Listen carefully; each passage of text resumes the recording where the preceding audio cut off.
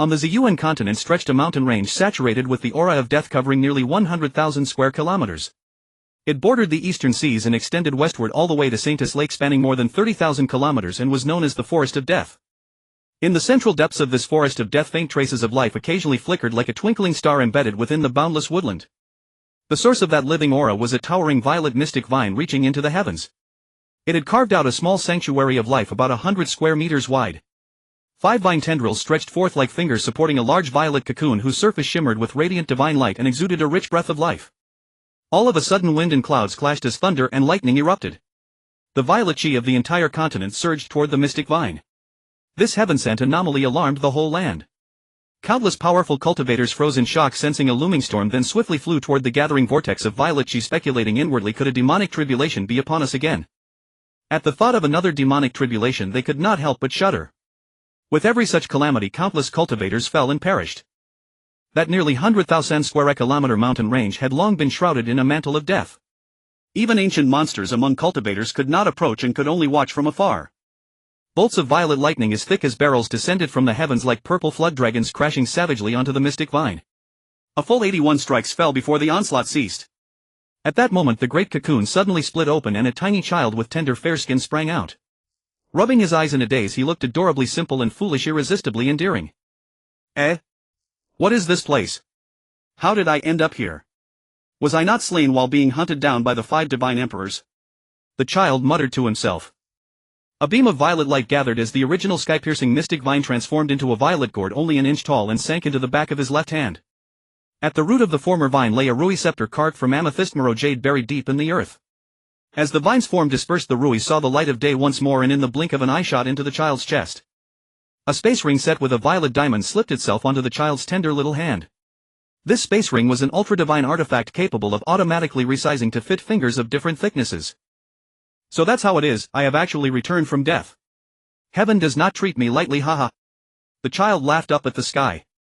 As the divine artifacts of his previous life returned to him one after another, his past identity and origins instantly flooded back into his mind. In his former life the child was the Ziyang divine emperor of the Ziyang star domain in the heavenly realm. The 5 divine emperors of the heavens, coveting his time-space divine artifact, laid a deadly trap that cast him down into the mortal world, his body falling into this land of death. To prevent the Ziyang divine emperor from ever being reborn, they imposed an immensely powerful seal. Ironically, that painstaking seal which the 5 divine emperors had erected with tremendous effort was shattered by those very 81 bolts of violet heavenly lightning. Not only was it broken, but the power of the seal was driven into the mystic vine, which in turn channeled all of that energy along with the violet lightning's might into the child's body. Now the child's body was incomparably robust and his cultivation had already reached the peak of the mortal shedding stage. According to the child's memories from his previous life, cultivators were divided into 10 realms: mortal shedding, foundation, establishment, golden core, nascent, soul, spirit, refinement, void, refinement, integration, great saint, divine emperor, and supreme. In his past life he had stood at the divine emperor realm, yet now he was only in the mortal shedding stage, a thought that could not help but frustrate him. Nevertheless, he was alive, and as long as he lived there was hope. So long as he lived he could once more reach the divine emperor realm. Only by living could he take revenge. In his previous life the child's name was Ziyang. An orphan raised among slaves, he had by chance obtained the Shen Purple Gourd and later the supreme treasure, the amethyst marrow jade rui. With these he cultivated peerless mystical arts and by the age of 30 had reached the divine emperor realm, a peerless prodigy. Now however he had to start anew. Ziyang grew forlorn and let out a long sigh toward the sky. In my past life I was Ziyang, and in this life I shall remain Ziyang. I ask nothing else but vengeance, to slaughter the 5 divine emperors and all their descendants. He sighed again. I wonder whether Piao Shui and the children escaped that pursuit, and whether Brother Dapeng still lives in this world. After Ziyang finished sighing, he took out a set of clothes from the space ring and put them on, preparing to leave. Carelessly he tripped over a thin cord and almost fell. Brushing aside the soil, he discovered his own 7-dragon purple sandalwood zither.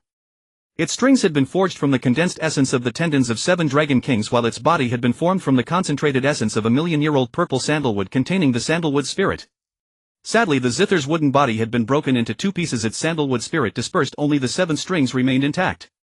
He sighed. The zither's soul is lost. Even if I repair it, its power will be only a tenth of what it once was. I can only hope to find an even better piece of zither wood in the future to forge a new instrument. Ziyang picked up the damaged zither and placed it into the space ring. He then carefully searched the surroundings once more lest anything be left behind. After confirming there was nothing else, he set out upon a new journey in life. Ziyang lifted his feet and walked toward the edge of the forest. Throughout the forest the aura of death pervaded everything with not a trace of vitality. All the trees had turned ashen gray devoid of any green. Deathly demonic chi blocked out the sunlight. The ground was littered everywhere with stark white bones, limbs scattered haphazardly as if they had lain there for countless years. Step by step Ziyang wandered on without any clear direction, relying only on instinct as he drifted aimlessly through the mountains. In this manner a full year passed. The powerful cultivators who had come to observe from the edge of the forest searched painstakingly around its perimeter for an entire year, but to no avail. Unable to enter the forest filled with deathly demonic chi, they eventually dispersed one after another. Why was Ziyang unharmed within the forest of death? It was because the Xiantian Purple Gourd protected his body, automatically absorbing the spiritual essence of heaven and earth to nourish him and blocking the deathly demonic chi outside his flesh. As he walked, Ziyang increasingly sensed a powerful force tugging at him from afar. Curious, he followed that pull, traveling for nearly another year and winding through countless valleys before finally arriving at the place that had been calling him. Focusing his gaze, he saw upon the fork of a tree a huge jade-white egg emitting a gentle luster like mutton fat jade. Beside that branch was embedded a black Heavenly Thunder divine staff flickering with crackling lightning light. Though countless years had passed, its radiance remained dazzling. Ziyang remembered that this staff had been fashioned from a piece of million-year Heavenly Thunder divine wood he had found on the spiritual mountain of the Heavenly Realm. Originally he had intended to use this wood as the body of a zither, but his brother Shenlei Kuanping had no suitable weapon. Thus Ziyang used the wood to forge the Heavenly Thunder divine staff for his brother, infusing it with the purple primal force condensed by the Xiantian Purple Gourd in several types of heavenly materials and spiritual treasures. Coupled with Ziyang's artifact refining skill, which had already reached the level of forging ultra-divine artifacts, this Heavenly Thunder divine staff became an ultra-divine weapon. Upon seeing the staff, Ziyang was overjoyed. No wonder there was a force drawing me here. So Brother Da Peng is in this place.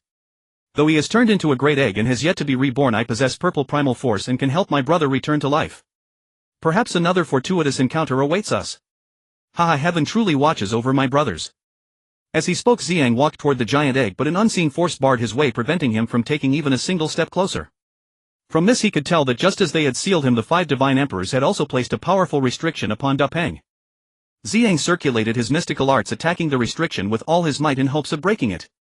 Yet with his cultivation currently only at the peak of the mortal shedding stage, shattering the seal was impossible. He grew so anxious that he paced in circles like a monkey eyeing a peach it could not reach. After fretting for an entire day without finding a solution, a sudden inspiration struck him. He slapped his forehead, stomped his foot and scolded himself. Ziyang, you truly are hopelessly foolish. You have a great treasure in hand, yet instead of using it you resort to brute force, utterly idiotic. The Xiantian Purple Gourd could automatically absorb the essence of heaven and earth and condense it into a single drop of purple primal force.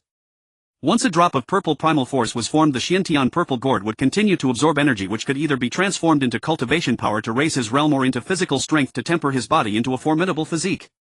In his former life, Ziyang had focused on rapidly elevating his cultivation realm and had neglected tempering his body, converting the majority of his purple primal force into cultivation power.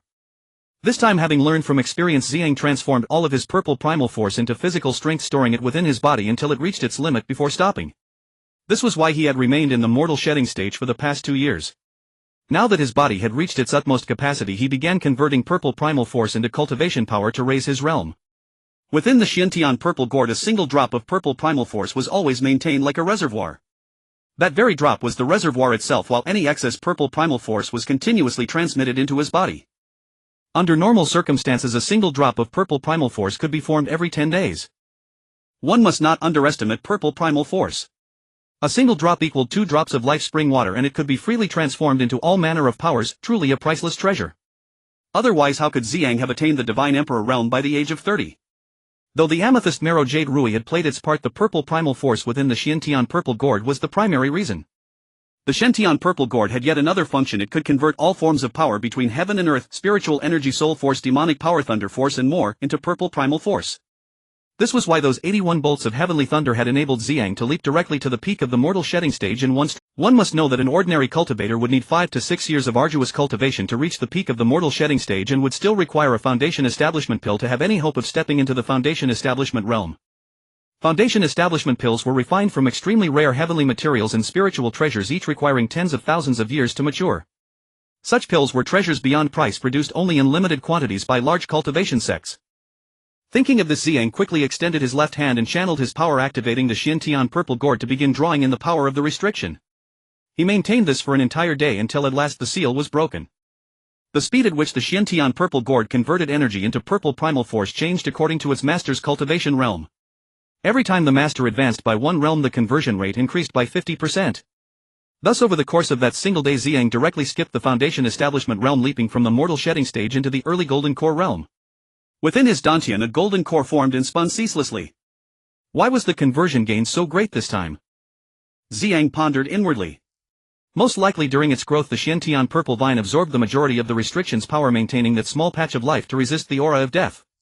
Moreover, the restriction continuously drew spiritual energy from heaven and earth to sustain and even strengthen itself, all to prevent Da Peng and me from reviving. The 5 divine emperors truly had formidable methods. Yet even so Da Peng and I have still been reborn. Not only reborn, but they have even presented us with such a generous gift. Haha, not bad at all, Ziyang said with a laugh. He reached out, took the jade-colored giant egg and the Heavenly Thunder divine staff and placed them into the space ring. At this moment Ziyang's heart was filled with joy. Taking a 3-foot step he promptly stumbled and tumbled again, his childlike nature plainly exposed. After all, he was now truly just a child, nearly 2 years old. Now that he had entered the golden core stage he could finally draw out the full power of the Ziyang Suiyu Rui. Ziyang opened the Ziyang Suiyu Rui and stepped into the Rui heaven and earth, a brand new realm of space spanning more than 1,000 square kilometers. Spiritual energy there was extraordinarily dense, 100 times richer than that of the heavenly realm, a world that could be called the divine within the divine immortal realms. Within this Rui heaven and earth were stored all manner of heavenly and earthly spirit treasures that Ziyang had amassed in his previous life as a god emperor. There lay a spring of life covering an entire square kilometer, no longer merely a spring but a veritable lake of life, a small inland sea. It was precisely because of this lake that the Rui space brimmed with dense spiritual chi and exuberant vitality. Encircling the lake of life were an orchard of more than 200 square kilometers and a 50 square kilometer medicinal garden where countless heavenly materials and spiritual treasures were cultivated. 10th Sandier ginseng and 10th Sandier ganoderma were considered ordinary herbs. Their rarities such as dragon serpent fruit, dragon flame fruit, undying grass, anshan wood and netherfire divine bamboo could all be found in abundance. More importantly, at the very center of the lake of life stood a life tree, a seed tree of life. When he had first discovered the spring of life back then, a life tree had happened to grow beside it and Ziyang had transplanted both into the Rui space together. Yet at that time the spring of life had been quite small, only a little over 100 square meters. Now it had expanded to an entire square kilometer, an astonishing transformation. This however also revealed 2 truths. First, the Ziyang Suiyu Rui, like the Xiantian Purple Gourd, could autonomously absorb the spiritual essence of heaven and earth and convert it into the power of life. The waters of the life spring were the solidified form of that life force. Second, the span of time between Ziyang's death and his rebirth had been unimaginably long. Within the Rui spacetime flowed 1,000 times faster. A single day outside equated to 1,000 days inside. Otherwise so vast a quantity of life spring water could never have accumulated. Now that seed tree of life had already propagated its lineage, nurturing nearly 100 life trees. Ziyang gazed toward the distant orchards and medicinal gardens and noticed figures moving among them.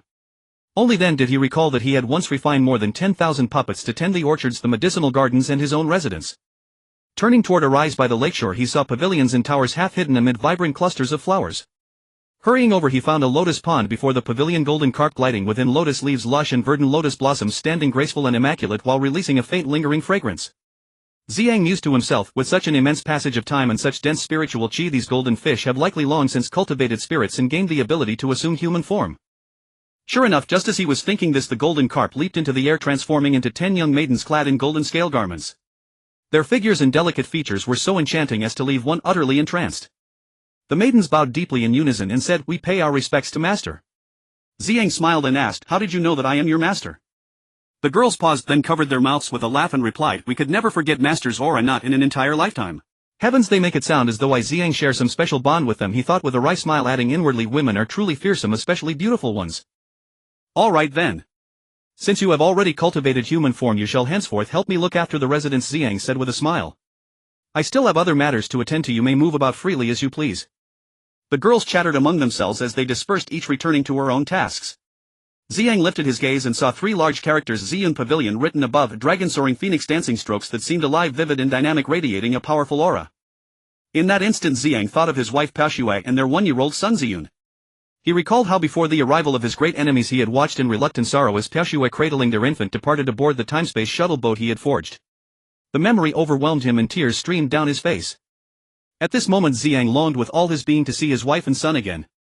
He thought they possessed the timespace shuttle boat which can shatter the void and descend to the mortal realm to seek survival. God emperors cannot descend upon the human world, so they should still be alive. In Ziyang's former heavenly realm, cultivators at the void refinement stage and above were forbidden by the laws of heaven and earth from descending to the mortal world. Yet Ziyang's accomplishments in artifact refinement and arcane arts had been exceedingly profound. He had grasped the laws of time and space and forged the time-space shuttle boat. By relying on it, one could freely traverse many planes of existence. It was precisely this shuttle that brought disaster upon him, arousing the greed of the 5 great god emperors who joined forces to hunt him down and seize the treasure. This was how Ziyang interpreted the reason for his being hunted, though whether the truth was actually so remained to be verified. Lost in thought, Ziyang had already stepped into the pavilion when the steward Zifu approached, bowed and said, "I pay my respects to master." Ziyang waved his hand, motioning for him to rise. Zifu was one among those 10,000+ puppets, yet he represented the pinnacle of Ziyang's puppetcraft in his previous life. Zifu looked no different from an ordinary man and even possessed human-like intelligence. His abilities were more than sufficient for him to serve as an excellent steward. Ziyang asked Zifu, "How much time has passed since the last time I left this place?" Zifu calculated for a moment, then replied, "It has been exactly 100,020,000 years. Master has been away so long that Zifu has been very worried, fearing that something might have happened to you." Ziyang chuckled and said, "Well, am I not back now?" He thought to himself, Zifu's intelligence has improved considerably, he can even express concern now. He then sighed inwardly. A single slumber and more than 100,000 years have slipped by in the blink of an eye. In the outside world only 100,000 years had passed, but Zifu, having always remained within the Rui space, naturally counted according to its accelerated flow of time. Ziyang continued, "Zifu, has there been any great change here?" Zifu furrowed his brows slightly and said, "No truly great changes, but a number of additional storehouses have been built." Ziyang uttered a soft "oh" and said, "Go on with your duties, then I will call you if I need anything." With that he headed straight up to the second floor of the pavilion. On the second floor, Ziyang briefly revisited his bedroom and study. From the study he took out a dark fragrance wolf hair brush. This brush had an illustrious origin. It was also the only supreme artifact of his own forging from his previous life that still remained. In his past life, Ziyang had forged a total of 3 supreme artifacts: a Xiantian silkworm soft armor he had gifted to Piaoxue for self-protection, a 7-dragon purple sandalwood zither that had been destroyed in battle, and only this dark fragrance wolf hair brush had survived to this day. He placed the dark fragrance wolf hair brush into his spatial ring, then drew out a jade-colored giant egg. Dripping a drop of his purple primal force onto it, he watched as the signs of life within the egg grew slightly stronger, though it still showed no indication of being ready to break the shell. Hoisting the giant egg, Ziyang rose into the air, carried it to the lake of life and placed it upon the waters. He instructed Zifu to personally watch over it, then departed from the Rui space. Cultivators who attain the Golden Core realm may employ the purifying flame of their own Golden Core to forge aerial artifacts, treasured tools enabling flight through the heavens. Only at the nascent soul realm can cultivators soar freely without reliance on any aerial artifact. Typically such artifacts double as weapons. Alternatively, Foundation Establishment stage cultivators may ride tame spirit beasts for aerial travel, but these beasts are inherently proud and seldom submit to servitude. Only elite clans possessing extraordinary strength can subdue and train them. Golden Core realm cultivators may effortlessly alter their appearance and stature at will. Ziyang retrieved the dark fragrance wolf hair brush, elongating it to over 2 zhang in length, then reshaped his form into that of an 18-year-old youth. From his Rui spatial ring he withdrew a compass, oriented himself toward the east, and soared swiftly eastward astride the brush. Ziyang burned with urgent resolve to escape the Death Forest and begin his search for Piaoxue and Ziyun. After 2 days of flight, covering roughly 10,000 kilometers, he collided violently with a formidable restriction barrier and plummeted from the sky. Fortunately, his reflexes were swift. At the last moment he seized several bristles of the brush's tip and descended slowly. A fall from such height would have meant certain death. Peering into the barrier, Ziyang beheld a crimson Immortal Fire Phoenix egg and beside it a sprig of immortal grass. Without further hesitation, Ziyang extended his left hand, activated his arcane art and began drawing upon the barrier's energy. After approximately 1 day the restriction shattered, and Ziyang ascended to the peak of the Golden Core realm. With no time to ponder, Ziyang swiftly placed the Immortal Fire Phoenix egg into the Lake of Life and transplanted the immortal grass into the medicinal garden within his Rui space. Though Ziyang already possessed immortal grass, a herb capable of summoning lost souls and restoring life, such a treasure was never superfluous. He transplanted it without a moment's doubt. While excavating the immortal grass, Ziyang discovered the entire area barren of vegetation, yet rich in rare huolio iron, or a mineral found exclusively near the mountains of the Immortal Fire Phoenix. Armor forged from this, or the Fire Feather battle armor, weighs barely 10 jin yet offers unparalleled defense. Even experts at the nascent soul or void refinement realms cannot breach it. With Ziyang's former mastery he could refine armor so potent that only Dao exploration level cultivators might hope to shatter it. Ziyang circled the mountain twice by air and identified 3 peaks bearing or veins. These surface deposits hinted at vast subterranean reserves. Fortunate indeed that the region lay veiled beneath Death Demon Shi, otherwise countless cultivators would have waged war over this trove. Ziyang silently memorized the coordinates of the deposit, intending to mine it later, preparing the resources necessary for vengeance. Within an hour Ziyang emerged from the Death Forest and found himself standing before the sea. Turning southward he flew along the coast and after merely a cup of tea's time sighted a city nestled beside the shore. The moment Ziyang glimpsed the city he realized he stood not in the celestial realms but in the mortal world. A question surged unbidden. According to my past life memories, the 5 divine sovereigns could never descend to the mortal realm. How then did they impose those prohibitions upon me and Da Peng? Could Piao Xue have perished? Was the chronovoyage skiff seized by those sovereigns? The thought chilled him deeper still. He trembled at the possibility of never seeing his wife and child again. Ziyang descended at the city's outskirts and listened carefully to local conversations, discovering to his relief that their dialect matched that of his native mortal world, erasing all linguistic barriers. He resolved to enter and investigate. At the city gate he observed numerous cart drivers gathered nearby. Deciding hiring a carriage would prove far more efficient than wandering blindly, he approached them, whereupon they swarmed him eagerly, each clamoring to know his destination. Surveying the crowd, Ziyang noticed an emaciated elder among them, and memory stirred the brutal hardships he endured as a slave in his past life. Without hesitation he walked directly to the old man and said, "Take me to the finest inn in this city." The elder gratefully gestured for Ziyang to board, then guided him into the carriage and through the city gates. Ziyang asked, "Where in this city may one sell herbs or spirit crystals?" The elder replied, "I am unfamiliar with spirit crystal markets, but the largest herb buyer is the Ziyang Pavilion. It trades in medicinal herbs, ores, artifacts, grain and steeds, and also provides lodging and fine meals. It is both the city's premier commercial hub and its most esteemed residence, located at the heart of the capital. Shall I take you there, sir?" Upon hearing the name Ziyang Pavilion, Ziyang recoiled inwardly. His voice rushed out, "Yes. Yes. Yes." The elder added proudly, "The Ziyang Pavilion maintains branches not only across the Great Jin Kingdom but also throughout the other 5 nations. Wherever you lodge you shall find comfort and excellence." A faint glow of pride illuminated the elder's face. After half an hour's journey they arrived. When Ziyang beheld the signboard bearing the characters Ziyang Pavilion, he froze, staring wordlessly, utterly transfixed. Only after the elder called his title dozens of times did Ziyang snap back to awareness. The calligraphy matched his own hand, identical to the inscription above the pavilion's tower within his Rui space. A surge of elation flooded his heart. Thus Piao Xue and Ziyu likely survive and may well dwell within this very city. He turned and asked, "Where is the Ziyang Pavilion's headquarters?" "Do you know?" The elder replied, "Its origins remain shrouded in mystery. No one knows where it lies." Ziyang stepped forward into the main hall, gesturing for the elder to follow. 10 maidens clad in violet silken robes stood in 2 rows flanking the hall's entrance. Upon Ziyang's arrival they bowed deeply in unison. Ziyang acknowledged them with a slight nod, approached the front desk and withdrew a low-grade spirit crystal from his spatial ring, asking, "How much silver does this fetch?" The attendant's eyes gleamed instantly upon sighting the crystal. His gaze darted hungrily across its surface. 5,000 taels of silver, he declared without pause. Spirit crystals originate solely in the celestial realms. Though trace deposits exist in the mortal world, they are rarer than purple gold. Only affluent cultivators possess the means to acquire them, for a single low-grade crystal contains enough spiritual energy to spare a golden core cultivator a full year of arduous cultivation. Demand vastly exceeds supply. Yet to Ziyang such crystals were trivial. His spatial ring held hundreds of billions. In his former life he had ruled an entire stellar domain as a divine sovereign. Such wealth was commonplace.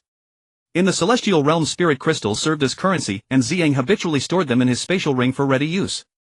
Ziyang inquired, "What is the nightly rate for your finest chamber?" The attendant answered, 100 taels of silver.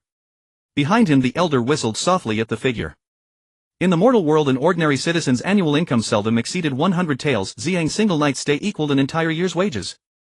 Ziyang understood this reality intimately. He had once been a slave enduring poverty's cruel weight, yet now such sums held no significance. He produced another low-grade spirit crystal and smiled. "Hold the silver from this first crystal for me, and deliver the proceeds from this second one to my chamber shortly." Glancing back at the elder, he instructed the attendant, "Give this man 10 taels of silver." The elder accepted the coins with profound gratitude and bowed deeply, murmuring, "Thank you, sir."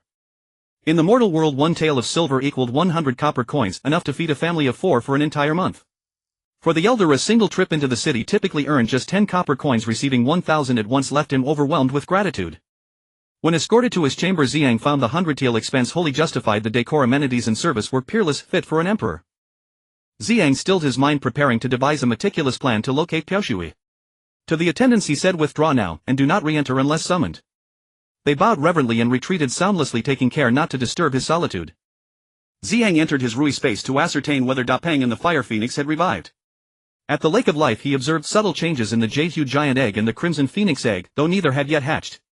He dripped a drop of Z origin force onto the jade egg, and instantly a snow-white divine thunder Kunping burst forth, its aura radiating unmistakably of brother Da Peng.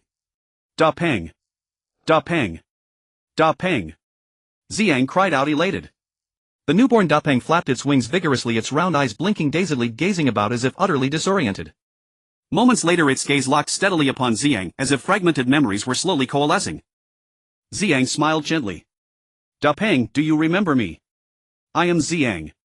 Da Peng paused, then suddenly transformed into his former self, murmuring dreamily, brother, wasn't I dead? How am I alive? Ziyang clapped Da Peng's shoulder and chuckled, is life not preferable to death? Come, let us speak indoors. So the brothers entered the pavilion tower and spoke without cease for an entire day, their words flowing endlessly. Amid their conversation they also discussed the Immortal Fire Phoenix.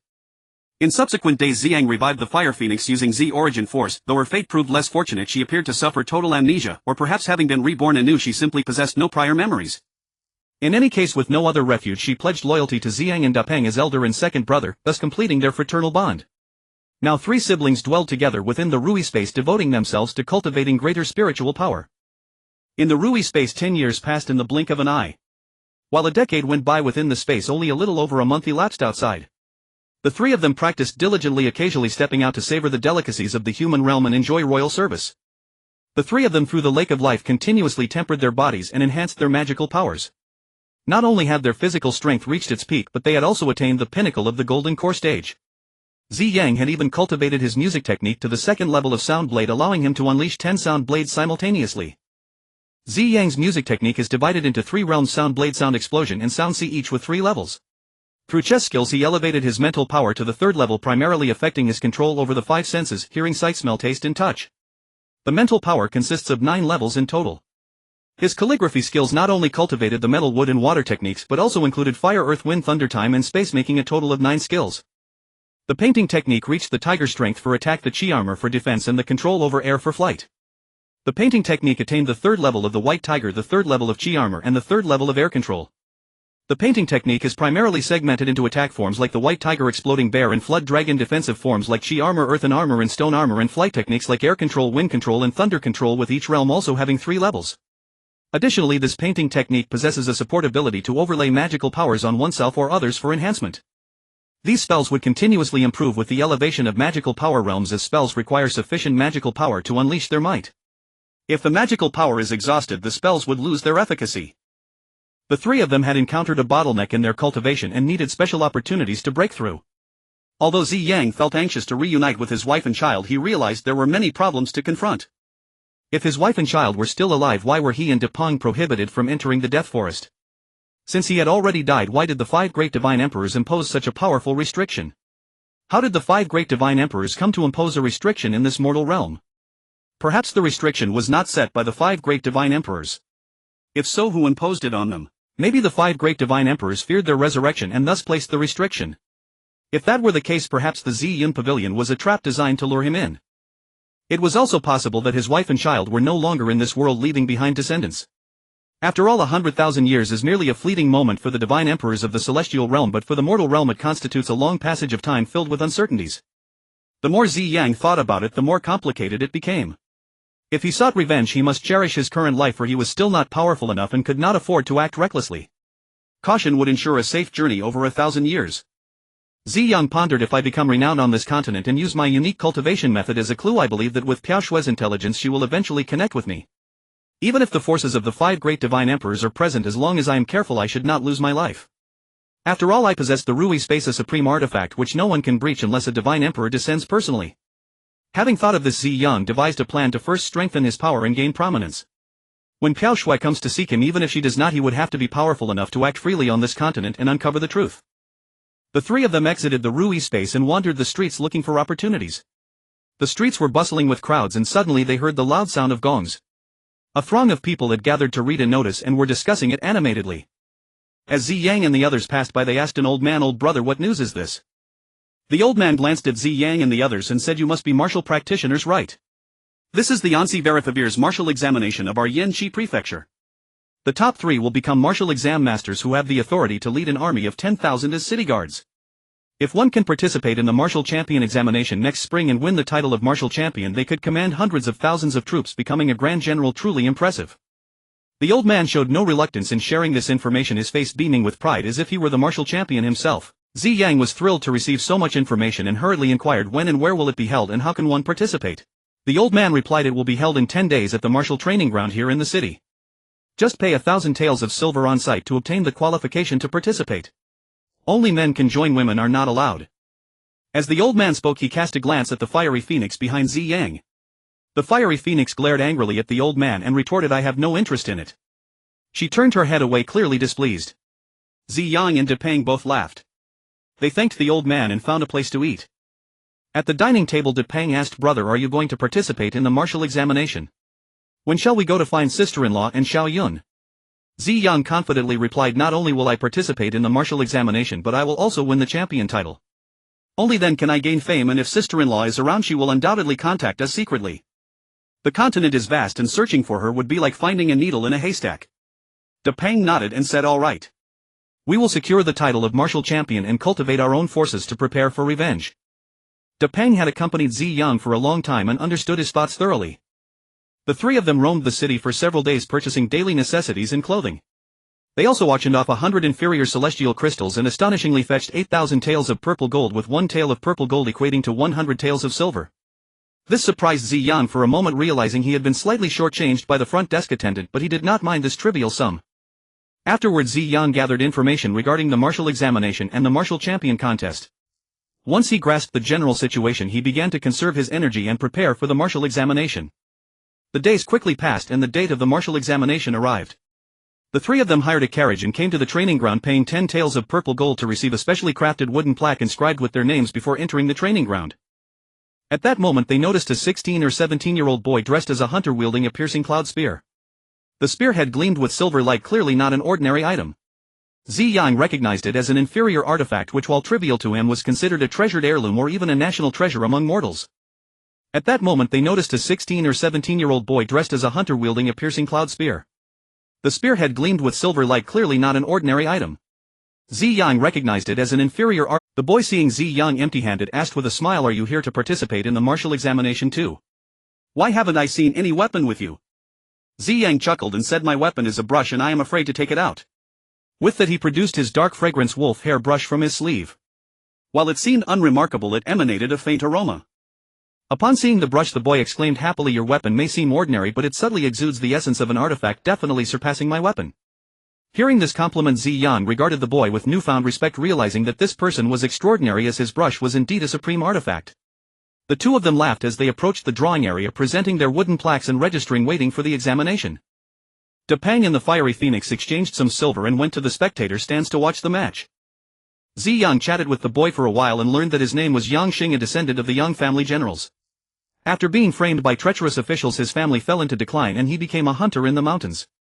He came to participate in the martial examination with a strong desire to revive his family. The examination adopts a drawing and scoring system with the final rankings based on the accumulated scores, and the top 3 will be recognized as martial champions. Nearly 200 participants took part in this examination, with candidates being eliminated based on the numbers drawn adjacent to each other. A victory earns 10 points, a tie grants 5 points each, and a loss yields no points. The examination is divided into 10 venues, each accommodating 19 participants.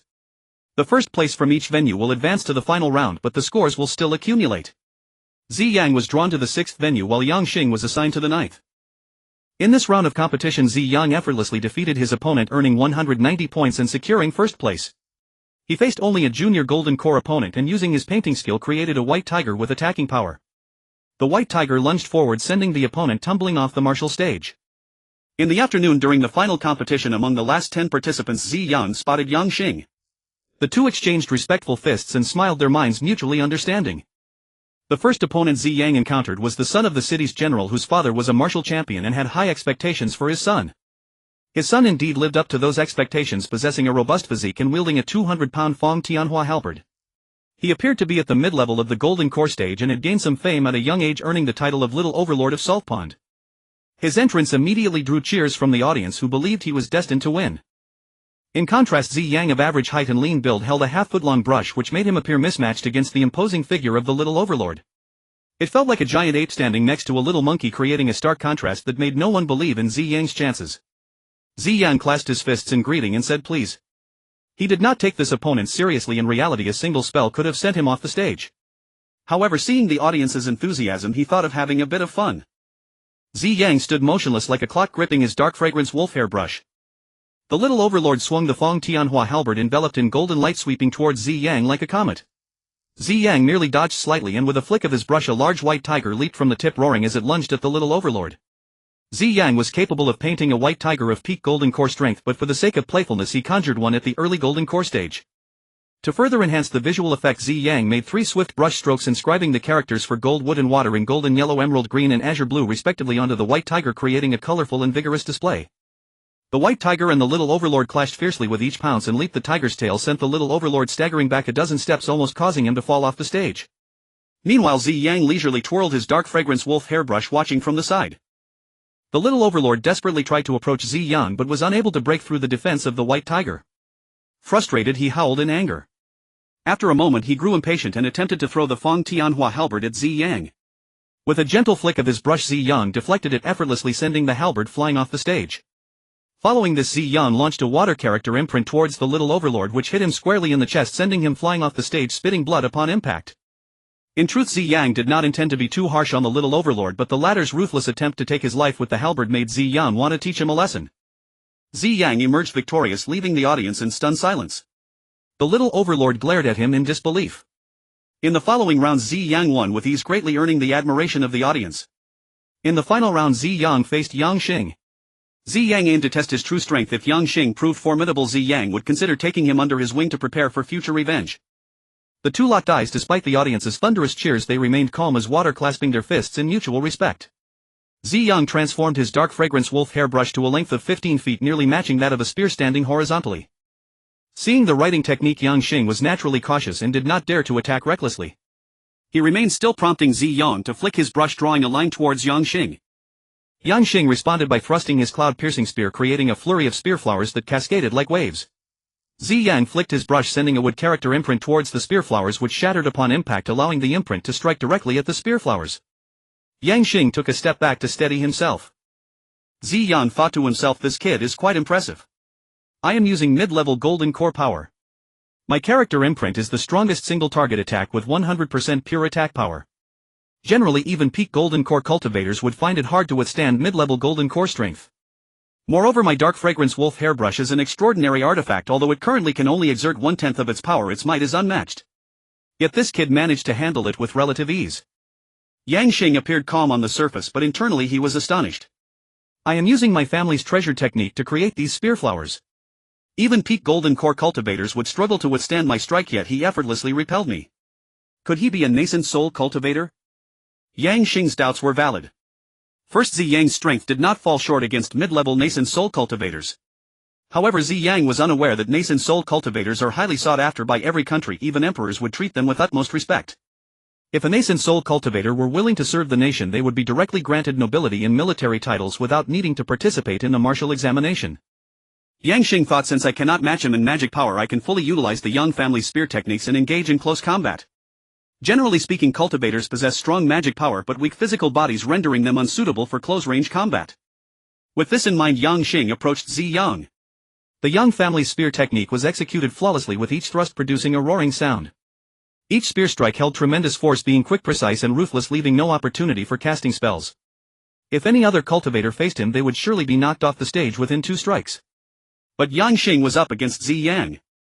Ziyang had long learned from his past life, placing great emphasis on physical training during his cultivation, achieving a remarkable dual cultivation of both law and body. He had reached the peak limit of the golden core stage, making his physique extraordinarily strong. Even if Yang Xing thrust at him, it would be unlikely to injure Ziyang. Seeing Yang Xing engage in close combat, Ziyang chuckled to himself, thinking this kid is quite clever. Instead of competing in magic, he is focusing on technique. The Yang family spear technique seems incredibly profound. It appears I will need to put in some effort to surpass him in agility. Very well, let me bring out his full strength and see just how powerful he truly is. With that thought, Ziyang's dark fragrance wolf hairbrush intertwined with the cloud-piercing spear, creating a symphony of clinking sounds, growing faster and faster. It became nearly impossible to distinguish between the shadows of the spear and the brush. The two figures swayed back and forth, and after half an hour neither had gained the upper hand. In reality, it was not that a victor could not be determined, but rather that Ziyang was solely focused on testing Yang Xing's strength and bringing out his maximum potential. As they fought, both continuously infused their respective weapons with magic power, causing brilliant sparks to fly upon impact, resembling beautiful fireworks, which elicited gasps from the audience. After all, these were 2 artifacts clashing. Although the cloud-piercing spear was merely a low-grade artifact, it could still produce dazzling sparks after being infused with magic power. Suddenly, after an hour, a burst of dazzling light erupted from Yang Xing as he unexpectedly broke through his bottleneck and entered the peak of the golden core stage. At that moment Yang Xing stepped back, cupped his hands towards Ziyang and said, "Thank you, brother, for helping me break through the bottleneck." "You have been accommodating." Yang Xing concede defeat. Ziyang returned the gesture, smiling, "Brother, your strength is extraordinary. The Yang family spear technique is indeed renowned." "I am merely slightly stronger than you. You will surely achieve great heights in the future, not to be underestimated." In truth, Ziyang was far beyond just slightly stronger, he was simply being modest. The two shared laughter as they walked off the martial stage, parting ways while inviting each other to head to the capital for the examination. Ziyang achieved first place in the martial examination while Yang Xing just 10 points behind placed second. The third place went to the little overlord. As for the celebrations for the martial examination, they were a mere formality. Ziyang did not concern himself with them. After winning the martial examination, numerous civil and military officials as well as social elites came to visit. Ziyang was reluctant to engage with these individuals as the martial examination was merely a formality. His goal was to achieve the top scholar's degree. Only by attaining the top scholar's title could he gain nationwide attention, even drawing the notice of people like Biaoshui. Thus Ziyang closed his doors to visitors, even declining an invitation from the local governor's banquet by claiming to be unwell. In the days that followed, Ziyang reflected on his match with Yang Xing and continuously improved his brush technique to produce stronger character imprints. Over a month later, Yang Xing brought a local official to visit Ziyang. Ziyang welcomed them with a smile and led Yang Xing into the guest room. Yang Xing's eyes widened at the sight within the room while the official was left speechless. The room's decoration and facilities were unlike anything they had seen before, and their astonishment was understandable given the extravagant expenditure of 100 silver taels a day. Ziyang took the martial examination document presented by the official and rewarded him with 100 silver taels, causing the official to leave joyfully. Ziyang instructed the servant to bring a table of fine wine and delicacies, and he chatted with Yang Xing, Dapeng and Huofeng while drinking, discussing how to enter the capital. Yang Xing said, "We have two routes to the capital, one by land and one by water. If we take the land route, we need to travel southwest for about 13,000 kilometers along the ancient official road, which would require half a year by carriage and 4 months on horseback. If we take the water route, we need to first travel southwest for about 3,000 kilometers along the land, passing through the bandit-infested Heisen Mountains, then reach Yunmeng ancient county city, and finally take a boat down the Yulong River, which is about 15,000 kilometers long, making the total journey approximately 18,000 kilometers, requiring nearly 5 months to arrive." Ziyang asked, "Which route do you think is more suitable, Brother Yang?" Yang Xing replied, "If we aim for affordability and safety, we should take the land route by carriage, which would cost each person 100 taels of silver. If we choose comfort, we could take the water route and hire a boat to enter the capital, but that would estimate to 1,000 taels of silver per person. If I were to choose, I would prefer to go by carriage. What do you think, my brother?" Ziyang glanced at Yang Xing, understanding his financial difficulties, and said with a smile, "Brother, why suffer so much? We can take a boat and even exchange martial arts on board. What could be better? As for your expenses, I will lend you the money and you can repay me when you achieve success." Ziyang's intention to lend rather than give was out of consideration for Yang Xing's pride, as heroes are often reluctant to accept charity. Upon hearing this, Yang Xing understood that he would greatly benefit from continuous sparring with Ziyang. Once he achieved success, the mere silver would be insignificant, and he happily agreed. This decision by Yang Xing would ensure his name would be etched in history on this continent with great merits, and it would also forge a deep bond of life and death with Ziyang. Since Ziyang obtained the title of martial champion with the dark fragrance wolf hair brush, the Ziyang Pavilion received the news immediately. Secret information reached the southernmost part of the Great Jin Kingdom in Ziyang County. Since the founding of the Great Jin Kingdom, Ziyang County has been in a semi-independent state, nominally belonging to the Great Jin Kingdom, but in reality the county's finances, civil and military affairs, and appointments of officials have all been decided by the Ziyang Pavilion, making it a nation within a nation. A young woman draped in a purple feathered fox cloak asked, "Have we not yet traced his origins?" A youth clad in Xiantian silkworm armor replied, "All we know is that he suddenly appeared in Yanqi County City and he had never left a trace before. According to our investigations, he has a brother named Dapeng and a sister named Huofeng, and they plan to head to the capital for the imperial examination soon. I intend to send Zhuge Ma to infiltrate their group and investigate secretly. Once there is any clue, he should report back to mother immediately." The woman in the purple feather cloak sighed deeply, tears streaming down her face, quietly lamenting, "Ziyang, we have waited for you for 100,000 years. Where are you? Have you truly abandoned us?" She said to the youth in Xiantian silkworm armor, "Be cautious, it could very well be a bait sent by the 5 great divine emperors. They have never ceased searching for us all these years." After saying this, a flash of light appeared and the woman in the purple feather cloak vanished. The youth in Xiantian silkworm armor thought to himself, "Rest assured, mother, I will uncover the truth and provide you with an accurate message." The youth in Xiantian silkworm armor stepped out of a special spatial teleportation array and arrived in front of a palace in Ziyang County City, calling out to a servant girl to summon Zhuge Mao. Zhuge Mao is a descendant of Zhuge Tian, possessing remarkable intelligence from a young age with a photographic memory. At 17 he became the top scholar in the Great Jin Kingdom's civil examination last year, yet he refused an official position and came to work as an ordinary scribe for the Ziyang Pavilion. Zhuge Mao's father, brothers and grandfather have all worked at the Ziyun Pavilion, thus he has a deep emotional connection to it. Even as a mere scribe he has no complaints, understanding that the head of the family is training him. Zhuge Mao also has the ability to read people and speak appropriately, capable of eloquence, yet he is not one to flatter or fawn over others. Additionally, he is well versed in music, chess, literature and art, knowledgeable in various subjects and adept in both astronomy and geography, making him not just a genius but a polymath. Zhuge Mao's grandfather Zhuge Tian was the chief steward when the Ziyun Pavilion was first established. His contributions were significant to the establishment of the Ziyun Pavilion. Serving for nearly 100,000 years, Zhuge Tian rose from an ordinary clerk to the peak of the nascent Soul Realm as the chief steward of the Ziyun Pavilion. In the Ziyun Pavilion, everyone knows steward Zhuge Tian, but few are aware of the youth in Xiantian's silkworm armor, let alone the woman in the purple feather cloak. When Zhuge Tian saw the youth in Xiantian's silkworm armor, he bowed and said, "Greetings, young master. What are your orders? Be cautious in your actions," and so forth. The youth in Xiantian's silkworm armor gave Zhuge Tian a series of instructions and handed him a purple jade waist token inscribed with the words Ziyun Pavilion, which were condensed with special magical power to prevent counterfeiting, and then left. Zhuge Tian returned to his residence and quietly formulated a strategy. He used the Ziyun Pavilion's secret teleportation array, which is absolutely confidential. Only those on special missions with the purple jade waist token can use it to arrive in Yanqi County City, awaiting news from all sides. Having finalized the travel plan, Ziyang and the four of them went to the horse market to buy 4 snow-stepping horses that can travel 500 miles a day, and each purchased some necessary clothing for the journey, setting off the next day. On the road, the horses galloped joyfully and the four of them chatted and laughed, feeling quite at ease. Of course, none of this escaped the notice of the Ziyun Pavilion, as it has shops in cities across the country, making it not difficult to investigate Ziyang and the others' whereabouts. Upon receiving the news, Zhuge Mao calculated that Ziyang and the others would switch to a passenger ship to drift downstream into the capital at Yunmeng County City. Naturally, Zhuge Mao could deduce from their daily activities that Ziyang would charter a high-end passenger ship for the journey to the capital. Thus he used the teleportation array to arrive at Yunmeng County City and instructed the Ziyun Pavilion personnel to find a gilded treasure ship to await Ziyang and the others' arrival. Deep within the Heisen Mountains there is a powerful gang called the Life and Death Gang, comprising over 100,000 members, making it the largest gang force in the Heisen Mountains. This gang is notorious for its ruthless deeds, often robbing merchants, slaughtering villages, and even attacking cities, usually small ones.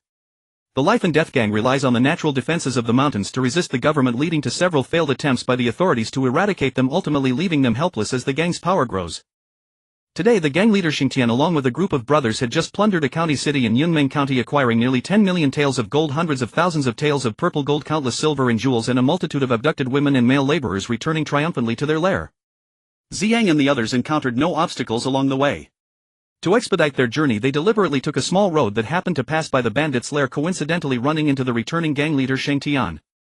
The Life and Death Gang has stood firm in this mountain for nearly 20 years, and an important reason is that their leader Xingtian not only possesses formidable magical abilities and is in the mid-golden core stage, but also has a keen understanding of people and situations, knowing who can be provoked and who cannot.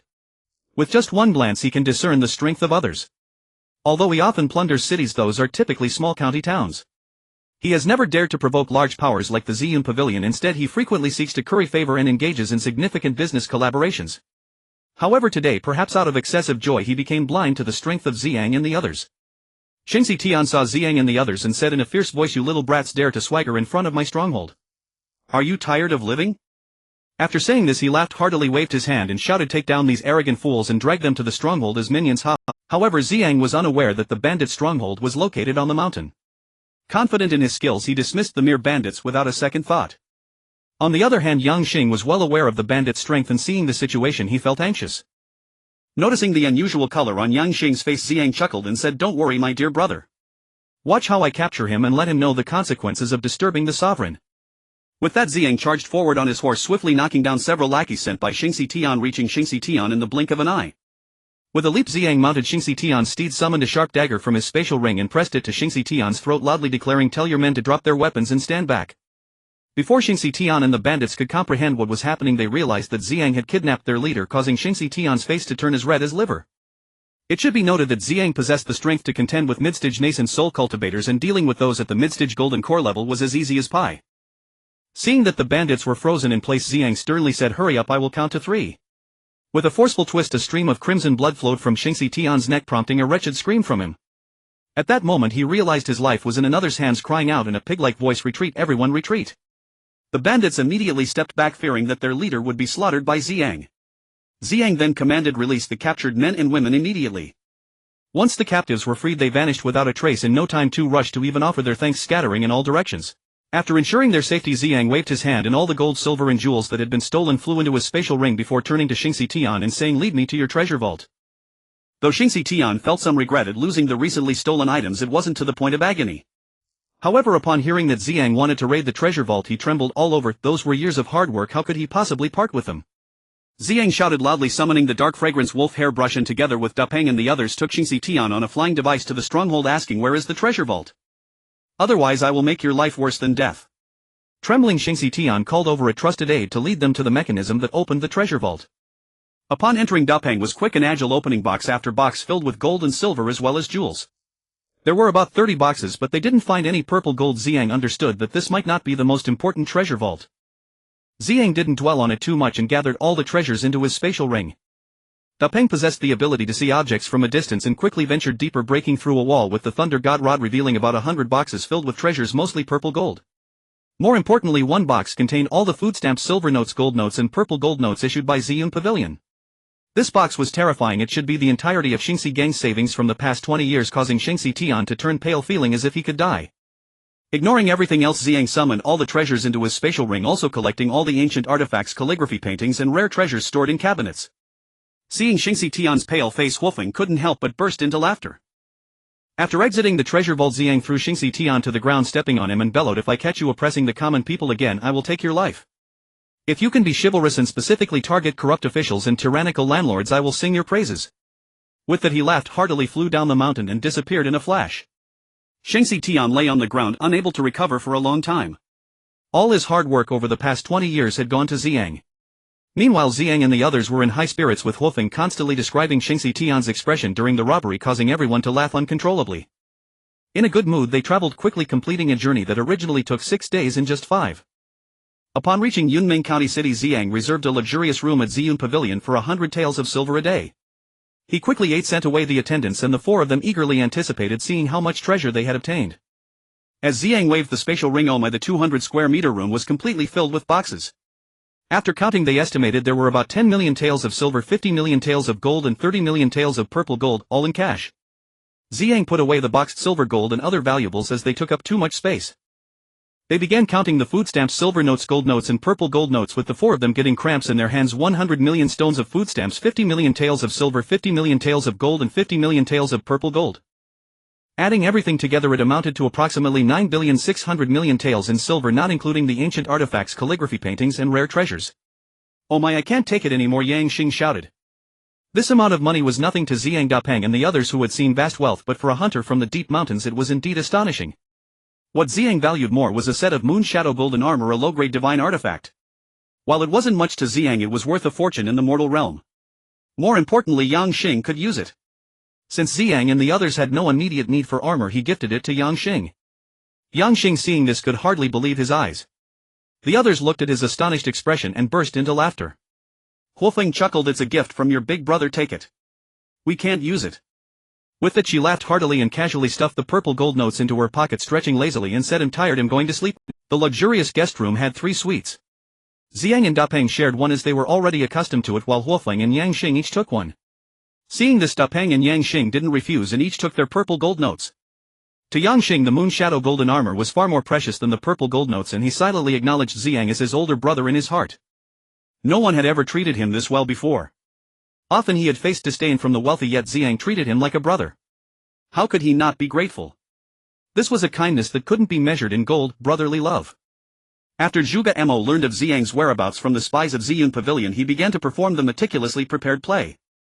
The next day, Ziyang and his companions arrived at the Yulong River dock, hoping to charter a luxury passenger ship to the capital. Unfortunately, there were no ships available for 2 consecutive days, which left Ziyang quite frustrated. According to the attendant, ships were generally easy to rent, but due to the martial examination being held in the capital, they were in high demand. In reality, the ships were not overly scarce, they had all been chartered by Zhuge Mo. No matter how long Ziyang waited, he would not find a ship. Zhuge Mo was simply waiting for Ziyang to take the bait. On the 3rd day, Ziyang and his companions came to try their luck again and saw a golden-hued treasure ship docked at the shore. On the ship was a young man in white, appearing to be about 17 years old, holding a fan made of sandalwood and wearing auspicious boots. He was dressed elegantly, exuding an air of a transcendent being with a hint of youthful maturity subtly shining through his face. Who was this young man? It was none other than Zhuge Mo, who had been waiting here for quite some time. Yang Xing stepped forward and asked, "May I ask if you are heading to the capital?" Zhuge Mo replied, "Yes, I will depart this afternoon." Yang Xing then inquired, "Could you charter the ship to us 4 brothers?" Zhuge Mo glanced at Ziyang and smiled, "This is our private ship and is not available for public rental. My apologies." Yang Xing shook his head helplessly and prepared to leave. Zhuge Mo then said, "If I'm not mistaken, you all are going to the capital for the examination, right? I happen to be going there as well. If you don't mind, we could travel together. I am quite interested in various techniques and it would be nice to exchange ideas on the way." Upon hearing that there would be martial arts to discuss, Yang Xing was immediately delighted. He was a true martial arts enthusiast and looked at Ziyang with hopeful eyes. Ziyang understood Yang Xing's meaning and nodded, saying, "We are grateful for your kind offer, brother, but we might cause some trouble along the way." Zhuge Mo replied, "You speak too modestly. I greatly admire heroes and exceptional individuals. It is indeed a stroke of fate for us to gather together. How could it be an inconvenience? I would be grateful to travel with you if you do not mind." Ziyang responded, "In that case we shall graciously accept. We will return to pack our belongings and come back to trouble you in 2 hours. Both parties exchanged bows and parted ways. On the way, Dapeng quietly said to Ziyang, "The young man with the surname Li used disguise techniques just now." Ziyang was taken aback but quickly replied, "No matter." Upon returning to the guest room and settling everything, he hurried back to the dock. Ziyang understood that those who had roamed the rivers and lakes for years would naturally use some means of disguise. Moreover, everyone had their own secrets and Ziyang would not meddle. Even if the other party had ulterior motives, Ziyang was not only unafraid but rather pleased, as it indicated that someone had begun to pay attention to him. This in turn would be advantageous for Ziyang in searching for Piashua, which was also his goal. Ziyang and his companions boarded the ship and exchanged pleasantries with Zhuge Mo. After some arrangements, the ship set sail and Zhuge Mo appeared particularly excited, running back and forth on the deck like a child. The ship was over 30 zhang long and more than 10 zhang wide, featuring 3 tiers of pavilions and around 20 rooms. There were over 100 crew members, servants and attendants aboard, fully showcasing the grandeur and might of a large family. Yang Xing had grown up in the mountains and had never seen such a spectacle. Additionally, as it was his first time on a ship, it was natural for him to be excited. Ziyang and his companions looked at Yang Xing, lost in memories of their own youth, recalling how they had once been just like him. Zhuge Mo invited Ziyang and the others to the pavilion above to drink and celebrate. Ziyang no longer held back and smiled, saying, "Young Master Li, your taste is exquisite. The scenery on the Yulong River is limitless. It is indeed our fortune to enjoy such beauty with you." Seeing Zhuge Mo's refined demeanor, Ziyang couldn't help but feel a twinge of envy. Zhuge Mo also expressed, "Not at all. It is a true pleasure to meet brothers like you. If you do not mind, I would like to regard you as brothers. What do you think?" In his heart, Zhuge Mo was calculating how to get closer to Ziyang and his companions, aiming to infiltrate Ziyang's circle to further probe their secrets, becoming a hidden spy in name only. If Ziyang were unaware of Zhuge Mo's disguise, he would have readily agreed. However, with Zhuge Mo trying to befriend him under a false identity, Ziyang naturally became more vigilant. Brothers should treat each other with sincerity, otherwise how could they be called brothers? At this moment, Ziyang did not wish to expose Zhuge Mo's true identity. Thus Ziyang smiled and said, "We are mere commoners from the mountains without the power of noble families. We only possess some rudimentary skills and truly do not dare to call young Master Li our brother." After saying this, he took out a painting he had seized from a mountain bandit and handed it to Zhuge Mo, smiling, "As a token of appreciation for young Master Li's kindness in bringing us to the capital, this painting is but a humble gift." Once they presented this painting, Ziyang and his companions would owe him nothing. Zhuge Mo, however, dared not accept it easily. He had exerted great effort to make Ziyang owe him a favor and would not casually give it up. Zhuge Mo opened the painting and his eyes widened in shock. He exclaimed, "Brother, this is the genuine work of the current Emperor Sima I. It is worth at least several 100,000 taels of silver, enough to buy 2 ships like mine. How could I dare accept such a heavy gift? Besides, I am just passing through." Ziyang replied, "We brothers are just rough men and cannot appreciate such refined art. This painting is indeed valuable in the hands of young Master Li, but in our hands it is worthless. We implore you to accept it, or else our hearts will be uneasy." Zhuge Mo responded, "You are mistaken, brother. In these chaotic times, lords everywhere are stockpiling provisions, recruiting soldiers and building their power. With your strength, becoming a local lord is not difficult. At that time you will need a significant amount of silver. This painting is one of the 3 preserved by the current emperor. In the Great Jin, the emperor's skill in calligraphy and painting could be considered peerless, and this painting is among the finest of the finest. If you are lacking funds for recruiting soldiers, this painting could resolve your urgent needs." As Zhuge Mo spoke, he was continuously testing Ziyang's intentions. Generally speaking, people have ambitions. Even if Ziyang and his companions had not previously considered claiming a territory, after this reminder they might start to think about it. Thus he shifted the topic of the earlier dilemma to lay the foundation for how to interact with Ziyang and his group in the future.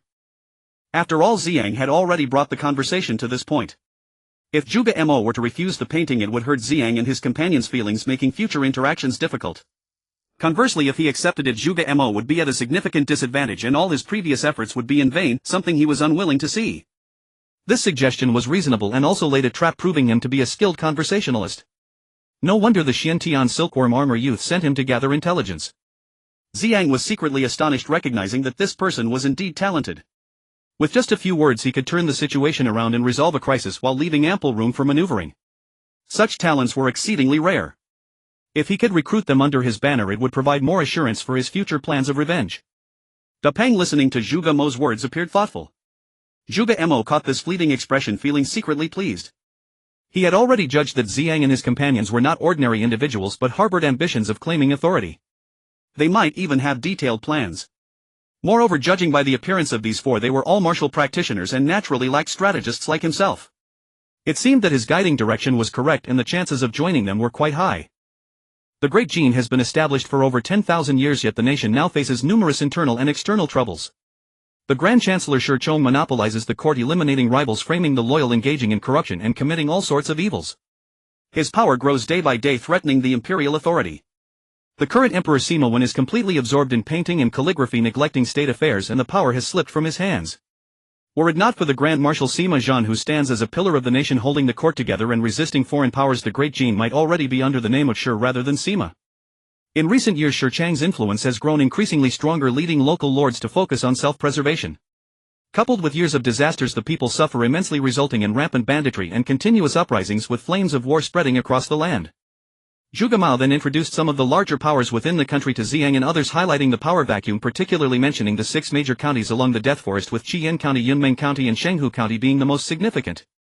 Qian County is the only salt production hub in the north. Yunmeng County serves as an important water and land transportation hub, and Shenghu County is not only a water transport hub but also a crucial barrier against strong nations, housing 100,000 ground troops and another 100,000 naval forces.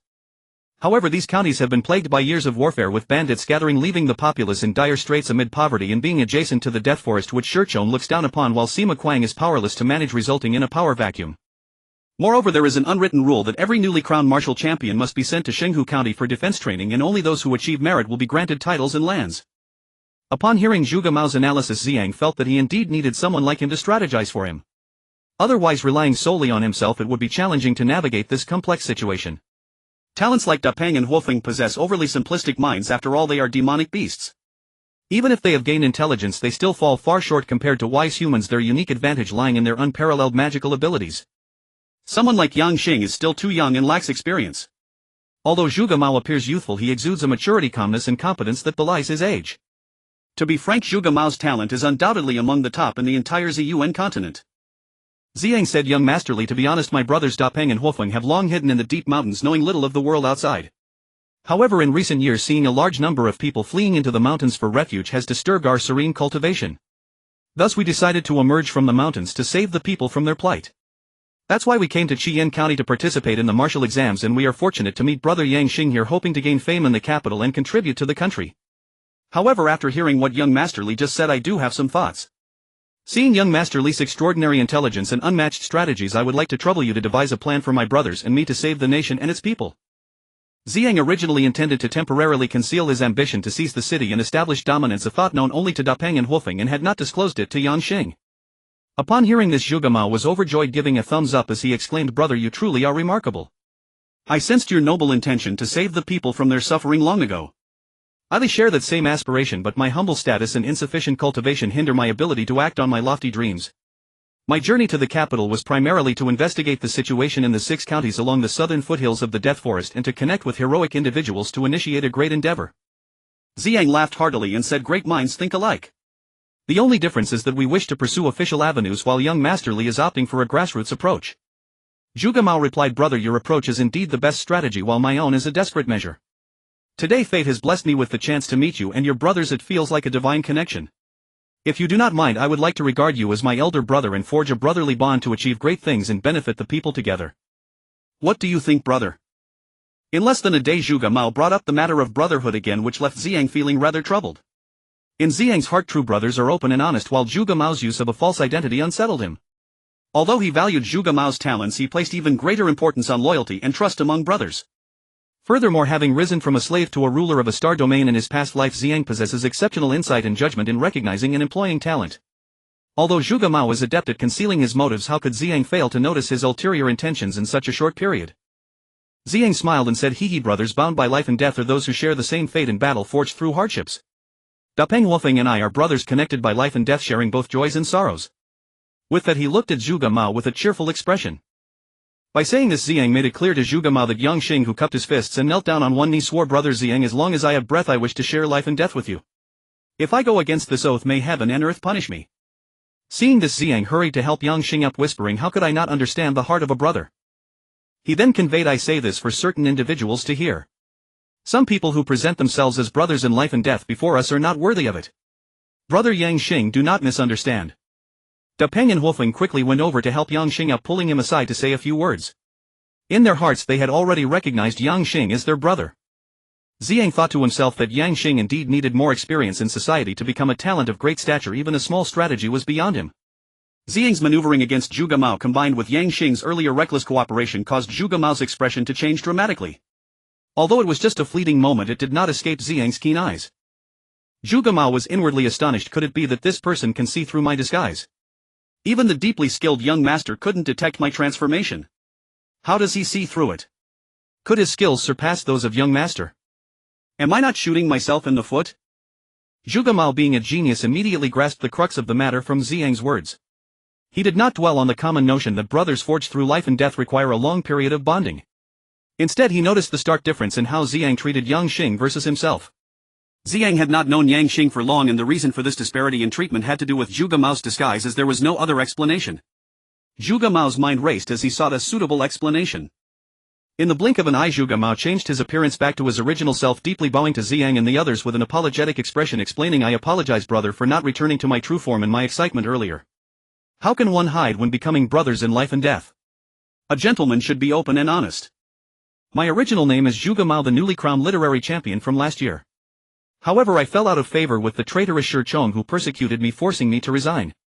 I am determined to save the country and the people, to eradicate Shi Chong, a parasite to the nation. Even though I have resigned, the treacherous Shi Chong relentlessly pursues me. Hence I have no choice but to change my name and appearance to evade his assassination. If my earlier words caused any inconvenience, I hope you can forgive me and consider it as if I said nothing. To express my regret, I, Zhuge Mao, am willing to drink 3 cups of punishment liquor." Ziyang thought to himself, "What a clever Zhuge Mao. He quickly devised a countermeasure, even turning the tables on me. His quick wit truly marks him as a rare talent. For now it is best to observe him and discern his true intentions, safeguarding the core elements from him. If he is someone sent by Piaoshui, it goes without saying that he will be greatly valued in the future. If he is sent by the 5 divine emperors, I can use him to relay false information, cleverly employing counter-espionage." With this in mind, Ziyang quickly interrupted Zhuge Mao, saying, "Brother Zhuge, you are overthinking it. Since you are an enemy of the treacherous Shi Chong and my entire family has also suffered at his hands, then Shi Chong is our mutual enemy.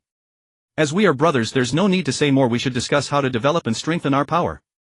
As he spoke, Ziyang, to show his sincerity, took out 10 million Shi worth of grain tickets and 10 million taels worth of silver notes from Ziyun Pavilion, handing them to Zhuge Mao, saying, "If Brother Zhuge needs to recruit soldiers and purchase weapons, please use this money in grain." Upon seeing Ziyang produce such a large sum of money in grain, Zhuge Mao exclaimed, "I did not expect you, brother, to be so well prepared. With such resources we can recruit nearly 10,000 men, establishing our basic foundation." Zhuge Mao accepted the silver notes but returned the grain tickets, saying, "The grain tickets from Ziyun Pavilion are priceless and should not be used unless absolutely necessary. Right now we can use silver to purchase food. Once the war begins it will be difficult to acquire grain, but Ziyun Pavilion's reputation is excellent. Even during wartime we can exchange them for food without loss. Therefore we should use them sparingly. For any silver shortages I can auction the calligraphy and paintings you gifted me earlier to obtain silver for purchasing grain." At this moment Zhuge Mao understood that he could not refuse and had to accept, ensuring that he managed the situation well to gain the trust of Ziyang and others, thus obtaining core secrets. After hearing this, Ziyang laughed heartily and said, "With Brother Zhuge sharing my burdens, what do we have to worry about for our great endeavor?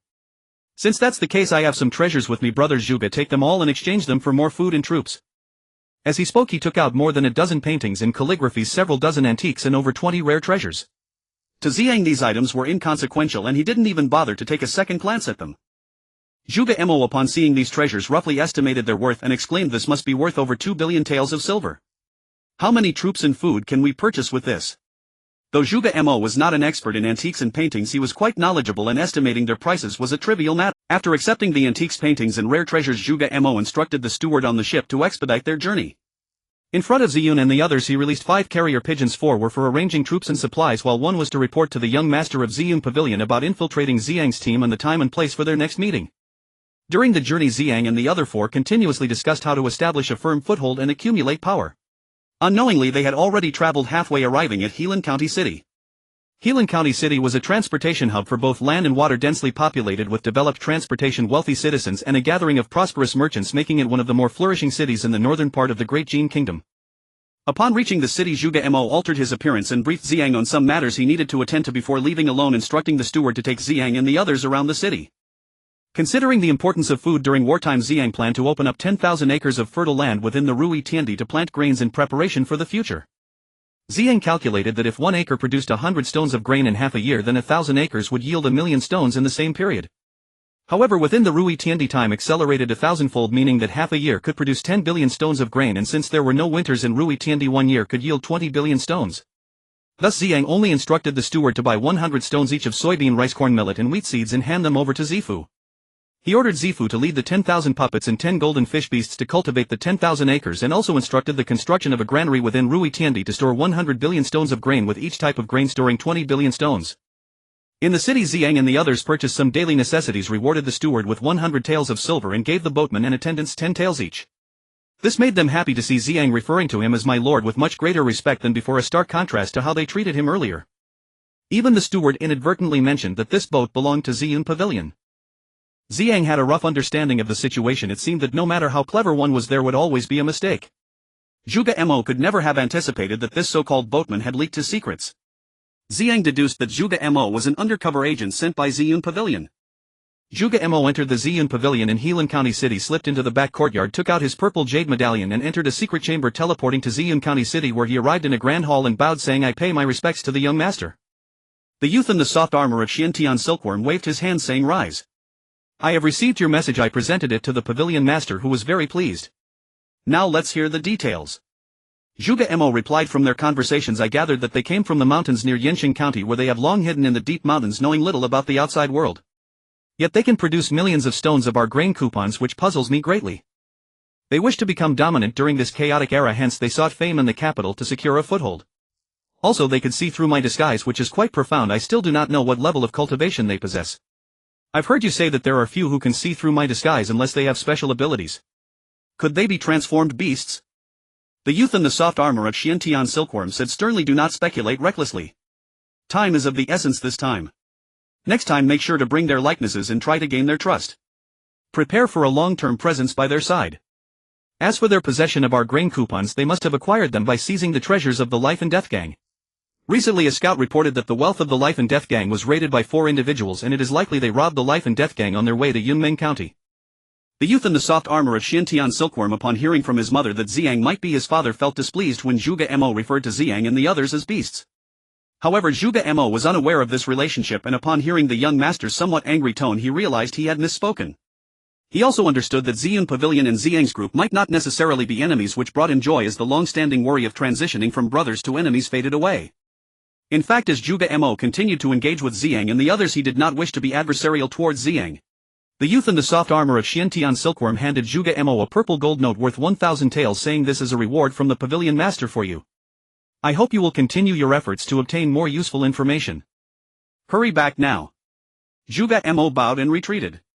The youth in the soft armor of Xiantian Silkworm walked thoughtfully into another secret chamber and entered a fairy-like world through the teleportation array. He bowed to the woman in the purple fox fur cloak, saying, "I pay my respects to my mother." The woman in the purple fox fur cloak asked, "Do you have any useful information? I suspect that among them there are those who possess the ability to see objects from afar, otherwise how could they see through the disguise that only my mother could pierce? Otherwise they must be cultivators of the same realm or higher as my mother. If that's the case, we are indeed in danger." The woman in the purple fox fur cloak replied, "Yes, let's hope they possess the ability to see from afar. Furthermore, to prevent any unforeseen events, you should not show your face anymore and do not leave the main hall. Let your uncle Zhuge Tian handle everything. I only have you as my son. If anything were to happen to you, how could I face your father? Remember, your life is more important than anything. You carry the family's mission of revenge. The youth in the soft armor of Xiantian silkworm nodded, saying, Mother, rest assured. I know my limits and will not make you worry. The woman in the purple fox fur cloak nodded with relief and said, Get some rest early. After saying this, she fell into deep thought. For the past 100,000 years she had lived in pain, finding only a slight relief through numbing meditation.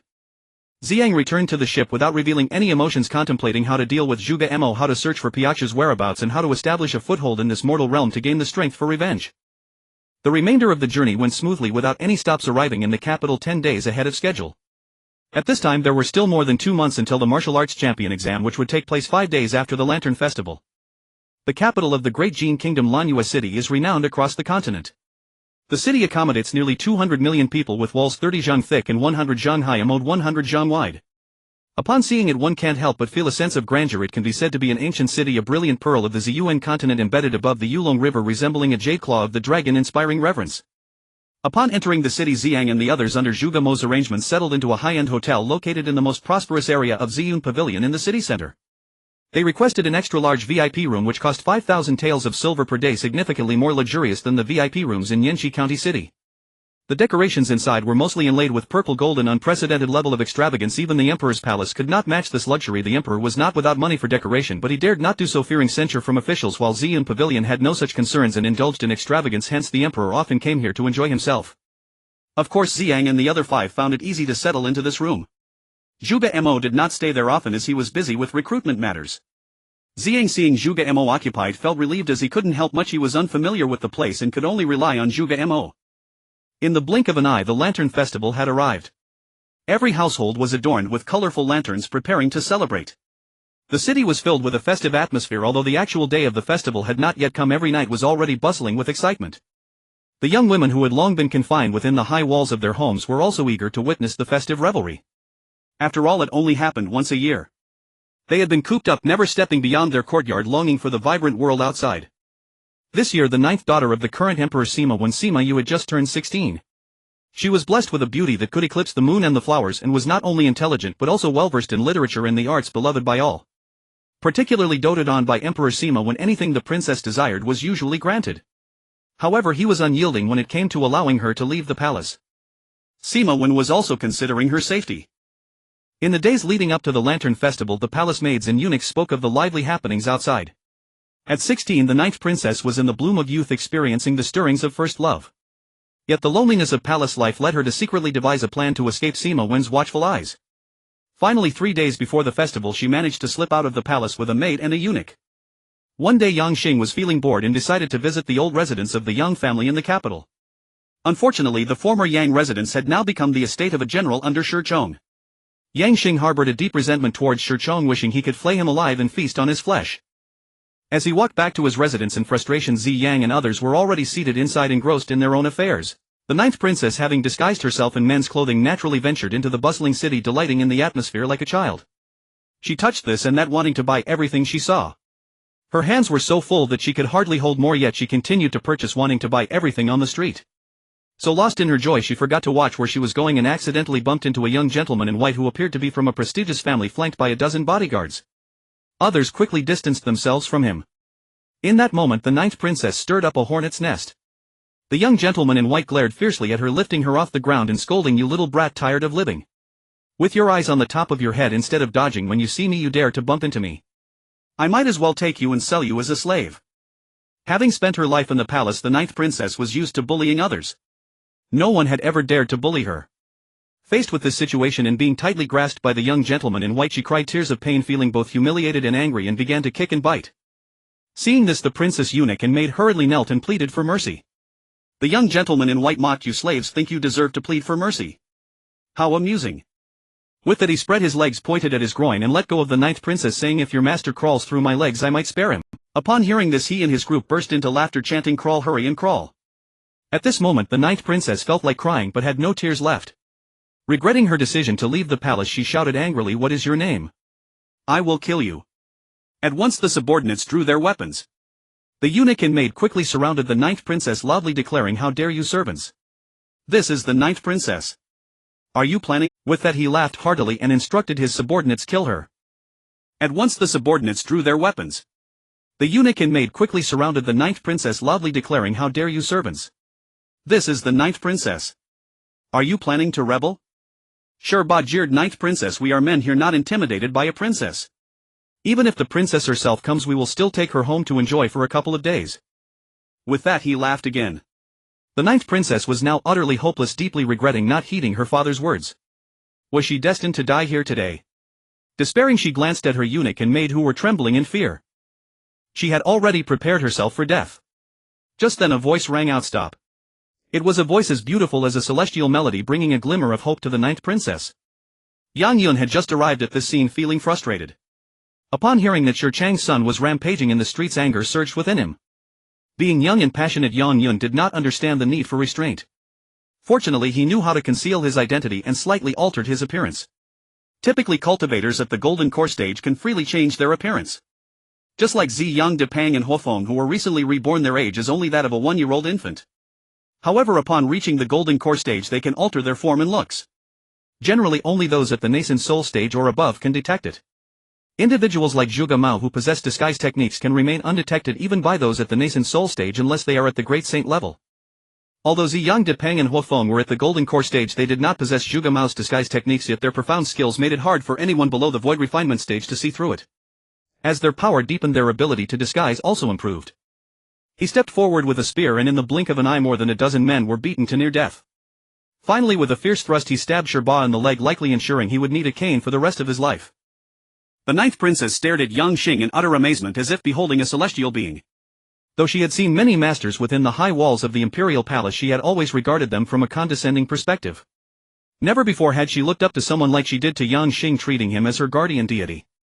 Such is human nature. Only in dire straits does one realize one's own inadequacies, and that pride vanishes without a trace.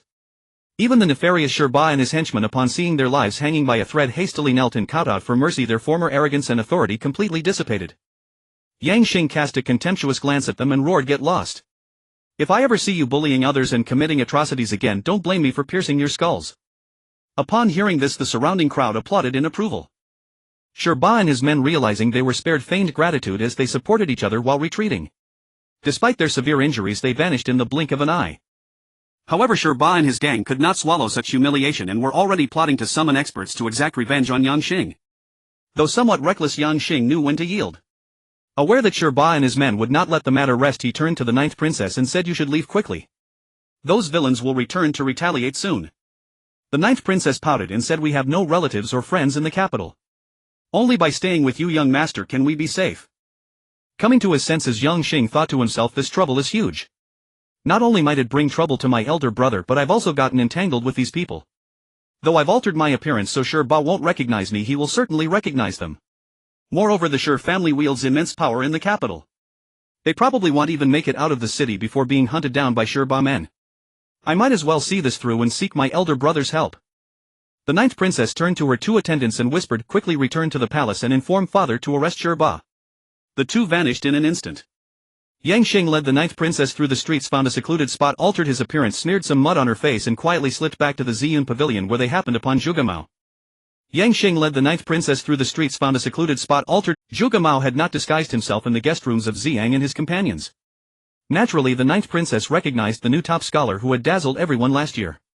Zhuge Mao excelled in music, chess, calligraphy, and painting, and had been summoned for a private audience by Emperor Sima I. At that time, the ninth princess Sima Yu was by the emperor's side. Though Zhuge Mao might not have noticed the princess beside the emperor, she had indelibly remembered this talented scholar. Seeing Zhuge Mao now, how could she not be astonished? Yang Xing recounted the fight with Shurba in detail to Ziyang and the others.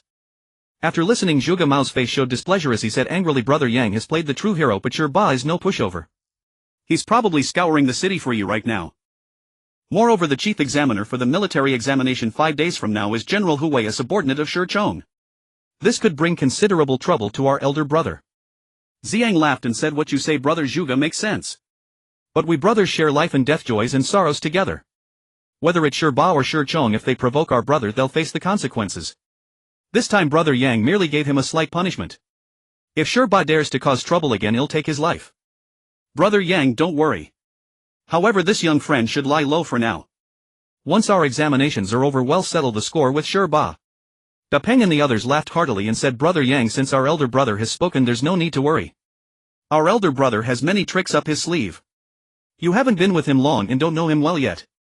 In time you'll see, not to mention the insignificant Sherba, even the old villain Chong himself wouldn't intimidate our elder brother. Ziyang added, it's fine. Let's act as if nothing happened and go about our business. But brother Zhuge, please change this young friend's appearance so Sherba won't recognize him. Before the examination it's best to avoid unnecessary trouble. Everyone burst into laughter. Though Zhuge Ma was inwardly displeased since Ziyang had spoken, he naturally complied. When it was time to rest for the night, the ninth princess was arranged to share a room with Yang Xing. Though she felt a maiden's shyness, she agreed, considering she was under someone's roof and staying with her benefactor.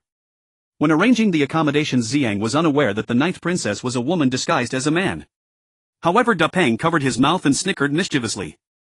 Returning to his room, Ziyang asked, "What were you laughing at just now?" Da Peng chuckled, "Let's let Yang Xing have his fun. That fellow is truly blessed with romantic fortune." Ziyang immediately understood that the ninth princess was a woman in disguise. He also smiled. After the eunuch and maid returned to the palace, they were immediately brought before Sima Wen by Chief Steward Lu. Sima Wen was already furious about the prince's unauthorized escape from the palace. Upon seeing these two attendants, he ordered them to be executed. They hastily begged for mercy. Chief Steward Lu interceded, saying, "Your Majesty, these two cannot be killed. The princess has not yet been found. If you kill them, it will be even harder to locate the ninth princess." Sima Wen understood and demanded sternly, "Speak. Where is the ninth princess?" Trembling with fear, the eunuch and maid recounted the entire incident in detail, adding, "The ninth princess instructed us to return and inform your Majesty to arrest Sherba, the youngest son of Chancellor Chong." Having said this, they lowered their heads as if fearing for their lives. Sima Wen waved his hand and said, "Rise. I'll give you a chance to redeem yourselves. Led 20 elite imperial guards to find the ninth princess and protect her covertly. If any more mistakes occur, you will be executed without mercy. Go." The eunuch and maid quickly withdrew. Sima Wen paced thoughtfully, lost in contemplation. Chief Steward Lu, keenly perceptive, could see that Sima Wen was pondering how to deal with Chancellor Chong. He stepped forward and suggested, "Your Majesty, Chang's power grows daily. His son is arrogant and reckless, even daring to lay hands on the ninth princess. He must be severely punished or the imperial dignity will be compromised." Sima Wen glanced at Chief Steward Lu and said, "Punishment is certainly necessary, but the key is how to administer it. The princess was disguised as a man. Chong will likely deny everything." Chief Steward Lu said, "We don't need to strike directly, we can use a borrowed knife." The one who saved the princess is probably an expert here for the military examination, unfamiliar with the capital, or he wouldn't have provoked the formidable Chong. Given Chang's methods, once that young man acts again, he will be recognized. He will likely make his move during the military examination.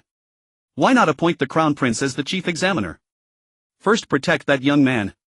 If he earns merit in the examination, grant him some authority, making him a rival to Chong and weakening his power. At the same time, your Majesty can win over such talent for your service, curry favor with the crown prince and deliver a subtle warning to Chong. This kills 4 birds with 1 stone. Sima Wen thought for a moment and said, "In previous military examinations the posts of chief examiner alternated between Chong and the crown prince. The crown prince served last time. Chong will likely object this time." Chief Steward Lu replied, "The Great Jin Dynasty is ruled by your Majesty. Moreover, given Sherba's disrespect toward the ninth princess, Chong is probably already aware of it. If your Majesty refrains from pursuing the matter, it will already be a great favor to him. Chong is not foolish, he won't dare to object. He can only swallow his bitterness." Sima Wen said, "Good. Find a reason to draft an edict, transfer General Hui, the chief examiner, out of the capital and appoint the crown prince as the chief examiner for this examination." Chief Steward Lu was secretly pleased and immediately set to work. Clearly this Chief Steward Lu was covertly aiding the crown prince and belonged to his faction. As soon as Chief Steward Lu finished drafting the imperial edict, he went to report to the crown prince and claim his reward. The crown prince was overjoyed, knowing that each military examination was a prime opportunity to recruit talent. Whoever served as chief examiner would have the first pick. The ninth princess and Yang Xing lay low in their room for a while. Naturally, Chang's search teams dared not raid the powerful Ziyang pavilion. Meanwhile, the emperor's elite guards, following the clues left by the ninth princess, provided covert protection. The Lantern Festival arrived. Ziyang led Dupeng, Wufeng, Yang Xing and the ninth princess, with Yang Xing and the princess in disguise, out to enjoy the lanterns with great fanfare, exuberant as children. Ziyang chuckled and said, "Lila, the ninth princess, alias for Ziyang and his group, be careful. There are many people here. Don't get lost or we won't be able to find you." Ziyang and his companions reveled wildly throughout the Lantern Festival night and were still sound asleep by noon the next day. Family's search parties still hadn't found Yang Xing and the ninth princess. During the Lantern Festival night, the princess met with her eunuch and learned of the situation. Yet she was reluctant to return to the palace, preferring to stay with Yang Xing. After all, he was a heroic youth, and being with him filled her with a strange sensation, a mix of excitement and nervousness. After the Lantern Festival, Ziyang and his companions began preparing for the examination. They presented their military credentials, registered, received their number plates, and paid no registration fee, as all costs for the military examination were covered by the state. On the day of the examination, Ziyang and his group attended on time. Ziyang still wielded his dark fragrance wolf hair brush, while Yang Xing carried his cloud-piercing spear, now fitted with a scabbard to avoid recognition by the Shi family. Ziyang assured him that once the examination was over, even if the Shi family recognized Yang Xing, he would have nothing to fear. The ninth princess, however, constantly schemed to protect Yang Xing from harm at the hands of Shi Chong, Shi Ba, and their minions. The ninth princess secretly approached her elder brother, Crown Prince Sima Ren, and begged him to protect Yang Xing and kill Shi Ba to avenge her. Sima Ren comforted his sister, promising to protect Yang Xing during the examination. As for the future, he was helpless, and killing Shi Ba was absolutely out of the question. He understood clearly that killing Shi Ba would be tantamount to declaring war on Shi Chong, and the time was not yet ripe. He would not act rashly, otherwise he would not be called Sima Ren.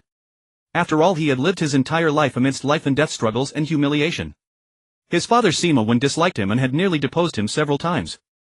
Had it not been for the protection of his grandfather, the pillar of the state Sima Zhan, he would have perished long ago. Coupled with Shi Chang's constant opposition, the only thing he could do was endure, repeatedly, steadily accumulating strength. Only when he had absolute certainty would he strike with deadly precision, eliminating the threat once and for all.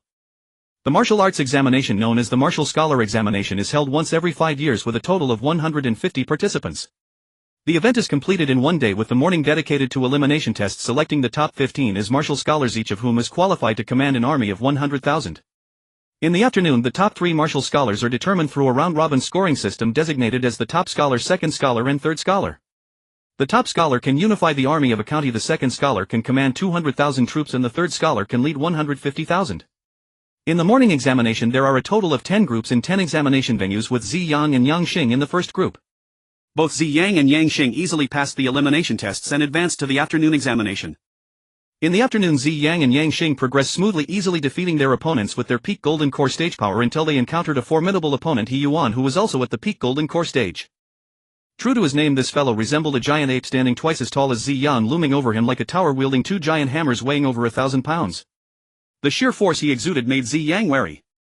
He Yuan effortlessly swung his massive hammers, bringing down a tremendous force upon Ziyang. Naturally, Ziyang would not just stand there to take the hit, and swiftly dodged. With a single strike, the stone martial platform shattered. This stage had been reinforced with restrictions by a nascent soul stage elder, otherwise it would have been obliterated. While dodging, Ziyang unleashed a barrage of gold, wood, and water seals, combining 3 powerful seals into one. However, He Yuan merely swayed his body, remaining largely unaffected. Such physical resilience was indeed rare. Ziyang was greatly alarmed. This individual's physical defense was extraordinarily formidable. Let me try a mental attack, he thought, pulling out a top-grade artifact, the Phoenix Tail Guqin. Although Ziyang no longer possessed the super artifact Class 7 Dragon Zetan Guqin, he still had several top-grade artifacts like the Phoenix Tail Guqin in his spatial ring, and this Guqin was one of them. As the Phoenix Tail Guqin was played, the sound of the phoenix echoed, astonishing everyone present. Waves of sound blades surged into He Yuan's spiritual sea, tearing through it, violently fueled by the power of a peak golden core stage. Although He Yuan was also at the peak golden core stage, his physical strength rivaled that of a nascent soul stage, yet his spiritual power was relatively weak, equivalent only to that of an early golden core practitioner. In an instant, He Yuan began to act crazily, clutching his head and running around wildly. Ziyang quickly ceased the music, otherwise He Yuan might go mad in a short while. Ziyang did not wish to destroy such a talent and hoped to recruit him as his commander. Though He Yuan appeared foolish, he understood that Ziyang had spared his life. Grasping the situation, he bowed and said, "Thank you, young master, for sparing me. I willingly admit defeat." Ziyang smiled and replied, "If you do not mind, let us become brothers." He Yuan happily responded, "It is an honor for me, He Yuan, to become brothers with you, young master." He Yuan naturally recognized his own weaknesses. With Ziyang's protection through mental attacks, they could complement each other, enhancing his survival in chaotic times. Ziyang was quite perceptive about people. Once such individuals pledge loyalty, they will follow their master steadfastly and will never betray. The prince, witnessing Ziyang's prowess, was exceedingly excited, thinking, "I must recruit Ziyang." Naturally, Yang Xing was also defeated by He Yuan. At the end of the examination, Ziyang secured first place, becoming the top scholar. He Yuan took second place as the second scholar, and Yang Xing came in third as the third scholar. After the results were announced, the prince and Shi Chong began devising ways to win over Ziyang and the others, while also realizing that Yang Xing was responsible for injuring Shi Ba. However, upon discovering the brotherly relationship between Ziyang and Yang Xing as well as their alliance with Zhuge Mao, Shi Chong abandoned his plans for revenge. It should be noted that Zhuge Mao represented the influence of the Ziyun Pavilion. This information was accessible to Shi Chong, and given Ziyang's performance there were very few cultivators on the continent capable of mental attacks, making him a highly valuable ally. Thus Shi Chong was quick to send his eldest son Shi Liang to present Ziyang with a set of Tianbao silver light armor, a mid-grade artifact that can freely adjust to different heights. Moreover, on Ziyuan continent no one could break this armor, making it an invincible piece of equipment. Ziyang understood Shi Chang's intentions and accepted the gift without hesitation. Almost simultaneously the prince sent his chief steward to personally deliver a red flame steed to Ziyang.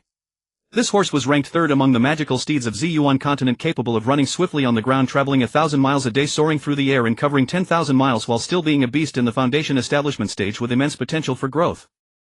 Seeing this steed, Ziyang was overjoyed, repeatedly exclaiming, "A fine horse, a fine horse." He added, "Please convey my thanks to His Majesty, I truly appreciate this steed." Though Ziyang could fly, he felt a strong sense of familiarity upon seeing this horse. Moreover, he was indeed in need of a good mount. Shi Liang noted Ziyang's reaction, his face turning a shade of green. He realized that the prince had gained an upper hand in the talent recruitment, but he dared not show it. After all, a cultivator capable of mental attacks was best left unprovoked, even if he could not be utilized. Ziyang hosted a lavish banquet for the two guests, and afterward he invited He Yuan to stay with him. The following day the three of them entered the palace to receive their titles. In the great hall, Sima Wen sat upon the dragon throne facing south towards the ministers, while on both sides stood Shi Chong and Sima Zhan at the forefront of the civil and military ranks facing north. Ziyang, He Yuan and Yang Xing were led by the eunuchs to wait outside the hall. They heard a voice call out, announced the new martial top scholar Ziyang, the new martial second scholar He Yuan, and the new martial third scholar Yang Xing. They were brought in to pay their respects. At this moment Ziyang and the others strongly felt the royal authority that demanded respect. They naturally knelt and bowed. Although in his past life Ziyang was the supreme divine emperor in the ZY star domain, enjoying adoration far exceeding that of Sima Wen, now he had to kneel before a mortal emperor. After all, when in Rome do as the Romans do, Ziyang was no longer a divine emperor and had to endure such indignities. Sima Wen spoke from the dragon throne, "You may rise, my loyal subjects." Ziyang and the others stepped back to stand aside. At this moment a eunuch presented a letter which Steward Lu handed to Sima Wen. Sima Wen glanced at the letter and then passed it back to Steward Lu. It was a letter from the ninth princess. Currently the ninth princess was staying in an inn with the Great Fire Phoenix, waiting for news. How could she remain idle? Thus she wrote a letter to her father asking him to take care of Ziyang and the others, especially mentioning Yang Xing's act of rescuing him. She also noted that Ziyang, He Yuan and Yang Xing had become brothers and were living together. Sima Wen naturally understood the ninth prince's intentions. He also took Liu's advice into account and sought to strongly support Ziyang and the others in order to counter the treacherous Shi Chong and the tyrannical Sima Zhan. Although Sima Zhan was a pillar of the nation and Sima Wen's uncle Sima Wen ascended to the throne at the age of 6. However, Sima Zhan as the regent held absolute power and treated Sima Wen with extreme tyranny. Sima Wen had no choice but to support the cunning Shi Chong to deal with Sima Zhan as a counterbalance. This strategy, while limiting Sima Zhan, allowed him to support the Prince Sima Ren, controlling the western cities and holding 60% of the national army. Even the imperial guards were under Sima Zhan's control, directly threatening Sima Wen's safety. In contrast, Shi Chong controlled the affluent eastern cities, managing about half of the nation's resources and 20% of the army, particularly holding significant power in the capital, overseeing its defenses. Poor Sima Wen had only a few thousand personal guards and their combat effectiveness was mediocre. Essentially, Sima Wen was nearly sidelined by these two major factions. If not for his feigned obsession with literature and art alongside the equal strength of both factions keeping them at a stalemate, he might have long ceased to exist. Sima Wen was well aware of this, which was also a key reason for not allowing the ninth princess to leave the palace. After receiving the prince's secret letter, Sima Wen had greater expectations for Ziyang and others, and a new plan formed in his mind. Sima Wen said, "Ziyang, my dear, with formidable martial prowess and unfathomable strength, not to mention your ability to wield music as a weapon for spiritual attacks, you are truly a unique talent since the founding of our Great Jin kingdom. With someone like you serving the nation, I believe our Great Jin will be as solid as a fortress. In recent years our northern border has faced frequent warfare, with the Chia Khanate constantly harassing us, attacking our cities, capturing our people and plundering our resources. Internally banditry has persisted. Even with Prime Minister Shi Chong and Marshal Sima Zhan personally leading campaigns, the banditry has not been thoroughly resolved, leaving our northern border in a state of disarray with resources and governance disrupted.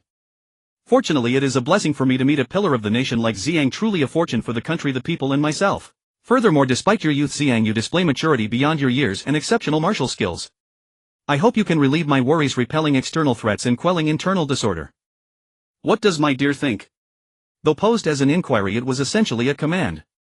As a newcomer to the court, Ziyang could hardly refuse. He responded loudly, relieving the emperor's worries is my duty. I am willing to brave fire and water for your majesty without hesitation. Ziyang stepped forward and knelt in response. Having analyzed the domestic situation of the Great Jin kingdom with Zhuge Mao, he naturally understood Sima Wen's intentions. In his speech he bolstered morale, both giving Sima Wen face and securing maximum benefit for himself. What Ziyang needed most now was the court's recognition. Only in this way could he develop and grow under the court's name. Sima Wen said with great joy, good, with these words from you, my dear, I can rest easy. In this special period of internal strife and external threats, I hereby issue a special decree granting you, Ziyang, the title of Duke of National Defense, overseeing the 6 counties south of the Death Forest, including the Holy Lake Yunming and Yanxi, with lands in those counties. You are permitted to recruit troops independently to repel external foes and quell internal banditry. I confer the title of Marquis of Yunmeng to Yuan, with lands in Yunmeng County, to lead the troops of Yunmeng County to assist the Duke of National Defense. I confer the title of Marquis of Yanxi to Yangxing, with lands in Yanxi County, to lead the troops of Yanxi County to assist the Duke of National Defense. Ziyang and the others hurriedly knelt to express their gratitude. When Sima Wen said this, all the ministers were astonished. It should be known that being conferred a duke or marquis along with land grants is an honor reserved for ministers who have rendered great service, while Ziyang and the others were merely newly appointed officials. Such an honor is indeed rare throughout history. Although the ministers were astonished, they were all seasoned officials who understood the emperor's thoughts and intentions. Shirchom and Sima Zhan, though dissatisfied in their hearts, both wished to win Ziyang over and did not want to offend him.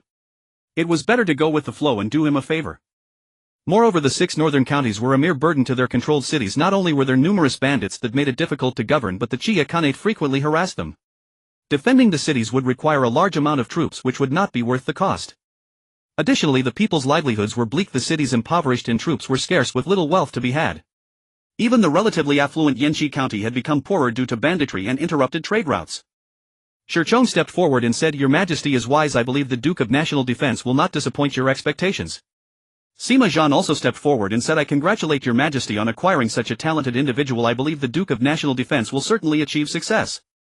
Upon hearing them speak this way, Sima Wen's anxious heart calmed down, and all the prepared remarks he had were rendered unnecessary. Seeing that their leaders had spoken thus, the other ministers naturally did not want to offend Ziyang, and they all said in unison, We congratulate your Majesty on acquiring such a rare talent. We wish the Duke of National Defense great success. Sima Wen laughed heartily. Good. Together we will advance and retreat with the country. Why should we worry about the nation's decline? Dismissed. On this day not only were Ziyang and the others delighted, but Sima Wen was also particularly pleased. The next day Sima Wen summoned Ziyang and the others, again showcasing the emperor's grace and authority to the fullest. Ziyang secretly admired him. If Sima Wen had not been born in chaotic times, he would undoubtedly be a wise ruler. However, the times did not favor him. The rise and fall of a nation cannot be changed by a single emperor. Sima Wen was destined to be a tragedy regardless of his talents and strategies. In the days following their conferment, Ziyang and the others continually received visits from various officials and gentry, and Ziyang welcomed each one. At this time Ziyang was busy accumulating connections and naturally would not refuse visitors as he had when he was in Yanxi County after receiving the martial examination. After discussing with Zhuge Mao and others, they devised a plan to set out for their post in 3 days. The 9th princess sought approval from Sima Wen to accompany Yang Xing to his post. After considering, Sima Wen believed that having the 9th princess by Ziyang's side would allow for constant oversight of Ziyang's actions, and thus he agreed, but he also dispatched 10 peak golden core experts from the inner palace to protect the princess. Ziyang arranged for Zhuge Mao to bring the recruited troops to the Holy Lake County City, sending half of the supplies to the Holy Lake County City and the other half to Yunmeng County City. Zhuge Mao went off to handle matters alone, while Ziyang rode the blazing red horse that traveled 1,000 miles a day, along with Dapeng Wolfeng Yang Xing He Yuan and the 9th princess Sima Yu, all riding the red blood horse that covered 800 miles a day, hastening towards the Holy Lake County. Eager to reach their feet, Ziyang and the others traveled swiftly. What would have taken 4 months was accomplished in less than a month as they arrived at the Holy Lake County. Upon entering the Holy Lake County, Ziyang and the others saw a large crowd of people, elderly and young, fleeing south. Yang Xing stopped an old man and learned that General Yuzhur of the Haja tribe of the Chia Khanate was leading 10,000 iron cavalry toward the Iron Gate Pass, and it was estimated that the Iron Gate Pass had already fallen. The Haja tribe of the Chia Khanate is located north of the Death Forest and has a population of nearly 50 million, being one of the 10 major tribes of the Chia Khanate. They have long raided the Holy Lake County, always returning with abundant spoils, but they do not venture deep. They merely withdraw after approaching the Holy Lake County City. The Iron Gate Pass is the only barrier for the Holy Lake County. Between the Holy Lake and the Death Forest lies a narrow strip of land over 2,000 kilometers long, shaped like a wide-mouthed trumpet. It is narrow in the north and wide in the south, with the narrowest point being about 20 kilometers wide and the widest over 1,000 kilometers. The Iron Gate Pass is located at the northernmost end of this narrow strip, bordering the territory of the Haja tribe. The territory of the Haja tribe resembles a hammer wedged at the edge of the Death Forest. The hammerhead is approximately 10,000 kilometers long with a city called Yuzhur at the blade located over 500 miles from the Iron Gate Pass gazing at it from afar. General Yuzhur is the lord of Yuzhur city which has always been the frontline position for the campaigns against the Khan's armies. Once the army breaks through the Iron Gate Pass it transforms into a strategic stronghold for military supplies, troops and provisions, serving as the only route for the Qia Khanate to reach the Great Jin Kingdom with significant military transport and trade functions, making it one of the most important towns in the Qia Khanate. The hammer handle is approximately 30,000 kilometers long along the Death Forest. Inside the Iron Gate Pass the terrain is flat, the land fertile, and it is adjacent to the Holy Lake with convenient irrigation, making agriculture highly developed. However, it often suffers from the plundering of the Haja tribe, leading to a decline in people's livelihoods. During the prosperous period of the Great Jin Kingdom, the Iron Gate Pass was held firmly to ensure the safety of the people within. As the national power declined and the Qia Khanate's attacks intensified, it became increasingly difficult to hold the Iron Gate Pass. The Qia Khanate does not occupy this city. Firstly, the people of the Qia Khanate are nomadic and not adept at farming. Secondly, the Qia Khanate has the stronghold of Yuzhur which is defensible, rendering the Iron Gate Pass unnecessary. Thirdly, with the decline of the Great Jin Kingdom they have never stationed heavy troops at the Iron Gate Pass. 10,000 iron cavalry is sufficient to flatten the broken Iron Gate Pass. The Great Jin Kingdom's territory is vast and fertile with a humid climate in the south suitable for farming. In times of national decline they would not waste a significant amount of troops and resources over a mere 100,000 square kilometers of arable land. Thus they symbolically stationed some old, weak, sick and disabled guards at this crumbling city. Once the enemy attacked, these defenders would immediately retreat. The people living on these fertile fields are essentially those driven by life's hardships, fleeing from famine to survive, risking their lives and living on the edge of a knife. Ziyang and the others arrived at Xinghu County City, witnessing the panic among the people as a large number of refugees streamed into Xinghu City. Ziyang produced a seal, having just completed the reception procedures when a sentry reported General Wuzhur's army has arrived at the city gates, slaughtering the refugees outside the city. Ziyang's expression darkened, the atmosphere grew tense, and he sternly commanded, "Gather the troops, we will face the enemy at the north gate." The assembled generals were taken aback. Previously they would immediately close the city gates, and now they were to go out to battle, which felt very unfamiliar. A leading general said, "Your Excellency, the enemy is fierce. If we venture out it may be to our doom. I hope you will think it over carefully." Ziyang waved his hand, and with a bang the general was instantly turned into a puddle of flesh. The other generals were filled with fear. Ziyang shouted, "Anyone who avoids battle will end up like this man. He Yuan Tai, if you discover any deserters, execute them on the spot." The giant He Yuan stood up like a tower and proclaimed in a voice like thunder, "As you command." The other generals, terrified, quickly dispersed to gather troops at the north gate. Ziyang led Dapeng Huofan Yangxing and He Yuan into battle, arriving at the city gate. Outside the sounds of slaughter filled the air and cries echoed as far away they could see the cavalry of the Qia Khanate mercilessly massacring the people of the Jin Kingdom. Women and children were ruthlessly slain and the scene was unbearable to witness. Ziyang silently vowed, "Such slaughter Ziyang will only allow the Qia Khanate this one time." Ziyang took out the Tianbao silver armor and handed it to He Yuan, saying, "This is the mid-grade divine artifact armor gifted to me by Shi Chong. In the mortal realm it is nearly impossible to pierce this armor and it can resize freely. It will fit you perfectly." He Yuan was overjoyed, saying, "Thank you, big brother." Ziyang replied with a smile, "Brothers do not need to say thanks." Ziyang descended from the city tower, mounted the Qiyan steed wielding the Anshan wolf hairbrush, and led 100,000 troops out of the city. The people inside and outside the city began to cheer.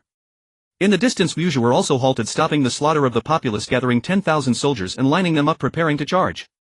This was the first proactive strike by the Jin Kingdom in nearly 20 years, exciting the populace and astonishing Yuzhur. Since he took office as the lord of Yuzhur city, the Jin soldiers had always cowered inside the city, never expecting them to take the initiative this time. Ziyang said to Yang Xing, "You take 40,000 troops and flank the enemy from the left. When you hear the cannon signal, ensure the enemy is completely annihilated." He then instructed He Yuan, "You also take 40,000 troops and flank the enemy from the right. When you hear the cannon signal, ensure the enemy is completely annihilated." The two accepted their orders and departed. Ziyang addressed Dapeng, saying, "When you hear my cannon fire, use the 9 turns Divine Thunder to strike the enemy, disrupting their formation." To the others he said, "When I give the order, charge together and ensure the enemy is completely annihilated." At that moment a young general in white approached Ziyang and said, "The enemy's cavalry is extremely fast. We can only encircle them to annihilate the enemy forces. Otherwise, if the enemy retreats breaking through the encirclement, our troops will be unable to pursue them and we can only watch them escape." Ziyang glanced at the young general in white, who was trembling with fear. Ziyang asked, "What is your name?" The young general replied, "I am Zhu Qi, I have seen the esteemed one." Ziyang said, "Zhu Qi, listen to my orders." Zhu Qi replied, "I am at your command." Ziyang, though powerful, was still inexperienced with the troop types and formations of the mortal realm, unlike the generals who had fought on the battlefield for years. Upon hearing Zhu Qi's suggestion, he found it quite reasonable and decided to promote talents without reservation. Although Zhu Qi had achieved military exploits, he had always been suppressed by his superiors, unable to showcase his talents, causing him much frustration. Today, due to a small suggestion, he gained recognition and would naturally be grateful, serving Ziyang loyally. Perhaps Ziyang was inexperienced in troop formations and strategies, but when it came to recognizing and utilizing talent, no one in the Ziyuan continent could compare, as Ziyang had once commanded an entire star domain, mastering the art of recognizing and making use of people. Wishful, having arranged his troops, called out from afar, "You cowardly villagers dare to oppose my fierce cavalry? Surrender now and be my slaves, and I will spare your lives. Otherwise you shall have no place to die." Wishful was extremely arrogant. Ziyang laughed, saying, "Ha ha ha, the dead will not make noise here." Ziyang swiftly struck at Wishful with the Anshan Wolf hairbrush, casting the most powerful water character spell, aiming for a decisive blow. A beam of blue light struck Wishful, and the early stage golden core Wishful along with his horse instantly turned into a puddle of gold. This demonstrated Ziyang's immense power. At that moment Ziyang immediately commanded the cannon crew to fire. Suddenly divine thunders descended from the heavens, throwing the enemy formations into chaos. The sounds of slaughter echoed as 100,000 Jin soldiers charged at 10,000 cavalry from the Qia Khanate. Ziyang returned to the city tower and saw the disorganized cavalry breaking through, striking fiercely, making it difficult for the infantry to stop them. Ziyang was extremely shocked. Ziyang sighed, "A great Jin empire has fallen to such a state of poverty and weakness. Even with 10 times the soldiers of the enemy, we cannot effectively stop the cavalry's charge." The battle lasted nearly 2 hours, yet still allowed hundreds of cavalry to break through to the north. Ziyang did not achieve the result he wanted of completely annihilating the enemy forces. Ziyang thought to himself, "Well, this was the first time we hastily fought the enemy cavalry with infantry. Achieving this result is already quite good." In this battle the Ziyang army suffered over 30,000 casualties. Ziyang issued a notice that the families of the fallen soldiers would receive 1,000 taels of silver, the wounded 500 taels, and participating soldiers would receive pay according to their merits. It should be noted that these soldiers had not received their pay for nearly a year. Regarding the issue of compensating soldiers and distributing silver, the ninth princess volunteered, and Ziyang cheerfully handed her 10 million taels of silver bills to handle, appointing her to manage the finances in the future. With this great victory, the entire city erupted in cheers. Ziyang's prestige rose significantly among the army and especially in the hearts of the common people. Taking this opportunity, Ziyang aggressively recruited soldiers in the 6 counties he governed, posting announcements stating that any soldier who joined would receive 10 taels of pay each month. It was particularly noted that the slave system was abolished in the 6 counties, allowing former slaves to enlist, receiving pay equal to ordinary soldiers. Once this announcement was made, a large number of people enlisted, especially former slaves and refugees from the 6 counties, as well as some mountain bandits who fled from their lairs to join the army. Hua Hong was one such person. His ancestors were renowned generals, but the family fell into decline, living among the common people. Last year he went to participate in the martial exam but was robbed by bandits on the way. The bandit leader saw his strong martial arts skills and expertise in archery, particularly his ability to shoot 30 arrows in a row, instantly taking down a group. As a result, he was promoted to the 3rd in command of the bandit hideout. However, Hua Hong, being a descendant of a notable family, was determined to serve the country and could not bear to be a thief in the bandit hideout. Upon hearing that the Duke of the Nation had defeated the cavalry of the Qia Khanate and executed the Lord of Wishful City, he decided to lead his close 100 followers to pledge allegiance to Ziyang. Hua Hong knew that to defeat the cavalry of the Qia Khanate it was essential to use archers and cavalry to effectively counter them, which was why he sought to join Ziyang. Ziyang was currently arranging for the fortification of the city walls, preparing rolling stones and transporting supplies. Zhuge Mao had already dispatched people to send 50 million loads of supplies via waterway to Shenghu County City, while another 50 million loads were stored in Yunmeng County City. Ziyang assigned Yang Xing to hold his military talisman and gather 100,000 troops from the other 6 counties to converge on Yunmeng County. At that moment Zhu Qi cheerfully said, "My lord, good news." Ziyang smiled at Zhu Qi and said, "Look at how happy you are. What good news do you have?" Zhu Qi replied, "Today there is a man named Hua Hong whose ancestors were renowned cavalry archers. He has inherited the true skills of archery and not only can shoot accurately but also understands the method of repeating crossbows. This type of cavalry with repeating crossbows is the best force to counter the enemy cavalry. If we can form an army of archers and cavalry, we need not fear the cavalry of the Qia Khanate."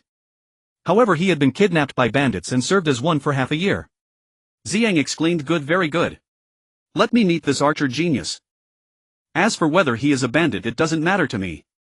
Zhu Qi said, "He is currently waiting outside the residence."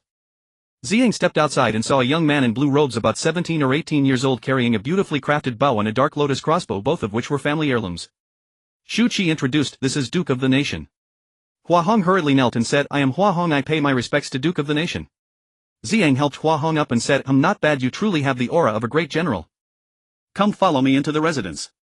Ziyang asked Hua Hong about various matters regarding the archers and cavalry, to which Hua Hong answered expertly, causing Zhu Qi to nod continuously, admiration evident on his face. Ziyang finally made the decision to appoint Ren Huahong as the cavalry general to form a crossbow cavalry unit. As for the funds and expenses for manufacturing bows and crossbows, you can use them freely without worrying about costs. When needed, contact Li Lu for withdrawals. I want you to assemble an excellent crossbow cavalry unit, the more the better. But it must be done with the principle of quality over quantity, with strict military discipline and high standards. Zhu Qi and Hua Hong expressed their thanks and left. After Ziyang killed Wuzhuer and returned to the city, Zhu Qi suggested Wuzhuer is the current uncle of the Qi Yakan, the elder brother of the reigning Empress Wire, and he has a younger brother Wuler commanding 1,000,000 troops. Especially he has 10,000 red blood heavy cavalry under his command, which is 5 times more powerful than ordinary cavalry, extremely formidable. Moreover, with summer approaching and wheat about to mature, it is the time when the Qi Yakan's army will inevitably be dispatched to plunder supplies. The Qi Yakan must personally lead the army to attack, so I hope the general makes plans early. Ziyang accepted Zhu Qi's advice and appointed him to be responsible for the military defense of Xinghu County. Originally Ziyang wanted to retake the Iron Gate Pass and defend it due to its strategic importance. However, Zhu Qi suggested temporarily abandoning it because the Iron Gate Pass had fallen into disrepair over the years and it would be difficult to form a solid fortress in haste. Furthermore, it is over 2,000 kilometers away from Xinghu County, making military supply difficult. It would be better to concentrate our forces, fortify our defenses, and hold the city of Xinghu. This way, with the supply line stretching and contracting, it increases enemy attrition and enhances our military strength. Ziyang highly appreciated Zhu Qi's strategy and immediately agreed. Zhuge Mao also recruited 200,000 troops for Ziyang stationed in Yunmeng County, and after assembling the troops and supplies they used the teleportation array to arrive at Ziyang County. "Greetings, young master," Zhuge Mao greeted as he saw the young man in Xiantian silkworm armor. The young man replied, "I already know the general situation, please elaborate on the details." Zhuge Mao said the boy next to Ziyang, who goes by the name Li Lu, is actually the ninth princess of the current Dijin Empire, Sima Yu. It seems that Sima Wen has certain expectations for Ziyang and the others. The young man in Xiantian silkworm armor waved his hand and said, "No need to elaborate on that. Instead, tell me about Ziyang and the news regarding Dipeng and Huafeng." Zhuge Mao said, "I have drunk and chatted with Dipeng multiple times, and he inadvertently revealed that he possesses the ability to see things from afar, which is how he cracked my disguise technique. As for Huafeng, she remains very mysterious, giving off a cold and distant aura, making it difficult for me to obtain any useful information from her. Ziyang uses a special technique involving azithar books and paintings. It seems that no one on the entire Ziyuan continent has discovered such techniques, and Dipeng also possesses a divine ability called 9 turns Divine Thunder, able to summon 9 bolts of heavenly lightning at once with extraordinary power. Moreover, I have detailed their techniques and appearances in drawings for you to review, young master." The young man in Xiantian silkworm armor said, "Very well, that's wonderful. Please rest for now, I believe the master will be pleased." Zhuge Mao withdrew in agreement. The young man in Xiantian silkworm armor entered a secret room and arrived in another space, saying, "I pay my respects to mother." A joyful expression involuntarily appeared on his face. The woman draped in a purple fox fur cloak smiled and said, "Look how happy you are. What good news do you have?" The two had indeed not shown joy for a long time, living daily in pain, suffering and fear. Even though Ziyang Pavilion was immensely wealthy and powerful, they never let their guard down. The young man in Xiantian silkworm armor said, "Mother, take a look for yourself." He then handed the drawings drawn by Zhuge Mao with a grin. The woman draped in a purple fox fur cloak was shocked upon seeing it, saying, "This is your father's unique secret technique, unparalleled in the world, but it is still at the peak of the golden core stage." "Could it really be your father?" The woman's expression grew serious. The young man in Xiantian silkworm armor naturally recognized such techniques and had already cultivated to the peak of the refining void stage, but he never used it, only employing the techniques that his mother practiced. The woman draped in a purple fox fur cloak pondered for a moment and said, "This person is very likely your father. It seems I must go personally to confirm. After all, no matter how cunning the enemy is, they cannot impersonate your father's aura unless they conceal their presence." The young man in Xiantian silkworm armor immediately knelt down and said, "Mother, please do not. There is someone named Huafeng besides Ziyang whose powers are unfathomable. Even Zhuge Mao has not uncovered any useful information about her. Moreover, Dipeng besides Ziyang possesses the ability to see things from afar. Even if you conceal your aura and change your appearance, he will still be able to discover you. Furthermore, he also wields the divine ability of 9 turns Divine Thunder, which is immensely powerful. If he detects you, it will be difficult for you to escape, so I hope you consider this carefully, mother." Upon hearing this, the woman draped in a purple fox fur cloak was even more surprised and hurriedly said, "Is what you say true?" The young man in Xiantian silkworm armor believed that his mother had changed her mind and hurriedly replied, "Absolutely true." Zhuge Mao saw it with his own eyes. In fact, Zhuge Mao had not seen it at all. The 9 turns Divine Thunder was something he heard from He Yuan. As for Depeng's ability to see things from afar, no one could witness it firsthand, only Depeng himself knew of it. The young man in Xiantian's silkworm armor exaggerated the facts to persuade his mother to change her mind, not knowing that it only strengthened her resolve to confirm in person. The woman draped in a purple fox fur cloak smiled and said, "If that's the case, then I shall go." The abilities to see things from afar and the 9 turns Divine Thunder are unique inheritable abilities of the heavenly monster Divine Thunder Roc which do not exist in the human realm. In the heavens there is only one such being, and that is your father's sworn brother Divine Thunder Roc Depeng. Furthermore, this inheritable ability cannot be learned by others. Just this point is enough for me to make the journey, not to mention your father's unique technique. Even if Ziyang is not your father, I must investigate thoroughly. After all, this is a secret technique of our Ji family. How can it be passed on to outsiders? The young man in Xiantian's silkworm armor knew he could not stop his mother, but he still reminded her, "Please be cautious of Huofeng. Besides Ziyang, I suspect she is Ziyang's trump card." The woman draped in a purple fox fur cloak smiled and said, "I will be careful. On this continent, unless the 5 great divine emperors come down personally, no one can stop my escape. After all, we still have a secret teleportation array, so do not worry. We have waited too long. I truly hope it is your father." Tears streamed down her face as she spoke. The young man in Xiantian's silkworm armor wished to see his father as soon as possible, but having lived in fear for 100,000 years made him extremely cautious in everything he did, always considering the consequences.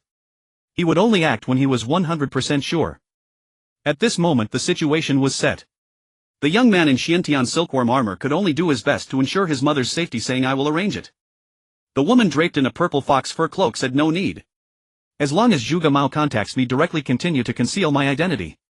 You must be careful and not leave the main hall. If something happens to me, it's fine, you still have your father's revenge to pursue. But if something happens to you, our line will be cut off."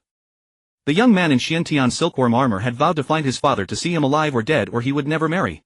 If it weren't for this vow, the Ji family would have likely flourished for the past 100,000 years. The young man in Xiantian's silkworm armor arranged matters with Zhuge Mao, even though Zhuge Mao did not know that the person he was responsible for meeting was actually the head of Ziyun Pavilion. Only Zhuge Mao's ancestor Zhuge Tian knew of the identity of the head of Ziyun Pavilion. Since Ziyang became the top scholar in martial arts and was conferred the title of Protector Duke, his famed sword. Now, having defeated Wuzhuer's fierce iron cavalry with foot soldiers, he immediately caught the attention of various forces who dispatched scouts and spies to infiltrate and monitor Ziyang's every move, taking advantage of Ziyang's large-scale recruitment of troops. At this moment Ziyang could be said to be rising to prominence. Ziyang meticulously prepared for over 3 months, having recruited more than 300,000 new soldiers and drawn 20,000 troops from the 500,000 gathered by Yangqing to garrison Xinghu County, totaling 500,000 troops stationed at Xinghu County. The remaining 300,000 soldiers and the 20,000 newly recruited by Zhuge Mao were divided into 2 parts of 250,000 each, led respectively by Yangqing and He Yuan, stationed in a formation at the junction of Yunmeng County and Xinghu County in distant coordination with Xinghu County. At this time the valiant General Hua Hong recruited 20,000 crossbow cavalry from millions of mountain bandits in the Heisen mountain range and oversaw the production of 1 million yen feather-decorated bows and 1 million Black Lotus crossbows. Though these weapons lacked the quality of the ancestral bows of Hua Hong, they were adequate for ordinary soldiers to handle, sufficient for the impending great battle. Using the resilient bamboo from the mountains, over 100 million crossbow arrows were produced. Unfortunately, the Great Jin lacked mineral resources and the arrows lacked arrowheads merely sharpened from the bamboo. Their power was not great. However, accomplishing this in such a short time was already quite impressive for Hua Hong. Hua Hong, leading 20,000 crossbow cavalry, transported the weapons and equipment, marching grandly toward Xinghu County. When Ziyang heard this news, he was overjoyed with an additional 20,000 troops. Although these soldiers were from a bandit background and could not match the combat effectiveness of a regular army, they were far stronger than new recruits. At this time Xinghu County not only fortified its defenses but also accommodated a large number of refugees, serving as a backup force for the city.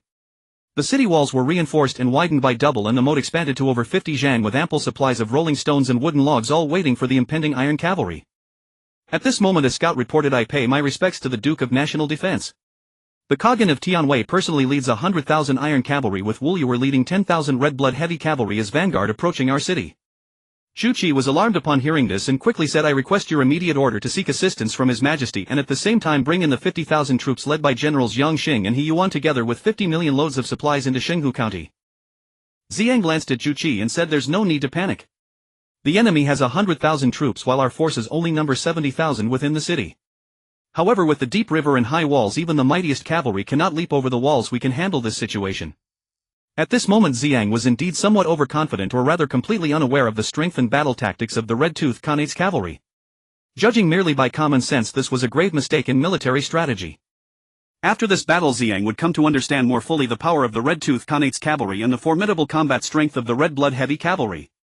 Seeing that Ziyang did not heed his advice, Zhu Qi fell silent but took Depeng aside, knowing that Depeng shared a unique and profound bond with Ziyang. He said, "General, you must understand the formidable power of the cavalry from the Red Tooth Khanate. My 100,000 troops encircled 1,000 disorganized cavalry, suffering over 30,000 casualties without annihilating the enemy. Moreover, this time the Khagan leads 100,000 troops along with 10,000 red blood heavy cavalry, which is enough to obliterate the 50,000 infantry camps of Generals Ziyang and He outside the city. I hope the general can save the lives of these 50,000 soldiers." Depeng exclaimed, "Really?" Zhu Qi replied, "Indeed, I dare to pledge my military oath. If it is false, I will accept death." Depeng, whose mind was relatively simple compared to Zhu Qi's, repeatedly said, "All right, I will immediately inform my brother of the situation." Depeng explained the situation to Ziyang, mentioning one should not fear 1,000 but rather the unlikely event. The lives of Generals Yang Xing and He Yuan are paramount, so please consider this carefully, brother. With Depeng saying this, Ziyang found it hard to refute. Although he was somewhat self-assured at the moment, he was not entirely irrational. He understood that he was not particularly skilled in troop deployment and knew little about the cavalry of the Red Tooth Khanate. Ziyang inquired further with Zhu Qi and then ordered that Zhu Qi's suggestion be followed, commanding Yang Xing and He Yuan to lead their troops into the city while Zhu Gamao supervised the transport of supplies advancing by land and water, ensuring everything was inside the city before the cavalry of the Red Tooth Khanate arrived.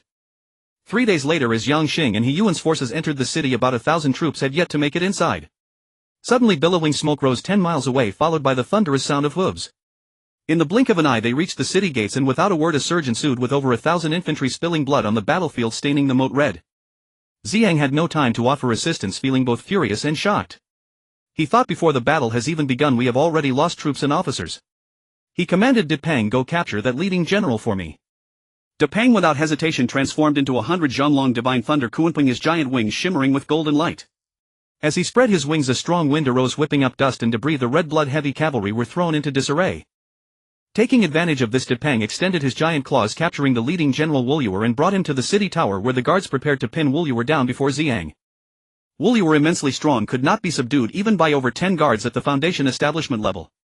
Just then He Yuan stepped forward and struck Wuyuer down with a heavy blow. Zhu Qi quickly called out, "General, He please spare him."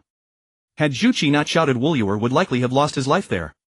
He Yuan slightly restrained his strength, but Wuyuer's ribs were broken in several places, lying on the ground like a dead dog convulsing.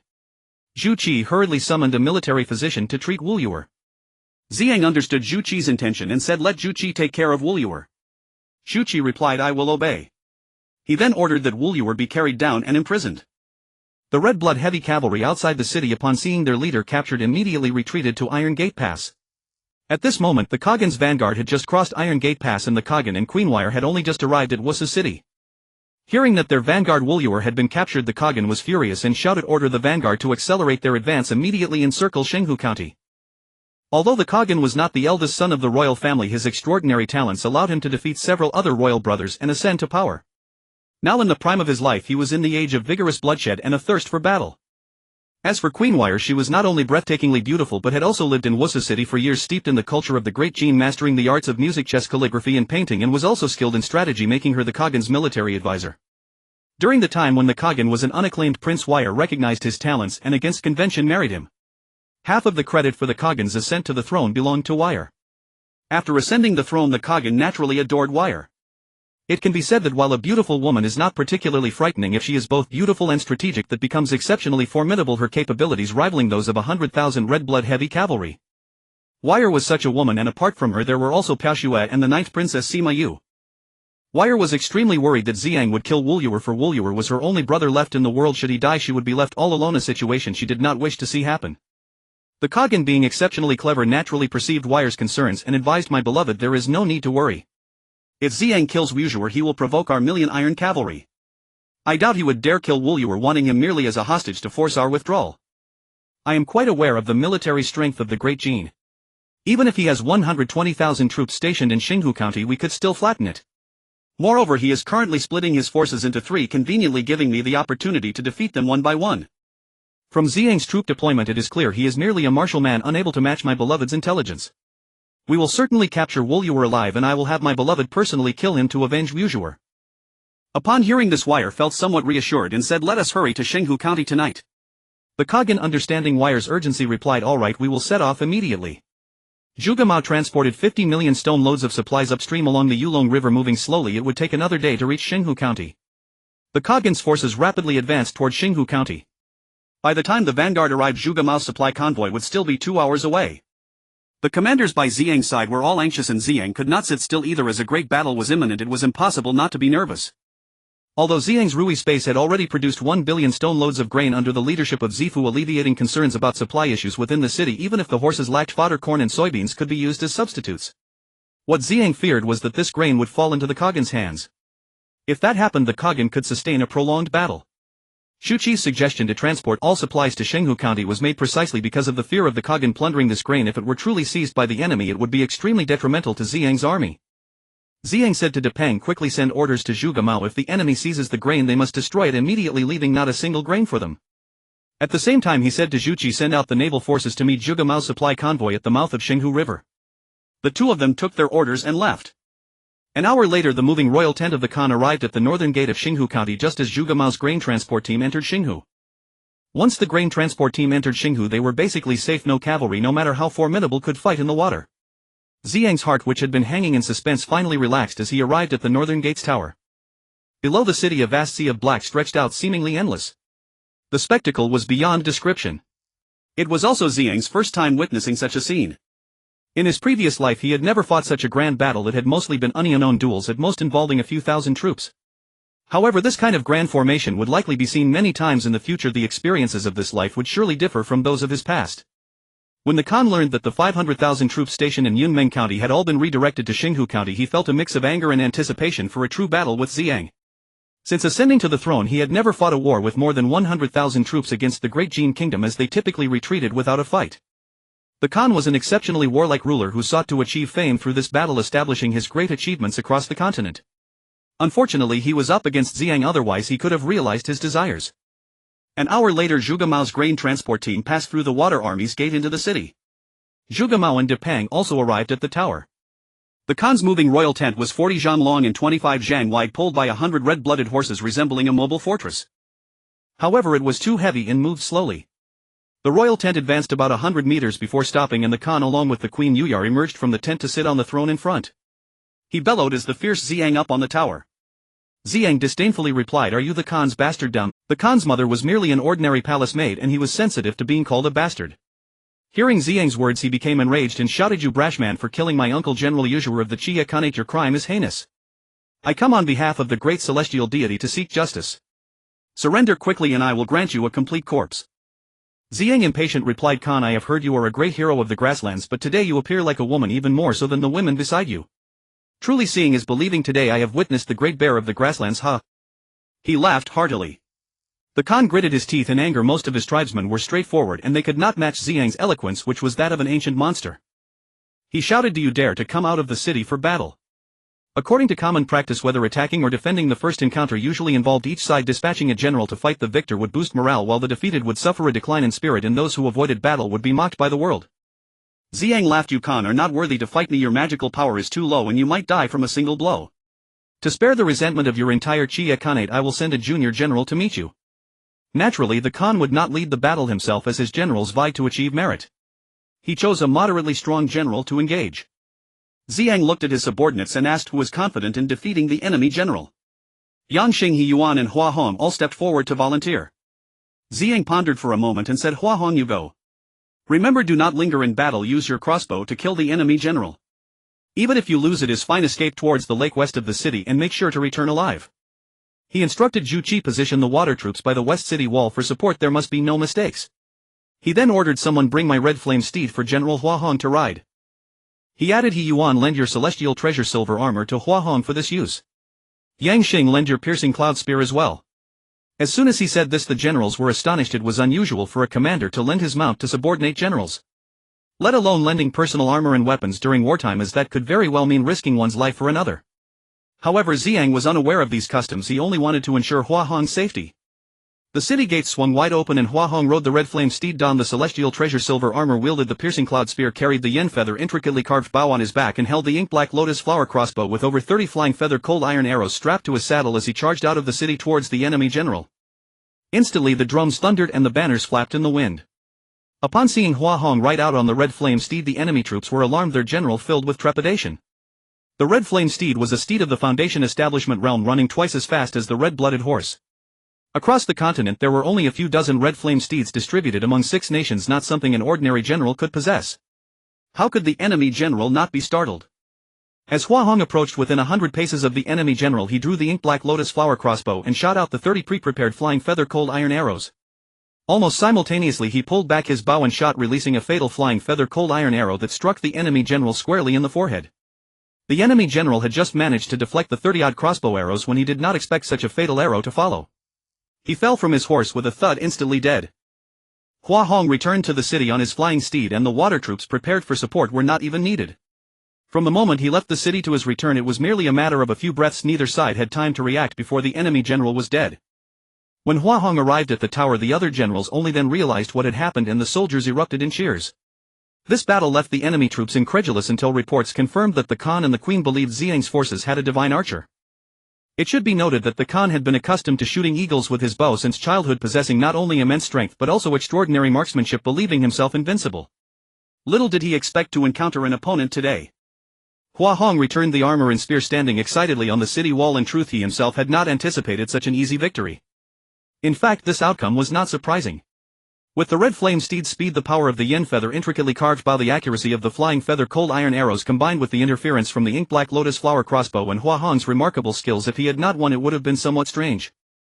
For the Khan it was merely an attempt to test the combat strength of Ziyang's army, while Ziyang aimed for a decisive victory to shatter the myth of the invincibility of the red flame Khanate's cavalry, thus boosting his own morale and demoralizing the enemy before fortifying the city. It can be said that Hua Hong's performance in this battle allowed Ziyang to fulfill his objectives perfectly, while also making him a renowned figure, becoming a dazzling new star on the Ziyuan continent. Seeing the situation on the battlefield, the Khan ordered a retreat of 50 li to establish a camp surrounding the city from the northeast and south, with 100,000 troops each stationed to the south and east and 800,000 to the north, forming a continuous camp spanning nearly 1,000 li. That night the Khan summoned his generals in the tent to discuss an offensive, but the faces of the generals were filled with fear. The pride they had upon setting out had been nearly wiped away. However, Yuyar pointed out astutely that Ziyang's actions today had revealed the weakness of the Jin army's combat strength, otherwise they would not have been so ruthless at the outset, aiming for a quick kill. It should have been a mutual probing. The Khan nodded and said, "My beloved consort is right. Ziyang will surely avoid battle and hold steadfast tomorrow. We shall challenge him again. If the Jin army avoids battle, it will prove your point and we will attack the city. If they engage, we must slay the enemy general to intimidate our troops."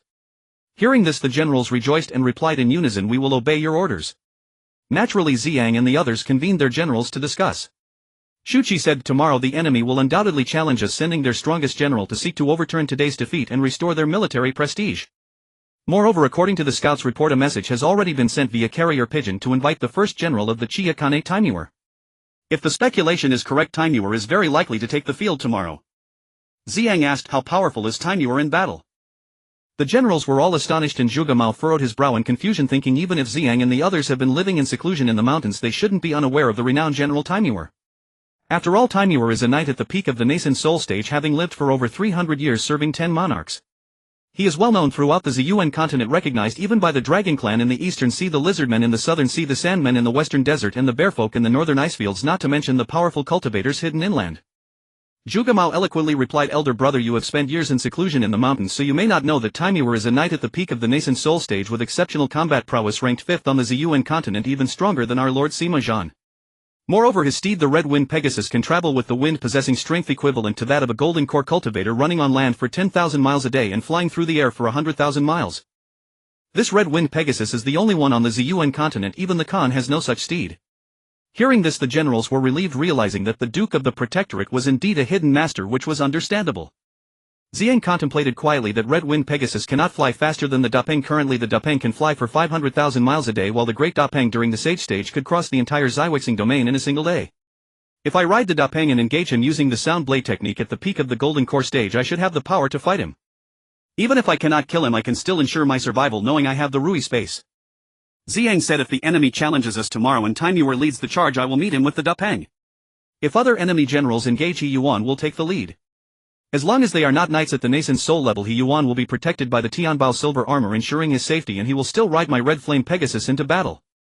Zhu Qi added, "If we are attacked tomorrow, they will surely strike at the eastern wall of the North City Gate. The cavalry of the Chia Khanate has always attacked that section of the wall, causing damage to the foundation and weakening the wall.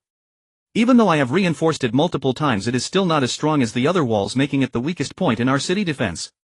Zhuge Mao replied, if that is the case, while the enemy has yet to seal off the lake surface, we should use the navy to transport large quantities of bricks and stones and build a moat city 2,000 meters behind that weak wall. Even if the city falls, the moat city can provide protection, and it may have special uses in critical moments. Furthermore, we will close the city gates afterward, not allowing anyone to leave, to keep the secret of the moat city safe. Ziyang praised a brilliant plan. Zhuge Mao smiled and said, it's merely a small strategy not worth mentioning. However, Zhu Qi appeared troubled, saying that area is Lord Shi Chang's private territory and it has certain relations with the county governor. It may be difficult to manage.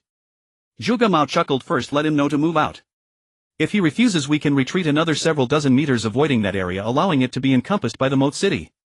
As for any damage during the war, haha. Zhuge Mao smirked. Zhu Qi's face lit up with joy as he said, Zhuge sir, you are brilliant. I had thought of building a moat city before, but I couldn't do so because of their obstruction.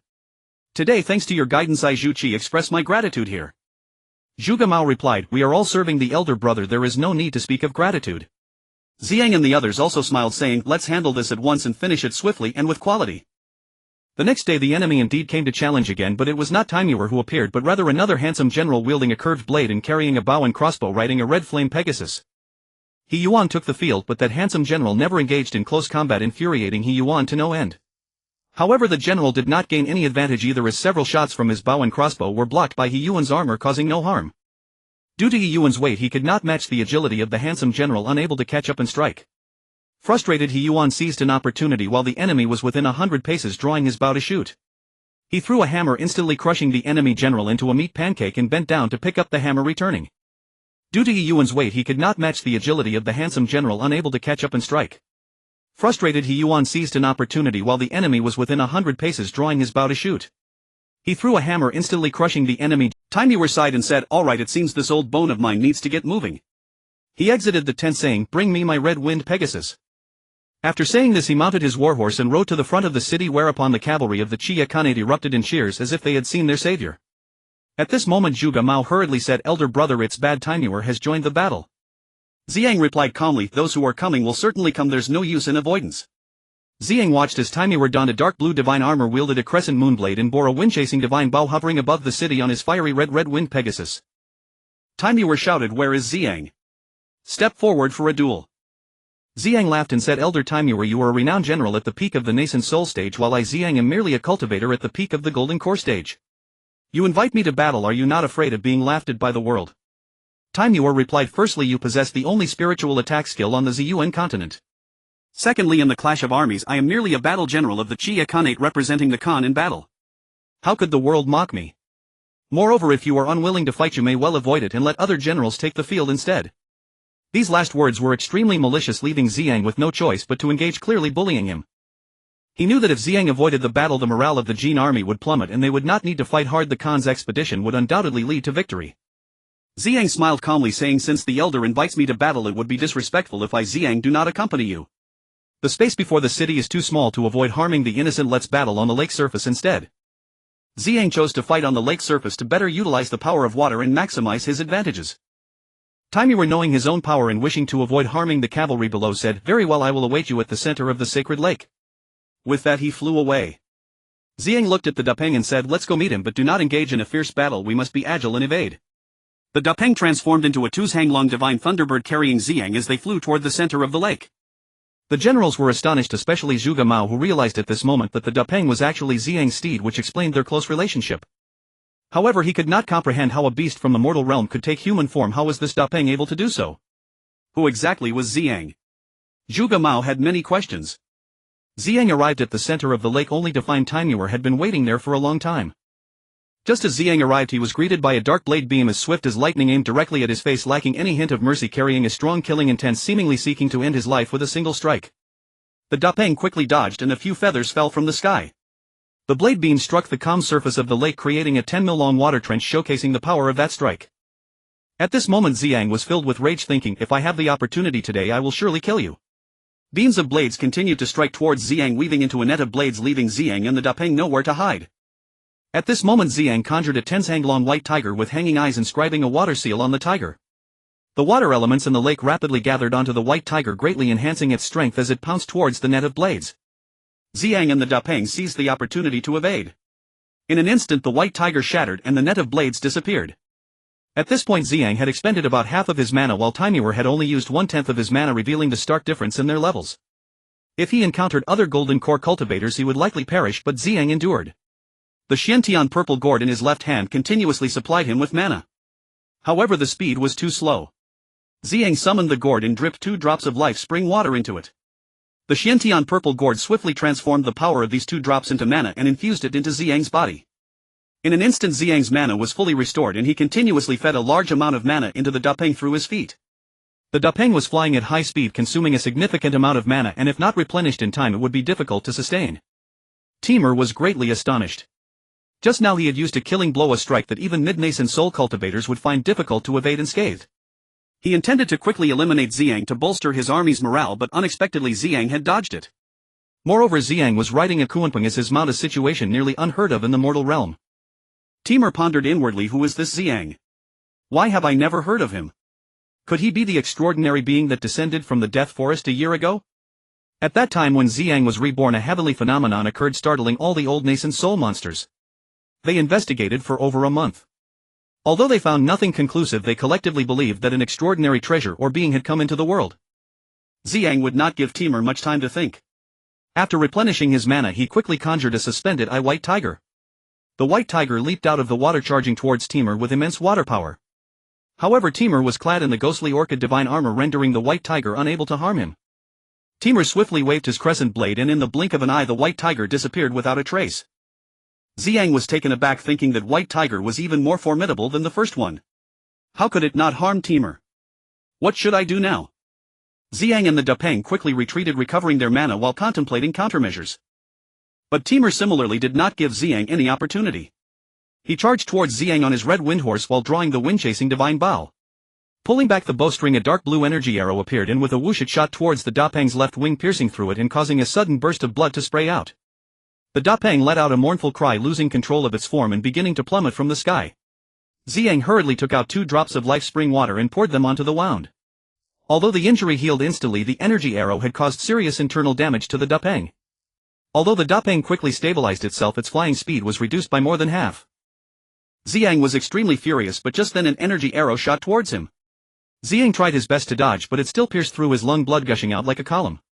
Ziyang felt his life force rapidly waning, teetering on the edge of death. Ziyang thought to himself, is my life coming to an end? I haven't avenged myself yet. No, I absolutely cannot die. I have yet to find Peshuai and Yunar, and I haven't killed the 5 divine emperors.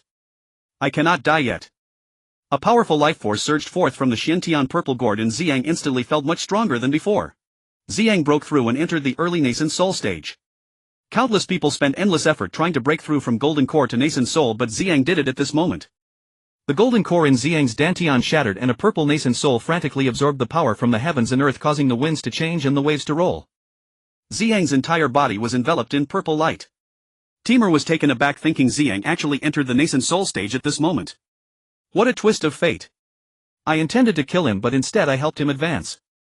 No, I must kill him now, otherwise there will be endless troubles. With that he drew his bow and shot again. Ziyang would not give him the chance. Upon entering the nascent soul stage, Ziyang condensed his nascent soul in an instant. His 6 senses became 10 times sharper than before, allowing him to perceive all movements within a kilometer and control everything within that range. Ziyang wielded the dark fragrance wolf hairbrush, sending forth towering waves towards Timur. A water character talisman followed closely behind, instantly turning Timur into an ice sculpture frozen in a pose of drawing his bow. Just as it seemed to take a long time, Ziyang instantly appeared beside Timur. The soft wolf hair on the brush became as hard as steel in an instant, the brush tip transforming into a spearhead and the handle extending to more than 2 zhang. Ziyang thrust the brush, striking true at Timur's brow. This all occurred in the blink of an eye, and the once famous General Timur met his end at Ziyang's hands. Ziyang lifted Timur on the tip of the brush like a flag. He collected Timur's crescent blade and wind-chasing divine bow, mounted the red windhorse and soared into the sky with the Dapeng towards the castle tower. Though the red windhorse was at the peak of the golden core stage, it had not yet awakened its intelligence, hence there was no issue of recognizing a master. The crimson blood horse could advance to the equivalent of the foundation establishment stage red flame horse under certain rare opportunities. Further opportunities could enable it to advance to the peak of the golden core stage red windhorse, reaching ultimate evolution, but it would never awaken its intelligence. Nonetheless, it remained the fastest steed in the mortal realm. When the soldiers on the city wall saw Ziyang returning with Timur, they began to wave flags and cheer. The morale of the Han army plummeted and the expressions of the many generals reflected a mix of disappointment, anger and fear as they sat dumbstruck on their horses unsure of what to do. In this critical moment it was the Queen Wire who understood. She knew that the cavalry of the Red-Tooth Han Kingdom was now terrified beyond measure. If Ziyang led a large army out of the city to attack they would surely collapse, so she suggested our army should temporarily retreat to wait for a better opportunity. The commander ordered the bugle to recall the troops and slowly retreat. On the city tower Zhuge Mo suggested to pursue the victory, but he was stopped by Xu Qi. Xu Qi understood the state of his forces. Only by holding the city could they have a chance to fight back, otherwise they would be slaughtered by the cavalry. Upon returning to the city, although Ziyang had entered the early nascent soul stage, he had sustained internal injuries and was in need of rest just like the Dapeng. He took Timur's treasured armor and spatial ring. Timur had lived for over 300 years, naturally possessing a spatial ring which was extremely rare in the mortal realm and contained his wealth and treasures accumulated over 3 centuries. He ordered someone to take good care of the Red Wind Horse and said to the generals, all matters of city defense will be overseen by Xu Qi. The Dapeng and I need to recuperate for a while, and let's place Timur's corpse in a heavy coffin to give to. With that he departed. Ziyang and the Dapeng entered the Rui space, soaking and cultivating in the Lake of Life. They stayed there for over 10,000 days, while only 10 days passed in the outside world. Ziyang's musical skills reached the first level of sound explosion, allowing him to release 20 sound explosions at once through chess. He raised his spiritual power to the 4th level, able to perceive and control everything within a kilometer. His calligraphy skills cultivated the fire character talisman, effectively harnessing the power of fire from the heavens and earth, and his painting skills reached the 1st level of bear strength in offensive power, 1st level of earth armor in defensive power, and 1st level of wind control and aerial capability, allowing him to freely overlay these powers onto himself or others for amplification. The Dapeng not only recovered its body but also gained insights from the battle. During these 10,000 days it finally broke through its bottleneck and entered the early nascent soul stage. As Ziyang and the Dapeng exited the Rui space, when the Fire Phoenix saw the Dapeng had entered the early nascent soul stage, she immediately understood and, shedding her usual cold demeanor, insisted on going into battle to seek opportunities for a breakthrough. Ziyang had no choice but to promise her that she could fight next time. In the 10 days that Ziyang was recuperating, the entire Ziyuan continent was in an uproar. Ziyang's sudden emergence had attracted intense attention from various forces. The woman in the purple feather fox cloak had naturally investigated the entire battle and Ziyang's every move thoroughly. Coupled with Zhuge Mo's information, she felt more confident. Thus various forces began sending representatives, including many nascent soul cultivators, to observe the battle over the holy land. Ziyang understood the situation and learned that for nearly 10 days the Qia Khan Kingdom had not mobilized any troops, nor had they attacked or retreated. They merely surrounded from 3 sides. Xu Qi analyzed, the Qia Khan Kingdom must be calling for reinforcements or gathering siege equipment. The moat city proposed by Zhuge Mo had already been completed. At this moment the morale among Ziyang's troops soared, and they held an almost blind admiration for Ziyang, even considering him a celestial being come to aid the weak Jin Kingdom and rescue the common people of the northern borders. After understanding the general situation, Ziyang remembered the matter of Timur and asked, what about Timur's situation? Xu Qi replied, the body has already been sent over and the Qia Khan Kingdom held a state funeral for him with national mourning for 3 days. Moreover, Timur's great-grandson Kimur came in mourning attire to demand Timur's relics. At this moment Ziyang remembered the spoils taken from Timur. Ziyang smiled and said, if you want our spoils, there's no way, let us see what Timur has left for us. Ziyang took out the Yulan divine armor, the crescent moonblade and the wind-chasing divine bow, saying, these are all mid-grade divine artifacts. He casually handed the crescent moonblade and the wind-chasing divine bow to Xu Qi, saying, you oversee the defense of the county city, which is quite arduous, and I see you have no suitable weapons. Take these 2 for your own protection. Then he handed the Yulan battle armor to Hua Hong, saying, you shot down the enemy general and achieved the first merit, plus you recruited 200,000 cavalry and oversaw the production of countless bows and crossbows. This armor and my fiery red steed are for you to use. The 2 were overjoyed and bowed in thanks, knowing that what they received were extremely rare mid-grade divine artifacts. Ziyang opened the spatial ring and poured out the items, instantly filling the 500 square meter hall. This was just 1/10 of what was in the spatial ring. Ziyang and the others saw a vast array of rare treasures, as well as dozens of low-grade divine weapons and over 20 sets of armor. Ziyang pointed at these weapons and armor, saying, choose what you need, feel free to take whatever you like. In a short while the generals picked out their desired items, with Xu Qi selecting a piece of treasure armor and Hua Hong choosing a battle knife. Yang Xing and He Yuan did not find suitable weapons, and as for the armor, they already had their own. Zhuge Mo did not need these, while Dapeng and Huofeng looked down upon these mundane things. Among this pile of items, the equipment of the Crimson Blood heavy cavalry, gold, purple gold, rare minerals and exotic treasures each accounted for 1/5. Ziyang was left with only the exotic treasures, putting all other items into his spatial ring and transferring the other treasures from Timur's spatial ring into his, leaving only the exotic treasures. Ziyang then placed these exotic treasures back into Timur's spatial ring and handed this ring to Zhuge Mo, saying, convert these exotic treasures into silver for safekeeping in case of need. However, any treasures you find appealing in this spatial ring are yours. You have worked hard recruiting soldiers and transporting supplies. He further addressed the generals saying if you want any treasures just ask Zhuge Mo for them, but each person is limited to 2 items.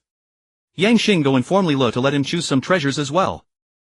Zhuge Mo and the generals were overjoyed, thinking to themselves, following the protector of the nation is truly beneficial. Not only are there divine artifacts but also treasures. Zhuge Mao was most delighted with the spatial ring, as the number of people possessing such a treasure on the continent was exceedingly rare. After all, a spatial ring was a top-grade artifact.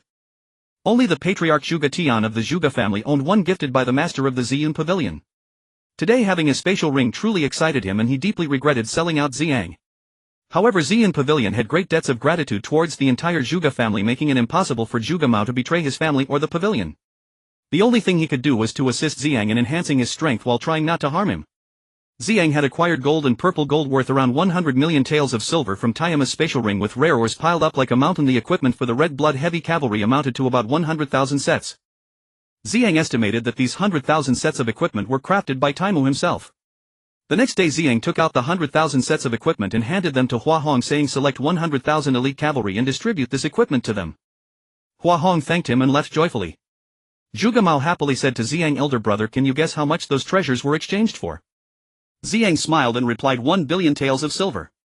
Zhuge Mao shook his head. 100 billion taels of silver. Ziyang posed another guess.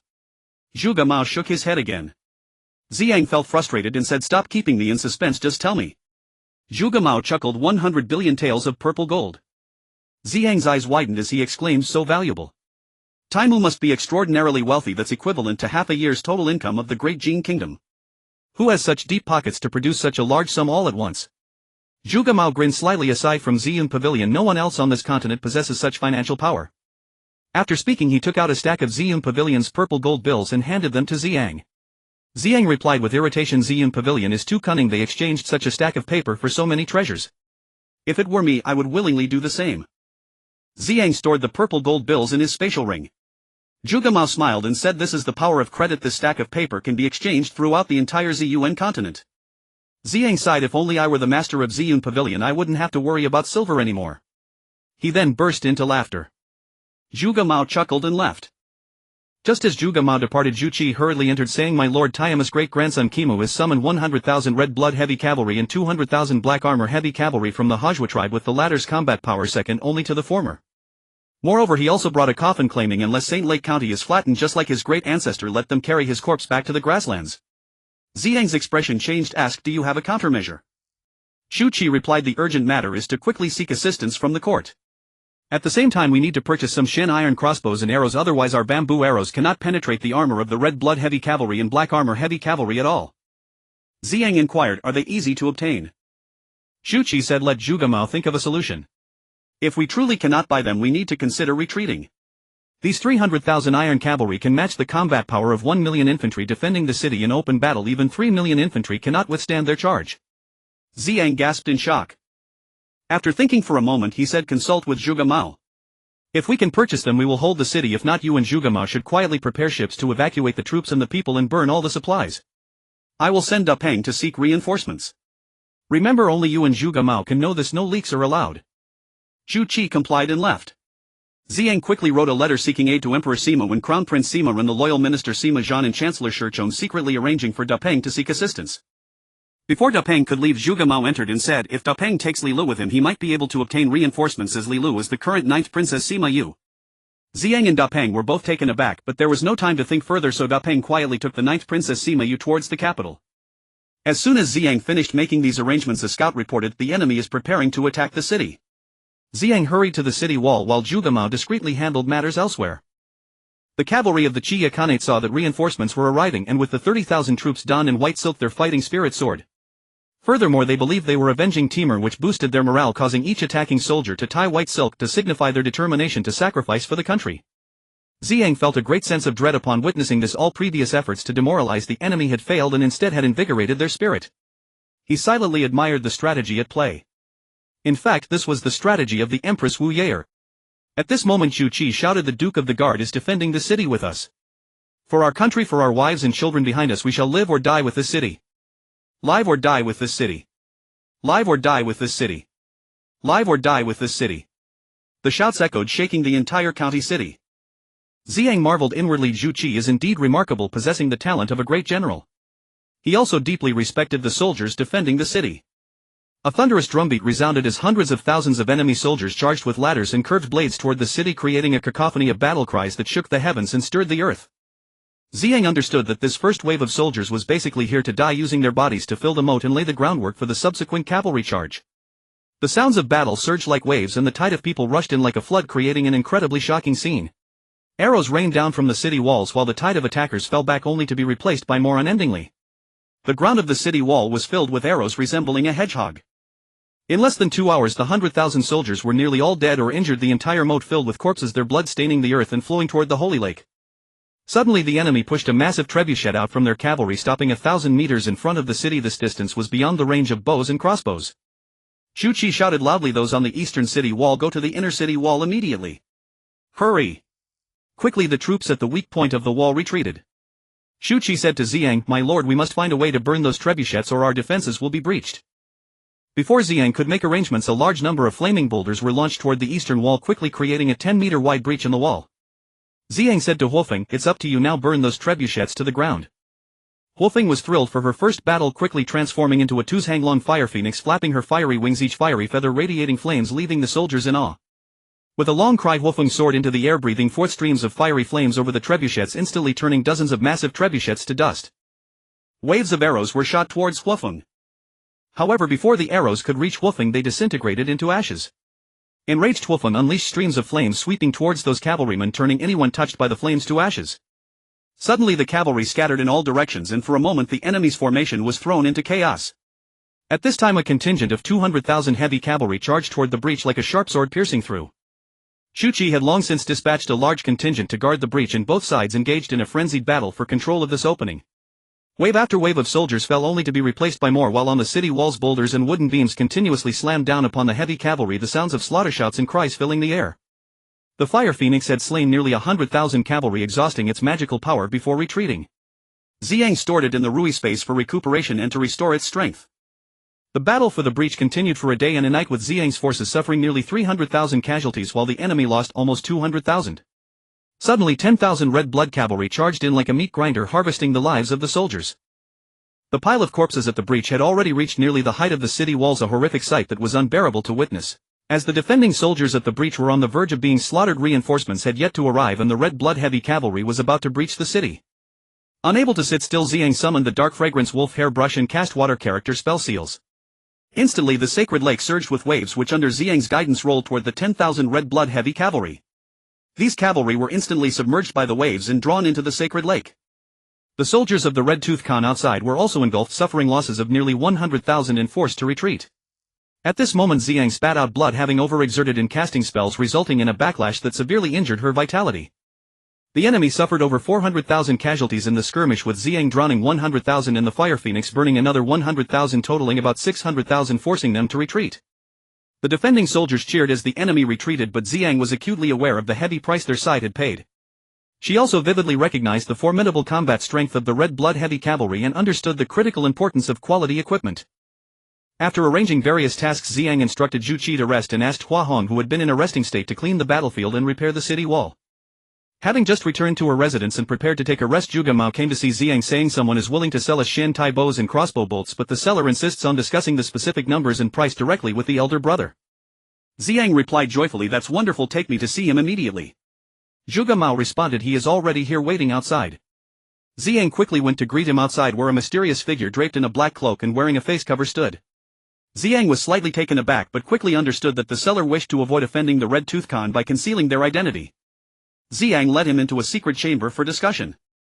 The mysterious person stared blankly at Ziyang, overwhelmed by a familiar aura that she hadn't sensed in over 100,000 years, now right before her. She could hardly believe it, tears streaming down her face.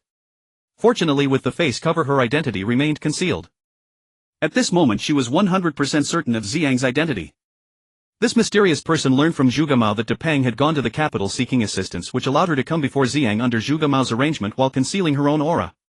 Ziyang did not detect her presence, merely assuming the other party wished to keep their identity hidden to avoid offending the Red Tooth Khan, and thus harbored no suspicions regarding the concealed aura and magical power.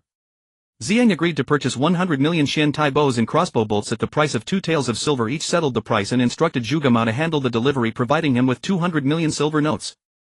Zhuge Mao used his spatial ring to transport the 100 million Shin Tai bows and crossbow bolts in 4 trips, delivering them to Hua Hong for distribution among the troops. After the mysterious figure emerged from Ziyang, she saw that Ziyang had sustained serious injuries and her heart ached profoundly. She had been closely monitoring the developments of the battle in the Holy Lake County city, knowing that Ziyang was at a critical juncture, and began to contemplate how to assist him. This mysterious figure gathered 500,000 troops from various locations stationed in Holy Lake County. Da Peng, accompanied by the 9th princess, sought aid everywhere with the troop dispatch order from Emperor Sima I. Unfortunately, although Shirchong and Sima Zhan readily agreed, they delayed the deployment under various pretexts.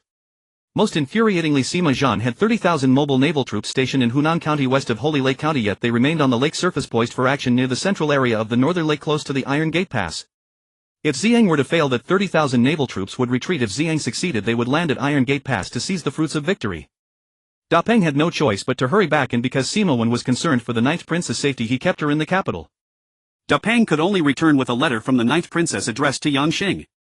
Feeling dejected on the way back, he suddenly heard a shout, "Da Peng, wait!" Da Peng was astonished and exclaimed, "Sister-in-law, is it really you?" But with that familiar aura, Da Peng could not be mistaken. He just couldn't believe that the person he and Ziyang had been desperately searching for was right before his eyes. The woman in white silk, like a celestial maiden, smiled and said, "Do you not recognize me?" Da Peng replied with a silly grin, "How could I not recognize you? It's just that my brother and I have been desperately seeking your whereabouts, and I can hardly believe it." The two of them arrived at a branch of the Ziyang pavilion and discussed the circumstances of the past years in a secret chamber for 2 full hours without finishing, yet they had a rough understanding of each other's situations. The woman in white said, "I will allocate 30,000 troops for you," claiming they are the Imperial Guards dispatched by Emperor Sima I. "I do not wish to disturb your brother right now lest he be distracted.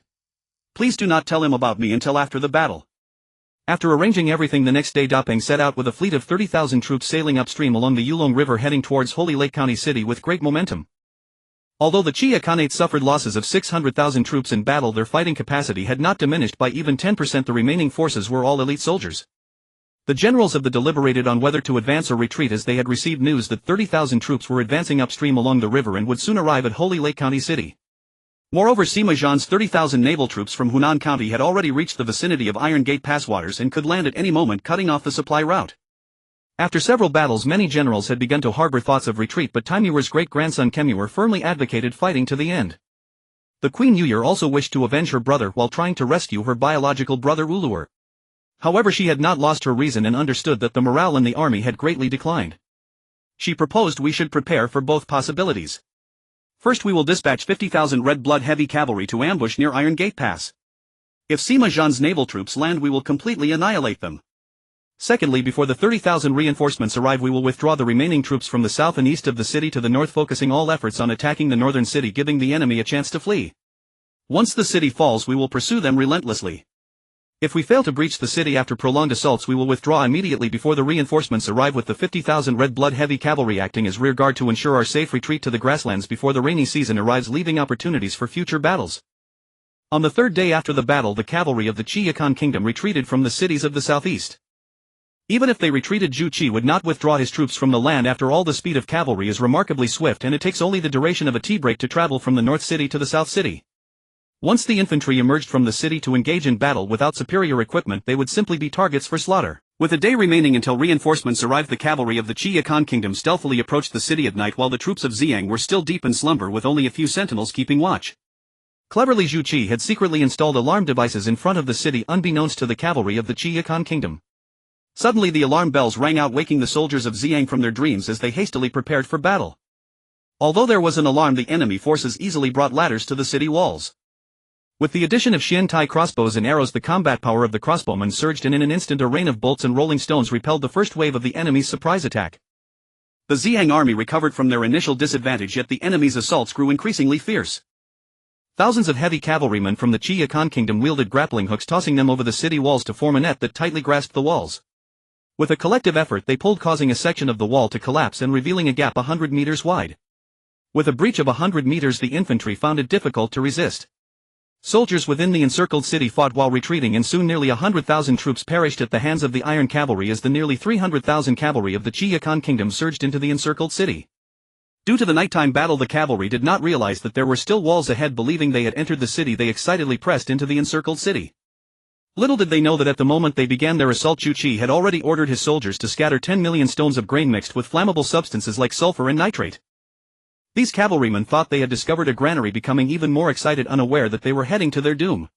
Shu Qi commanded the igniting of the grain near the breach, and instantly a rain of fire descended from the sky, flames soaring high. The unfortunate 200,000 armored cavalrymen and another 100,000 heavy cavalry perished in the sea of flames, leaving the cavalry outside in stunned silence, realizing the situation was dire. Seeing the dire situation, a swift order to retreat was given. Leading the 20,000 remaining soldiers, they fled towards the Iron Gate Pass. Ziyang ordered a full pursuit, especially the 20,000 cavalry under Hua Hong, who took the lead in the chase. Among the 20,000 cavalry under Hua Hong, although their combat power could not compare to the Qishui heavy cavalry, they were still on par with the armored cavalry in terms of strength. Just after leaving the city and pursuing for 100 miles, they encountered 50,000 heavy cavalrymen from Qishui, and in a fierce clash within less than an hour, Hua Hong's ordinary cavalry suffered 80% casualties, reducing their total number to a mere 100,000. Just then Yang Xinghe Yuan and Zhu Qi led 60,000 infantry who had caught up, surrounding the exhausted 50,000 Qishui heavy cavalry in a tight encirclement. After a fierce battle lasting nearly an hour, they annihilated the 50,000 Qishui heavy cavalry. Without hesitation, Hua Hong hurriedly led over 100,000 elite cavalry to pursue. He believed that chasing down the remaining fleeing soldiers was well within his capabilities. The 30,000 water troops under Sima Zhan learned of the defeat of the Qi Yakan kingdom and immediately landed at Iron Gate Pass, preparing to block the retreating army using the remaining city. Little did he expect to find an ambush of 50,000 Qishui heavy cavalry here. Had he known, he would have never allowed these 30,000 water troops to land, even if it meant his death. However, Wu Yar had underestimated the situation, failing to consider that Sima Zhan's naval forces would land from the Iron Gate Pass water fortress using the ruined city to resist the enemy. He overlooked the immense resistance posed by the ruined city during the retreat. One cannot blame her. How could she have any experience of defeat on the territory of the Great Jin Kingdom? Even if one were to face defeat on the grasslands, as long as the horses were fast enough, escape was absolutely feasible. However, the city walls were different. The terrain was shaped like a trumpet, with the Iron Gate Pass standing guard. As the 300,000 naval troops had just climbed onto the crumbling walls, 50,000 red blood heavy cavalry charged in. A fierce battle erupted. This battle had been ongoing for nearly 3 hours and was still not concluded. However, the 200,000 routed soldiers led by surged forth like a flood that had broken its dam, instantly overwhelming the red blood heavy cavalry. With a continuous influx of troops behind them, severe congestion occurred, further compounded by the pursuit of the 100,000 elite cavalry led by Hua Hong. These more than 100,000 elite cavalry had no trouble dealing with the enemy's heavy cavalry, who were terrified. With a series of charges, the 20,000 enemy troops were nearly annihilated in less than 3 hours. At this time, the red blood heavy cavalry had also wiped out the 300,000 naval troops of Sima Zhan. Meanwhile, hundreds of thousands of infantry led by Yang Xing and others rushed over. More importantly, the 300,000 reinforcements led by Depeng encircled from the Sacred Lake. When Depeng arrived at Sacred Lake County, Ziyang had directly ordered him to intercept the routed troops of the Red Tooth Khan landing directly north of the Red Blood Heavy Cavalry. The two armies besieged the 50,000 Red Blood Heavy Cavalry from both sides. Although the 300,000 troops brought by Depeng were infantry, they were exceptionally strong, mostly at the foundation establishment stage, and well-equipped, comparable in combat power to the Red Blood Heavy Cavalry. In an instant, the 50,000 Red Blood Heavy Cavalry were annihilated. And Wu Yar fled on their crimson flaming horses, surrounded by only a few dozen personal guards, while the rest perished in battle, including the great-grandson of Timur Kemur. At this time, among the 300,000 troops there was a general named Zhuge Guang, the elder brother of Zhuge Mao. Although he lacked the exceptional intelligence and extensive knowledge of Zhuge Mao, he had a deep interest in military texts since childhood and understood troop deployment and military strategies, commanding 10,000 troops among the 300,000. He suggested the enemy has suffered a great defeat and Wusu City may not even be aware of it. Moreover, it is a stronghold for the enemy's grain and military supplies. If we disguise ourselves as the enemy, we will certainly seize the city in one fell swoop. After hearing this, Zhu Qi greatly praised him and agreed with Zhuge Guang's suggestion. The other generals, seeing Zhu Qi's approval, also concurred. Zhuge Guang selected 50,000 soldiers from the 300,000 reinforcements, donned the armor of the Red Blood Heavy Cavalry, mounted a red blood steed, and set off towards Wusu City 500 miles away. Zhu Qi commanded the remaining 950,000 troops to provide support from 50 miles away. And Wu Yar, fearing the pursuit from behind, dared not flee towards Wusu City. Realizing that the forces within Wusu City were sparse, they fled eastward along the Death Forest. Zhuge Guang led his 50,000 troops to the city's gates, where the defending soldiers immediately allowed them to pass.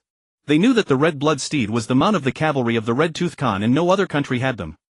The Red Tooth Khan would not sell them to outsiders, and the Red Blood Heavy Cavalry was the foundation of their nation, with only 500,000 in total.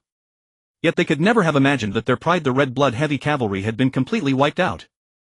To be honest, if it weren't for Ziyang obtaining 100,000 sets of red blood heavy cavalry armor from Timure's spatial ring, and if it weren't for the 300,000 reinforcements brought by Depeng, Ziyang's 60,000 infantry would have been unable to defeat the 50,000 red blood heavy cavalry. It is likely that it would have been Ziyang's army facing annihilation. Zhuge Guang successfully entered the city, swiftly slaying the guards and seizing control. He captured 300,000 heavy cavalry warhorses, 20,000 scarlet blood horses, equipped 300,000 sets of heavy cavalry armor and 2,000 sets of scarlet blood heavy cavalry armor, along with 1 million stones of grain and silver gold and purple gold, equivalent to about 100 million taels in silver and 200,000 jin of black iron ore. Zhu Qi and other generals entered the city, informing Ziyang of the situation. Ziyang ordered Hua Hong to station 100,000 elite cavalry at Wusuwa City and commanded Zhu Qi to reconstruct the Iron Gate Pass. Yang Xing and He Yuan cleaned up the battlefield, collecting the spoils of war. Among them, the most eye-catching was the moving tent. In this battle, Ziyang acquired 100,000 scarlet blood horses, 800,000 other horses, 5,000 warships from Sima Zhan's navy, countless black iron armor, battle blades and crossbows, along with approximately 50 million black iron arrows. It could be said that the harvest was substantial. Zhu Qi suggested transforming the Iron Gate Pass into a fortress-like city to ensure the safety of the fertile land within, converting the old city into a citadel.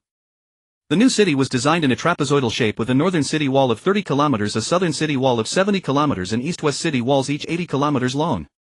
The walls were 30 meters thick, constructed from massive stones weighing 10,000 jin each, and the western city also featured a harbor capable of accommodating 10,000 warships. Zhu Qi estimated that the total cost for the city would be 500 billion taels of silver. Ziyang scratched his head but ultimately agreed. He understood the importance of the Iron Gate Pass. Possessing a stronghold there would ensure he would no longer be disturbed by the cavalry of the Qi Khanate, allowing him to recuperate and gather strength for revenge.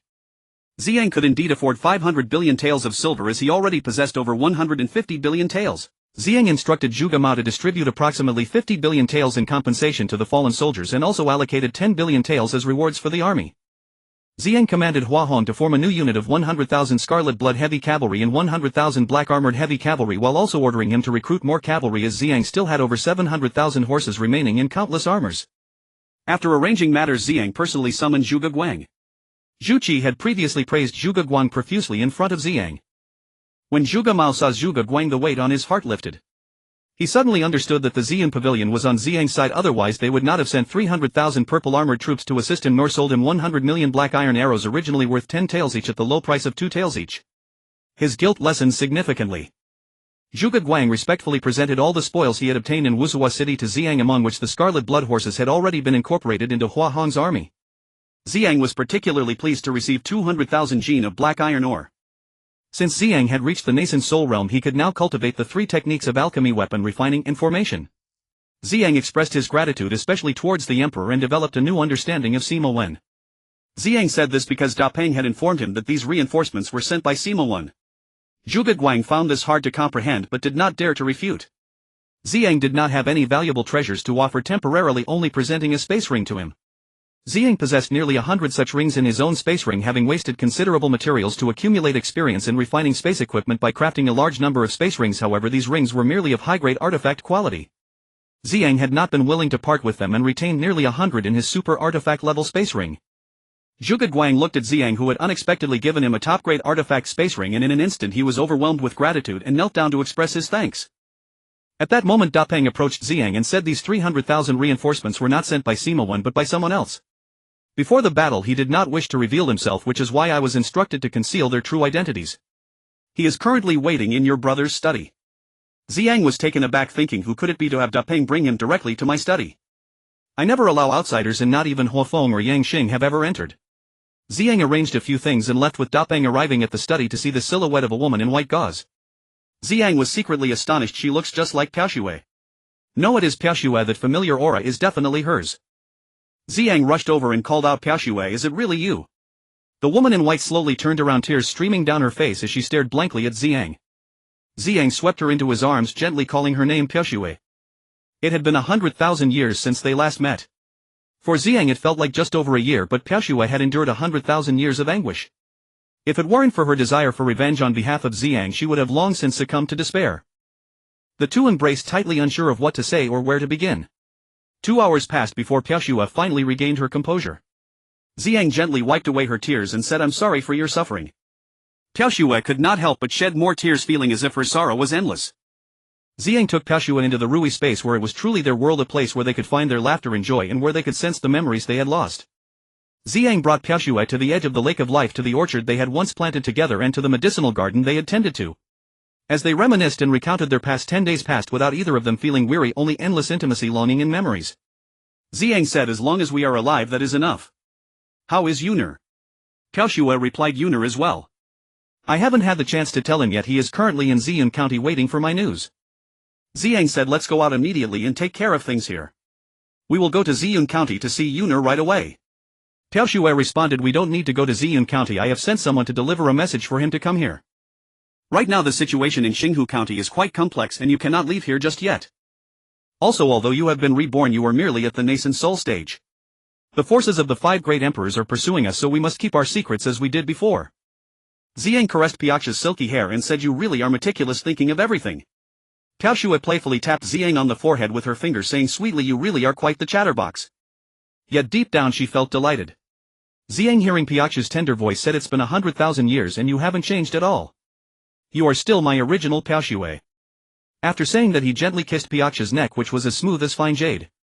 Piaxue let out a soft, delicate sound and said, for these 100,000 years what you owe me must be repaid slowly. Ziyang and Piaxue became entwined for nearly an hour, with Piaxue lying in Ziyang's embrace, her rosy face radiating a smile of happiness as they whispered sweet nothings to each other. Unbeknownst to how long it had been, Ziyang finally emerged from the Rui space and arranged for Zhuge Mao to invite Ziyun. Although Ziyang and Piaxue had spent a long time in the Rui space, merely a few hours had passed outside. Since returning from the battlefield, Da Peng had handed the letter written by the 9th princess to Yang Xing. In it she expressed her hope that Yang Xing would propose to Sima Wen, for her conveying her deep love for him and stating that she would marry no one but Yang Xing in this lifetime. Ever since the 9th princess and Yang Xing began their relationship, Yang Xing had cared for her as if she were a younger brother, attending to her every need, which caused the 9th princess to fall completely for him. At this moment Yang Xing was reading the letter back and forth. Da Peng and the 9th princess understood her feelings. If it weren't for Sima Wen's determined obstruction, the 9th princess would have certainly returned. When she was leaving, the 9th princess was in tears. Da Peng understood Yang Xing's feelings and suggested, why not talk to your elder brother and see if he has any solutions. Yang Xing and Da Peng came to find Ziyang with the letter. Ziyang had just finished handling some trivial matters and was about to return to the Rui space to meet Piaxue. Seeing the two approach, she smiled and asked, what brings you here to discuss? Indeed, one is invigorated by joyful events. Ziyang had been living quite well these days, with Piaxue residing in the Rui space, striving to rapidly increase her magical power and soon reach the Divine Emperor realm. Yang Xing presented the letter from the 9th princess to Ziyang. Ziyang chuckled, saying, how about this, you two take our captured mobile core tent to the capital and use it as a betrothal gift to propose to the 9th princess. I will write another letter to the emperor. I believe with our current strength he will certainly agree to your marriage. After finishing, he drafted a letter and handed it to Yang Xing, smiling, you must bring the 9th princess back to see me. Yang Xing was overjoyed and quickly replied, don't worry, elder brother, if the emperor disagrees I will cause a ruckus in the palace. Ziyang pondered for a moment and said, to bolster our military might you should requisition 10,000 red blood heavy cavalry from Huahong to accompany you. 3 days later, Yang Xing and Da Peng bound 9 large ships together with iron chains, setting 3 horizontally and 3 vertically to load the mobile court tent onto the ship. They set sail with 10 giant vessels carrying 10,000 red blood heavy cavalry, proceeding down the Yulong River toward the capital. On the second day after Yang Xing and Da Peng left, Zhuge Mao led Ziyun to Ziyang's residence secretly. Ziyang and Piaxue awaited Ziyun's arrival anxiously in the study. At that moment Ziyang felt an indescribable emotion and an inexplicable sense of urgency, a feeling he had not experienced even during the Timur War. Piaxue watched as Ziyang paced back and forth in the study and stepped forward to tightly grasp his hand. Though no words were exchanged, their hearts resonated with each other, understanding one another. Ziyun arrived at the study, glancing at Piaxue then at Ziyang. The two stood there in a daze, unsure of what to say. In Ziyun's heart, Ziyang was merely a symbol. Ziyun had never received a father's love from Ziyang, having followed Piaxue to escape from danger since infancy. Ziyang felt a deep sense of shame. He had never fulfilled his responsibilities as a father, longing to see his child yet also fearing the encounter, feeling that facing Ziyun was both familiar and strange. Piaxue quickly stepped forward, holding Ziyun's hand, saying, what are you two standing there for like fools? Let's not stay here, let's go home. In the heart of the drifting snow, that Wishful Space was their true home. There Ziyang healed her wounds, there she met Ziyang for the first time, there they fell in love, there they celebrated their union, there they welcomed their lovely Ziyun. It was also there that the three of them lived together for a year, and even more so it was there that Piaxue felt the warmth and affection of home. The three of them arrived at the Wishful Space, where Ziyun finally saw her true home and realized she was born there. Ziyun's heart was filled with joy as she followed Ziyang and Piaxue to the shores of the Lake of Life, gazing at the spiritually rich orchard and medicinal garden and the enticing celestial fruits that made her mouth water. She had never seen so many treasures before. As a child she often heard her mother speak of a paradise abundant with celestial fruits, and she had longed for it, drooling at the thought. Today she finally laid eyes on the place of her dreams and her childhood cravings surged forth. Pao Shua looked at her child's greedy expression and laughed. All these spiritual fruits are yours. Pick whatever you wish to eat. However, these fruits have grown for over 100,000 years and the spiritual energy they contain is denser than that of 10 top-grade spirit crystals. With my magic I can only eat one at a time, so don't be greedy. The three of them laughed together and the previously awkward atmosphere was instantly dissolved. Ziyang said, from now on you and your mother shall live here. The spiritual energy is abundant, which is beneficial for your cultivation, and there are various spiritual fruits and medicines for you to use at will. I will also be able to see you often. As for the matters of Ziyun Pavilion, let Zhuge Tian handle them. Just instruct Zhuge Mo to convey any messages. Ziyun replied, yes father. I often heard mother speak of this place when I was young and I dreamed of living here. This is truly our home. Our family of three is finally reunited and we will never be separated again. Once the family began to chat, they could talk for 3 days and nights without running out of things to say. Ziyang guided Ziyun through various cultivation texts, allowing him to choose. To maintain secrecy, Ziyun and Pao Shua lived within the Wishful Space, diligently cultivating and enhancing their powers, while naturally Ziyun continuously indulged his little cravings. Da Peng and Yang Xing spent over 3 months traveling day and night, arriving just outside the capital. Due to the massive size of the mobile imperial tent, it could not pass through the city gates, so Sima Wen ordered Steward Lu to move it into the royal hunting grounds temporary palace. Da Peng and Yang Xing led 10,000 red blood heavy cavalry into the capital in a grand display, garnering admiration from the entire populace. It is known that the war between the Great Jin Kingdom and the Chia Khanate had not seen a victory in over 100 years. When news of Ziyang's great victory annihilating 130,000 iron cavalry with only a handful escaping spread throughout the nation, Ziyang and his commanders were regarded as deities by the common people. When they heard that Ziyang's general Yang Xing was coming to propose to the 9th princess with spoils of war, the populace erupted in excitement, eager to witness Ziyang's might and Yang Xing's charisma. Some even traveled from distant counties to see. The common people of the Great Jin had never seen the red blood heavy cavalry. Upon witnessing row after row of fiery red steeds passing by, they could not help but express their admiration. Sima Wen personally welcomed Da Peng and Yang Xing outside the palace city, leading the 9th princess and various civil and military officials, and brought the two into the grand hall. Upon the palace, Yang Xing detailed the situation of the great battle to Sima Wen. Naturally, he omitted certain things that should not be mentioned. Sima Zhan's face was a ghastly green, still mourning his 300,000 water troops, a clear case of losing the rice while trying to steal the chicken. Sima Wen listened with great interest to Yang Xing's account, repeatedly expressing his admiration and greatly praising Ziyang and his generals. In the end, Yang Xing presented the list of gifts, which was merely a formality since the gifts had already been delivered to the palace. In front of all the civil and military officials in the grand hall, Yang Xing proposed to Sima Wen. Sima Wen was overjoyed and understood very well Yang Xing's feelings for the 9th princess, yet a royal princess could not be married off so easily. Sima Wen said, Yang Iching, you are a young hero and from a prominent family. I naturally wish to approve this marriage. Moreover, I will bestow upon you the territories of Shan Nanjun and Hong Yuanjun as the dowry for the princess.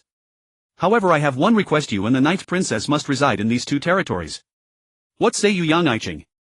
With Sima Wen having said this, how could Yang Xing possibly disagree? Sima Wen was truly cunning. Shan Nanjun and Hong Yuanjun were located to the northwest and northeast of the capital, respectively, adjacent to the capital, forming a strategic angle, and belonged to the factions of Sima Zhan and Shechong. If Yang Xing wanted to obtain these 2 territories, he would have to conquer them. In this way, Sima Wen could achieve 2 objectives: first, to execute a warning to deter Shechong and Sima Zhan; second, to ensure the safety of the capital. If the 9th princess and Yang Xing could hold these 2 territories, they would form a tripartite balance around the capital, guaranteeing Sima Zhan's throne. Furthermore, Sima Wen's words were reasonable. A grand royal wedding and the granting of 2 territories, though somewhat excessive, was normal, as the 9th princess was Sima Wen's favored daughter. Besides, all cities in the realm nominally belonged to the emperor, and it was within his rights to bestow territories as he pleased. Although Shan Nanjun and Hong Yuanjun were secretly controlled by Sima Zhan and Shechong, this was merely behind the scenes. In front of the civil and military officials, no one would dare to break that veil, as the timing had not yet matured. Sima Wen had cleverly grasped the intentions of both sides to dare to distribute these fiefs. Yang Xing naturally understood Sima Wen's intentions. When the territories were first granted to Ziyang, it was an attempt to leverage power. Now that Ziyang's influence had grown immensely, Sima Wen naturally sought ways to exploit that. However, Shechong and Sima Zhan did not expect Sima Wen to act against them so quickly.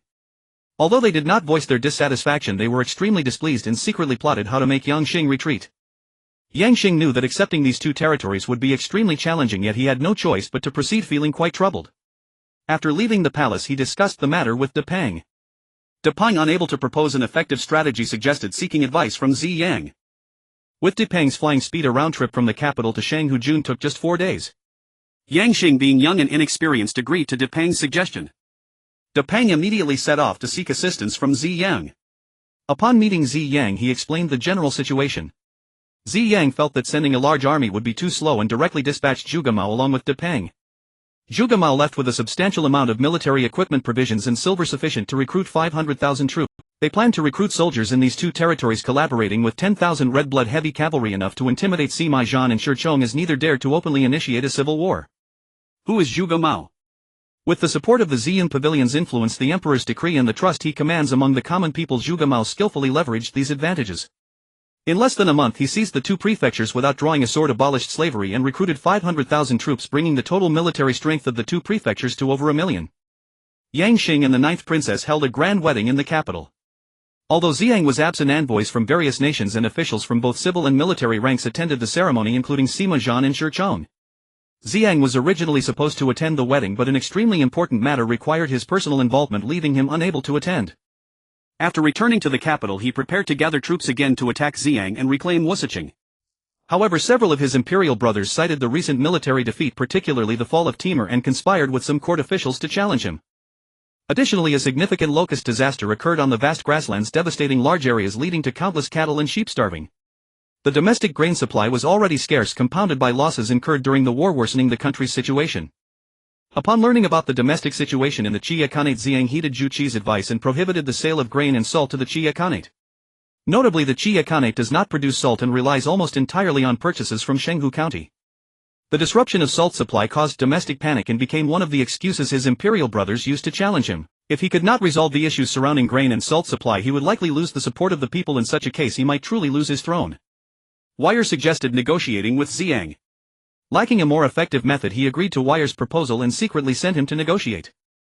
Wire was the most suitable envoy for this negotiation. He and Ziyang arranged to meet in Wusicheng for talks. Before the negotiation, Wire was very eager to see his brother Euler. Dressed in black with a black veil, Wire was accompanied by 10 personal guards at the peak of the golden core stage. Ziyang brought only Zhu Qi with him. Upon meeting Ziyang, Wire got straight to the point. I represent the Great Khan of the Qia Khanate and propose a ceasefire, free trade, and the return of Wusicheng to the Great Jin Empire. At the same time, I also request in my personal capacity that the protector of the nation allow my brother Euler to be released. Ziyang, seeing that the other party was straightforward, replied, I can agree to the conditions you proposed, but I would like to know what your esteemed Khan is willing to offer in exchange for these terms. Wire responded, we are willing to exchange our fierce warhorses from the grasslands, valuable black iron ores and precious furs. Ziyang replied, I only want the Qishue warhorses, I don't need the others. I currently have 700,000 horses idling in my stables. I do want the black iron ores, but I do not need the furs. Wire was not surprised. He anticipated that Ziyang would seize the opportunity to demand Qishue warhorses. Wire asked, how many Qishue warhorses and black iron ores does the protector of the nation desire? Ziyang inquired, how much can you provide? Wire answered, 10,000 Qishue warhorses and 100,000 jin of black iron ores.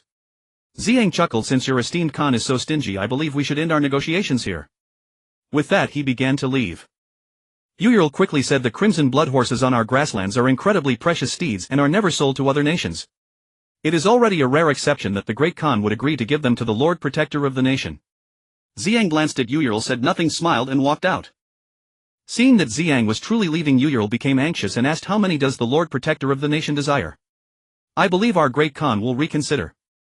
Ziyang replied, 200,000 crimson blood horses and 1 million pounds of dark iron, or this number cannot be reduced. If your Great Khan feels this is unfair, I can offer some supplies and salt as compensation. Euler was taken aback, his mouth agape in shock, thinking the dark iron ore is not difficult to obtain, as there is plenty on the grasslands, but there are only over 500,000 crimson blood horses left. We lost more than 100,000 in the last battle, leaving us with just over 400,000. Indeed, Ziyang was making a bold demand. If he were to acquire another 200,000 crimson blood horses, he would have more heavy cavalry than the Red Tooth Khanate, making it easy to sweep through them. Seeing Euler's astonished expression, Ziyang felt he had been a bit too harsh. Euler sensed that this negotiation was likely to fail, as the disparity in expectations between both parties was too great. The Khan's bottom line was 50,000 horses, a difference of 150,000, and she dared not make a decision. She said, the demands of the Lord Protector of the nation are far too removed from my Khan's bottom line. I cannot make a decision. Let me first report the Lord Protector's requirements to my Khan and see if he agrees. Yuyurl was compelled to negotiate successfully due to the domestic situation and was also worried for her brother's safety. If it were not for these reasons she would have been furious by now. Though she did not show it on her face, she was seething with anger inside, thinking of tearing Ziyang apart. Yuyurl explained the situation to the Khan through a letter requesting an increase in the number of crimson blood horses exchanged and repeatedly emphasized the importance of signing a treaty with Ziyang. 10 days later Yuyurl invited Ziyang to meet again. During this meeting Yuyurl directly stated our great Khan is quite upset with the excessive demands of the Lord Protector of the nation. However, after my patient persuasion he is willing to offer 100,000 crimson blood horses, which is our bottom line, and also requests that the Lord Protector provide 1 billion stones of grain and 1 million pounds of salt as compensation. Ziyang thought to himself that 100,000 crimson blood horses were indeed quite a lot, considering each horse was worth 10,000 taels of gold and was in high demand. However, he still wanted to curb Yuyurl's arrogance and make the Red Tooth Khanate lower its proud head. Ziyang smiled without answering. Yuyurl, noticing his attitude, felt some anger and spoke with a threatening tone. My Red Tooth Khanate has billions of subjects. Without food and salt they might even ride their horses with curved blades to beg for food from the Lord Protector of the nation. Ziyang chuckled again and said, today's Iron Gate Pass is not the same as it once was. Unless your heavy cavalry comes I would still be a bit concerned. As for ordinary civilians, let alone billions, even tens of billions, I do not fear.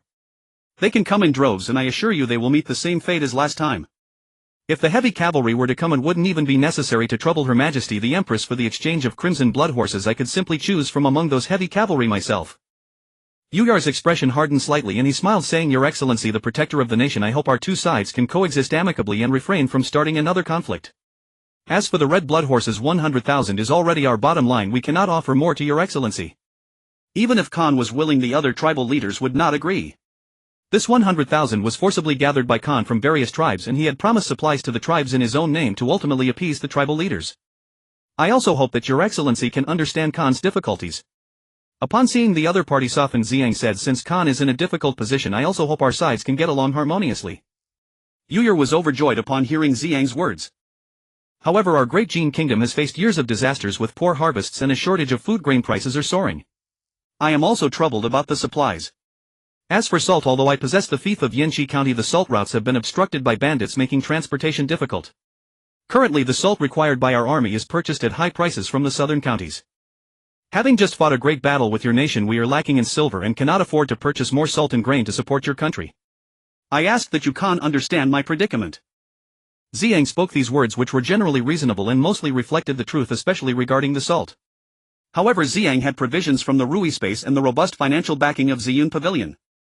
Nevertheless, Ziyang wanted to gain more benefits, which was why he said so. With Ziyang saying this, Yuyurl had no other choice. According to the informant placed beside Ziyang, she could deduce Ziyang's current economic situation. Her actual goal was to gather 100 million shur of grain to resolve the domestic crisis. Regarding other conditions, they could be discussed.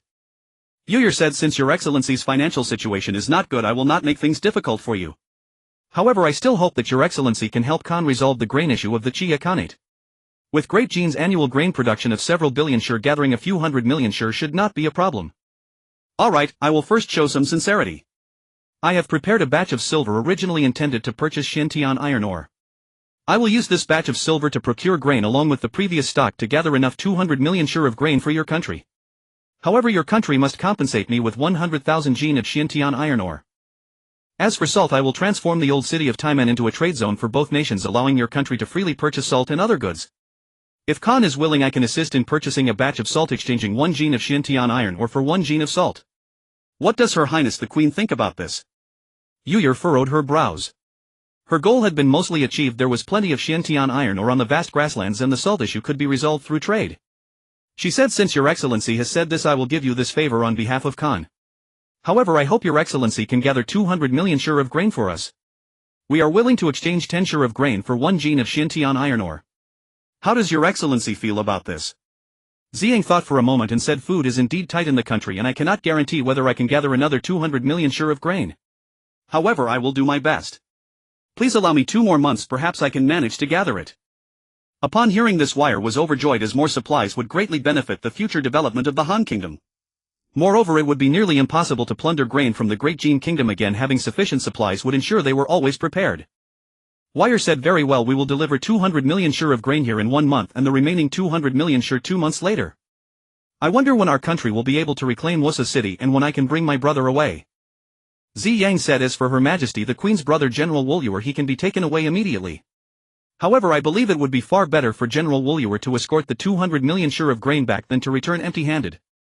As for the final decision, I leave it to Her Majesty the Queen. Regarding the issue of receiving Wushu City, it will be returned when your country's 100,000 red blood horses arrive. Wire said, thank you Lord Protector for considering my brother. However, I would like my brother to be responsible for reclaiming Wushu City and escorting the grain. We siblings have not seen each other for many days and I hope Lord Protector can understand. Ziyang said, since Her Majesty the Queen has said so, I am also pleased to see General Woolyuer return to the grasslands soon. Today I will restore General Woolyuer's freedom. Afterwards Ziyang and Wire each arranged some matters and signed a series of free trade agreements and a 10-year armistice treaty. A month later Hua Hong received 100,000 red blood horses and returned to Shenghu County City with 90,000 red blood heavy cavalry and 100,000 cavalry escorting 100 million gene of mysterious iron ore and 100,000 red blood horses. He handed over Wushu City and 200 million share of grain to Woolyuer. Ziyang instructed Hua Hong to select elite cavalry and form another 100,000 red blood heavy cavalry, ordering him to lead 200,000 cavalry to eliminate the millions of mountain bandits in the 6 counties. Ziyang devised a strategy of 1 to pacify, 2 to drive away, 3 to annihilate, to ensure that there would be no more bandits within the 6 counties, safeguarding the salt rod of the Salt Pool County. Ziyang ordered Zhu Qi to transform the old city gate into a free trade zone to attract merchants from various countries for trade. This was to prepare for significant future fiscal expansion. Ziyang also ordered He Yuan to guard Yunmeng County and to recruit and train 200,000 heavily armored infantry in Yunmeng County. After a series of arrangements combined with the armistice agreement with the Qiyahan Kingdom, the 6 counties under his command were essentially in a state of peace. Only then did Ziyang feel at ease to enter the Rui space for focused cultivation, solidifying his nascent soul early stage and refining his body to its utmost limits. With Ziyang's current strength he could contend with experts at the peak of the nascent soul stage. What Ziyang urgently needed to resolve now was to elevate his alchemy, weapon forging and formation techniques to the nascent soul stage, enabling him to refine pills suitable for the transformation stage, foundation establishment stage, golden core stage and nascent soul stage. He aimed to produce better equipment and treasures and to arrange formations at the level of the nascent soul stage. In terms of pill refining, foundation establishment pills are suitable for cultivators at the transformation stage, golden core pills for those at the foundation establishment stage, nascent transformation pills for those at the golden core stage, and so on, with specific pills tailored for cultivators at higher realms. In terms of artifact refining, cultivators below the golden core stage are unable to forge artifacts. Only upon reaching the golden core stage can they form the Dan fire within their dantian, allowing them to refine their own lifebound treasures. As their cultivation level continues to rise, the Dan fire evolves and their lifebound treasures can be reforged with higher Dan fire, greatly increasing their potency.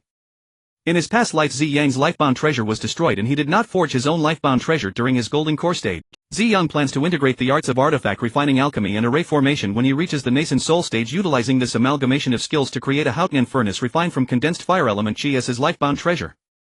The most crucial aspect of artifact refining and alchemy is mastering the control of fire. Arranging arrays is meant to better control the fire, enabling the creation of superior artifacts and elixirs. If one fails to master the control, the higher the grade of the artifacts and elixirs, the higher the failure rate. For instance, the success rate for refining super artifacts and elixirs above the holy grade is less than 10%, and for even higher grades it can drop below 1%. This is also the reason why high-grade elixirs and artifacts are so precious. In his past life Ziyang successfully integrated the arts of artifact refining, alchemy and array formation while mastering the laws of time and space, which allowed him to create a time-traveling vessel, ultimately bringing disaster upon himself and his family. The Haotian furnace that Ziyang wishes to create by merging the 3 arts of artifact refining, alchemy and array formation will produce the Haotian furnace spirit when he reaches the nascent soul stage. The most significant role of this Haotian furnace spirit is to automatically adjust the realm of fire and control the fire's intensity, effectively becoming a sentient Haotian furnace. The Haotian furnace spirit can only awaken its intelligence once the experience of refining the furnace reaches the nascent soul stage, and as the furnace's level continues to rise, its intelligence will also improve, enhancing its control over fire and refining capabilities. Moreover, the Haotian furnace spirit guarantees a 100% success rate in the elixirs and artifacts it refines. The reason Ziyang aims to create his lifebound treasure at the nascent soul stage is to forge a treasure endowed with intelligence. Generally, lifebound treasures do not possess intelligence, and even those refined to the highest state will not have such attributes.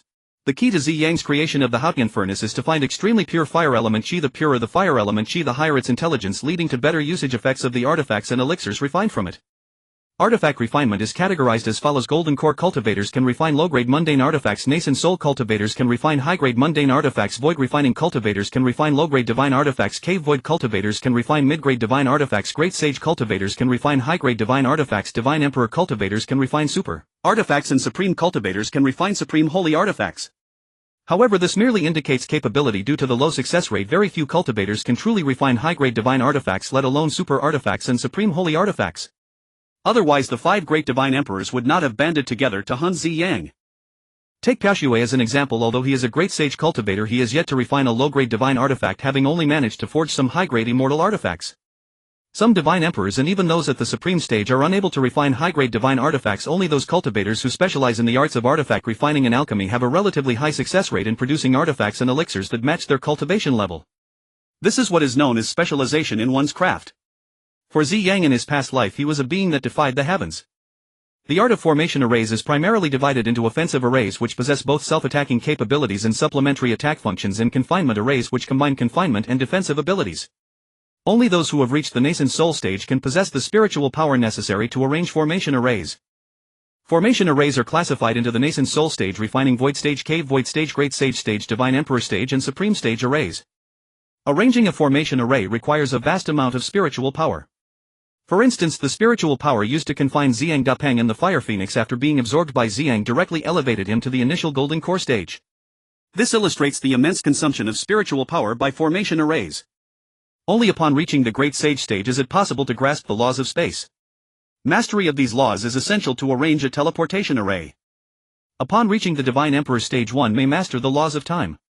Only with this mastery can a time formation array be arranged. Upon reaching the Supreme stage, one can integrate the laws of space and time. Only by fusing these two laws can a space-time formation array be arranged. The space-time shuttle vessel refined by Ziyang, for instance, was equipped with a space-time formation array within it, granting the vessel the ability to traverse through space-time. Under normal circumstances, only a supreme stage cultivator could arrange a space-time formation array. However, Ziyang's comprehension ability was exceptionally profound and extraordinary. In truth, the As You Wish space is a perfect space-time artifact containing a space-time formation array that provides both spatial capacity and a time acceleration function. Ziyang, referencing the spacetime formation array of the As You Wish space, refined the shuttle vessel and arranged within it the simplest spacetime formation array. This array lacked a time acceleration function and only possessed a time pause function. It was precisely this time pause that enabled the shuttle vessel to traverse different dimensional spaces, descending from the divine immortal realm into the mortal world. The art of formation arrays is an extremely challenging magical discipline to cultivate. Many cultivators, despite reaching the requisite stage for array arrangement, fail to construct the corresponding arrays. In the mortal world, for instance, many nascent soul stage cultivators are unable to arrange formation arrays. The art of formation arrays is a specialized cultivation discipline. Ordinary individuals rarely obtain it, and even if they do, a certain level of talent is required to practice it. Moreover, the demand for talent is exceedingly high. A ratio of 1 in 100,000 cultivators is already considered quite high. For time-space and space-time formation arrays, the talent requirement is even more stringent. According to Ziyang's knowledge from his past life in the divine immortal realm, only about 100 individuals could master space formation arrays, fewer than 10 could master time formation arrays, and only Ziyang himself could master space-time formation arrays, albeit at merely an introductory level. Ziyang learned from Piaoshui that the extreme southern region of the Ziyuan continent was a world of flames filled with lava. Ziyang planned to journey to the extreme southern region to acquire pure fire element spiritual energy. He intended to bring the Fire Phoenix along, partly because her speed, though not as swift as Da Peng's, was still considerable. He could ride the Fire Phoenix and reach the destination in a month. Another reason was that the Fire Phoenix was still at the peak of the Golden Core stage. Perhaps she might find an opportunity to break through her bottleneck in the extreme southern region. Ziyang shared his plan to take the Fire Phoenix to the extreme southern region with her. The Fire Phoenix was overjoyed. Seeing Da Peng break through to the nascent soul stage while she remained stagnant, she had been deeply anxious. In recent days she had been cultivating diligently, hoping for an early breakthrough. However, breaking through a bottleneck required a chance encounter during an opportune moment. Otherwise, the many cultivators at the peak of the Golden Core stage in the Ziyuan continent would have long entered the nascent soul stage, and the continent would not have only a dozen or so nascent soul stage cultivators to this day. This time Piaoshui and Ziyang had to look after the newly developed territory for Ziyang and could not accompany him. Ziyang's journey was uncertain, possibly taking months or even years, so they needed a strong force to stay behind. On the other hand, Piaoshui and Ziyang had to remain in a concealed state and could not reveal themselves unless Ziyang possessed absolute strength to protect his family. Piaoshui explained to Ziyang some situations on the road and shared the information gathered about the extreme south region with both Ziyang and Huafeng. She especially mentioned that the territory between the Ziyuan continent and the extreme south region was the domain of the Lizard Dragon clan, known for their fiery tempers and propensity for battle, often clashing with the Dragon clan of the East Sea. Furthermore, the Lizard Dragon clan was fiercely protective of its kin and notoriously unreasonable, revering absolute strength.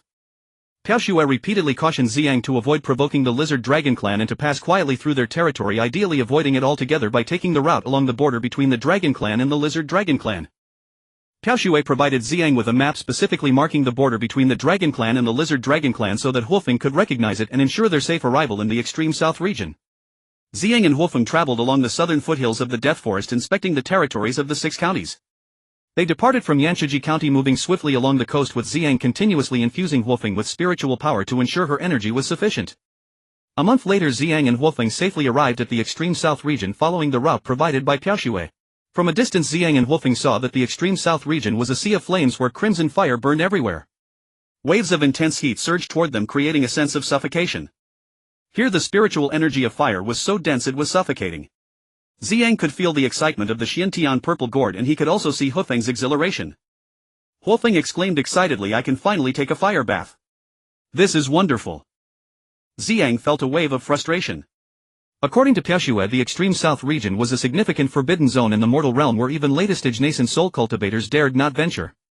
Even the formidable Lizard Dragon clan residing in the extreme south had never entered, only operating on the outskirts. Huofeng's desire to take a fire bath was truly disheartening. Without a second thought and without considering whether Ziyang could withstand it, Huofeng dove headfirst into the sea of flames. Fortunately, Ziyang had the Xiantian Purple Gourd to shield him, otherwise he would have turned to ash. Watching Huofeng joyfully thrash about in the sea of flames soaring up and down, Ziyang felt happy for her. Ziyang said, "Huofeng, we have plenty of time here. Let's first explore the dangers of this place. Be cautious as we venture deeper, there may be unexpected encounters waiting for us." After about 2 hours of walking, Ziyang suddenly noticed that in this fiery world there stood a massive mountain engulfed in flames. As Huofeng and Ziyang approached, they discovered that this mountain was composed entirely of extremely pure fire spirit ore, which was worth 1,000 times more than fire metal. In his past life, Ziyang had never seen such a wealth of fire spirit ore in the realm of immortals. This mountain, entirely made of fire spirit ore, weighed at least several hundred million jin. Ziyang gazed at it with greed, contemplating how to move this mountain into the Rui space. Ziyang quickly grew to the size of the mountain, and with his incredibly powerful physique he exerted himself to try to move it. However, he only managed to shake it slightly without lifting it. After all, at this moment Ziyang was only at the early stage of nascent soul. Even with a powerful physique he could not move such a colossal mountain. If this mountain truly weighed several hundred million jins as Ziyang predicted, he would certainly be able to lift it. However, after trying he realized that the mountain likely weighed several hundred billion jins. At this point Ziyang could only shake his head helplessly, speculating that if his magical power reached the peak of nascent soul he might be able to move the mountain. Ziyang silently marked the location, hoping that when he returned at the peak of nascent soul he could move this mountain into the Rui space. Ziyang and Huofeng continued onward, walking for about 10 days when they unexpectedly saw a fiery red palace. This palace exuded a majestic aura, shining brilliantly, giving a sense of both solemnity and fervor. Ziyang observed the palace closely, wanting to enter, but found that there was a restriction confining the palace. He turned to look at Huofeng, only to find her standing there in a daze as if she were a wooden stake. Ziyang tapped Huofeng, but she showed no reaction. He thought she might be in a critical phase of breaking through a bottleneck, so he did not disturb her further. Ziyang began to summon the Xin Tian Zi, who placed his hand on the restriction, attempting to break it. However, this restriction possessed the function of automatically absorbing the spiritual energy of heaven and earth, and over the years it had absorbed an unknown amount of spiritual energy, especially in this fiery sea rich with fire spiritual energy. Ziyang's absorption process took 2 months before he finally broke the restriction. Fortunately, he ascended from the early stage of nascent soul directly to the peak, and his physical condition also reached the pinnacle state of the nascent soul. Just as Ziyang was about to enter the palace, it suddenly shook as if an earthquake had struck. Even in such a situation, Huofeng remained completely still. Before him the fiery red palace rapidly shrank, becoming the size of a palm, and vanished into Huofeng's body. Huofeng, as if struck by lightning, immediately crouched down and hugged her head, her expression of pain making Ziyang feel heartbroken, leaving him at a loss for what to do. Ziyang had no choice but to approach her, infusing a large amount of magical power into Huofeng and pouring a drop of Ziyuan force onto her. After a while Huofeng gradually calmed down, her eyes losing the previous dazed and cold look, replaced by warmth and fervor. Before Ziyang could comprehend the situation, Huofeng said, "Thank you, Zi Wei Shen Huang." Upon hearing Huofeng's words, Ziyang was greatly astonished. He was surprised that he hadn't heard the title from his previous life in the celestial realm for a long time, and even more astonished that Huofeng knew his title from that life, which he had never told her. He had even instructed De Peng to keep it a secret. As for Piao Xue, she had only met Huofeng once over a month ago when Huofeng was shown the map, while Ziyun had never met Huofeng at all. Seeing the astonished expression on Ziyang's face, Huofeng continued, "I have regained the memories of my previous life. I was once known as Huofeng Shen Huang. When I learned that you could refine a time-traveling vessel, I rushed to see you, hoping you could help me refine a time treasure. However, I discovered that you were being besieged by the 5 great divine emperors Shang-Chi, Shenhuang, Shenfeng, Shenhuang, Shangwang, Shenhuang, Bingshui, Shenhuang, and Shen Tian Shenhuang. I was about to lend a hand but was too late and you perished. The Fire Phoenix sighed and said when they saw me they wanted to kill me and silence me.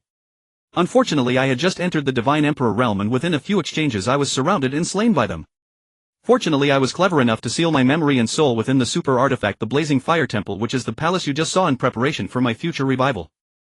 Thanks to my ability of immortal nirvana, where all memories from my past life disappear upon rebirth, and since they could not completely destroy my innate super artifact, the Blazing Fire Temple, my memory and soul were preserved. As a result, I have now fully regained my memories. Although my magical power level has decreased, I still have the chance to remember the events of my past life and the hatred I harbored then. Ziyang comforted the Fire Phoenix and finally said, it's good to be alive. It's all my fault for dragging you into this, but it doesn't matter. Now we need to gather our strength, and when we reach the Divine Emperor realm again, it will be the end for those 5 Divine Emperors. With the help of the Wishful Space along with the Ziyang Force and the Lake of Life, I believe we will soon reach the Divine Emperor realm again. Perhaps during our recultivation we can make up for the shortcomings from our past life and attain a perfect level of cultivation. If that is indeed the case, it wouldn't be such a loss. After saying this, Ziyang chuckled cheerfully, completely embodying a carefree spirit. The Fire Phoenix couldn't help but be amused by Ziyang's demeanor and infectious positivity, bursting into laughter. She said, let the past be the past. What we need to do now is to live well and face the future. Let's go and see what opportunities lie in the heart of this extreme southern land. Ziyang and the Fire Phoenix continued onward, and after about a month of travel they finally reached the heart of the extreme southern land. Ziyang and the Fire Phoenix beheld a massive red mountain range, the summit of which resembled a volcanic crater with hot magma bubbling forth from within. As they flew over the volcanic pool, Ziyang and the Fire Phoenix spotted several fiery lotuses within. One of the lotuses had already produced a black-red seed pod within which faintly visible were 9 black-purple lotus seeds. The Fire Phoenix exclaimed, 9 immortal fire lotuses. That's the 9 immortal fire lotus. She jumped up and down, pointing at the lotus like a small child. Ziyang understood the rarity of the 9 immortal fire lotus, otherwise the Fire Phoenix, who was once a divine emperor in her past life, wouldn't be so excited. One must know that treasures capable of catching the eye of a divine emperor are indeed few. Ziyang inquired, what effects does the 9 immortal fire lotus have? The Fire Phoenix replied, the 9 immortal fire lotus blooms and bears fruit only once every billion years. Among 9 immortal fire lotuses, only one will produce 9 seeds. Most only yield 5 to 7 seeds, and only those with 9 seeds are considered supreme lotus seeds, which have double the efficacy of those with 5 to 7 seeds. This supreme fire lotus requires only 1 seed for consumption. As long as the spiritual sense remains, one can be reborn and memories will not be lost. However, for those of slightly inferior quality, one might need to consume 2 seeds to achieve the same effect. Moreover, the lotus platform of these 9 seeds is a rare material for refining super artifacts, a rarity in the world. We have struck it rich today. Ziyang smiled and said, let's move all these fire lotuses to my wishful space so we can cultivate more seeds. The Fire Phoenix pointed at Ziyang and laughed, you old miser. Ziyang didn't mind it. Whenever there was an opportunity, he naturally moved everything to the wishful space. Otherwise, how would there be so many treasures within? Ziyang chuckled, if I weren't a miser, how could you enjoy so many treasures? Once we have the seeds, don't get greedy, haha. The Fire Phoenix pretended to be angry and replied, you're stingy. As he spoke, he took out a small round cauldron resembling a fish tank, which instantly expanded to encompass all the magma from the volcanic pool and the 9 celestial fire lotuses. At that moment, a fiery red infant leaped out of the cauldron resembling the nascent soul of Ziyang, except one was red and the other was purple. The Fire Phoenix exclaimed, quick, catch him, this is the fire infant spirit. Ziyang swiftly lunged forward, effortlessly capturing the fire infant spirit in his hands as he watched the spirit open its small mouth, flailing its arms and making a racket. The Fire Phoenix collected the cauldron, extracted the mature pod of the 9 celestial fire lotus and pried out 9 black-purple lotus seeds, saying, these are 9 lotus seeds, 3 for each of us, including you and Depang. As for this pod, let's give it to your sister-in-law. You can take charge of the cauldron, but once you reach the Divine Emperor realm you must help me reforge my fire divine temple. With that he gave a sly smile. Ziyang's attention was entirely focused on the fire infant spirit, for in his heart it was the most precious thing. Upon hearing the Fire Phoenix speak to him, he casually responded and continued to observe the fire infant spirit. Seeing Ziyang so captivated by the fire infant spirit, the Fire Phoenix said, the fire infant spirit has yet to awaken its intelligence, otherwise with your current magical power you would not be able to catch it. Ziyang replied, with the fire infant spirit my destined artifact will have a chance to manifest. The Fire Phoenix continued, the fire infant spirit can only appear in places rich in fire spiritual energy for over 1 billion years. You are indeed fortunate, but for it to grow well in the future it must remain in areas with abundant fire spiritual energy. Ziyang glanced at the Fire Phoenix and said, I need to refine my destined treasure here, you should also cultivate here to break through your bottleneck sooner. The Fire Phoenix said him, "You first store these 3 lotus seeds, the pod and the cauldron, and we'll begin our cultivation." Ziyang placed the 3 lotus seeds and the pod into his spatial ring and stored the cauldron in the Rui space. Ziyang could freely control and alter the form of the Rui space. He transformed it into a giant magma pool the size of the volcanic pool, moving all the magma and the 9 celestial fire lotuses from the cauldron into the giant magma pool, and built a heat-insulated fire-nurturing temple above the pool to maintain the temperature of the magma while preventing its heat from affecting other areas of the Rui space. After completing all this, Ziyang returned the cauldron to the Fire Phoenix and began to gather the surrounding fire spiritual energy, converting it from gaseous to liquid, then continuously solidifying it before placing the Fire Infant Spirit into the solidified Haotian furnace to form the Haotian Furnace Spirit. The process of refining the Fire Infant Spirit into the Haotian Furnace Spirit was in essence the process of subduing the Fire Infant Spirit, merging the Haotian Furnace with the Fire Infant Spirit to become one, ultimately allowing the Fire Infant Spirit to freely transform. When the need arose to refine artifacts or pills, it would morph into the furnace while returning to its infant form at other times. During the refining process, Ziyang added hundreds of drops of purple primal energy into the Haotian furnace, causing it to emit a purplish-red glow. Finally, Ziyang added a drop of his blood to the Haotian furnace and was astonished to discover that his blood, once red, had somehow transformed into purple. The addition of this drop of blood made the purplish-red glow of the Haotian furnace shine even brighter.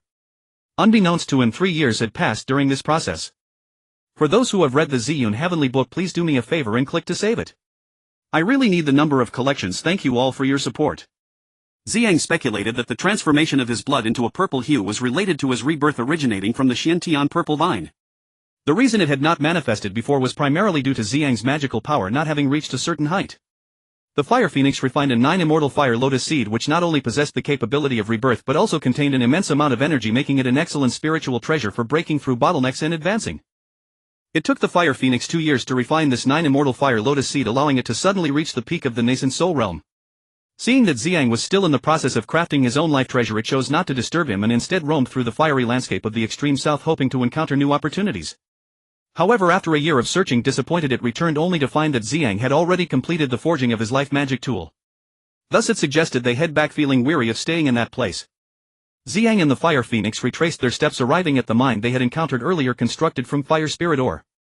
It was not too difficult to store it within the Wishful Space, transforming the mine into a space the size of a room, placing it within the fire-nurturing Divine Hall alongside the magma pool.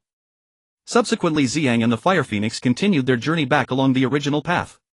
On their way, they passed a picturesque island that looked ethereal.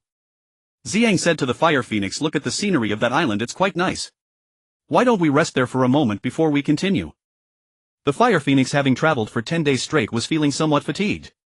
Although Ziyang continuously supplied her with magical power, the urgency was no longer as pressing as when they had come, and with her enhanced magical prowess she felt emboldened, not as cautious as before. At this moment, both Ziyang and the Fire Phoenix were experts at the peak of the nascent soul realm, rendering them virtually invincible in the mortal realm. Of course, this invincibility only applied to unknown confrontations. If Ziyang were to face an army or several powerful individuals at the nascent soul stage alone, he would naturally be at a disadvantage. Ziyang and the Fire Phoenix descended onto the island, entering a forest in search of wild fruits to satisfy their cravings. They had not enjoyed the delights of the mortal realm for over a year, and while they could sustain their lives through magical power, they were still human and longed for fruits and earthly delicacies.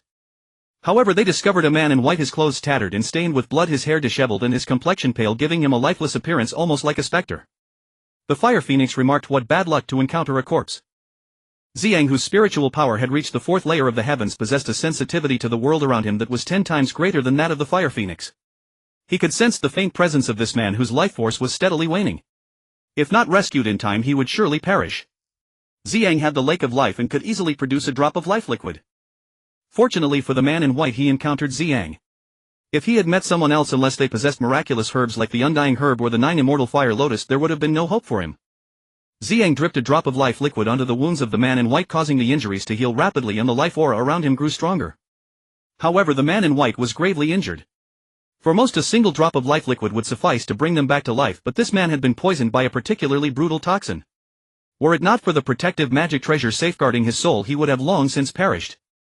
Ziyang dripped another drop of life liquid, and the man in white gradually regained consciousness, a large quantity of green poison oozing from his mouth. After an hour, the man in white finally awakened, shifting his weak body and opening his eyes. Upon seeing Ziyang and the Fire Phoenix, he attempted to rise and pay his respects. Ziyang quickly intervened, saying, "Your brother has just recovered and is still weak, you should rest a bit more." Ziyang then channeled some of his magical energy into the white-clad man, restoring a flush of color to his face. The white-clad man said, "Brother, I cannot repay the life-saving grace you have bestowed upon me. May I ask for your— Before Ziyang could respond, the Fire Phoenix interjected. The one who saved you is none other than the esteemed protector of the Great Jin Kingdom, Lord Ziyang. Fortunately we encountered you today, otherwise even if the Divine Emperor descended it would have been difficult to save your life. The white-clad man replied, I never expected to have the honor of meeting the legendary protector of the Great Jin Kingdom, Lord Ziyang. I was struck by the lethal poison of the lizard dragon Prince Shiwu, knowing that my life was in peril. If it weren't for the ancestral treasure, the soul-protecting pearl safeguarding my soul, I would have long since perished. I am immensely grateful for your rescue today. Ziyang inquired. There is no need for formality, my young friend. How were you injured by Shiwu's lethal poison? The white-clad man responded, my kin from the Divine Dragon Clan discovered a vein of magical silver near the South Sea. On my father's orders I led over a dozen Divine Dragon Guards to investigate. Unexpectedly we were ambushed by a large group of lizard dragon experts led by Shiwu. My subordinates were all killed in battle. I managed to escape by luck, but during the fight I was severely injured by Shiwu's lethal poison claws, causing the deadly green poison to invade my body. I barely made it to this island before losing consciousness. Ziyang remarked, Shiwu is indeed ruthless. The white-clad man added, not only is Shiwu brutal and bloodthirsty, but he is also insatiably greedy. Originally this magical silver mine was of no use to the lizard dragon clan. We of the Divine Dragon Clan only used it as an ornament. Yet Shiwu claimed it all for himself regardless of its utility. He not only seized our magical silver mine but also took our tin and gold mine. Since these two types of resources hold little value for us and our clan leader dislikes provoking conflict, we let it go without pursuing it. But Shiwu has become increasingly unscrupulous, continuing to murder my Divine Dragon kin. Upon hearing about the magical silver and tin mine, Ziyang was elated. The magical silver mine is the best material for setting up offensive formations, and the tin mine is ideal for confinement formations. Moreover, they are extremely precious minerals in the celestial realm, though they hold little value in the mortal realm as there are hardly any formation cultivators here. Ziyang asked, what is the storage capacity of these magical silver and tin mines? The white-clad man, seeing that his benefactor was interested in these minerals, felt a surge of happiness, thinking he could do something for his benefactor to lessen his debt of gratitude. He replied, there is a large quantity, about several billion pounds of each mineral. Ziyang then asked, are these minerals easy to extract? The white-clad man answered, it is easy to retrieve them. With a single technique I can collect these minerals. However, without a sufficiently large spatial tool it is difficult to carry them away. Otherwise why would I allow Shiwu to occupy them? Ziyang was overjoyed upon hearing this and said, wonderful. We shall go to extract the minerals and we will split what we collect equally. What do you think, my young friend? The white-clad man was taken aback by Ziyang's proposal. He understood the preciousness of spatial tools in their entire Divine Dragon Clan. Only his father, the Dragon King, possessed a spatial ring, and its space was merely 1,000 square meters. Hearing that Ziyang wanted to collect several billion pounds of minerals was certainly astonishing, but his surprise lasted only a moment. After all, large spatial tools are incredibly valuable and those who possess them tend to keep them hidden. At this moment Ziyang's magical power was at its peak, and he naturally had no concern about others discovering that he possessed an enormous spatial magical artifact. The man in white said, since you are interested in this mineral deposit, I have no way to repay your life-saving grace. Moreover, these deposits are of little use to my dragon clan. If we can acquire them, I will give them all to you. However, these two mines are occupied by the lizard WIRM and I fear it will be difficult to obtain them for some time. Why don't we return to the East Sea Dragon Island first, meet my father and ask him to send troops to assist us in seizing the deposits? Ziyang replied, there's no need for that. I suspect those deposits are located at the border of the East Sea and South Sea, and the lizard WIRM may not be guarding them constantly. We just need to wait for the right opportunity to take the deposits. Ziyang added, I didn't expect my dear brother to be a prince of the Dragon Clan. May I ask how I should address you? The man in white blushed and said, as a prince I feel deeply ashamed for not being able to protect my people. My name is Long Bai. Since you have said so, I will follow your orders. Ziyang said, there's no need for formality. From now on we can call each other brothers. Long Bai replied, if that's the case then I shall call you elder brother from now on. Ziyang smiled and said, that's right. From now on we are brothers. Let me introduce you, this is my sworn sister Huafeng. There are also 3 brothers including Depeng whom you will meet in due time. Long Bai bowed to Huafeng and said, greetings sister Huafeng. Huafeng smiled happily and replied, good, I will recognize you as my brother. After resting for a day, the 3 of them waited for Long Bai's magical power to fully recover before heading to the tin mine first. The tin mine was relatively close to their current location, and since it was still early the lizard WIRM might lower its guard. The 3 spent a day working and arrived at a certain depth beneath the sea where they saw a massive underwater mountain covered in seaweed.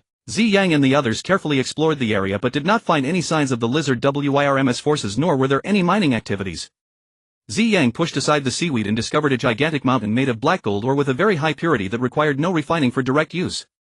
Ziyang took a piece of ore and crushed it into powder using his magical power, then added water to make it into a liquid form. Using a dark fragrance wolf hairbrush, Ziyang dipped it into the tin liquid and drew some formation runes. With a single stroke, a small confinement formation was completed. Setting up this formation cost Ziyang only a small portion of his magical power. The formation drawn with the tin liquid consumed little magical power, had good effects, and more importantly, once the formation was established, the tin liquid could continuously absorb the spiritual energy from heaven and earth, enhancing the formation's power. The silver ore and tin ore share these advantages, which is why these two types of minerals are precious. Of course, other materials can also be used to set up formations, but the effects are not as good and lack these advantages. Longbai observed the tin mountain for a while, then began to chant some incantations. Within the time it takes to brew a cup of tea, the entire mountain rose from the ground, forming a gigantic hole in the earth. What Ziyang and the others saw was merely 1/5 of the entire mountain. Longbai was indeed immensely powerful. This mountain weighed not just billions of pounds but hundreds of billions. Ziyang also used his magical power to lift the mountain. With a single effort, the entire mountain entered the wishful space and Ziyang placed it in a corner. Longbai looked on in astonishment. He had thought Ziyang would break the mountain into several pieces to fit into the spatial magical artifact, but unexpectedly Ziyang moved it in whole. In truth, Ziyang could have placed this mountain into his spatial ring, but since he would often need it in the future and it could also serve as a scenic view, he directly placed it in the Rui space. Ziyang glanced at the astonished Longbai and smiled, saying, "It's nothing, just a bit more space. Let's go, we need to head to the silver mine." After flying for half a day, Ziyang and his companions were about to reach the location of the silver mine when they saw over 20 lizard dragon guards chasing 5 celestial dragon guards. Seeing this, Longbai hurriedly exclaimed, "Big brother, please save my kin." The 5 celestial dragon guards, upon seeing Ziyang and Longbai, desperately rushed towards them, shouting, "Your Highness, run! Lizard Wu is here with over 20 warriors." When Ziyang and the others reached the 5 celestial dragon guards, they saw that these guards were all covered in injuries, with some even oozing green blood, clearly affected by Lizard Wu's lethal green marrow poison. Ziyang quickly sprinkled life liquid on the wounds of these guards and their injuries began to heal rapidly. Lizard Wu arrived with over 20 warriors and upon seeing that Longbai was still alive expressed surprise, saying, "I didn't expect you to survive my green marrow poison. It seems you are indeed lucky, but this time your fortune has run out." As he spoke, he prepared to attack. Ziyang inquired, "May I ask why this young master is pursuing the celestial dragon clan?" Lizard Wu rolled his ink green triangular eyes and replied, "It doesn't matter who you are. If you are a friend of the enemy, you are my enemy. Prepare to die." Ziyang thought to himself, "This lizard dragon clan is indeed unreasonable." He immediately took out his dark fragrant wolf hairbrush, dipped it in gold liquid and swiftly drew a massive confinement array, launching it at Lizard Wu and the others. This process took but a breath's time and Lizard Wu and more than 20 of his companions were confined by Ziyang's array. Ziyang then asked, "Can you now tell me why you were pursuing the celestial dragon clan members?" Lizard Wu cursed furiously, saying, "Bastard! You actually plotted against me. Once I get out, I will definitely make you suffer 1,000 cuts." With a flick of the dark fragrant wolf hairbrush, Ziyang moved 5 lizard dragon guards out and commanded the 5 celestial dragon guards kill them. The 5 lizard dragon guards were immobilized by Ziyang and unable to move, while the 5 celestial dragon guards swiftly used their claws to extract the hearts of the 5 lizard dragon guards, killing them instantly. Ziyang then asked, "Can you now tell me why you were pursuing the celestial dragon clan members?" Lizard Wu, shocked by the previous scene, felt a great deal of anxiety, but having been domineering for so long he could not easily relent, angrily stating, "You have killed our lizard dragon clan members, just wait for our revenge." Ziyang smiled, fatally uninterested in further conversation, and moved the remaining 16 lizard dragon guards out, instructing the celestial dragon guards to kill them instantly, then storing the 21 lizard dragon corpses into the spatial ring. The dragon clan's bodies are filled with treasures, being excellent materials for refining weapons, which Ziyang naturally would not let go. He then asked, "I will give you one last chance, otherwise next year on this day will be your death anniversary." At this moment Lizard Wu was panicking, watching as all his kin fell without resistance in the blink of an eye, feeling extremely tense. Ziyang did not intend to kill him, he merely wanted to intimidate the arrogant Lizard Wu. Trembling Lizard Wu said, "Hero, spare my life. The lizard dragon clan and the celestial dragon clan are sworn enemies, hence we naturally pursue each other." Ziyang then asked, "After I have killed so many of your kin, how do you plan to take revenge on me?" The lizard said, "I was blind and failed to see the true might of the hero. The flood that swept through the Dragon King's temple was for my sake, and thus it can be considered loyalty.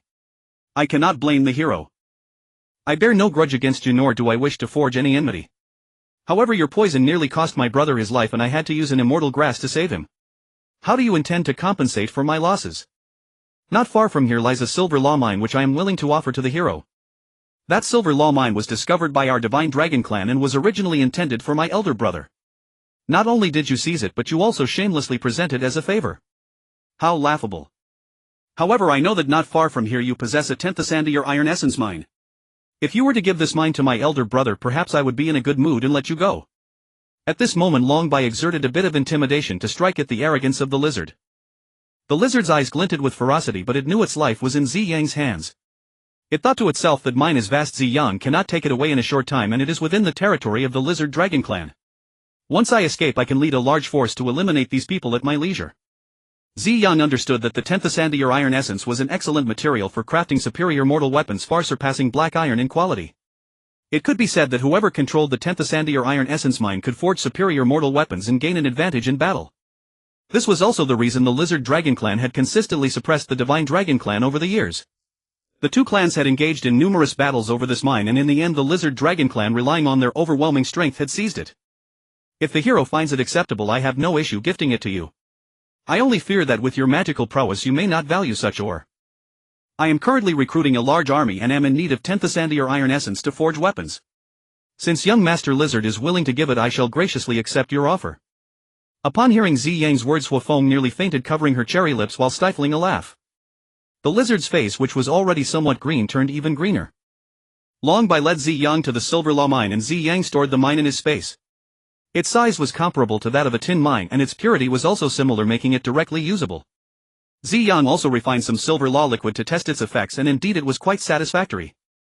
When the lizard saw that Ziyang could take away an entire mountain, it realized that its plans had failed and that its 10th Sandier iron essence mine was lost. It regretted its decisions deeply, its face turning a ghastly green.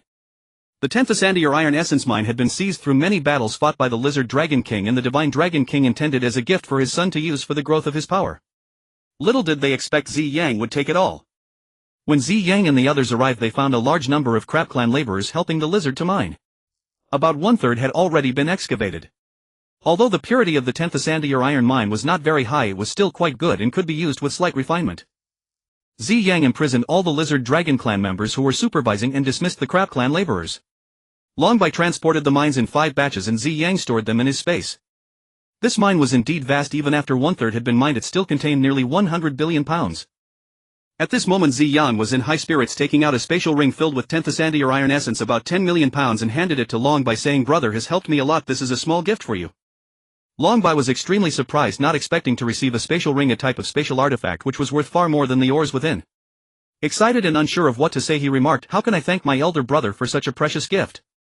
Ziyang smiled and said, "There is no need for such formalities between brothers." Shiwu gazed enviously at the spatial ring, his eyes rolling with envy, not to mention the others. Ziyang turned back to Shiwu and said, "I know you harbor hatred towards me, but with my powers even your Shilong Wang would not be my match. I advise you to abandon any thoughts of revenge soon. And I hope that in the future your Shilong clan and the Shenlong clan can coexist peacefully. If I find out you harm my brother Long Bai again, I will flay you alive." Ziyang released Shiwu and the others, then left the territory of the Shilong clan, with Long Bai having flown for a day and feeling that Long Bai was relatively safe before parting ways. Long Bai insisted on retaining Ziyang's company, but Ziyang remained wary of Shiwu, fearing he might lead his men to take revenge in Xinghu County, so he hurried back. Ziyang arranged for Long Bai to find him at the Tai Menguan in Xinghu County when the opportunity arose, and then departed. Ziyang planned to establish the new Tai Menguan as the future capital base. The Tai Menguan not only held a strategically important position but also boasted convenient water and land transportation, and once completed it would become the largest city on the Ziyuan continent. After nearly a month of rapid travel on the Fire Phoenix, Ziyang arrived at the Tai Menguan, which stood majestically resembling an iron gate that controlled the throat of the region. For 3 years Zhu Qi had managed the Tai Menguan quite impressively. Not only did merchants gather there, but over 5 million displaced individuals were recruited as militia, farming during peacetime and serving as a reserve force in times of war. A responsibility contracting system was implemented for these militias, leading to a significant increase in grain production, yielding 200 million stones of grain annually, enough to supply all the military and civilians under Ziyang. Most of the grain produced in other counties was traded with the Qia Khanate in exchange for a large amount of black iron furs and warhorses. The taxes collected from the Tai Menguan alone amounted to 1 billion taels of silver each year, satisfying the entire military's payroll. At this time Ziyang's 6 counties combined with Yangqing's 2 military forces totaled 300,000 troops, with 150,000 being cavalry. There were 1 million archers and crossbowmen and 500,000 shield and spear infantry. Hua Hong had eradicated all bandits and thieves, with about half being incorporated into the forces, either becoming regular soldiers or militiamen working the fields, while the other half were driven into the territories of Sima Zhan and Shizhong. Thus the 6 counties under Ziyang's command were peaceful and prosperous. The economy improved and the population began to increase, mainly due to migrations from the territories of Sima Zhan and Shizhong. Ziyang met with Dapeng He, Yuan Zhugemao and others, listened to their reports, grasped the general situation, and was elated, hosting a banquet to celebrate. After the banquet, Ziyang visited Pao and Ziyun, and the family returned to the Rui space, where he showed them the new spoils, chatting and laughing joyfully. Ziyang recounted his adventures with the Fire Phoenix and gave 2 Immortal Fire Lotus seeds and a lotus pod to Pao for safekeeping, while giving 1 seed to Ziyun for use in critical moments. At this moment, what Ziyang needed to focus on most was enhancing his equipment, refining and alchemy skills, providing good gear for his troops, and using pills to help talented soldiers elevate their realms. Ziyang selected about 50,000 elite soldiers with good potential and gathered them at the time Nguan, ordering each county to openly recruit cultivators for military service. To increase the spiritual energy concentration in time Nguan, Ziyang transplanted a life tree from the Rui space into his residence. To thank the little prodigy for giving me a VIP ticket and to commemorate my collection breaking into double digits, I added an extra chapter, haha, encouraging myself. The Tree of Life is divided into 3 realms.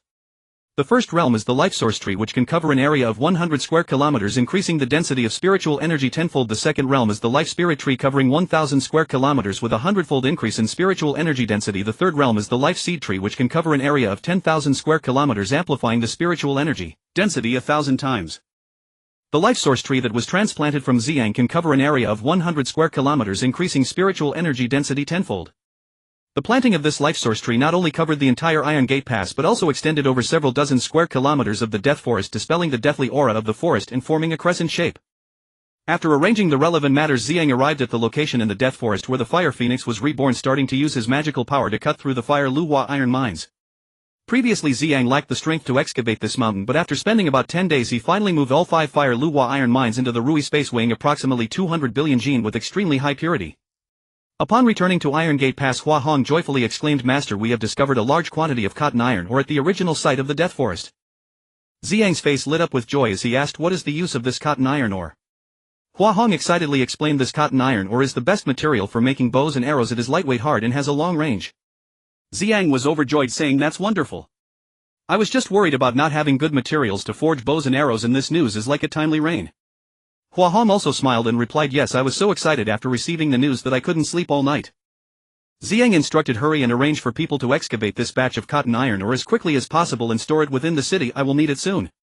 Hua Hong complied and left. Ziyang was overjoyed, rubbing his hands together in excitement. He retrieved 100 million Jin of mysterious iron ore from the storeroom. During these 3 years, Zhu Qi continuously accumulated mysterious iron ore according to Ziyang's instructions, along with the ores gifted by the Chia Kingdom, now totaling 200 million Jin. Ziyang entered the Rui space to begin preparing for weapon and pill refining. De Peng, having received the 9 Immortal Fire Lotus seeds from the Fire Phoenix, ate one and also entered the Rui space to start refining. Ziyang took out a large amount of heavenly materials and spiritual treasures to begin refining foundation establishment pills. Since the spiritual herbs he used were of extremely high quality in age, a single herb could produce over 10,000 foundation establishment pills. The success rate of refining foundation establishment pills was nearly 100%. After 100 days, Ziyang had produced 1 million foundation establishment pills. Ziyang entrusted these foundation establishment pills to Zhuge Mao for safekeeping and instructed him to have the 200,000 Qishui warhorses consume them first, ensuring that all of them would evolve into Qiyin warhorses, while the remaining pills should be distributed to talented soldiers to produce more foundation establishment phase warriors. Originally, the 10,000 Qishui heavy cavalry led by Yang Xing had also been recalled to Iron Gate Pass.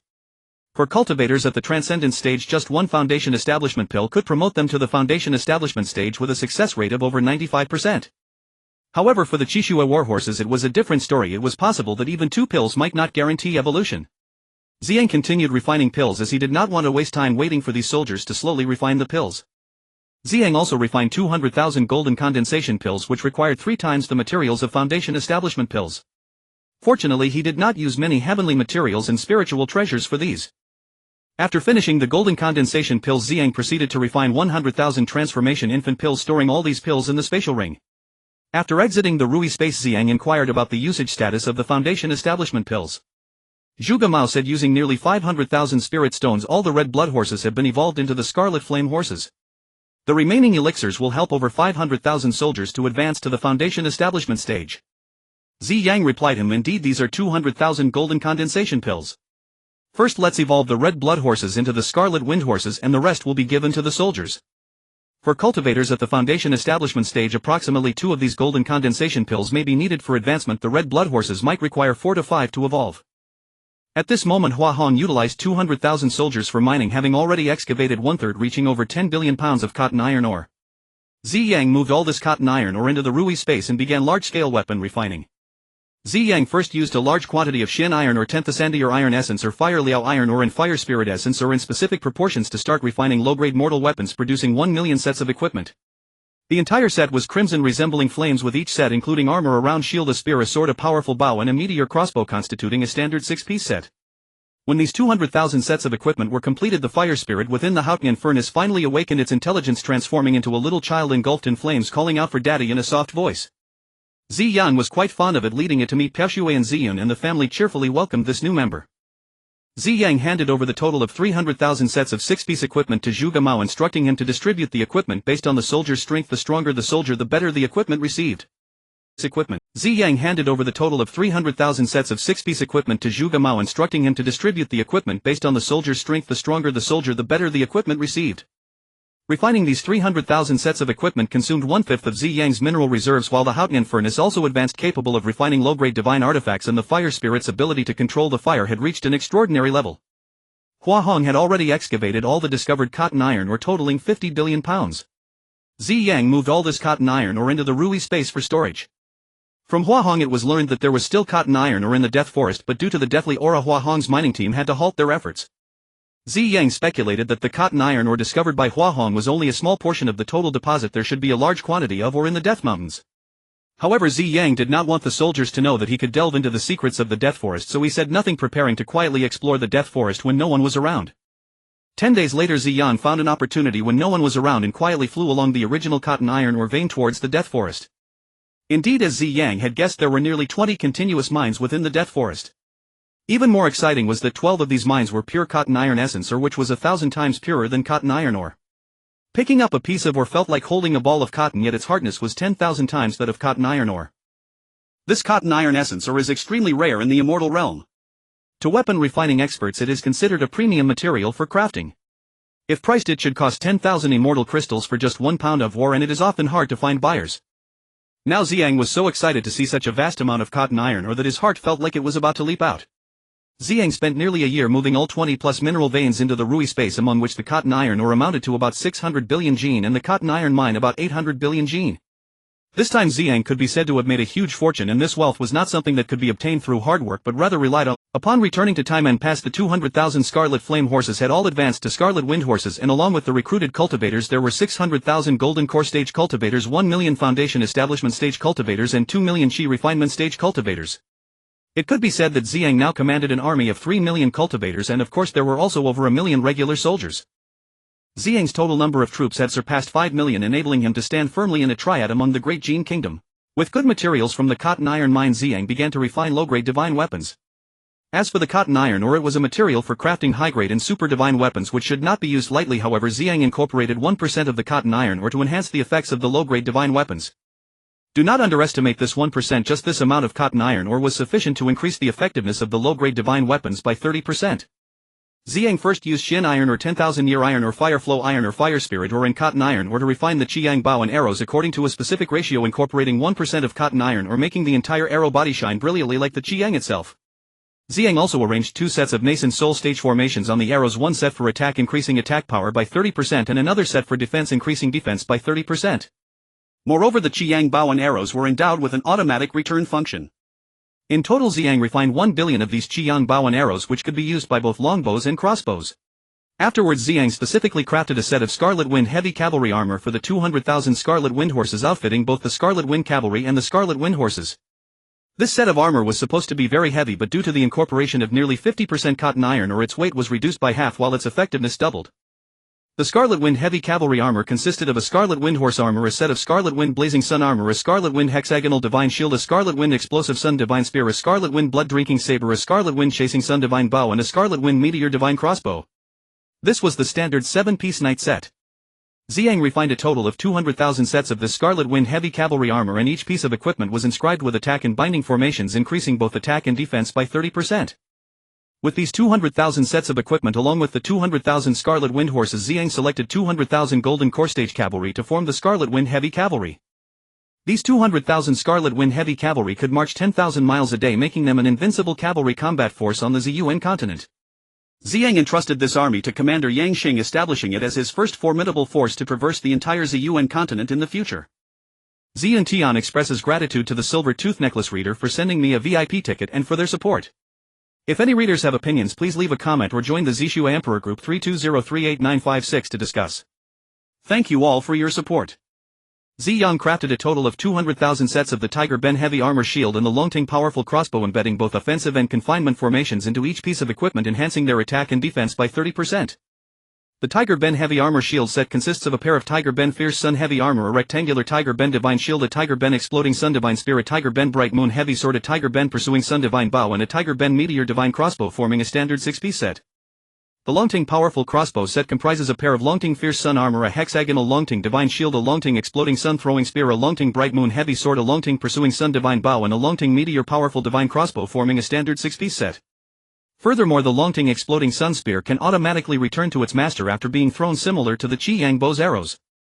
Ziyang selected 200,000 robust soldiers at the Golden Core level, outfitted with 200,000 sets of Tiger Ben Heavy Armor Shields, forming a battalion of 200,000 Tiger Ben Heavy Armor Shield infantry. These infantry use the Longting Bright Moon Heavy Sword as their lifebound artifact, enabling them to fly with their swords. Although their speed is slightly slower than that of the Qifeng Warhorse, it is not significantly slower, and placed them under the command of He Yuan. Selecting 200,000 strong soldiers at the Golden Core level equipped with 200,000 Longting Powerful Crossbow sets formed a cavalry and infantry of 200,000 Longting Powerful Crossbow troops. These troops also use the Longting Bright Moon Heavy Sword as their lifebound artifact, enabling them to fly with their swords with speed slightly slower than the Qifeng Warhorse, yet still not significantly slower, and they can function as both cavalry and infantry. On the ground under the command of Hua Hong, Zhu Qi is responsible for the remaining 400,000 soldiers, overseeing the military affairs of the 6 counties. Zhuge Mao is in charge of financial, administrative, logistical and other matters for the 6 counties. Ziyang clearly delineated the responsibilities for various affairs in the 6 counties and forged 600,000 elite soldiers at the Golden Core level, augmented with low-grade divine artifact sets, effectively enhancing their strength. With this powerful force, Ziyang was unafraid of the revenge from the Lizard Dragon clan. Upon completing the 600,000 sets of low-grade divine artifacts, Ziyang gained the ability to forge mid-grade divine artifacts. However, due to insufficient magical power, the quality of the mid-grade divine artifacts produced falls between that of high-grade and mid-grade artifacts. Ordinarily, one would need to reach the Dongshu level of magical power to forge mid-grade divine artifacts and the Lianshu level to forge low-grade divine artifacts. However, due to the high quality of materials used by Ziyang coupled with the precise control of fire by the fire spirit, the low-grade divine artifacts produced have excellent effects. Ziyang took some time to carefully study the forging technique of the blazing fire cannon that he had not had the chance to research in his past life. In the Rui space, Ziyang spent a millennium equivalent to just 1 year in the outside world fully mastering the technique and forged 100 blazing fire cannons. These blazing fire cannons can automatically search for targets, adjust angles and fire automatically.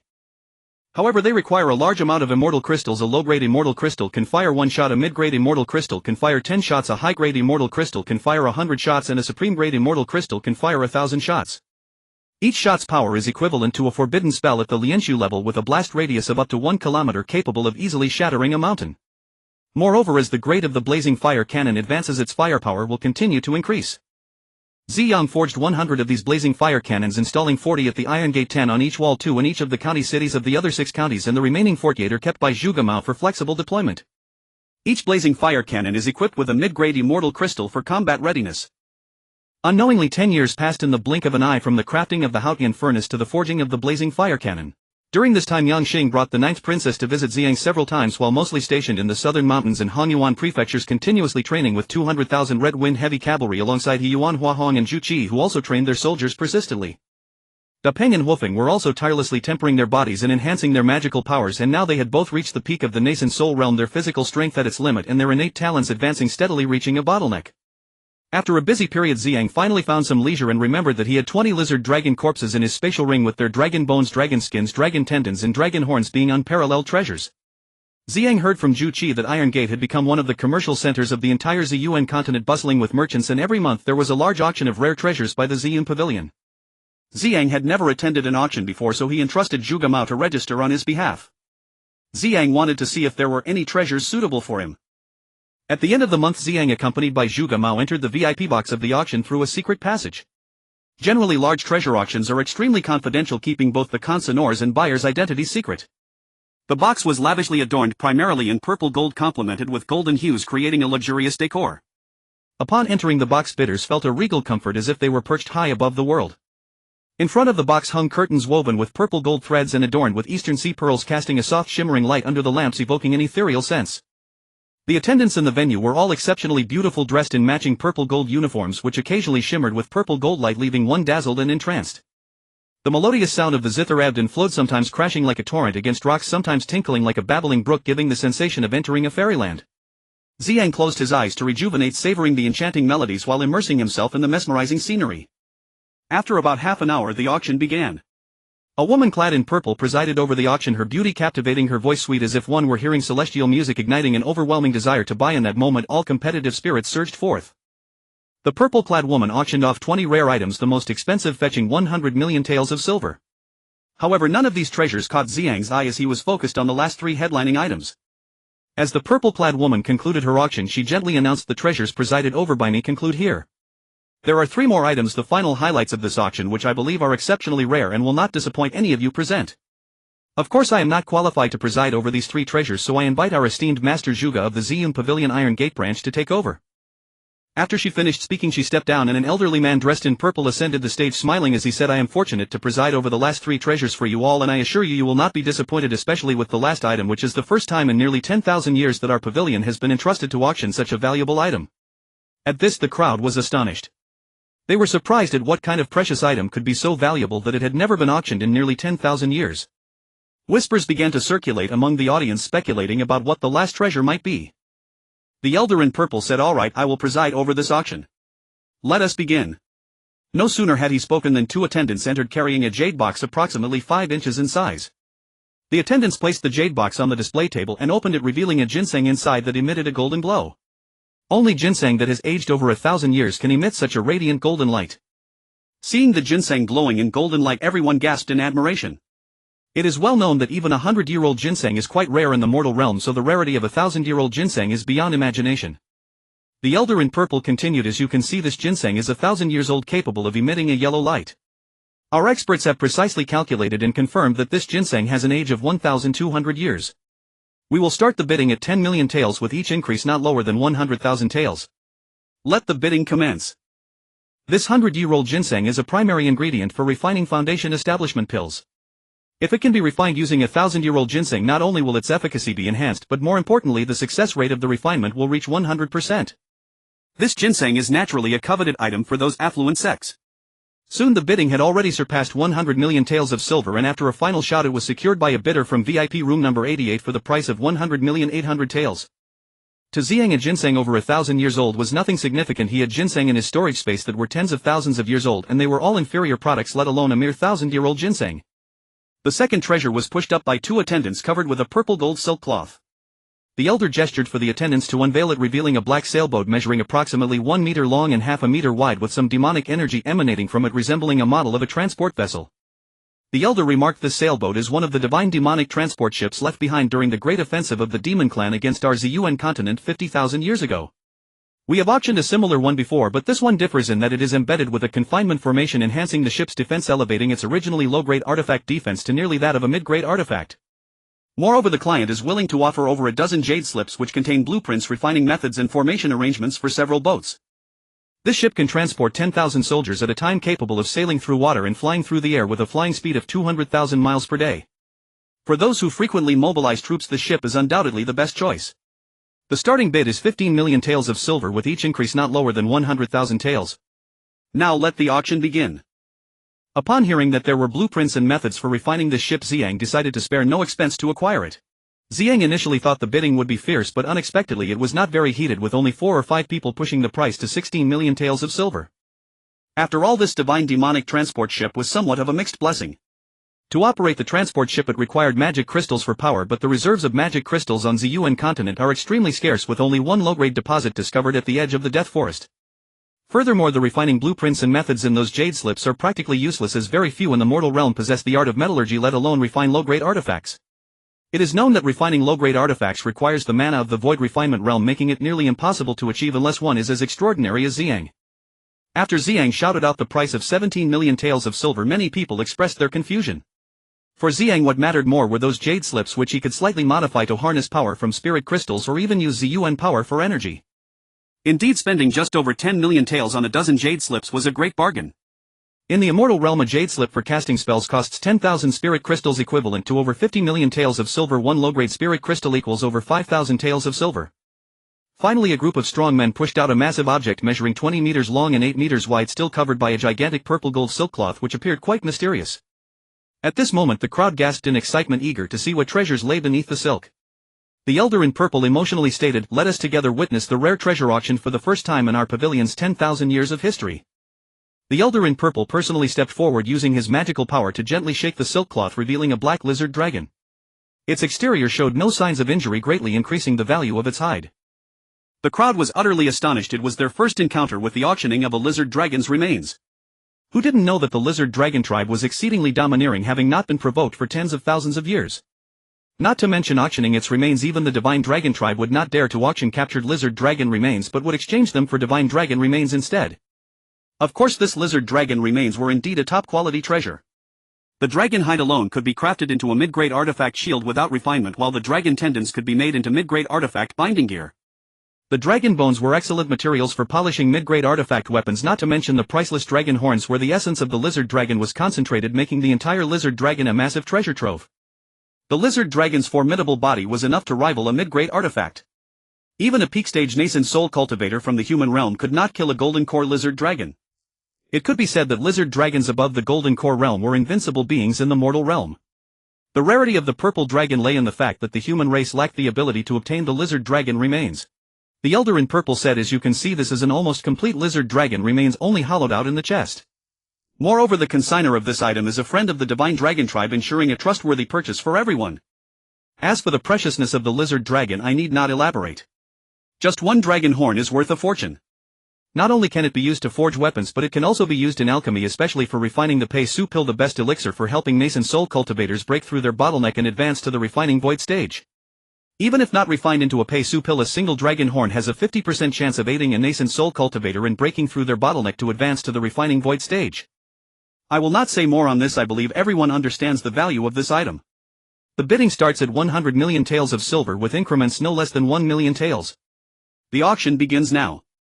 Initially the crowd was somewhat hesitant to bid for this item, thinking who would dare offend the lizard dragon tribe, as it would bring trouble upon themselves. However, upon hearing that the consignor was a friend of the divine dragon tribe and it guaranteed a safe purchase, doubts faded and bids began to flow, and quickly reaching 2 billion taels of silver. Yet the competition remained fierce. Finally one person said, "Everyone, I have been in the nascent soul realm for over 300 years and urgently need this dragon horn for alchemy. I offer 50 billion taels and hope everyone can show some mercy and let me win this once." As soon as these words were spoken, someone shouted loudly, "You are merely 300 years old while I have reached 500. I am determined to secure this dragon. I offer 100 billion taels and hope everyone can show some respect." Oh my, a 500-year-old nascent soul elder ranked among the top 3 in strength. Who would dare provoke him? Moreover, 100 billion taels is an astronomical figure that ordinary cultivators cannot possibly afford. Only a 500-year-old powerhouse in a position of authority could accumulate such immense wealth. The elder's words carried a hint of threat, making others too afraid to bid, leaving them in silence. In fact, it was already beyond Ziyang's expectations that this lizard dragon corpse could fetch 100 billion taels. Ziyang was quite thrilled in the private room, considering that the annual tax revenue of the entire Iron Gate Pass was only 10 billion taels. This single corpse could be auctioned for such an amount. If he were to become a professional dragon slayer in the future, he would certainly make a fortune. Just as this auction was about to conclude, a sudden gust of wind blew in and a middle-aged man with dragon horns and green hair approached, causing chaos on the auction stage. The green-haired middle-aged man shouted, "Who dares to auction the remains of my kin?" Zhuge Mao moved, but Ziyang pressed him down, saying, "Wait, let's observe first." The green-haired youth lunged at the elderly man in purple, but at that moment a white figure sprang forth, repelling the green-haired man's poisonous claw. "Elder Shidu, why bother arguing with a junior? Besides, our Ziyun Pavilion is merely acting on behalf of others. If Elder Shidu seeks revenge, it should be against those who commissioned us, not against our Ziyun Pavilion. We dare not offend that client." Elder Shidu laughed. "You Ziyun Pavilion have such audacity to auction our lizard dragon kin. I Shidu have already spared your pavilion by killing only a minor branch leader of Ziyun Pavilion without destroying your entire organization. Do you think this steward will block me?" The elderly figure in white was none other than Zhuge Mao's ancestor Zhuge Tian. Upon seeing him, Zhuge Mao was astonished and murmured, "Why has the ancestor arrived so quickly?" When the crowd heard this, not only had the rarely seen elder of the lizard dragon clan arrived, but even the extremely mysterious Zhuge Tian, the strongest human cultivator of the Ziyuan continent who had lived for 100,000 years, was present. They were so shocked they hardly dared to breathe. "Ziyun Pavilion's people, do you intend to harm them as well? Have you forgotten the agreement from 100,000 years ago?" Zhuge Tian inquired. Elder Shidu laughed heartily in agreement. You Ziyang Pavilion are hardly worthy to discuss agreements with me. If you do not step aside, do not blame me for showing no mercy to your pavilion's leader and killing you as well. Elder Shidu was at the mid-nascent soul stage, but his strength was comparable to that of a mid-refining void stage cultivator. Although it would take some effort to kill Zhuge Tian, it was certainly possible. Zhuge Tian exclaimed in anger, "You young Shidu spouting such arrogance. You should know that this is Iron Gate Pass, not the South Sea. You lack the ability to cause a scene here. Whether you can kill us depends on whether the Protector Duke agrees." Elder Shidu laughed maniacally. "Ha! The Protector Duke. Haha, that stinking kid named Ziyang who just emerged a few years ago. Does he even deserve the title of Protector Duke? Although he defeated that useless teamer and repelled the pathetic cavalry of the Chia Khanate before me, even a dog would seem filthy. If I see him, I will certainly sever his arms and make him beg for mercy." With that he laughed arrogantly once more. At that moment Ziyang stepped out of the private room, approached Shidu and cheerfully looked at him, asking, "Oh, I've heard that you want to sever my arms and have me kowtow to beg for mercy. Is this true?" Upon seeing this, everyone was astonished to find the hero they had long admired appearing before them, feeling both surprise and concern regarding Zaida's strength, which they all understood well. Shidu squinted his eyes and disdainfully said, "You are Ziyang. Upon meeting this esteemed self, you do not kneel and beg for mercy. Perhaps if I am in a good mood I might spare your worthless life." Ziyang smiled again, saying, "Oh, I would like to see how you plan to make me kowtow and beg for mercy." As soon as he finished speaking, the dark fragrance wolf hair brush suddenly trembled and a confinement array quickly struck towards Shidu. Shidu, quick-witted and agile, did not evade striking arrogantly toward the array. Unfortunately, such arrogance sometimes leads only to disaster. In the blink of an eye, Shidu became Ziyang's captive. Shidu struggled constantly within the array, but the more he struggled, the stronger the confinement force became. He cursed, "You shameless thing, actually plotting against your grandfather. If you have the guts, release me and let us duel fairly." Ziyang replied with a laugh, plotting. "I cast the array right in front of you and you saw it clearly. You didn't evade but came forward instead. How can you claim I plotted against you? Do you not understand shame? With your Shilong clan's powerful physique, I believe you could escape on your own. Why would I need to release you? Wouldn't that make a fool of me in front of everyone present?" After saying this, Ziyang burst into laughter and the crowd chuckled, secretly astonished by Ziyang's divine power. They realized that perhaps a warrior of the human race had emerged who could stand against the entire Shilong clan. After suffering oppression from the Shilong for millennia, they thought that they finally had a chance for revenge. Zaida's face turned crimson as he realized that he had overstepped by entering Ziyang's array. Hearing the crowd mocking him, he who was always on high ground could not endure such humiliation. Furious, he screamed and struggled desperately, but the more he struggled, the tighter it became. In just a moment he could no longer move and his inner power swiftly drained into the array, leaving him exhausted. Ziyang said, "If you want me to kowtow and make amends, I will let it go this time. For the sake of the Shilong clan's chief, I will spare your life. Otherwise I will start by dismembering your arms piece by piece." Shidu weakly replied, "Today I admit defeat. You can kill or torture me as you wish, our clan chief will avenge me." Ziyang chuckled, "Your mouth is still quite tough. Very well, I will wait for your clan chief to arrive. In his presence I will take your heart and then auction off your remains. Let's see how he avenges you." Ziyang then collected the array and Shidu together in his hands and said to everyone, "The remains of this Shilong will be auctioned by me at the Ziyang Pavilion. Feel free to use them. If the Shilong clan seeks revenge, they can come to me directly. The Shilong clan is too overbearing and needs to be properly dealt with so that they can stay quietly in the South Sea and cease their arrogance." After finishing, Ziyang departed and applause erupted behind him as Zhuge Yun and the Elder in Purple also left in succession. Zhuge Mao not only collected billions in silver but also paid the commission to the Ziyang Pavilion for the auction and acquired the magical warship that Ziyang had bid on. The news of Ziyang's great defeat of the Shilong Elder Shidu spread rapidly across the entire continent, marking a new chapter in the history of the first human cultivator on the Ziyuan continent. Ziyang returned to his residence and instructed Zhu Qi on how to guard against the retaliation of the Lizard Dragon clan. He presented 100 high-grade celestial crystals to Zhu Qi and asked him to conceal the blazing fire cannon, preparing for a surprise attack on the Lizard Dragon clan. He ordered Zhuge Mao to send a message allowing Yang Xing to lead 200,000 Red Wind heavy cavalry to reinforce the Taimen Pass. Ziyang obtained the Divine Demon transport ship and several Jade Slips, beginning to comprehend the Jade Slips while awaiting the attack from the Lizard Dragon clan. Upon hearing the news of Elder Shidu being captured, the Lizard Dragon clan leader Shishang was greatly astonished. He thought to himself, when did the human Ziyang acquire such formidable techniques? During the previous encounter, Xiaowu spoke of the murder of 20 of his kin and the theft of the 10,000-year iron essence by the same person who captured Shidu. It seems this individual must be eliminated or else the future troubles will be endless.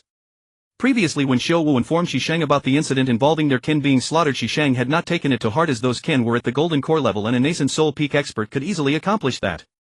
The dispatch of Shidu to the depths of the continent was to investigate the previous slaughter of 20 kin. Unexpectedly, even Shidu, who was at the mid-nascent soul stage, fell victim to foul play. Thus Shisheng dared not underestimate Ziyang's strength and prepared to devise a plan on how to deal with him. While Ziyang was in his residence contemplating the jade slips, a guard reported that a young man named Long Bai had come to visit. Upon hearing Long Bai's name, Ziyang was overjoyed and quickly said, "Please invite him in." Before Ziyang finished speaking, he stepped out of the residence to greet Long Bai. He laughed heartily. "I didn't expect my dear brother to come at this time. Come, let's gather in my residence." Ziyang cheerfully welcomed Long by taking his hand as they entered the residence. The guard watched in astonishment, feeling a wave of fear in his heart, thankful that he hadn't dared to ask this person for a travel fee, otherwise he would have brought disaster upon himself. Long Bai said, "I have long wanted to visit you, big brother, but my father has been in closed-door training and there have been too many matters within the clan making it impossible to leave. Just a few days ago my father advanced to the peak of nascent soul and I took the opportunity to ask for leave and came here." Ziyang smiled and said, "Oh, then we must celebrate this. This is not only an honor for your Divine Dragon clan but also for me." Long Bai said, "Big brother, I have important matters to inform you about." Ziyang smiled and replied, "Before you speak, let me guess what you want to tell me." "Oh, I understand now. You are here to inform me that the Lizard Dragon clan is mobilizing troops to attack me." Long Bai laughed. "Big brother is truly insightful. I have come precisely for this matter. Shisheng has gathered 1,000 Lizard Dragon Black Armored Guards at the peak of the Golden Core stage. These Black Armored Guards are not only incredibly strong but also wear armor crafted from 10,000-year iron essence, possessing strength comparable to the early stage of void refinement. Moreover, our spies within the Divine Dragon clan have reported that Shisheng, in order to counter your binding formation, has specially brought a superior grade artifact that precisely restrains your binding formation. Big brother, you must respond with caution." Ziyang's expression slightly tightened, then he relaxed and said, "I am not afraid. If the wind comes I will block it with walls, if water comes I will cover it with earth." "Big brother is always so confident," Long Bai laughed. "However, to be on the safe side, I have also brought 500 Divine Dragon Guards at the peak of the Golden Core stage. Although their physique and defense may not match that of the Lizard Dragon Black Armored Guards, their abilities are remarkable and can serve as aerial support to suppress the enemy." Upon hearing this, Ziyang was overjoyed and excitedly said, "Brother, you are truly a timely reign. I was just worried about lacking aerial power, but now I need not worry about the skies. As long as we defend the city, those Lizard Dragon Black Armored Guards will surely return with nothing." After speaking, the two laughed heartily. Ziyang arranged for the Divine Dragon Guards brought by Long Bai and held a welcoming banquet for Long Bai along with several generals, introducing a few brothers and commanders at the feast. The next day, Ziyang and the brothers along with the commanders discussed the defense of the entire city, ambushing 60 fiery cannons, all equipped with top-grade immortal crystals. The remaining 30-odd cannons were also fitted with top-grade immortal crystals and distributed to the troops as a flexible mobile force. Ziyang and the others were prepared, waiting for the attack from the Lizard Dragon clan. However, to their surprise, the Lizard clan did not directly attack but instead divided 1,000 Lizard Dragon Black Armored Guards into 10 teams to assist Shisheng in attacking Sima Zhan. Upon receiving this news, Ziyang immediately commanded the abandonment of the other 6 counties and the 2 counties of Shannon and Hongyuan, concentrating all troops at the Iron Gate Pass, and ordered Zhu Qi to expedite the construction of a moat city to the north of the Iron Gate Pass, which would extend 20 kilometers northward. He ordered Zhu Gamao to withdraw all the millions of militia inside the pass into the city. At the same time, he instructed the county lords that whenever Shisheng's army approached they should surrender immediately to protect the citizens within the city. With the assistance of the Lizard Dragon Black Armored Guards, Shisheng's forces swept through the south to the north, capturing cities and lands with ease. According to the agreements among the various forces in the Ziyuan continent, no clan could arbitrarily interfere in the internal affairs of mortal nations, at most secretly helping one side. However, the Lizard Dragon clan's direct dispatch of troops for assistance was unprecedented. Their actions directly impacted the entire continent's structure and blatantly violated the agreements, demonstrating their audacity. Sima Zhan had no time to escape and was surrounded and killed by the Lizard Dragon clan experts brought by Shisheng. As for Emperor Sima Wen and Prince Sima in the Sima royal family, except for the 9th Princess Sima Yu, who escaped under Zhu Gamao's arrangements, were all exterminated by Shisheng. 3 months later, Shisheng's forces occupied all cities except for the Iron Gate Pass and declared himself emperor, naming his country Tang. Thus the Great Jin Kingdom perished and the Great Tang Empire was established. After declaring himself emperor, Shisheng's first action was to revoke Ziyang's title of Duke Protector of the nation on the grounds of his failure to pay tribute, confiscating his fief and demanding that Ziyang surrender the Iron Gate Pass within 10 days. During Shisheng's attack on Sima Zhan, some of Sima Zhan's troops surrendered to Shisheng, while nearly 2 million troops escaped by land and water routes to the Iron Gate Pass, seeking refuge under Ziyang. At this time, Ziyang had a regular army of 8 million at the Iron Gate Pass, and with the retreating militia from within the pass their numbers exceeded 12 million, not counting the 60,000 elite troops. Those 60,000 elite troops at the Golden Core stage were Ziyang's greatest reliance and a crucial reason for his confidence. When the 9th princess learned that all her relatives had been killed by Shisheng, she wept inconsolably. Yang Xing looked at her with pity and was gloomy all day long. Ziyang instructed Huofeng to spend more time with the Ninth Princess. 10 days later the Ninth Princess emerged from her suffering, vowing to kill Shi Chang's entire family, and issued a decree against Shi Chong in the name of the princess, proclaiming it to the world. The decree against Shi Chong enumerated 10 major crimes, with treason and the massacre of the royal family at the forefront. Ziyang learned through Ziyang Pavilion that the one leading the Lizard Dragon Black Armored Guards was Prince Shiwu, assisted by Elder Shiji of the Lizard Dragon Clan. The reason the leader of the Lizard Dragon Clan allowed the brutal and reckless Prince Shiwu to lead a large army is threefold. Firstly, Shiwu insisted on going to seek revenge. Secondly, the clan leader wanted his son to gain experience and broaden his horizons to lay a foundation for taking over his position in the future. And thirdly, with the assistance of the most intelligent Elder Shiji, who wielded the clan's magical artifact, the Soul Summoning Banner, which the clan leader believed could counteract the formation of Ziyang along with 1,000 Lizard Dragon Black Armored Guards. Victory in battle seemed assured, and even in failure a safe retreat would be possible. However, the clan leader's calculations were quite optimistic, as war is not as simple as merely planning. War is a game of strategy between two sides. While one may predict the opponent's moves, discerning their hidden cards is not an easy task.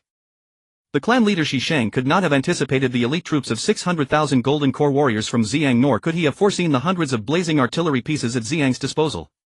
Nevertheless, sending the wise Elder Shiji was indeed a strategic move. His use of the wolf-tiger strategy reveals him to be a tactical genius. Shiji led 1,000 Lizard Dragon Black Armored Guards to easily assist Shi Chong in seizing the weak Jin state, remotely controlling Shi Chong to act as cannon fodder to deplete Ziyang's strength and thus reaping the benefits. Shi Chong understood Zixi's intentions. Although he was reluctant to be a mere pawn, did he have any other choice? Did Shiji offer him any alternatives? Of course not. Shi Chong had to either be a pawn or face annihilation like Sima Zhan. After 2 more months, Shi Chong was fully prepared, leading an army of 200,000 infantry and 300,000 navy surrounding the Iron Gate Pass from both sides and intent on capturing it in one fell swoop. Ziyang was also ready, and the reinforced moated city was fully prepared. Shi Chong understood that Ziyang had once faced the million-strong cavalry of the Qi Khanate with only 100,000 weak troops. Even though Ziyang held the advantage of the city, Shi Chong knew he could not repel the cavalry of the Qi Khanate, let alone annihilate them as Ziyang had done. Shi Chong speculated that as long as he attacked the water fort at Iron Gate Pass with his navy, victory would be certain. However, speculation is one thing. War relies more on objective facts, or else one will suffer a devastating defeat. Shi Chong speculated that as long as he attacked the water fort at Iron Gate Pass with his navy, victory would be certain. However, speculation is one thing. War relies more on objective facts, or else one will suffer a devastating defeat. Overall, Ziyang's navy was indeed at a disadvantage, but even so, Shi Chang's 300,000 navy would not be a match for Ziyang's naval forces. Ziyang's naval equipment was not only superior to Shi Chang's, but Ziyang had also just acquired a magical artifact, the Divine Demon Transport Ship. Although this transport ship was primarily used for moving troops, a group armed with bows and crossbows of at least low-grade mortal quality could launch low-grade artifact-level arrows. Furthermore, the Divine Demon Transport Ship's formidable defensive capabilities, impervious to water and fire, and its ability to maneuver freely among enemy fleets indicated the likely outcome of this war. Therefore, Ziyang was not at all afraid of Shi Chang's forces. Instead, he was considering how to capture the 1,000 Lizard Dragon Black Armored Guards alive without using the blazing artillery. Once the blazing artillery unleashed its power, even the strongest defenses of the Lizard Dragon Black Armored Guards would be rendered to shreds, with blood and flesh scattered everywhere. While Ziyang was pondering how to capture the Lizard Dragon Black Armored Guards alive at home, Zhu Qi rushed in and said, "My lord, Shi Chang's thousands of warships have already arrived before our water fort." Ziyang responded, saying, "Since we are here, let's go out and take a look." As Ziyang and the commanders arrived at the water fort's tower, they beheld thousands of warships arrayed upon the Holy Lake, flags fluttering in the wind, appearing quite imposing. However, Ziyang chuckled and remarked, "To stretch a tiger's skin and make a grand flag, such a large display in this little mud pond is truly suffocating for our great Tang nation's Emperor Shi." After saying this, he glanced around, and the surrounding generals forced smiles while engaging in lively discussions. Ziyang continued, "The enemy's ships are all wooden. The best way to deal with wooden ships is with fire. A single blaze will cleanse them thoroughly, preventing them from making noise here and disturbing my thoughts." After finishing his sentence, he looked at Huofeng.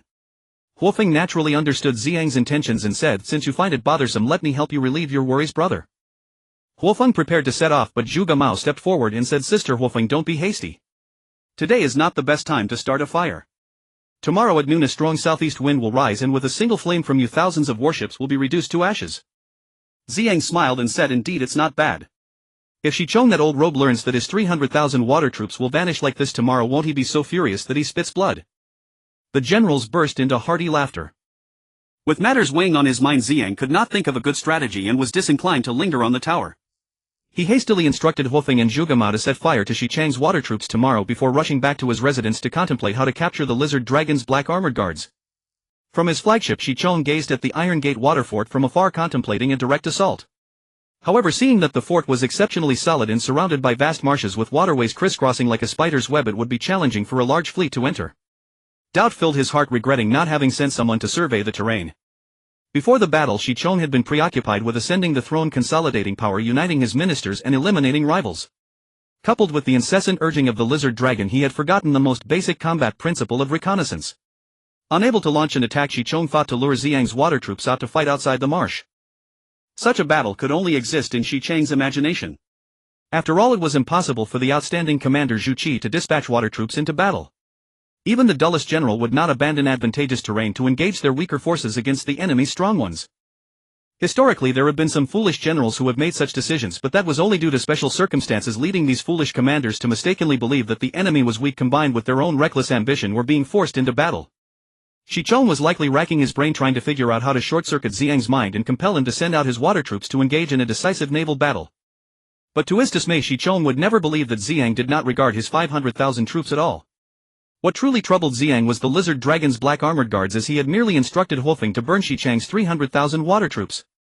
Shi Chong wrote a letter to Ziyang stating, "I have heard that the former protector of the nation, Lord Ziyang, was a hero across the entire Ziyuan continent. I did not expect that upon seeing my troops you would abandon your armor and hide in the mousehole of Iron Gate, willingly becoming a rodent too afraid to engage my water troops in battle." The purpose of Shi Chong writing this letter was to provoke Ziyang into battle. He looked at it and chuckled, saying, "Who is the rodent? Tomorrow we shall see." With that, he set the letter ablaze. Ziyang summoned the generals into the conference hall and said, "Today I received a letter from Shi Chong. Initially I had no intention of responding, but upon further thought I realized I could leverage this opportunity to prepare for the fire attack on Shi Chong by the Fire Phoenix tomorrow." Ziyang recounted the contents of Shi Chang's letter, prompting the generals to burst into laughter. Zhu Qi remarked, "Does he think we are children? This old thief must have lost his mind from being an emperor for too long." Zhuge Mao suggested, "Since the old thief has such intentions, why not help him fulfill them?" At this the generals were taken aback, gazing at Zhuge Mao in surprise. Zhuge Mao smiled and said, "We can agree on the time and place, but while the ships can set sail, we won't send any men. We can place incendiary materials on board and set them ablaze. Wouldn't that be even more thrilling?" Upon hearing this, the generals immediately understood and applauded in approval. Ziyang then instructed Zhuge Mao to make the necessary arrangements and replied to Shi Chong with a letter. Simultaneously, Ziyang ordered Zhu Qi to prepare an army of 100,000 troops. Once Shi Chang's navy was defeated, they would pursue the 200,000 soldiers of Shi Chang's land forces to ensure their complete annihilation. When Shi Chong received Ziyang's letter, he was overjoyed and immediately convened a military meeting to strategize how to encircle and annihilate Ziyang's navy the following day. However, some generals expressed their doubts, saying Ziyang is also a legendary hero. He wouldn't easily fall for such a trap. Would he really use a weaker force to confront our strong army? Could there be some trickery involved? Shi Chong confidently replied, "Ziyang is indeed a legendary hero, but heroes have their weaknesses. They often believe themselves infallible and cannot tolerate being deemed inadequate by others. In order to defend their reputation, they will go to any lengths, hence Ziyang will certainly go to battle tomorrow." At that moment an old general spoke up, "What your majesty says is true. Ziyang will indeed go to battle tomorrow. The key is how he will approach the battle. I observed the celestial signs and saw that there will be a southeast wind at noon tomorrow. If Ziyang attacks our fleet at that time with fire ships, our tightly packed fleet will be reduced to ashes in an instant. I implore your majesty to reconsider." Upon hearing this, the other generals were alarmed and spoke in unison, "What the old general says is very reasonable. We urge your majesty to reconsider." When Shi Chong heard that there would be a southeast wind at noon tomorrow, he was also greatly surprised. The time Ziyang proposed for their meeting was exactly at noon, which clearly indicated that he intended to set fire to Shi Chang's navy the following day. Shi Chong exclaimed, "Indeed, the old general's concerns are quite valid. I suspect that Ziyang will certainly set fire to my forces. How should we respond?" The old general replied, "Currently there are no effective methods to counter the enemy's fire attack. The only option is to avoid battle." Shi Chong, upon hearing the suggestion to avoid battle, felt displeased and said, "Old general, while the enemy's fire attacks are indeed formidable, they are not severe enough to warrant avoiding battle. Moreover, it was our proposal to meet tomorrow. If we retreat, it would only invite ridicule from the world. Furthermore, if we avoid battle, our morale will plummet, making it impossible to rally our spirits and capture Iron Gate Pass. We must engage the enemy tomorrow, annihilate their forces, and pursue our victory." The old general responded, "What your majesty says is true, but if we do not avoid battle tomorrow, there is a strong possibility that our entire army will be wiped out." Upon hearing this, Shi Chong became enraged and shouted, "Impudent! How dare you use your seniority to speak of our army's annihilation in my presence? You disturb the morale of my troops, and that is punishable by death." He ordered, "Take him outside and execute him." The generals quickly knelt down to plead for mercy. In reality, Shirchong did not wish to kill the old general. He was just momentarily furious, fearing the loss of morale, and resorted to such a drastic measure. Shirchong angrily said, "Considering that the generals are pleading for you, you should not stay here any longer. Go take command of the land forces and guard them well. Redeem yourself through your contributions." The old general shook his head helplessly and walked out to take up his post at the army headquarters. Shirchong discussed with the other generals for much of the day, finally settling on a strategy to attract the troops of Ziyang with a small portion of their forces while concealing the majority on both flanks. In fact, the outcome of Shirchang's plan, whether he devised it or not, remained the same. Ziyang's use of fireships was merely an embellishment, while the true offensive came from the Fire Phoenix. In truth, the old general's strategy of avoiding battle was correct, but Shirchong would not consider that Ziyang might use the Fire Phoenix to attack his main army. He merely approached the matter from the perspective of conventional human military tactics. The seasoned general naturally took into account that Ziyang might deploy cultivators to launch fire attacks, and he had researched Ziyang's previous use of the Fire Phoenix to assault the Chia Khanate with catapults and nearly 100,000 cavalry. He knew that Ziyang possessed such a fire card, yet he only heard it secondhand and had not witnessed it himself, thus he dared not draw premature conclusions. He could not ascertain that Ziyang truly possessed the Fire Phoenix and therefore did not dare to inform Shirchong. One must understand that if the old general had told Shirchong that Ziyang had the Fire Phoenix capable of incinerating hundreds of thousands of troops in an instant, it would certainly have caused widespread panic among the army, undermining their morale. The critical issue was whether Shirchong would believe the rumors. If he did not, he could be punished with death for disturbing the morale of the army or for deceiving the monarch, for the old general had no evidence to prove the existence of the Fire Phoenix. The next day Ziyang dispatched nearly 1,000 warships, each concealing several smaller boats behind them, all laden with flammable materials. When Shirchong saw so many warships sent by Ziyang, he rejoiced as images of his forces triumphantly entering the pass and capturing Ziyang began to fill his mind. Just as Shirchong was lost in his fantasies of victory, a sudden southeast wind arose and the originally calm lake surface became tumultuous with waves crashing against the warships. The vessels trembled violently and the soldiers aboard began to stagger, unable to maintain their footing. At that moment Ziyang's soldiers began igniting the smaller boats, which lunged toward Shirchang's warships like giant claws with flames. Awakening from his reverie, Shirchong cursed, "You wretched thing, you truly used fire attacks against me. Fortunately I was prepared for this." When Zhuge Miao observed the fleet from a distance without panic, he guessed that the enemy had long been prepared. He whispered a few words into the ear of the Fire Phoenix, which then joyfully soared toward the southeast. A triumphant smile appeared on Zhuge Miao's face. In this battle Ziyang had not participated at all. It was entirely orchestrated by Zhu Qi and Zhuge Miao, while he himself pondered how to resolve the issues with the lizard dragon black armored guards. At a quarter past noon, thick smoke billowed over the sacred lake and the sounds of weeping, shouting and wailing filled the air, creating an apocalyptic atmosphere. Following Zhuge Miao's suggestion, the Fire Phoenix first searched the southeastern direction, discovering numerous warships. It unleashed a divine ability of flaming meteor rain, engulfing the lake's surface for hundreds of miles, igniting the warships instantly as the fire spread, fueled by the wind. The Fire Phoenix then found another hidden fleet, sequentially releasing its divine abilities, and the unfortunate 300,000 naval troops met their demise at the bottom of the lake.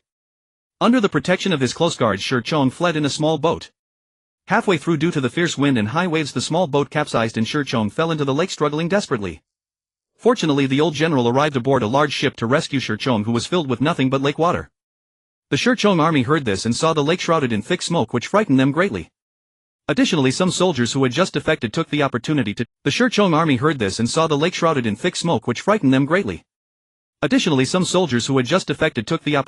turn against them, causing chaos within the Shirchong troops.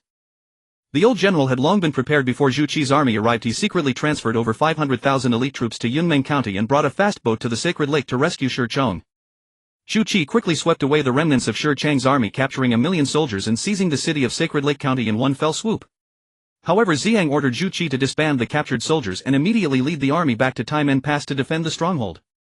Ziyang was well aware that his most important enemy was not Shirchong but the Lizard Dragon Clan. This time the Lizard Dragon Clan easily destroyed the Great Jin with their 1,000-strong black armored guards, indicating the formidable combat power of the Lizard Dragons. The Lizard Dragon Clan had hundreds of thousands of members, and these people were essentially all soldiers. If hundreds of thousands came together to attack, even if Ziyang used all the 100 blazing fire cannons, he would not be able to withstand the concentrated assault of the Lizard Dragon Clan. What troubled Ziyang now was how to deal with the Lizard Dragon Clan. At the very least, he needed to capture several thousand of their members to increase his leverage. Moreover, Long Bai had once told him that the Lizard Dragon Clan possessed a treasure that could precisely counter his formation, and Ziyang had no idea what this treasure was, leaving him anxious and restless. Ziyang understood that this battle with the Lizard Dragon Clan was of utmost importance. Victory would allow him to govern the territory of the former Great Jin and lay the foundation for himself to become a major power in the Ziyuan continent, while defeat would mean fleeing and all the forces he had accumulated would be lost. This was also the reason for Ziyang's anxiety. Additionally, Ziyang had a lingering doubt the Lizard Dragon clan had disrupted the agreements between various forces on the continent and openly destroyed the Jin. Normally some significant powers should have stepped up to speak out and seek justice. However, months passed with no response from the various forces on the continent, as if nothing had happened. This extremely unusual silence left Ziyang feeling very unsettled. Ziyang felt that the power of the Lizard Dragon clan was immense and almost no one on the continent dared to provoke them. Furthermore, the Lizard Dragon clan likely possessed a powerful treasure or a strong technique that made all factions wary. Ziyang tried to learn more secrets about the Lizard Dragon clan through Long Bai and Piao Shui, but he could not obtain any information. Even searching the memories of the captured elder of the Lizard Dragon clan Shidu proved fruitless, which left Ziyang quite frustrated. Shi Chong, while fleeing, learned that his 500,000 troops had been almost entirely annihilated in just one day. He spat blood and fell into unconsciousness. Among Shi Chang's generals, only the old general escaped a calamity while the rest all perished in battle. When news of Shi Chang's defeat reached the homeland, several powerful lords declared independence. Even those lords from the county cities who did not declare independence kept their troops close, watching the situation. 3 days later, Shi Chong awoke to such news. His vision darkened and his teeth clenched tightly. Whether it was regret or anger, no one could tell. From that moment on, Shi Chong never awoke again. The old general placed Shi Chang's corpse into an ice coffin and kept it strictly confidential. He escorted Shi Chang's body with 50,000 elite infantry swiftly towards the capital.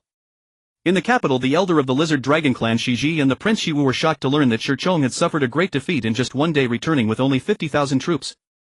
They initially planned to wear down Ziyang's troops and supplies using Shi Chong's army and then send the Shilong Black Armored Guards to seize Taimen Pass, but unexpectedly, without the Shilong Black Armored Guards leading the charge, they suffered such a devastating defeat.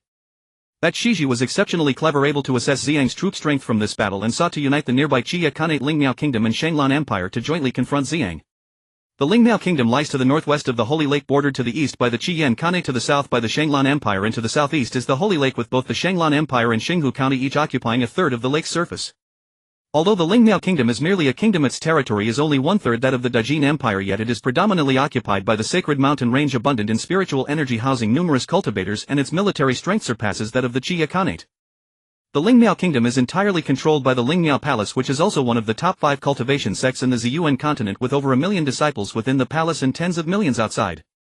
Disciples within the palace generally range from foundation establishment to golden core, while outside disciples are in the transcendence stage, and once an outside disciple reaches foundation establishment, they are promoted to an inside disciple. The Lingmiao Palace also actively promotes the Lingmiao technique nationwide, encouraging more potential citizens to cultivate and providing a continuous stream of disciples. The Shanglan Empire is located to the west of the Dajin Empire, bordering the forces that previously clashed with Sima Zhan and frequently engages in battles with him. The population of the Shanglan Empire is one-third less than that of the Dajin Empire, yet it is an extremely martial nation where every citizen worships the holy warriors, and newborns undergo holy warrior baptisms, with those showing potential receiving intensive training. Although the Shanglan Empire's military strength cannot compare to its northern neighbor the Lingmiao Kingdom, it is significantly stronger than the Dajin Empire. In previous battles against Sima Zhan they often emerged victorious, but out of fear of provoking this nascent soul expert they did not occupy Dajin territory, only plundering some wealth and populace. During the conflict between Ziyang and the Qia Khanate, both nations merely observed and did not participate in the war. Throughout the recent battle with Shi Chong, these two nations remained neutral, unwilling to intervene. When they learned that Ziyang had soundly defeated Shi Chong's 5 million troops in a single day, although they appeared calm on the surface, they were extremely anxious inside, fearing that Ziyang's growing power would soon turn against them. Even though Elder Shiji of the Shilong wished to leverage the military strength of these three nations, aside from the Qia Khanate having some past grievances with Ziyang, the other two nations not only had no conflicts with Ziyang but also engaged in very frequent trade, maintaining a relationship that was not overly good yet not very bad either. Ziyang's recent decisive victory over Shi Chong, coupled with its previous defeat of the million cavalry from the Qia Khanate, would compel these nations to seriously reconsider their relations with Ziyang, making them reluctant to mobilize troops and invite disaster. These factors troubled Shiji greatly, yet they were not the most pressing issue. The most concerning matter was Shiwu.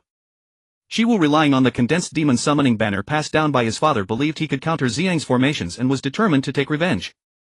He had originally intended to attack the city with the Shilong Black Armored Guards in Shichong, but was forcibly stopped by Shiji. After Shishong's massive defeat, he was even more furious, not contemplating the formidable strength of Ziyang but rather feeling humiliated that his appointed agent was defeated by the enemy, and he was eager to retaliate against Ziyang to restore his own honor.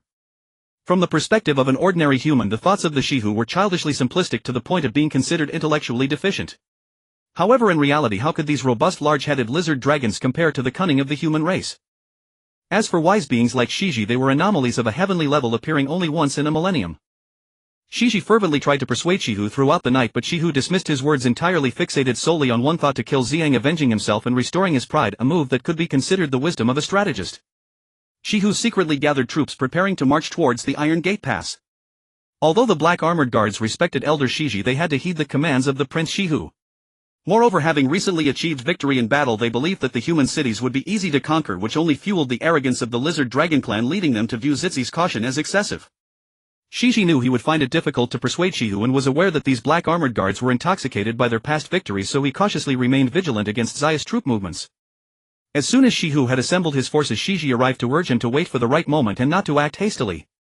Shihu replied, "In accordance with my father's instructions, I have studied human military strategy and learned that speed and surprise are paramount. Today, with Shi Chong just defeated, the enemy must be celebrating. If I launch a surprise attack, I shall surely achieve a great victory. You wait here for my good news. In 2 days I will bring you the head of Ziyang." With that, he laughed arrogantly with his soldiers. The other black armored guards debated amongst themselves, with some even accusing Shiji of being overly cautious and underestimating their strength, demanding to go to battle. At this moment Shiji felt helpless. If it were just Shihu, he could have forcefully stopped him. But with thousands of black armored guards eager for battle, even if the clan leader Shishing were present, he would likely be unable to prevent this action. Shiji had no choice but to agree and insisted on accompanying Shihu.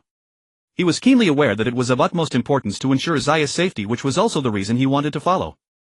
He believed that as long as he was there, even if Ziyang's skills were exceptional, protecting Ziya's life would not be a problem. The 1,000 black armored guards led by Shihu and Shiji swiftly sped towards the Iron Gate Pass. Ziyang pondered for a long time and conferred with the generals multiple times, even discussing the matter with Pao Shui and Ziyan several times, yet he could not devise a method to capture these 1,000 black armored guards. On the morning after defeating Shi Chong, Ziyang had just stepped out and was preparing to inspect the city walls when Long Bai hurried over, shouting, "Elder brother Shihu has led the black armored guards to attack. Quickly prepare to meet the enemy." Ziyang was taken aback. He had not expected the Lizard Dragon clan to strike so swiftly. He and his companions believed that the Lizard Dragon clan would at least need time to reorganize Shi Chang's forces before they attacked. Ziyang quickly led his troops to the city walls, only to see a vast dark mass outside that blotted out the sun. The Lizard Dragon was 20 zhan long with a wingspan of 50 zhang, enormous beyond measure, larger even than the Lizard Dragon he had encountered before. Upon seeing Ziyang, Shihu shouted, "You despicable human! If you know what's good for you, come and die. Otherwise I might just grant you a swift end, otherwise you'll find it impossible to live or die." Ziyang saw Shiwu and smiled, saying, "I thought it was someone important, but it turns out to be my defeated subordinate. I still clearly remember how a few years ago you knelt down to beg for mercy. Out of pity I spared your life, yet today you repay kindness with enmity. If anyone is despicable, it is certainly you." Upon hearing this, the generals besides Ziyang burst into laughter, while the soldiers of the opposing side were quite astonished, unable to believe that their prince had once been captured by someone else. Shiwu was simple-minded, and when it came to verbal sparring he was no match for Ziyang. His face turned green with anger as he stammered, You are talking nonsense. Last time I was careless and fell into your scheme. If it weren't for that, how could I have been captured by you?" Ziyang laughed, saying, "Regardless of how cunning your scheme was, you were still captured by me. If you hadn't pitifully knelt down to beg for mercy back then, I would not have softened my heart and let you go. Yet here you are today showing off your power. Are you not afraid that I may employ some small tricks again and capture you once more in front of everyone?" Shiwu was so enraged that he shouted, "If I do not kill you today, I am not Shiwu." With that, he charged towards Ziyang. Shiji hurriedly blocked him, saying, "Your Highness, do not be rash. This enemy is full of tricks. We must be cautious and not act impulsively. Let's observe first before making any plans." Although Shiwu was reckless, having suffered a loss before, and with Shiji's reminder he regained his senses and dared not rush forward, Ziyang originally intended to provoke Shiwu and seize the opportunity to capture him, but with Shiji's intervention all of Ziyang's verbal efforts were in vain. The black armored guards of the Shilong clan, upon hearing the conversation between Ziyang and Shiwu, realized that their prince had indeed been captured by the enemy before. They saw that Shiwu, who had just wanted to charge forward, was now hesitating, and they felt embarrassed as their former arrogance faded away, leaving their morale in ruins. Shiji stepped forward and said, "I have heard that the Duke of the Protectorate possesses immense powers with no rivals on the Ziyuan continent. Yet you resort to petty tricks against the younger generation of Shilong. Do you not feel ashamed?" Upon hearing this, Ziyang found the words quite astute, completely deflecting any blame off of Shiwu for being captured. Not only did he preserve the dignity of the Shilong clan's prince, but he also silently mocked Ziyang. Ziyang replied, "This must be Elder Shiji, the wise one of the Shilong clan. With your wisdom and power, how could you slaughter the utterly powerless emperor of the Great Jin and his royal family while also violating the agreements on the continent and meddling in the internal affairs of the Great Jin? Such actions are not only those of a petty person but also of a shameless one. We feel ashamed to be associated with a wise one like you, fearing that you would not be able to face the world in the future. Yet it seems we worried unnecessarily. Your thick-skinned nature has indeed allowed us to see you in a new light." As Ziyang spoke, she was standing beside Shiji, could no longer contain himself and stepped forward to curse, but Shiji quickly pulled him back. Ziyang smiled and said, "Your emperor of the Great Jin is depraved and tyrannical, causing the people to suffer and live in misery. My black-armored warriors of the Shilong clan merely act in accordance with the people's will, seeking to uphold justice. Yet you, Duke of the Protectorate, cling to outdated customs, ignoring the people's welfare, going against their will and confining yourself within your isolated fortress. This is truly unbecoming of one hailed as a hero on the Ziyuan continent." Ziyang clapped his hands and laughed, saying, "It seems Elder Shiji truly lives up to his reputation. His eloquence can astonish heaven and move ghosts. To turn black into white, to claim the dead are alive, to downplay the severity and to beautify your brutal slaughter of innocents as saving the people from fire and water. I must truly admire you. However, I must also thank you. If it weren't for this matter, the world might never see your true colors. Let us cut the small talk, it is meaningless. Since you claim to act on behalf of heaven, I am curious to see how you intend to do so." Ziyang gave some instructions to Zhu Qi, who immediately complied. All of this caught Zixi's attention, causing him to harbor suspicions as he feared Ziyang was scheming something, prompting him to order the army to retreat. Ziyang smiled and said, "Isn't Elder Shiji supposed to act on behalf of heaven? Why then do you wish to retreat?" Shiji replied, "Lord Protector of the nation possesses immense power. If we were to engage in an unknown battle, none of us would be your match. If our soldiers clash, it would lead to many deaths. I have a suggestion. I wonder if Lord Protector would consider it." Ziyang thought to himself, "Indeed, this Shiji is cunning beyond measure, trying to devise some scheme against me. Well, I shall listen to what he has to say." In truth, Ziyang had little choice. Zixi's words were a clear trap. If Ziyang refused, it would mean sending ordinary soldiers to the tiger's mouth, earning him a reputation for not caring for his men, which would severely dampen the morale of his troops. Ziyang said, "Since Elder Shiji has a proposal, I might as well hear it." Upon hearing this, Shiji was delighted, thinking to himself, "Ziyang has taken the bait." Shiji said, "I have a formation here. If you can break it, we will withdraw our troops and guarantee not to trouble you for 10 years. If you cannot break it, I hope you will return our Elder Shidu and from henceforth vanish from the world, no longer participating in the disputes of the continent." What do you think, my lord? Ziyang pondered. Breaking formations was his forte, and with so many magical treasures at his disposal, there was no formation he could not dismantle. Ziyang said, "Breaking the formation. I need to see what kind of formation it is before making a decision." Shiji responded, "That is only natural." With that, he took out several flags and tossed them to the 1,000 black-armored Shilong guards, who quickly arranged themselves into formations according to the flag's instructions. Ziyang laughed and said, "You Shiji are indeed treacherous, using 1,000 black-armored guards and the power of the formation flags to attack me alone. It's quite clever of you. In that case, I will also set a formation. If you can break it, I will agree to your terms, otherwise you should leave obediently." Shiji said, "My lord has misunderstood. Our Shilong flag formation is a confinement formation and does not possess any offensive power." Ziyang smiled and replied, "Mine is also a confinement formation without any attack power." "Elder Shiji, are you willing to break it?" Shiji said, "Lord Protector of the nation is immensely powerful, far beyond what we can match. Naturally, we cannot withstand your formation, but you may have a chance to break our Shilong flag formation."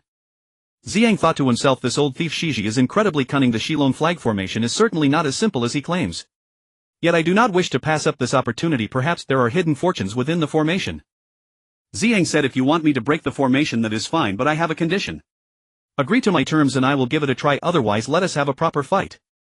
Upon hearing this, Shiji was overjoyed, realizing that Ziyang had taken the bait. He understood that although the Shilong flag array was a confinement formation with 1,000 Shilong black-armored guards acting like puppets according to the banner's instructions, the dragon poison of these 1,000 Zilongs was extremely potent.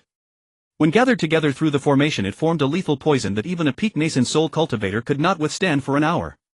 Moreover, with these black-armored Zilongs, whose defenses were immensely formidable, comparable to middle-grade artifacts, it was nearly impossible for a nascent soul cultivator to break through their defenses. It could be said that once Ziyang entered the formation, his death was certain. Although Shiji was exceptionally clever and had devised intricate plans, he could never have anticipated that Ziyang was unafraid even of deathly magic energy, so how could he fear the dragon poison? Ziyang's body was impervious to both divine and demonic forces, a body that was immune to all poisons. Additionally, despite being at the nascent soul stage, Ziyang's physical strength was formidable and he possessed a top-grade artifact, the dark fragrance wolf hairbrush, capable of penetrating the defenses of the Shilong and forcing his way out of the formation. Shiji said, "Since the esteemed protector of the nation has conditions, please do tell. If the conditions are not excessive, our Shilong clan is known for its reasonableness and will consider your request." Upon hearing these words from Shiji, even the Shiowu standing beside him blushed, let alone Ziyang, who felt nauseated. Ziyang replied, "You just said you wouldn't disturb me for 10 years. I do not trust your words." I want a written agreement from the leader of the Shilong clan stating that within 10 years no member of the Shilong clan shall step out of the territory of the South Sea Shilong clan. Upon hearing this she felt displeased and said the protector of the nation's request is somewhat excessive. Besides my king is in the South Sea, how can I possibly obtain his agreement? Ziyang said excessive. You dare to claim that? You set a trap for me and then preach about righteousness, is that not even more excessive? Furthermore, you a mere elder of the Shilong speak as if your words are mere farts. Do you think you can fool me with such ethereal nonsense, putting me at risk as if I were a 3-year-old child? Let me be clear, I will not break your so-called formation, yet I can assure you that this group of arrogant Zilongs will have no way to return. If you dare come and attack. Ziyang's attitude changed dramatically, becoming exceedingly firm, causing Shiji to sense an ominous feeling. He hurriedly said, esteemed protector of the nation, please calm your anger. I was merely joking with you. With my status I cannot dictate my king's decisions, so I need to discuss it thoroughly with him. Give me 10 days and I will surely bring you news. After a brief discussion with Xiao Wu, Shiji decided to take him alone. This matter required Shiji to return personally. However, he could not leave Xiao Wu here. If anything happened to him, Shiji would not escape the blame. Seeing Ziyang's attitude and sensing the strong killing intent emanating from him, Xiao Wu no longer dared to act recklessly. When Shiji proposed that they return together, he obediently agreed, which surprised Shiji. He initially thought it would take some persuasion, but he achieved his goal so easily, saving him a lot of trouble. Shiji arranged for the leader of the 1,000 black armored guards to remain calm and instructed them not to attack recklessly before his return. Shiji and Xiao Wu hurriedly departed, returning to the South Sea Shilong Island, the sacred ground of the Shilong clan, where they met the leader of the Shilong clan, also known as the Shilong King Shishang, and explained the general situation. Shishang said, if Ziyang truly is as you say, we must eliminate him at all costs, otherwise the consequences will be endless. Shiji said, Your Majesty, I sense an invincible power within Ziyang, a force so formidable that it fills me with great unease. However, I do not quite understand his demands. If he is indeed powerful enough, why would he place such great importance on this decade of... Shishang replied, I suspect he is currently cultivating a powerful divine art, but it is not yet complete and requires time. Otherwise he would not take such risks. Shishi said, I believe your concerns are valid, yet I still feel uncertain about our chances of winning this battle. Even if we succeed, our clan will suffer heavy casualties, and by then the Shunlong clan may take advantage of our weakness. Moreover, the Shunlong clan has a very close relationship with him, and there may be some conspiracy at play. Otherwise, why would he remain unafraid upon seeing our numerous black armored guards? He must know that each of our black armored guards possesses strength comparable to that of a nascent soul realm cultivator. Shisheng said it is certain that he is colluding with the Shunlong clan, and they have been in league for several years now. Additionally, the Shunlong King Longi is extremely mysterious, having recently mastered a divine ability. He may seize the opportunity for revenge against us. This is something we must guard against. Shiji said, according to reports from Shi Chang's internal scouts, the Shunlong Prince Longbai has stationed 500 Shunlong guards within the Iron Gate City, which is why I want to devise a plan to trap Ziyang. Shisheng said, this battle is of great importance. We are already at a disadvantage. If we are to fight, we must take his life to eliminate future threats. Shishi suggested, what if we tamper with the formation to enhance its toxicity, ensuring that once he enters the formation he will certainly die? Shisheng asked, are you suggesting we place the soul-devouring poison spirit within the formation? The soul-devouring poison spirit is one of the most treasured artifacts of the Shilong clan, sealed within the soul-containing wood.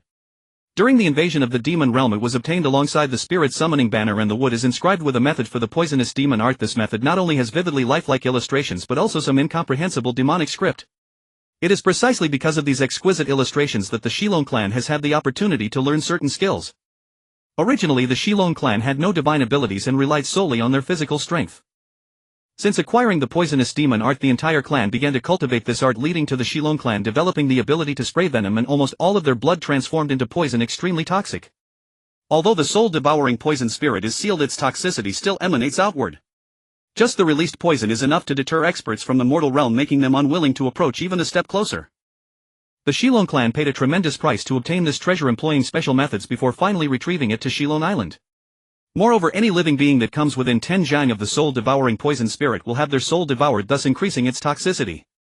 Shiji said, if we use the soul-devouring poison spirit as the eye of the formation, it will not only enhance the formation's toxicity 1,000-fold but also grant the formation the ability to capture souls. Particularly within 10 zhang of the Ziyang will undoubtedly perish. At this moment, Shiwu, who was standing nearby, said, Father, if this is the case, will not the souls of those 1,000 Shilong black armored guards be devoured by the soul-devouring poison spirit? Shiji replied, I have considered this issue as well. However, if we do not proceed this way, Ziyang will undoubtedly massacre our clan. At that time the death toll will far exceed these 1,000, potentially jeopardizing the very foundation of our clan. Shisheng said these guards were destined to sacrifice everything for our clan. By nourishing our clan's treasure with their souls we can not only enhance the toxicity of the soul-devouring poison spirit but also eliminate a formidable enemy at minimal cost. You should be proud of their noble sacrifice.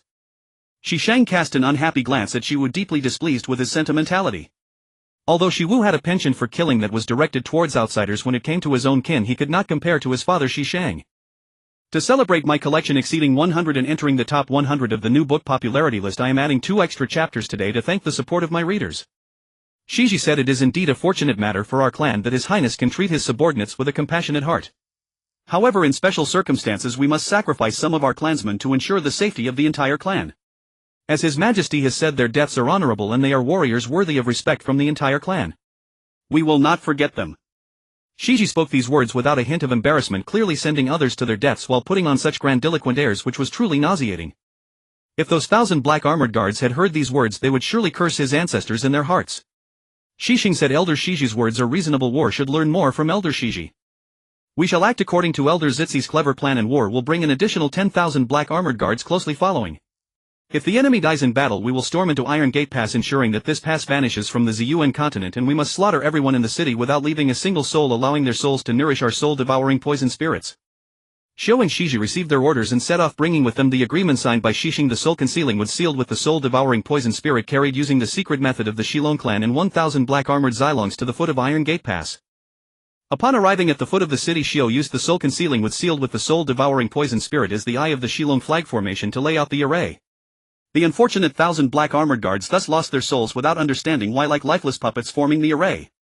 After setting up the array, Shou requested Ziyang to converse, naturally keeping the 10,000 black armored Zilongs hidden 1,000 miles away to prevent Ziyang from discovering them. Since Shou and Shiji left, Ziyang discussed countermeasures with the generals. Long Bai said the Shilong clan has no credibility whatsoever. Even if they sign the agreement they will not comply. If they are willing to sign the agreement it is highly likely that there is an issue with the array. It would be fraught with danger for my brother to break that array. Therefore I believe it would be best for my brother not to break the array. Let them attack. If that fails I will return to the East Sea to mobilize reinforcements. Other generals also expressed their agreement not to break the array, hoping to share life and death together in this calamity. However, Ziyang had other considerations in his heart. He understood that the arrays of the mortal realm could not harm him. At most they could only confine him. What he worried about was if he were trapped the Shilong clan would bring a large army to attack Iron Gate Pass. Ziyang said, brothers, do not be anxious. The Shilong flag formation cannot harm me. I have my ways to deal with it. However, there is something that troubles me. If that Shilong flag formation possesses great power I might become trapped within it and unable to escape. At that time if the Shilong clan sends a large army to attack the city, how shall we defend ourselves? Upon hearing this the generals exchanged glances. They were well aware of the combat strength of the Shilong clan's black armored guards. 1,000 black armored Zilongs could easily flatten Iron Gate Pass. How could they possibly withstand it? Though the city walls are thick they can only withstand mortal attacks. The Zilongs can move freely through the air, coupled with their ability to spray poisonous fluids, making it impossible for mortals to defend against them. Otherwise how could a vast Jin kingdom change dynasties so swiftly? Though Zhuge Mao and Zhu Qi among other generals knew of the existence of the fire law cannons, they had never witnessed their power and were thus greatly concerned, unsure how to respond. If Ziyang were present they would naturally have a source of support. If Ziyang were trapped their mental pillar would collapse. Ziyang looked at the silent generals, understanding their thoughts, and said, there is no need for you to worry too much. The chances of me being trapped are very slim. Moreover, we have the assistance of the 500 divine dragon guards brought by Long Bai, as well as the incredible abilities of the Roc and the Fire Phoenix. Additionally, I have refined 1 billion low-grade divine weapons, the Qiyang crossbows and arrows. Even if one arrow cannot kill a lizard dragon, 100 should suffice. Not to mention we have 600,000 elite soldiers equipped with near mid-grade divine armor. These 600,000 elite soldiers are all flying Golden Core Realm cultivators, especially the 200,000 Red Wind heavy cavalry, whose flying speed is not inferior to that of the lizard dragons. More importantly, we also possess 100 secret weapons, each capable of killing a lizard dragon with a single use. Therefore our strength is not inferior to that of the Liza. Upon hearing this the generals felt their anxious hearts ease, realizing that it was no wonder Ziyang had been so resolute towards Elder Lizard Ji. He had solid backing, especially with the secret weapon capable of taking down a lizard dragon. Zhuge Mao, Zhu Qi and several others who understood the power of the blazing fire artillery felt an immense joy in their hearts. They had not anticipated that these 100 cannons would possess such formidable might. In truth, Ziyang had downplayed the power of the blazing fire artillery, especially since it was crafted by fire spirit elves using materials containing fire spirit ore, and it was enhanced with both an attacking formation and a binding formation, increasing its attack and defense by 30%. A single cannon shot would turn everything within a 10-kilometer radius to ashes. Not only could it obliterate a single lizard dragon, even 1,000 lizard dragons concentrated within that distance would be reduced to nothing. Ziyang continuously instructed Zhuge Mao, Zhu Qi and the others that the secret weapon should not be used unless absolutely necessary. Once deployed, the entire continent would likely fall into panic and all the forces on the continent would almost certainly turn their blades against Ziyang, forcing him to destroy such weapons.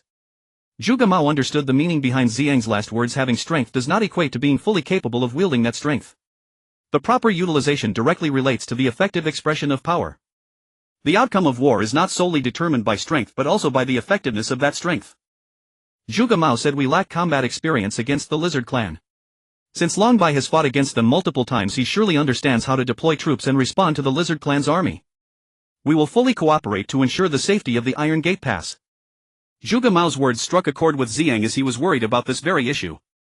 If Long Bai led the battle directly, he feared that the original generals would not cooperate, impacting the effectiveness of their strength. Upon hearing Zhuge Mao's words, Ziyang felt a slight joy and glanced at the other generals. Seeing Ziyang's expression, Zhuge Mao realized he had spoken the right words. The other generals quickly understood as well and voiced their willingness to cooperate with Prince Long Bai to win this battle. Long Bai was shocked, thinking, "I am merely here to assist my benefactor Ziyang. Although I have sworn brotherhood with him, I cannot take command of the army right away and steal the spotlight from others. That is a great taboo in human relations." He hurriedly said, "Big brother, although I often battle alongside the lizard clan, I merely utilize my dragon clan's people. The city defense battles against ordinary humans are quite unfamiliar to me. When we fight the lizard clan, we just use the powers of our dragon clan and chase when we win or flee when we lose.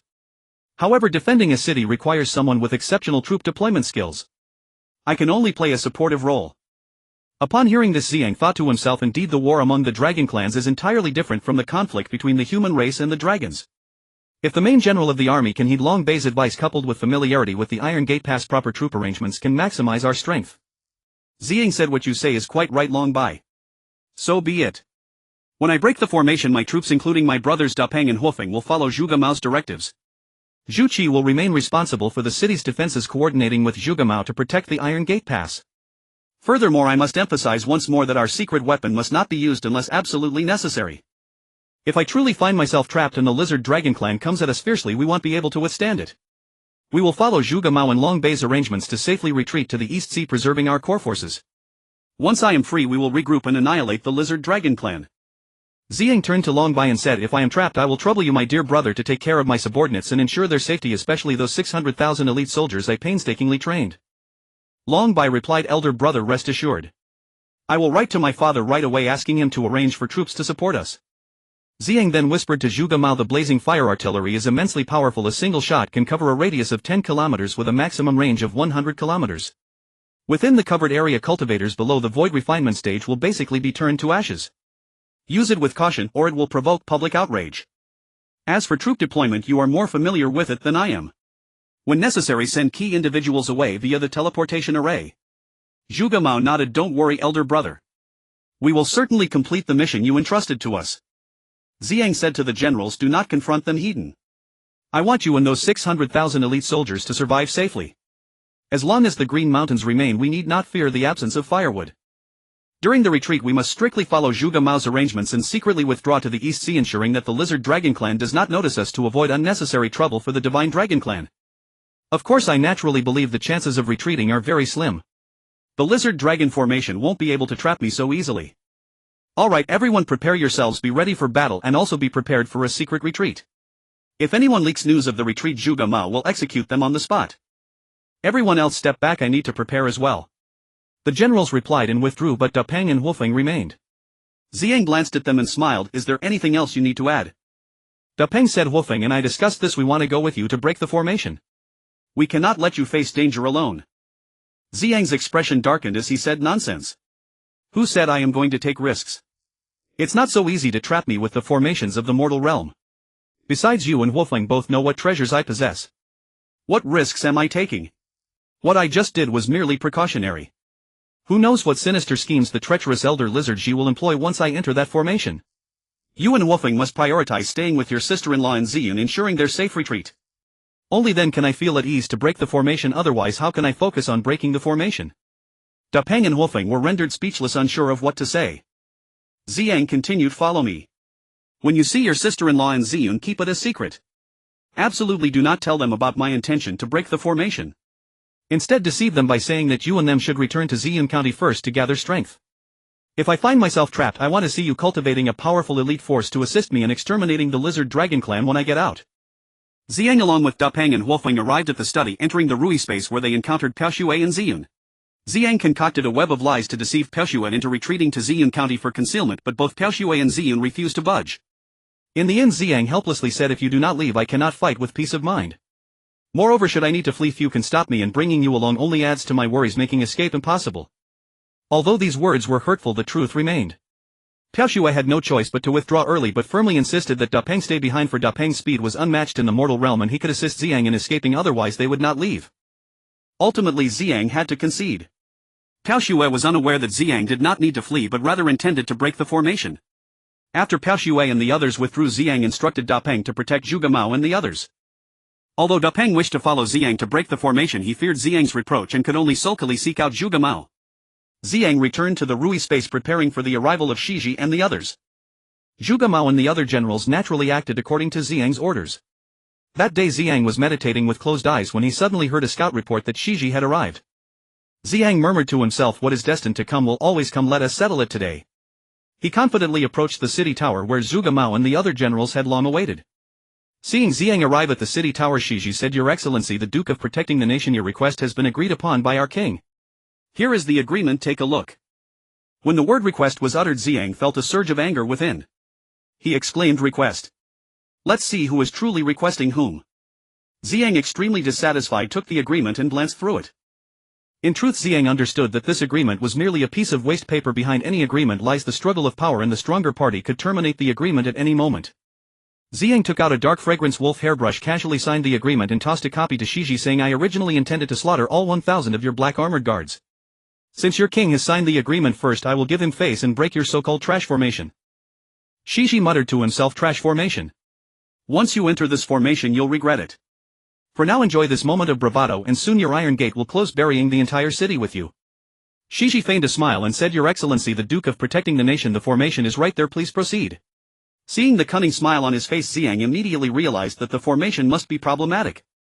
However, at this point, could Ziyang possibly retreat? Holding the dark fragrance wolf hairbrush, Ziyang stepped into the Shilong flag formation set up by Shiji. Upon seeing Ziyang enter the formation, Shiji was extremely excited and eagerly fired a signal flare, signaling Xiao Wu to lead the army to attack Iron Gate Pass. As soon as Zhuge Mao saw Shiji fire the signal flare, he immediately set up according to plan. Hundreds of thousands of crossbowmen stood ready, 500 divine dragon guards took to the skies for defense, and the blazing fire cannons were secretly positioned as key supplies, and the families of important figures began to leave discreetly. Just as Ziyang entered the formation and heard the sound of the signal flare, he murmured, Fortunately I had laid out an escape route, otherwise I would have truly fallen into Zitzi's trap. As Ziyang looked into the formation, he saw waves of green mist swirling like a dragon. He felt a wave of dizziness. Had it not been for Ziyang's strong mental power and high soul defense, his soul would have already been ejected. Ziyang murmured to himself, this formation indeed holds mysteries. On the surface it appears non-threatening, yet unexpectedly it harbors such a potent soul attack. As Ziyang's soul endured the assault, his innate magic weapon began to stir. The fire infant spirit leaped out from the space of the Rui, exclaiming, Daddy, I found my brother, hee. Ziyang was taken aback and asked, Your brother?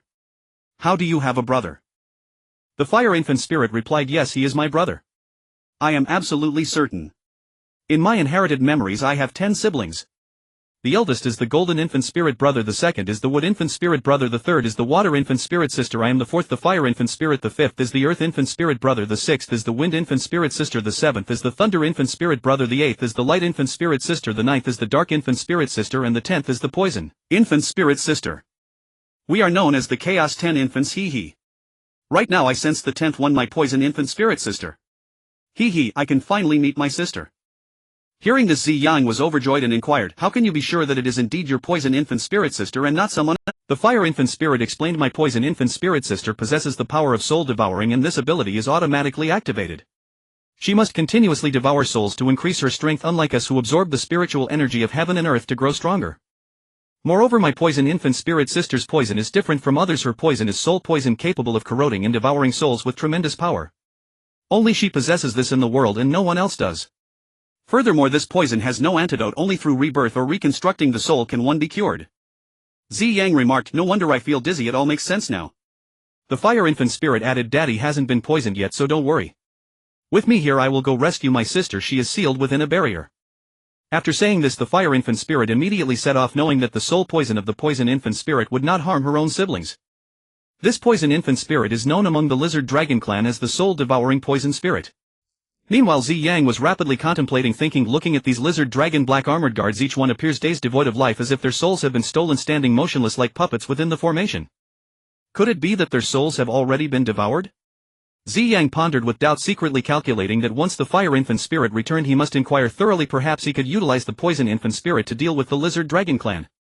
The fire infant spirit was gone for 2 hours, and as Ziyang grew anxious he could sense its presence, but still worried about the fire infant spirit being trapped within the formation. Unable to wait any longer, Ziyang prepared to search when suddenly he felt the soul attack dissipate and the soul poison immediately vanished, leaving only a trace of toxic gas from the lizard dragons, which posed no threat to Ziyang. Ziyang knew the fire infant spirit had succeeded, and a wave of excitement surged within him. After a while the fire infant spirit returned to Ziyang's side holding a wooden box and looking dejected. Seeing this little one who resembled a deflated balloon, Ziyang felt a mix of parental affection and exasperation towards a child who had made an amusing mistake. Ziyang asked Fire Infant, "What's wrong? Why the long face?" The fire infant spirit replied glumly, "I put in a lot of effort but couldn't break the seal. What should I do? Is my sister going to be sealed here for eternity? Today is Christmas. I thank all the readers for their support and wish everyone a Merry Christmas. An additional chapter will be added." Ziyang said with a hint of irritation, "I thought it was something significant, but it turns out to be the seal. No worries, once we break this formation and go outside I will dispel the seal." The fire infant spirit's face lit up with joy and it eagerly asked, "Can Daddy really break the seal? This is an extremely powerful confinement seal." Ziyang replied, "Of course, do you not believe what Daddy says?" The fire infant spirit hurriedly exclaimed, "I believe." It continued, "Of course I believe it, he." Ziyang asked, "Do you think these lizard dragons have had their souls devoured by the poison infant spirit?" The fire infant spirit quickly replied, "No need to look, they must have had their souls extracted. Otherwise why would they have such expressions?" Ziyang then asked, "How can I save them?" The fire infant spirit curiously inquired, "Aren't they Daddy's enemies? Why save them?" Ziyang stated, "There's a purpose to saving them. Now tell Daddy how to save them." The fire infant spirit, feeling unsatisfied with the answer, pouted and said, "Their lives haven't vanished, their souls are merely gone. Their bodies still harbor life and spiritual consciousness. Mommy's soul casting technique can reconstruct their souls through their life consciousness, but the reconstructed souls will be like a rebirth, completely devoid of their previous memories." In the Rui space the fire infant spirit often spent time with the snow drifting, sweetly calling her mommy. Naturally snow drifting treated him as her own son, discussing all matters between mother and child, so the fire infant spirit was familiar with the techniques practiced by snow drifting. Upon hearing this, Ziyang was overjoyed, silently thinking, "If that's the case then that's wonderful." He then asked, "Isn't the poison infant spirit's soul-devouring technique supposed to be automatically released? Why isn't it now?" The fire infant spirit proudly replied, "That's because of me. I used a secret technique to prevent it from harming us and only target the enemies." The fire infant spirit excitedly shook the soul-concealing wooden box in his hand, his face beaming with pride. His chubby little arms waved around, making him irresistibly adorable. Ziyang ecstatically approached, picked up the fire infant spirit and planted kisses on his chubby little face, exclaiming, "Great! Now all my problems are solved. Looks like equipping a unit of lizard dragon cavalry is within reach." The fire infant spirit was puzzled, not understanding why Ziyang was so excited. It was the first time he had seen Ziyang so Ziyang had always struggled to tame lizard dragons without harming them, to make them his mounts. Now that issue was completely resolved and he no longer feared the lizard dragon race, as the poison infant spirit could handle all the incoming lizard dragons. Ziyang knew well that typically races with inherently strong bodies had relatively weak soul defenses. The creator was rather fair in this regard. Although Ziyang could also perform soul attacks, his soul attacks were different from the poison infant spirit's soul-devouring technique. Ziyang's soul attacks completely shattered the soul, causing the shattered souls to exit the body and automatically escape into hell for rebirth. In contrast, the poison infant spirit devoured souls, causing them to vanish. However, even if they disappeared, the original lifeforms remained alive. Their life consciousness persisted and would not perish unless the lifeform itself died, at which point the life consciousness would also escape into hell for rebirth. To put it simply, the poison infant spirit only devoured soul energy. A soul is essentially a combination of life consciousness and soul power, while a lifeform is a combination of life force and soul. All life is merely a blend of divine consciousness and some form of power. Just like the purple origin force and life liquid of Ziyang, the purple origin force is a liquefied form of pure energy. Its rarity lies in its ability to automatically transform into various forms of other powers as needed, whereas other powers cannot interchange unless through special transformation artifacts. For instance, the Shintian Purple Gourd can convert any power into purple origin force, while the Ningma Zhaohan banner can transform any soul power or the power of a formation into magical power and condense it into superior magic crystals. The life liquid is also a liquefied form of life force. Ziyang did not wish to harm these lizard dragons, so he did not forcibly break the formation but sought the formation's eye. As long as the eye was destroyed, the formation would collapse on its own. Ziyang said, "Fire Infant, do you know where the formation's eye is?" The Fire Infant spirit replied, "Is it at the wooden box where I just sealed my sister?" Ziyang thought for a moment and said it should be. The Fire Infant spirit responded, "Let's go, Daddy, I will take you there." With that, it handed the soul-concealing wooden box to Ziyang and led the way. The Fire Infant spirit held the wooden box, which was nearly half its size, making it look quite uncoordinated. Ziyang took the box, picked up the Fire Infant spirit and walked in the direction indicated by it. The Lizard Wu received the signal sent by Lizard Ji and charged towards the Iron Gate with 1,000 lizard dragon black armored guards in a fierce manner. On the city wall, Zhuge Mao looked at the dark mass of lizard dragons and felt dazed, while the soldiers on the wall were also stunned. Zhuge Mao clearly understood that this nearly 10,000 lizard dragons were enough to flatten the entire Ziyuan continent, let alone the small Iron Gate. Other generals gaped in astonishment, unsure of what to do. Long Bai, seeing this scene, hurriedly said, "There are nearly 10,000 of these lizard dragon black armored guards, we simply cannot withstand them. Let's retreat quickly." Zhuge Mao decisively ordered the archers on the city wall should shoot 100 volleys of arrows before retreating north into the Chia Khan kingdom. Everyone else retreat immediately according to the plan. At that moment a loud bang echoed and the original lizard dragon flag formation instantly collapsed, green mist spreading in all directions as lizard dragons began to fall from the sky. Ziyang, quick as lightning, waved his hand and 1,000 lizard dragons were absorbed into his Rui space. As the green mist dissipated, Ziyang was seen holding a wooden box in his left hand and cradling a fiery red infant in his right, his face full of excitement. At this time the soldiers on the city wall saw their commander appear and immediately cheered, causing those who were about to retreat to halt. Lizard Ji and Lizard Wu appeared confused, never expecting that Ziyang would break their formation. Not only had he broken the formation, but he had also seized their clan's treasured soul-devouring poison spirit. Ziyang smiled and said, "Lizard Ji, you never expected that I would break this formation. You and that old thief Lizard Shang conspired to frame me using soul poison to attack me as well as soul attacks. Such despicable methods are what I detest most in my life. If we were to engage in a fair battle today, even if I were to be defeated, I would naturally admit defeat. But your use of these vile tactics is intolerable today. I shall ensure that you come and go without return." Lizard Ji reacted quickly, immediately understanding, and said, "Your Excellency, the protector of the nation, you have misunderstood. We did not know that this wooden box had soul-devouring capabilities, otherwise how could we have framed you? We hope for your forgiveness. According to our agreement, since you have broken our formation, we are willing to concede and will immediately withdraw our troops, not entering the South Sea territory for 10 years. Ziyang sneered, "Humph, you think you can wash your hands of this, entirely claiming ignorance as if it would absolve you? You underestimate me.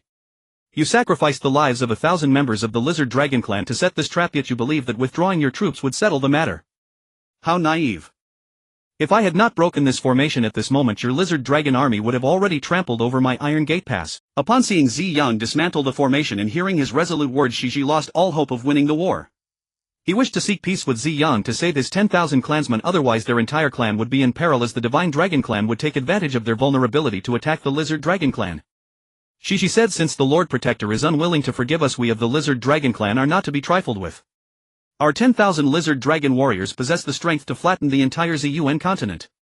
However, out of respect for the agreement we signed with you, we have chosen to withdraw our troops.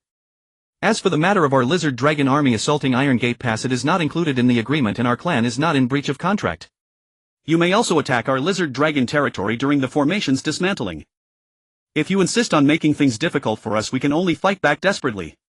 However, before I brought this agreement, our Lizard Dragon clan leader repeatedly instructed us to maintain a good relationship with you. Although we did not intend to offend you, we are willing to offer generous gifts to show our good relations with you." Upon hearing of the generous gifts, Ziyang was overjoyed. He had no desire for war. If he could achieve his goals without conflict, why not? Ziyang said, "Since Elder Shiji is willing to extinguish my anger with generous gifts, I am not unreasonable. I do have a sense of righteousness and morality. I would like to see your sincerity, Lizard Dragon clan." Shiji replied, "What do you desire, my lord? As long as it is a rare and precious treasure that our Lizard Dragon clan can provide, we will gladly present it to you." Ziyang stated, "I am not interested in rare treasures, I have plenty of those. I want 500,000 of your clansmen as mounts for my army to accompany me in battle. If you agree, I will let go of past grievances and not hold you accountable for old grudges. What do you think?" Upon hearing this, Shiji was outraged. Wasn't this clearly a demand to annihilate his Lizard Dragon clan? Losing a few 100,000 clansmen meant that the many enemies they had made would not allow them to survive on the Ziyang continent. Naturally, Shiji could not agree.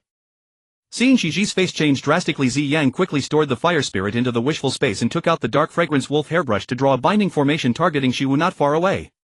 Shiwu had yet to comprehend what was happening when he was enveloped by the formation. Ziyang instantly retracted the formation, which shrank back to his hand while still containing Shiwu.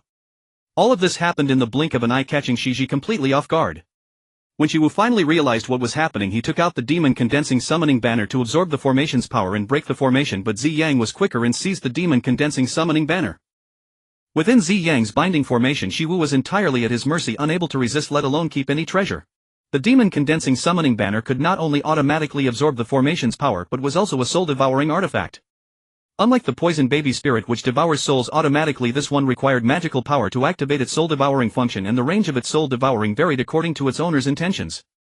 Ziyang erased Shiwu's aura from the demon condensing summoning banner and replaced it with his own aura, all in the blink of an eye. Seeing the Shiwu captured, Shiji contemplated launching an attack. He knew that the life of Shiwu was worth more than the lives of 10,000 members of the Shilong clan. If anything were to happen to Shiwu, he would be doomed as well. Ziyang said, "I advise you not to act rashly, otherwise I might inadvertently end up killing this Shiwu who has repeatedly offended me. I hope you seriously consider my earlier suggestion. Do not forget I possess your precious poison baby spirit. Although you are unaware of its soul-devouring ability, I am well aware that with this treasure annihilating your entire Shilong clan would be effortless, not to mention the Dragon clan seeking revenge against you. Now, having exhausted some energy from breaking the array, I am tired. I will leave you with these 10,000 Shilong black armored guards as a minor punishment. Go to the South Sea Shilong Island and discuss matters with that detestable Shishing." After finishing his words, Ziyang held the soul-infusing wood box in his left hand and the demonic summoning banner in his right, charging towards the 10,000 Shilong black armored guards. Wherever he went, the dragon souls were devoured, falling from the sky, and Ziyang quickly summoned these falling Zylongs into the Wishful Space. In the span of a tea's brewing time, those Shilong black armored guards had no chance to escape and were all consumed, their souls collected into the Wishful Space. Shiji watched in shock, terrified and unable to comprehend. He had never seen the formidable Shilong clan turn into mere autumn leaves before. Ziyang effortlessly cut down in an instant. Ziyang shouted, "What, you still haven't left? Do you wish for me to collect you as well? You have 1 month to send me a reply or prepare for the annihilation of your clan." After speaking, Ziyang waved his hand and departed, returning to the city tower. The soldiers on the tower were also left speechless, hardly believing what had just occurred. Shiji flew towards the South Sea like a puppet, dazed and unsure of the punishment awaiting him. Upon Ziyang's return to the city tower, he was met with the cheers of the soldiers. From that day on, Ziyang's status in their hearts became that of an invincible deity. Long Bai watched in the air as Ziyang effortlessly harvested the lives of 10,000 Shilong black armored guards, utterly shocked. He, along with others, held a strong question: where had the corpses of these 10,000 Shilong gone? Although Long Bai knew Ziyang possessed a vast spatial artifact, he could not fathom how the corpses of 10,000 Zylongs could be compressed into it, piling up like dozens of continuous mountains in such a short time. Seeing Ziyang's invincibility, Long Bai and the other generals felt not only admiration but also a sense of mystery. Even De Peng was no exception. De Peng knew Ziyang very well, yet he too was baffled as to how Ziyang easily overcame these Zylongs. Ziyang looked at the astonished soldiers and smiled, saying, "Stop dawdling, prepare yourselves. We will soon set out to reclaim lost territories." Upon returning to his residence, De Peng, like a tailing shadow, followed closely behind Ziyang back to the estate. Upon seeing Ziyang enter the study, he quietly followed in. Ziyang smiled and asked, "What are you sneaking around for?" De Peng chuckled and replied, "Brother, how did you defeat those 10,000 Zylongs? Where did those Zylongs go?" Ziyang shook the soul-infusing wood box in his hand and said, "With this treasure, but if you wish to know the specifics, you should first bring your sister-in-law and the others back. We can discuss it in the Wishful Space." After saying this, Ziyang winked at De Peng, putting on an air of mystery. De Peng happily responded and went to meet Piao Xue and the others. Although Zhuge Mao and the others were puzzled, they did not dare to directly ask Ziyang like De Peng did. They could only follow Ziyang's instructions, preparing their troops and being ready to reclaim their lost territory at any moment. After this battle, the news of the victory quickly spread across the continent, even reaching the mysterious figure atop the sacred mountain. The eyes that had been closed for 10,000 years finally opened, and he murmured, "It seems the situation on the continent is about to be reshuffled once again." Saying this, he closed his eyes again and began to cultivate some martial art. Upon returning to the Rui space, Ziyang looked at the numerous soul-lost lizard dragons scattered throughout the space, feeling a bit overwhelmed. He was troubled about where these large creatures would reside, as he did not want this massive group of dull dragons to remain in the Rui space. As soon as Ziyang entered the Rui space, the fire infant spirit hopped over and exclaimed, "Daddy, when will you rescue my sister?" With wide eyes, he looked at Ziyang. Ziyang affectionately patted his little head and replied, well, go right now. After saying this, he embraced the fire infant spirit and went to the lakeside, placing the wooden box on a jade table by the lake. They sat together on a jade stool and began to examine the soul-concealing wooden box. Ziyang discovered that the seal on the wooden box was not a simple one. It contained extremely powerful magical energy that had condensed into a solid state about 1 centimeter thick, enveloping the entire box and appearing transparent. If one did not look closely, it would be hard to notice. Ziyang muttered to himself, this seal is peculiar, I have never seen anything like it before. One must understand that in his past life Ziyang was a master of formations at the Divine Emperor level, having seen countless magical formations and seals. Even he could not decipher the seal, and few in the celestial realm could understand it, let alone those from the mortal realm. Seeing Ziyang's serious expression, the fire infant spirit quickly said, didn't Daddy say you could break the seal? Ziyang looked at the fire infant spirit and said, what kind of powerful abilities does your sister have that would cause others to go to such lengths to seal her? The fire infant spirit replied, I don't know, but I do know that we chaotic 10 infants are the tool spirits of the chaos spirit furnace. I mainly control the heat, while my sister the poison infant spirit is responsible for applying soul poison spiritual awareness, enabling the crafted magical tools to possess the dual functions of poisoning and devouring souls. Moreover, the poison infant can absorb souls through a wisp of soul poison spiritual awareness on the magical tools to enhance her own magical power. What's more, as long as a magical tool has my sister's soul poison spiritual awareness, even from a great distance it can absorb souls across space.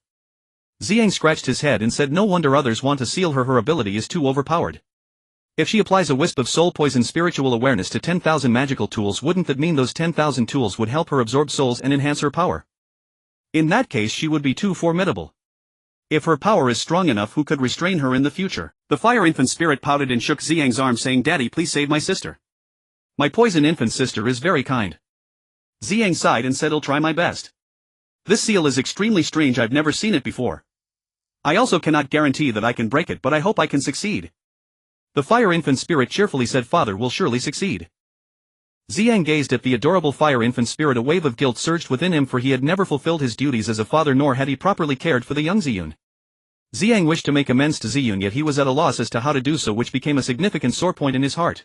Ziyang summoned the Shentian Purple Gourd, pressing his hand upon the seal, and powerful energy surged frantically into his body. At the same time, a thread of divine sense also entered Ziyang's mind. Within Ziyang's mind, an elderly man in purple clothing smiled and said, Young man, this is a thread of my divine sense. You possess my Shentian Purple Gourd, which can break the seal I placed on the poison infant spirit, indicating that we are fated.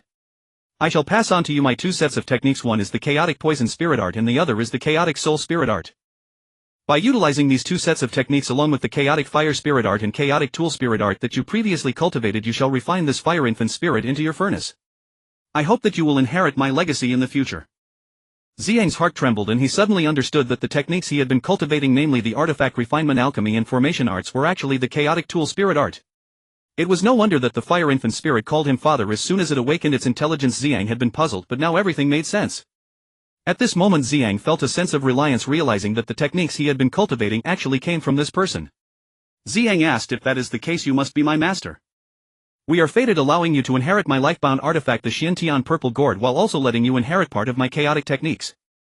Furthermore, you inadvertently cultivated my stored 4 treasures of Qin chess calligraphy and painting technique, which can also be considered a transmission of my arts. Calling me master is indeed fitting. However, you have not fully unlocked the secrets of the Shentian Purple Gourd. You must not merely regard it as a gourd for gathering purple origin force. I hope you will ponder it carefully in the future.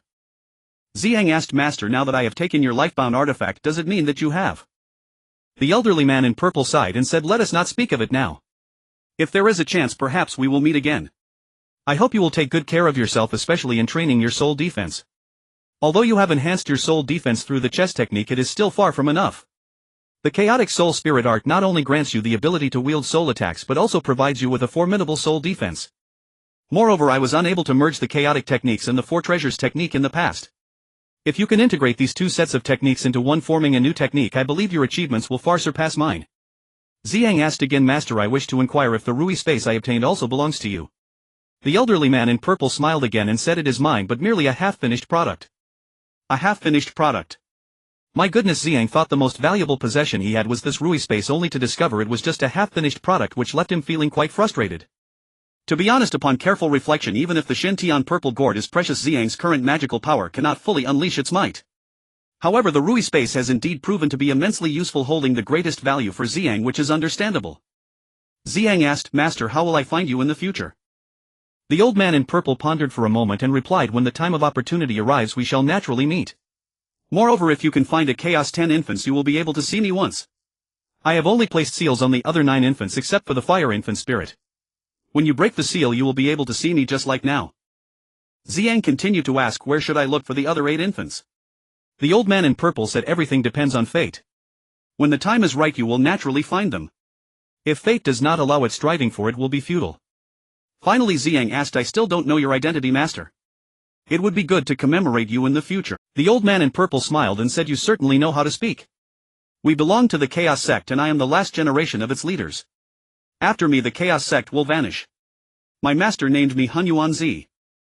Ziyang also smiled and said, thank you for your praise, master. I will never forget your grace. Hunyuan said, let me assist you by enhancing your soul defense. A surge of magical power continuously flowed into Ziyang's body. If it were not for Ziyang's exceptionally strong physique he would likely be unable to withstand such overwhelming power. Images and texts of the Chaos Soul Spirit Technique and Poison Spirit Technique were imprinted in Ziyang's mind. Hunyuan helped Ziyang convert this power into soul force, storing it in the Sea of Divine Sense, which is the realm of the soul. Previously Ziyang's Sea of Divine Sense was like a shallow pool, but now with Hunyuan's assistance it expanded continuously. He guided Ziyang in practicing the Chaos Soul Spirit Technique. Ziyang realized that he had studied those characters carefully while learning alchemy, weapon forging and formation techniques. At that time there was a translation dictionary that translated ancient chaos script into celestial script, so Ziyang naturally understood the characters of the Chaos Soul Spirit Technique. Ziyang continuously practiced the Chaos Soul Spirit Technique coupled with the constant influx of magical power from the outside. His Sea of Divine Sense transformed from a shallow pool to a deep pit, then to a small lake. After 10,000 days of effort Ziyang's Sea of Divine Sense expanded to its limit, forming a lake with a perimeter of nearly 100 miles. If he continued to expand the Sea of Divine Sense, Ziyang would likely become a vegetable. Hunyuan naturally knew Ziyang's limits. As Ziyang reached his peak, a wisp of Hunyuan's divine thought transformed into a force within Ziyang's Sea of Divine Sense and vanished. Ziyang spent another 10,000 days thoroughly absorbing the sealing power, and his realm suddenly surged from the peak of the nascent soul to the continuous peak, leaving Ziyang greatly astonished, though he did not dwell on it. After the seal was lifted, the fire infant spirit eagerly opened the wooden box, revealing a baby the size of a fist radiating green light lying inside with its eyes tightly closed, looking incredibly cute. The fire infant spirit lifted the poison infant spirit with its chubby little hands as if it had acquired a treasure, and a blissful smile spread across its face. Ziyang said nothing, simply watching the fire infant spirit with happiness, savoring the feeling of fatherly love. After a while the fire infant spirit said, Daddy, hurry and merge my sister into the furnace. Then I will have a companion, hee. Ziyang happily replied, all right, I will fulfill your wish. Ziyang began to employ the Chaos Poison Spirit Technique, summoning the Houtnan Cauldron to refine the poison infant spirit. With the assistance of the fire infant spirit, Ziyang successfully refined the poison infant spirit in less than 100 days. As the poison infant spirit was so easily refined and still in the stage of undeveloped intelligence, Ziyang surmised the reason for the strength of the sealing magic. All the soul power absorbed by the poison infant spirit might have been consumed by the seal. Ziyang glanced at the thousands of lizard dragons in the Rui space, formulating a plan in his mind, suspecting that Piaxue and the others should have returned and thus stepped out of the Rui space. As Ziyang emerged, he saw Piaxue and Ziyang looking at him in astonishment. Ziyang, taken aback, looked at Piaxue and the others, asking, what's wrong? Is there an issue? Piaxue smiled and replied, when did you reach the refinement void realm? In this study there were only Dapeng, Wolfeng, Ziyang, and Piaxue felt no need to hide anything. Ziyang chuckled, saying, come to the Rui space and I will explain everything to you slowly. In the Rui space, Ziyang started from breaking the formation and continued to the refinement of the poison infant spirit. The others listened as if it were a myth, finding it utterly incredible. Ziyang said, Piaxue, I entrust you with the task of helping these thousands of lizard dragons to reforge their souls. After they are revived, I will form a heavy cavalry of lizard dragons. Ziyang responded, the heavy cavalry of lizard dragons requires cultivators at least at the peak of the golden core stage to qualify as lizard dragon knights. Ziyang replied, yes, if Yuner is willing, then you shall handle this matter, forming a heavy cavalry of lizard dragons, and from now on this cavalry will be under your command. Hearing this, Ziyun was overjoyed. He had long wished to fight openly in the outside world. Having hidden away since childhood, living in dark corners in fear of being exposed for over 100,000 years, he had hoped to live boldly after meeting Ziyang, yet he found himself still hiding in the Rui space. Ziyang excitedly asked, does father really allow me to lead troops in the outside world? He then looked at Piaxue. Piaxue also wore a perplexed expression, unable to understand Ziyang's reasoning. She worried for her son but believed Ziyang would not easily take risks. Ziyang stated, I have thought about this for a long time. I believe Yuner cannot continue living in hiding, he should venture outside to train. Moreover, with the Xiantian silkworm armor protecting him along with the undying grass and the 9 celestial fire lotus seeds he carries, he will be safe enough. If he also has a group of lizard dragon guards by his side, I believe no one in the mortal realm could harm him. In the future I will refine some undying pills for Yunar's protection. I only hope that Yunar can live happily in the future, as his father I owe him too much. Ziyang finished speaking, his eyes brimming with unshed tears. Tao Shui gazed affectionately at Ziyun and said, all right, Yunar should live openly in the outside world. As his mother I also feel guilty towards him. From now on we will all live openly as a family. Da Peng added, yes, we need not fear, we will all live openly in the future. Let's see who dares to provoke us. Everyone was excitedly exchanging thoughts, and even the fire infant spirit came over to join in. At that moment Ziyang felt the warmth of home. Ziyang finally said, Xiaoshui, you should take care of these lizard dragons. Once you finish, hand them over to Yunar, who can freely select knights from the army. If he needs any equipment, just let me know and I will prioritize fulfilling his requests. I will head outside to attend to some matters and return shortly. After speaking, Ziyang walked out of the Rui space while Xiaoshui busied herself. Da Peng and Wolfing accompanied Ziyun to the army to select knights. Ziyang summoned Zhuge Mao and instructed him to gather the equipment of 600,000 elite soldiers, 1 billion Xiang bows and arrows and 100 blazing fire cannons. Ziyang planned to reforge this equipment, adding soul-devouring and poisoning functions. In less than a day Zhuge Mao delivered the equipment to Ziyang's residence. Ziyang received them into the Rui space, spending over 1,000 days to reforge them, achieving a speed 100 times faster than the original forging. Ziyang and Ziyun discussed the future equipment for the Lizard Dragon Heavy Cavalry and ultimately decided to create 200,000 sets of Lizard Dragon Heavy Cavalry gear. This set includes a Lizard Dragon Protective Armor, a pair of Lizard Rider Blazing Sun Armor, a Lizard Rider Hexagonal Divine Shield, a Lizard Rider Explosive Sun Spear, a Lizard Rider Blood Drinking Saber, a Lizard Rider Sunchasing Bow, and a Lizard Rider Meteor Divine Crossbow, forming the standard 7-piece set for Lizard Dragon Heavy Knights.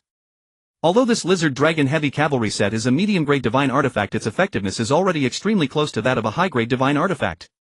Especially the Lizard Dragon Protective Armor, which resembles flames growing on the Lizard Dragon's body, faintly glowing with a pale green light amidst the flames, evoking fear in those who gaze upon it. The overall appearance of the Lizard Dragon Heavy Knight set is fiery red resembling flames, yet interspersed with pale green light akin to a ghostly serpent. As Ziyang's realm improved after reforging the previous equipment, his forging skills greatly advanced. Meanwhile, the poison infant spirit finally gained intelligence, stretching out its small hands and calling Ziyang daddy. Ziyang found it incredibly adorable, while the fire infant spirit, excited, held the poison infant's small hand and exclaimed, I have a sister now, I have a sister now.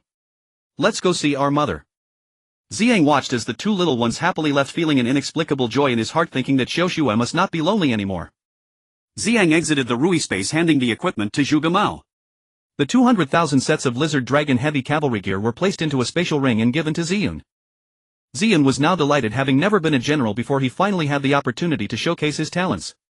Although Ziyun Pavilion previously had a large number of personnel, Ziyun had never shown himself, and those personnel were completely unaware of Ziyun's existence. Ziyun selected only over 8,000 knights from Ziyang's army, with the remaining knights chosen from the Ziyun Pavilion's guard team. Xiaoshui handed over the revived Lizard Dragon Black Armored Guards to Ziyun. The souls of these lizard dragons were reforged by Xiaoshui, causing all prior memories to vanish. After being reborn, they underwent intelligence training under Ziyun, ensuring their complete loyalty to him.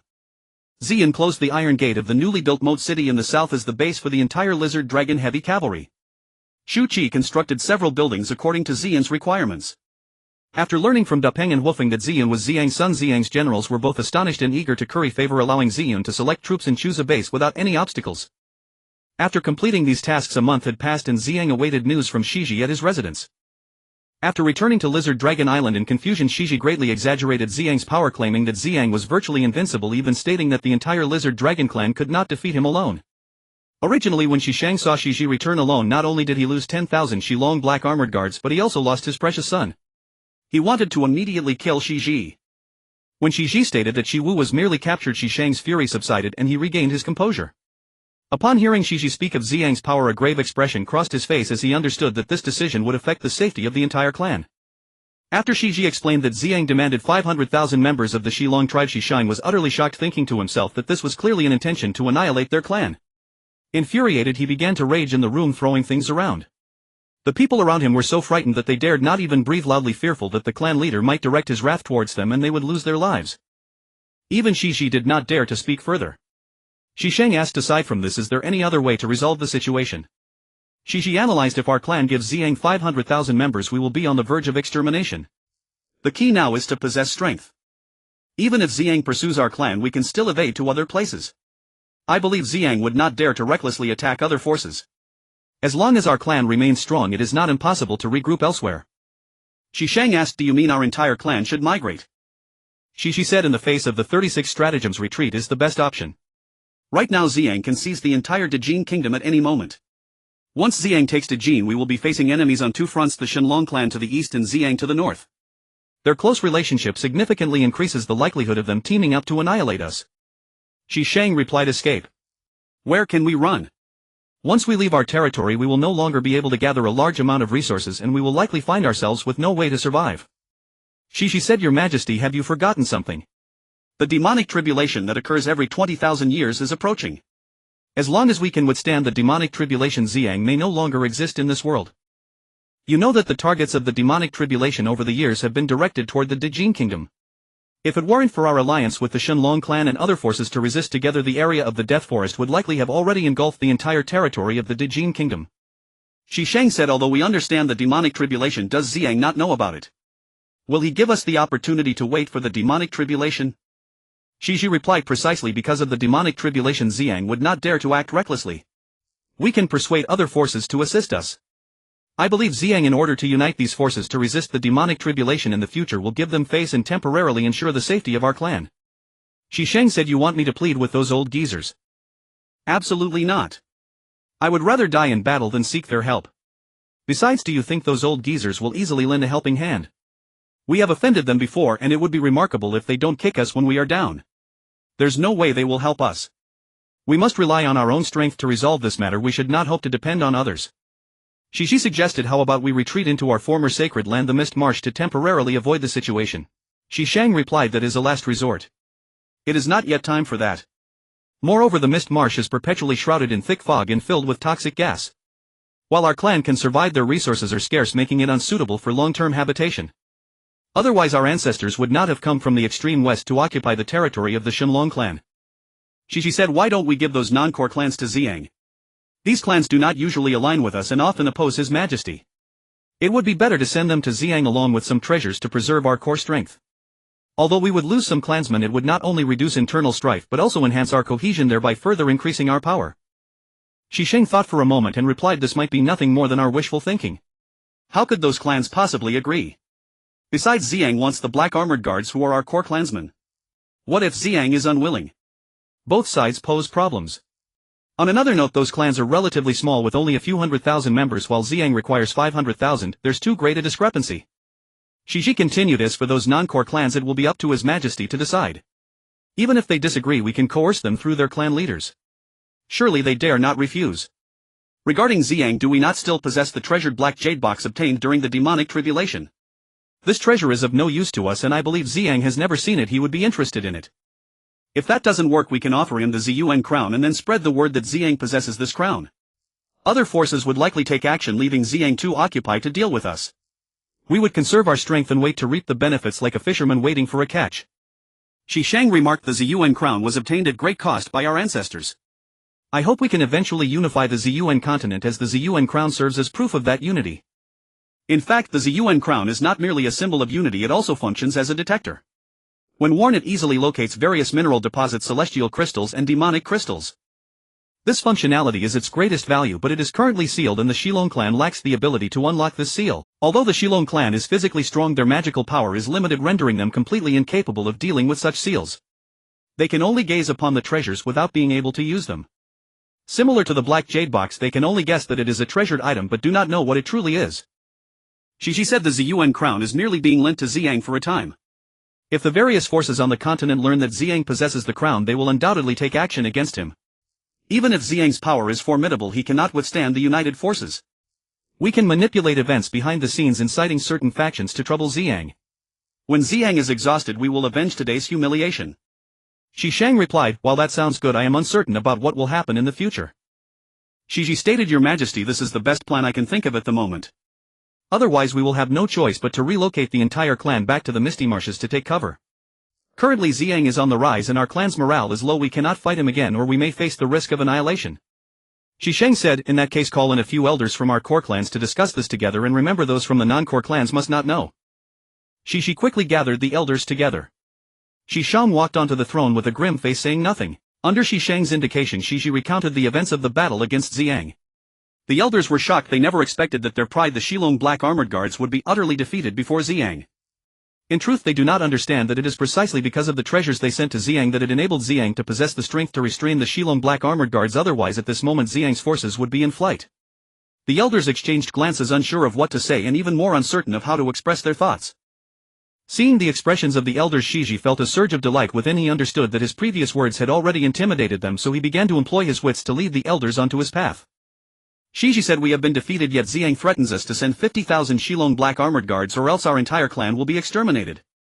Upon hearing this, the elders erupted in curses. They were merely venting their frustrations. When it came to devising strategies, they would still have to rely on Shiji, of which he was fully aware. One elder said, "Elder Shiji, what do you think we should do?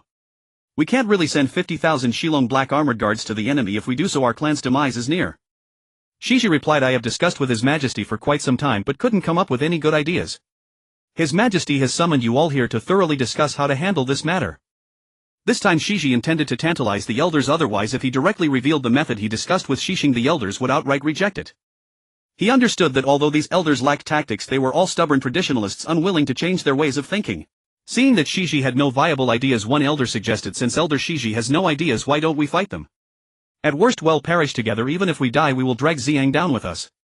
With this statement many responded eagerly, displaying a strong desire to confront Ziyang. Shiji said, "If you wish to fight, it is not so simple. His Majesty and I also want to engage. However, Elder Shidu and Prince Xiao are in Ziyang's hands, and Ziyang possesses unknown treasures. Once our kin approach, they seem to lose their souls and fall from the sky, vanishing without a trace, while Ziyang remains unharmed. Had it not been for Ziyang ordering me to return and report to His Majesty, I fear I would never see you all again."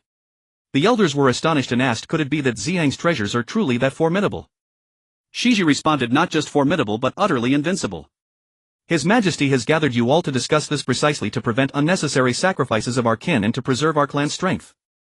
At this moment the elders fell silent. Since Shiji had said so and they had never witnessed such a scene, they naturally felt they had no voice in the matter. Seeing the elders in silence, Shiji said, "His Majesty and I have thought of two ways to respond to this calamity, but we couldn't make a decision, hence we sought your input."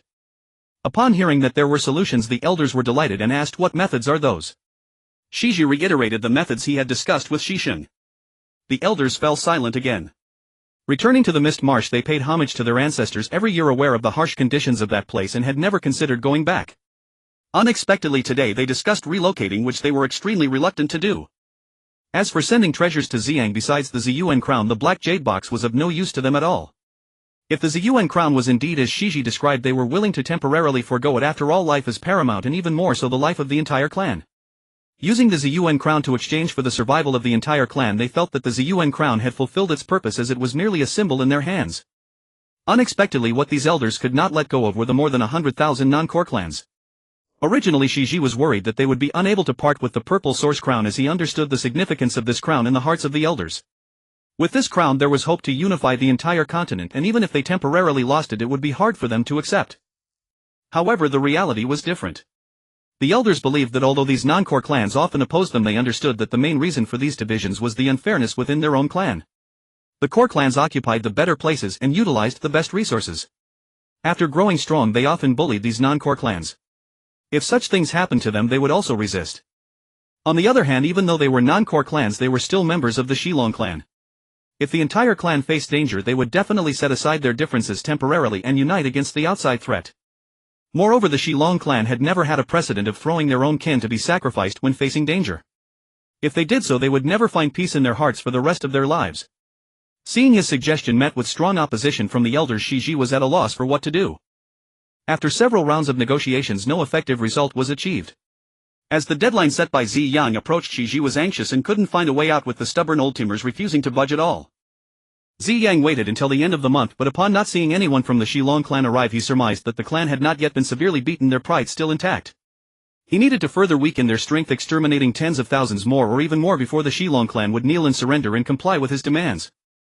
Ziyang planned to conquer the territory of the former Great Jin Kingdom and hunt down Shirchong for the prince's vengeance. Watching the ninth princess and Yang Xing's gloomy expressions every day pained him, as he deeply understood the taste of hatred. Ziyang arranged for Yang Xing, He Yuan and Hua Hong to each lead their own 20,000 elite soldiers in 3 routes to conquer the entire territory of the Great Jin Kingdom.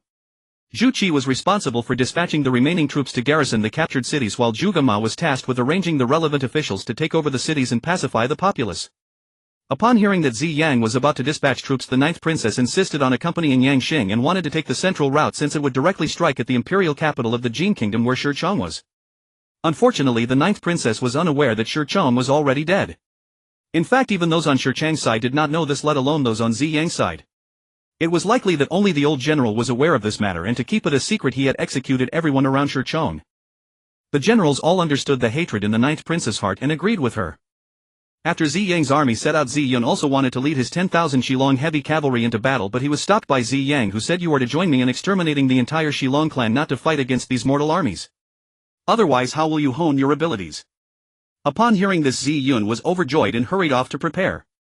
After Ziyun left, Ziyang went to meet Long Bai, hoping that Long Bai could lead the Dragon clan's army to join him in ambushing the Shilong clan.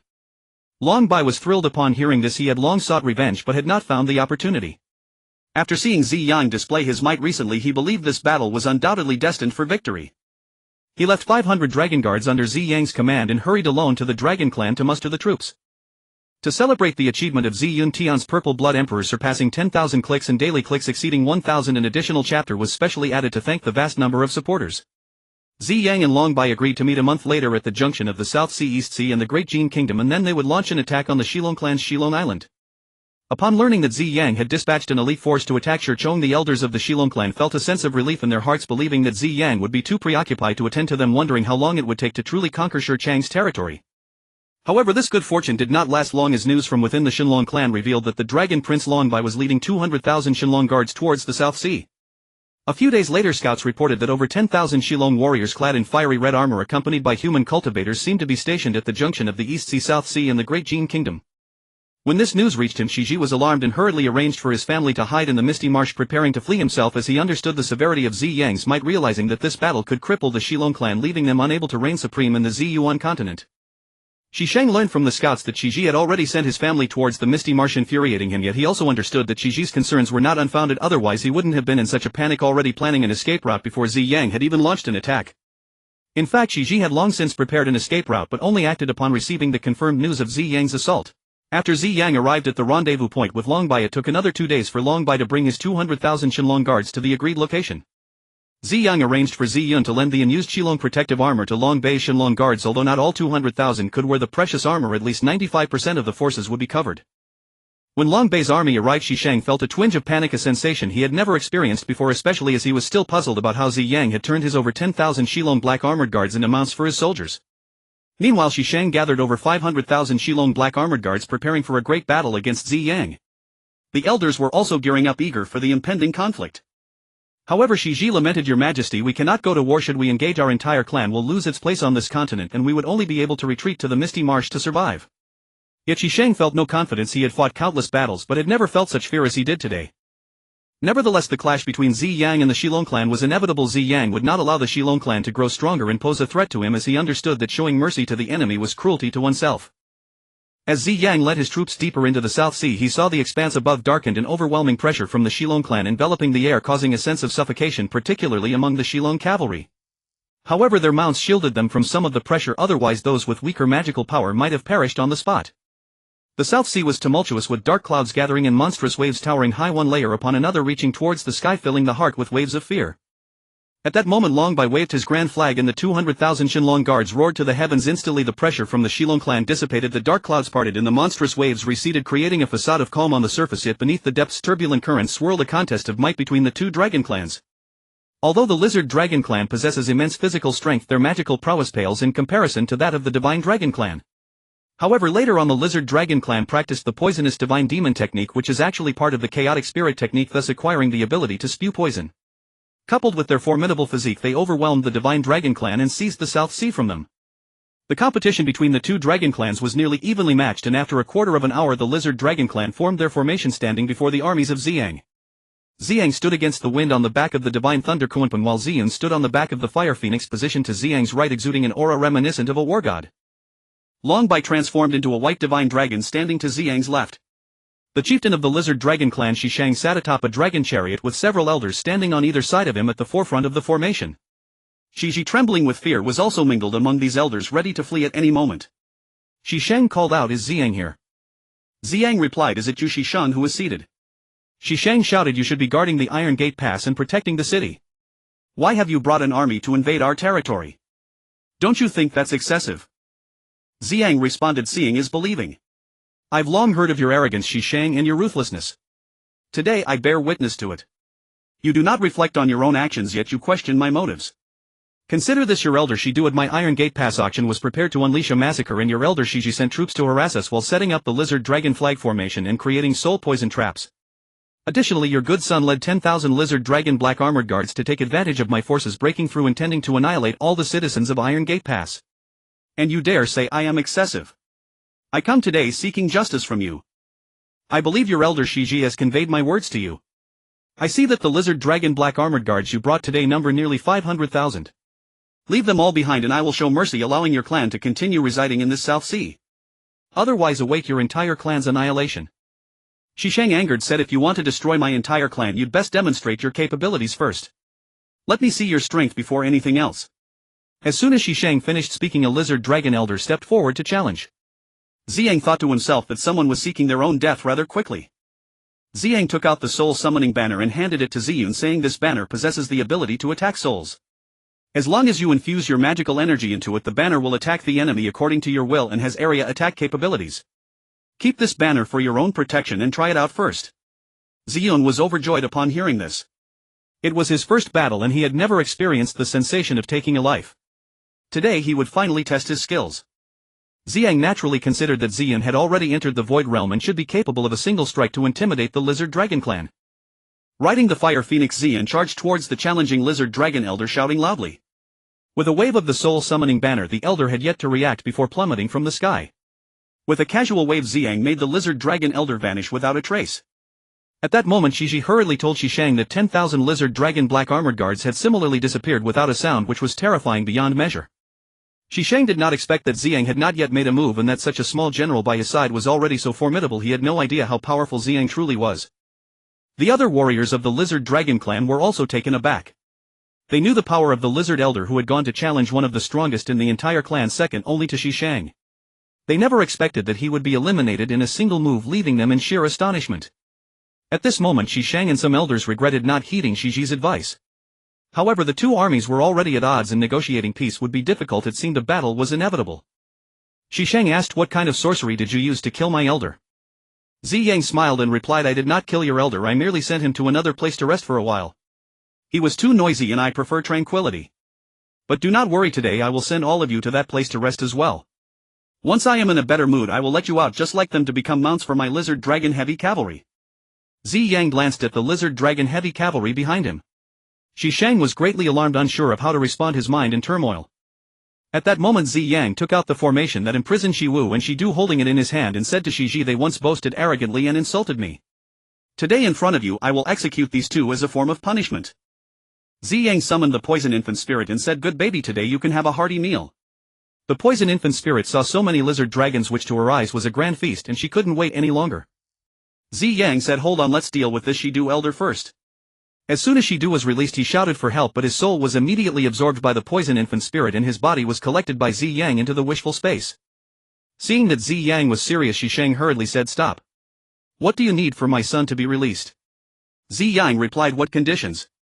Did Shiji not inform you? Should I repeat myself? However, today I have mobilized my forces and expended countless resources. I have heard that your Lizard Dragon clan is adept at hoarding treasures. Therefore I demand a share of the typical treasures from your clan's treasury to compensate for my losses in this expedition. Hearing this, Shisheng's face turned pale and he angrily scolded, you are being too unreasonable. Ziyang teased, be careful, your son is in my hands. If I happen to be in a bad mood, I might send him to another place to rest as well. You should think carefully about your words and consider my feelings more. After speaking, Ziyang chuckled, resembling a rogue attempting to extort. Shisheng's lips trembled with anger, but he could not express it. With nowhere to vent his rage, an overwhelming pressure radiated from him, causing those around him to struggle to breathe. Seeing Shisheng's expression, Ziyang quickly smiled and said, do not get angry. If you ruin your health with anger, you might lose the sun and be left without heirs. This time Ziyang intentionally tried to provoke Shisheng. Shisheng, having been revered and honored since birth, was unaccustomed to such treatment. However, he maintained his composure and said, I think there are many misunderstandings between us. How about this, let us sit down and discuss it, perhaps some misunderstandings can be cleared up. For the sake of his son, Shishang had to set aside his pride and even his dignity, seeking to negotiate with Ziyang. Hearing Shishang's words, the poison infant spirit was displeased and pouted, saying, "Daddy cannot agree to him. Even if he does, it should be after I am full." Upon hearing this, Ziyang chuckled and nodded at the little green head of the poison infant spirit, saying, "You little glutton." The poison infant spirit replied, "Does that mean Daddy's words don't count? You just said I could have a feast. Are you going back on your word? If you do, I'm going to tell Mommy." With both hands crossed behind its back and a pouty face, the poison infant spirit looked defiant, leaving Ziyang both amused and exasperated, thinking, "I should never make promises to children casually or things will get complicated." Those standing beside Ziyang couldn't help but laugh, watching him in a predicament they had never seen before. Ziyang sighed and said, "Very well, if it must be so, let us fight, then what is there to discuss?" Ziyang proclaimed loudly, "Seeing your attitude has shifted, I will spare your son, but my son insists that if you wish to negotiate he must be fed first, otherwise there will be no discussion." Hearing that Ziyang was willing to negotiate, the lizard victor was overjoyed, for the most important thing was that he could temporarily save his son's life. He had no idea that Ziyang's son feasted on souls, otherwise he would have fainted. The lizard victor said, "That's simple. I'll have a banquet prepared immediately. How about we eat and talk together?" While saying this, the lizard victor was secretly looking for an opportunity to capture Ziyang's son in exchange for his own. Ziyang smiled and said, "My son doesn't eat ordinary banquets." The lizard victor replied, "Then what kind of banquet does your esteemed son want? Just say it and I'll have someone bring it to you." Upon hearing this, the poison infant spirit jumped out joyfully, its voice sweet and innocent, saying, "Really?" The lizard victor was taken aback to see a little creature the size of a baby with green skin, but quickly regained composure. After all, Ziyang was an extraordinary being, and having a monstrous son was not surprising. The lizard victor laughed and said, "Young master Ziyang, feel free to ask for anything you want, I will do my best to satisfy you." Ziyang chuckled but remained silent, watching the adorable performance of the poison infant spirit. The poison infant spirit pointed with its tiny hand at the lizard dragon black armored guards behind the lizard victor and declared, "I want to eat their souls, at least 100,000 souls will only make me half full." At these words everyone was stunned, especially the lizard victor, whose face turned pale with anger, shouting, "You little rascal Ziyang! You actually let a child come out to toy with me. Do you really think our lizard dragon clan is easy to bully?" Ziyang laughed and said, "This is not my fault, it was you who said you would satisfy my son. You didn't clarify the details before making a promise. Can you blame me for this?" The lizard victor had nothing to retort, feeling extremely frustrated with an unnameable rage boiling inside him. He shouted, "Ziyang, are you going to free my son or not? Otherwise I won't let this go." The poison infant spirit could no longer tolerate it and shouted, "Are you done yet? I'm starving. You're both so chatty. Daddy, I want to eat now." After saying that, it charged towards the lizard dragon black armored guards. The lizard victor intended to rush forward to grab it, but unexpectedly Lizard G held him back, shouting, "Protect his majesty." The lizard dragon guards quickly moved to shield them, and Lizard G pulled the lizard victor back swiftly as a fierce battle broke out. Ziyun and Long Bai also led their troops to attack. The lizard victor was pulled back by Lizard G and was extremely angry, wanting to teach Lizard G a lesson. However, seeing the poison infant spirit wreak havoc among the lizard dragon black armored guards who fell without resistance, he finally understood why Lizard G had urged caution, wanting to conserve energy. He felt a pang of regret, but was there any regret medicine in the world? Now the only thing Shishang could do was to try to protect his clansmen, hastily ordering a retreat. If they did not withdraw soon, the entire army would likely be annihilated. If they scattered in retreat, the 500,000 troops could not be easily exterminated and would have a chance to escape. The battle had just begun when the Shilong tribe fell into disarray, which infuriated the poison infant spirit. It relentlessly pursued them closely, followed by Ziyang helping to gather the fallen Shilong.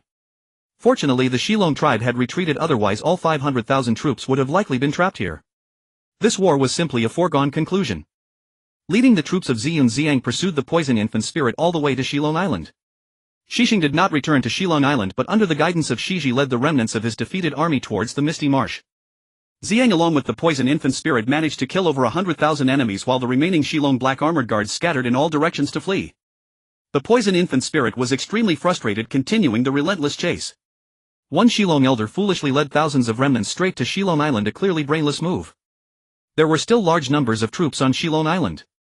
Perhaps this elder intended to rely on these backup forces to hold off the enemy for a while to ensure his own escape. Seeing so many Shilong remaining, the poison infant spirit was thrilled, finally able to indulge in feasting and drinking. The poison infant spirit flew swiftly around Shilong Island while those Shilong in the air kept falling. The Shilong on the island, still unaware of what was happening, became dazed, instantaneously losing their souls. Ziyang followed closely behind the poison infant spirit, collecting these soulless Shilong into the Rui space one by one. Eventually the Rui space could no longer accommodate them. Yet the poison infant spirit was not satisfied and continued her relentless pursuit. Ziyang had no choice but to send large numbers of troops to follow her, hoping to rescue as many soulless Shilong as possible, as he hoped to utilize these Shilong forces against the 5 divine emperors in the future. After Ziyang's army occupied Shilong Island, Ziyang arrived at Zixing's former residence. Here the place was resplendent and much more luxurious than Sima Wen's palace. Ziyang, anxious to resolve the issue of the soulless Shilong, paid little attention to the spoils of war and instructed Ziyun to seal off all areas, prohibiting anyone from taking any items at will. Ziyang began assisting Piao Shui in recrafting the souls of these Shilong, helping them to be reborn. Handling hundreds of thousands of Shilong alone was somewhat difficult for Piao Shui, but with Ziyang's assistance it became a different story. Ziyang could continuously provide mana, and as long as Piao Shui had sufficient mana she could easily process these Shilong in bulk, as one soul recrafting spell could help 1,000 Shilong be reborn. Thus Ziyang and Piao Shui spent nearly 10,000 days in the Rui space, resurrecting nearly 1 million Shilong collected from within the Rui space from Shilong Island and gathered by the troops sent out. Among them were males and females, both old and young, all brought back to life and arranged on several small islands near Shilong Island. The team from Long Bai and Ziyun's faction returned one after another, having annihilated nearly 1/3 of the Lizard Dragon clan's strength, primarily consisting of core clan members. The non-core clan members residing in remote areas fled back to the Misty Marsh upon receiving news, while those lizard dragons who scattered in panic, as well as those living on outer islands, managed to escape almost completely. After all, the South Sea is vast and the limited number of people from Ziyang is insufficient to exterminate their entire clan. These lizard dragons were not foolish enough to stand idly by while the poison infant spirit absorbed their souls. Instead they desperately scattered and fled. The poison infant spirit did not kill too many, but the count was still significant, nearing 500,000. The divine dragon guards clad in armor imbued with poison and soul absorption abilities exterminated over 300,000 lizard dragons. Following Ziyang's orders, they brought back all the corpses. Most of these lizard dragons had lost their souls while their lives remained. Some had succumbed to severe injuries and died. The heavy cavalry of the lizard dragons from Ziyun displayed remarkable combat prowess in this battle, as their crossbow bolts took the lives of many lizard dragons.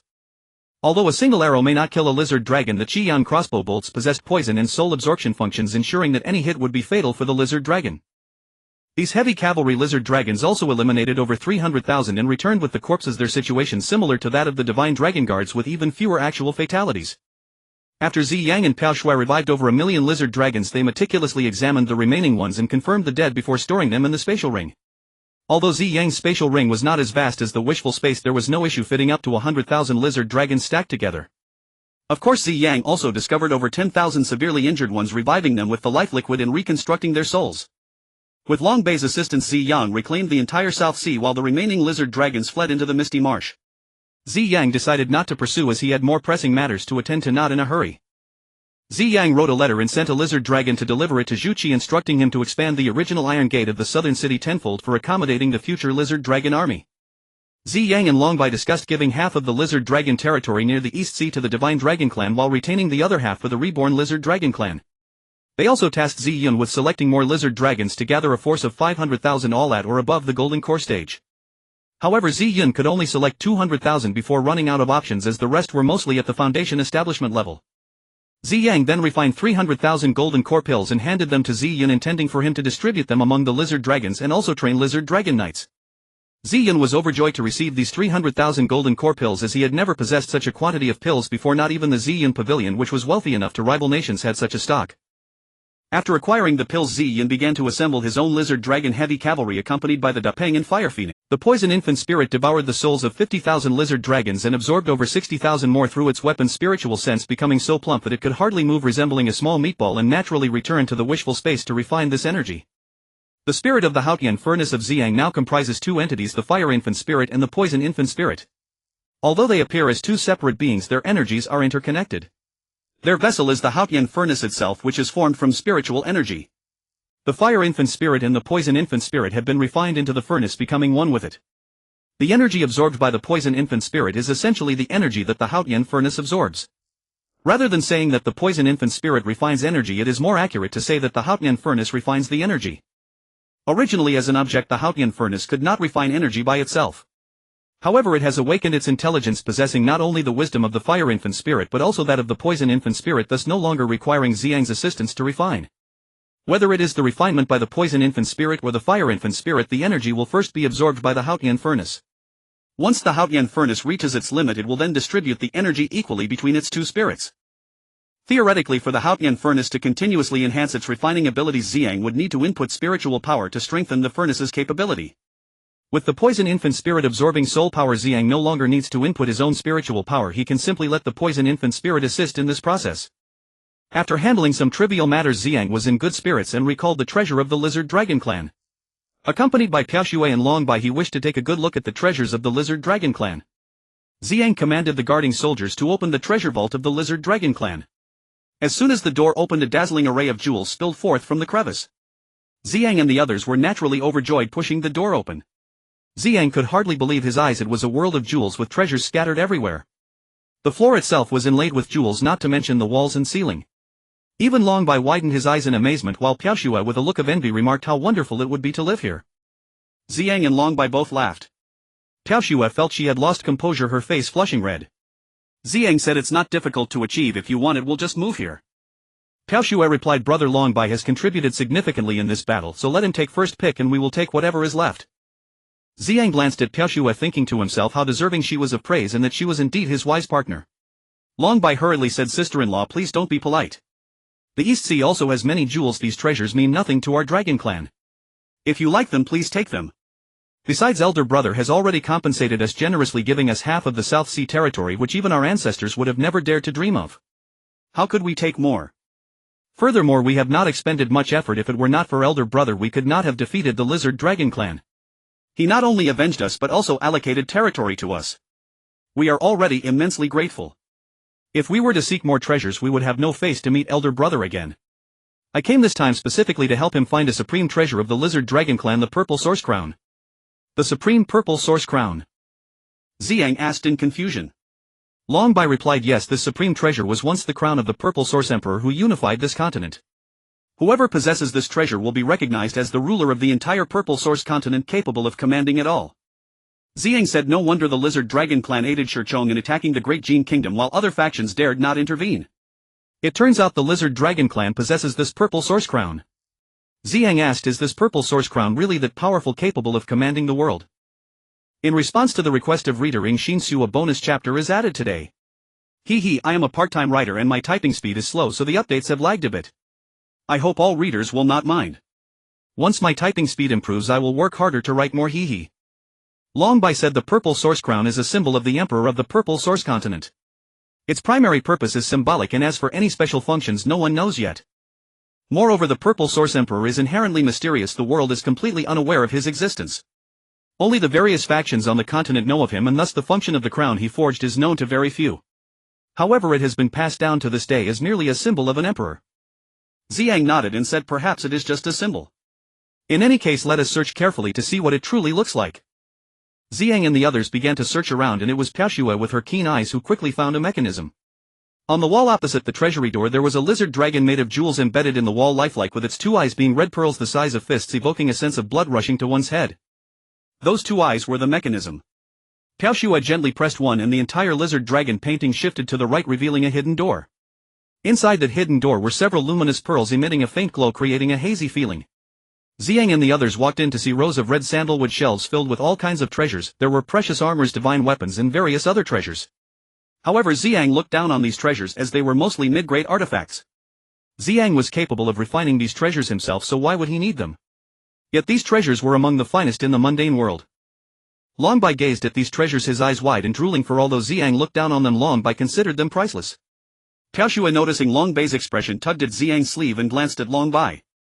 Ziyang immediately understood Piaoshui's meaning. Long Bai was immersed in the brilliance of the treasures and did not notice Ziyang and Piaoshui's actions. Ziyang said, "Long Bai, these treasures are of no use to me. You can take them all and reward the soldiers who have made significant contributions this time." At that moment Long Bai felt embarrassed.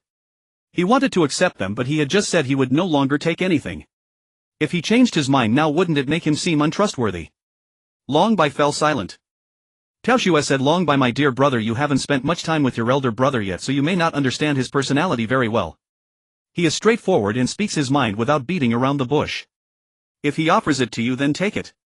We have plenty of mid-grade artifacts." Long Bai, hearing Piaoshui's words, was both surprised and delighted, and he quickly said, "Thank you, big brother and sister-in-law." Ziyang continued, "The over 100,000 sets of armor borrowed from Ziyang are not quite suitable for your dragon clan. You should return them to Yuner first. Once I finish my current tasks, I will prepare to refine a batch of weapons and also help you make 20,000 sets of dragon armor." At this moment Long Bai didn't know what to say. He had already taken so many treasures, how could he still have the face to take those 20,000 sets of dragon armor? He stood there overwhelmed with emotion and tears streaming down his face. He knelt down and said, "Big brother, I don't know how to express my gratitude. If you ever need me to do anything, I would gladly risk my life for you, willing to go through fire and water for you." Ziyang and Piao Shui hurriedly helped Long Bai up and said, "What are you doing? When the Shilong tribe attacked me, you bravely led your troops to assist, risking your life. We share a bond as brothers, so why care about such external possessions? The friendship between brothers is priceless." Long Bai was so moved that he didn't know what to say, only nodding repeatedly. Piao Shui, the leader, helped Long Bai put away the treasured artifact and said, "Between brothers, don't be too serious about ownership. Whatever belongs to you and me, let's share everything together." Long Bai smiled and nodded, saying, "Sister-in-law, you are the best sister-in-law in the world." This statement made Piao Shui feel a bit shy. Piao Shui chuckled and said, "Your words are really sweet." Ziyang chimed in jokingly, saying, "The most correct thing I've done in this life is marrying your sister-in-law." Piao Shui in a delicate voice said, "All right, you two brothers, stop teasing me and quickly find the Ziyuan crown." Long Bai quickly replied, "Yes, let's find the crown, that's the priority." Ziyang winked at Piao Shui, who shot him a glare and said, "Hurry up and find the item." Ziyang also began searching. The three of them turned the room upside down but found nothing. Piao Shui said, "Is there some kind of mechanism?" Long Bai nodded and said, "It's possible." Ziyang focused on the 6 night pearls and began to try turning them. To his surprise, they actually turned, revealing a row of rosewood shelves that moved away from the wall, exposing a hidden compartment that contained a staircase leading deeper. Ziyang and the others walked down the staircase, which was illuminated by the night pearls, making the entire staircase as bright as daylight. After about the time it takes to brew a cup of tea, they finally reached the end, where they found a door. Pushing it open revealed an entirely different realm inside. In this realm there were pavilions and towers exuding the majesty of royalty, and the spiritual energy was abundant, 10 times denser than outside. With Ziyang and Piao Shui's spiritual senses, they could naturally guess that this was the core secret place of the Shilong tribe. Seeing the palaces, they knew this was where the elders of the Shilong tribe secretly held meetings. As they approached the palace, they saw the spiritual tablets of the Shilong tribe leaders neatly arranged on the offering table with yellow cushions placed in front. Ziyang observed closely and speculated that the treasures would not be stored here. The three discussed and decided to search separately. Ziyang searched the main hall while Piao Shui and Long Bai searched the side hall. Ziyang quickly searched the entire main hall but found no treasures. He then headed to the rear hall, where he saw plots of medicinal gardens and even some herbs he had never seen before. Without hesitation, he moved the entire medicinal garden into the Rui space. Ziyang particularly loved these earthly treasures, rare flowers and herbs. He believed these extraordinary treasures could only be obtained through chance, so collecting more might be useful someday. After Ziyang finished with the medicinal garden, Piao Shui and Long Bai also finished searching the side hall. They found no significant treasures, only some valuable jewelry and a few mid-grade artifacts which Ziyang naturally looked down upon. There were some in the main hall as well, but Ziyang was too lazy to take them. The three were somewhat puzzled. Had the treasure been taken away by someone in advance? However, the state of the entire secret area did not seem like it had been hastily evacuated, appearing as usual. Ziyang and the others speculated that the lizard champion would not have anticipated his own defeat and thus would not have taken any treasures beforehand. Although he possessed a spatial ring, it merely stored some of his own treasures and certainly did not carry the entire clan's treasures. The treasures of the clan required the consensus of the elders to be utilized. Generally, they were hidden in the clan's stronghold, and unless the entire clan was annihilated, outsiders would never be able to access these strongholds. As Ziyang and the others were feeling dejected, Ziyang sensed subtle fluctuations of spiritual energy ahead. With his formidable mental strength, he was currently at the 4th heaven realm and could perceive minute details within a kilometer. Ziyang followed the direction of his feeling, increasingly sensing the intensity of the spiritual energy. He arrived at the side of a cave, and the closer he got to the entrance, the stronger the spiritual energy felt. Piao Shui and Long Bai also followed. The three then entered the cave, which resembled a maze. If it weren't for Ziyang's exceptional mental strength, they might have easily gotten lost inside. The cave was filled with luminous pearls almost identical in appearance. After wandering for about an hour, they finally saw a massive jade lizard dragon which looked imposing. The spiritual energy Ziyang sensed emanated from this jade lizard dragon. What appeared to be a jade lizard dragon was actually carved from a massive piece of low-grade celestial crystal, a carving of immense value. Seeing that the exterior carvings were so valuable, Ziyang believed that the treasures inside would be even more precious, perhaps even the place where the Ziyuan crown was stored. There was a huge iron lock on the door. With a slight exertion, Ziyang easily opened it. Although the lock was incredibly sturdy, it was trivial for someone at the late stage of refining void like Ziyang.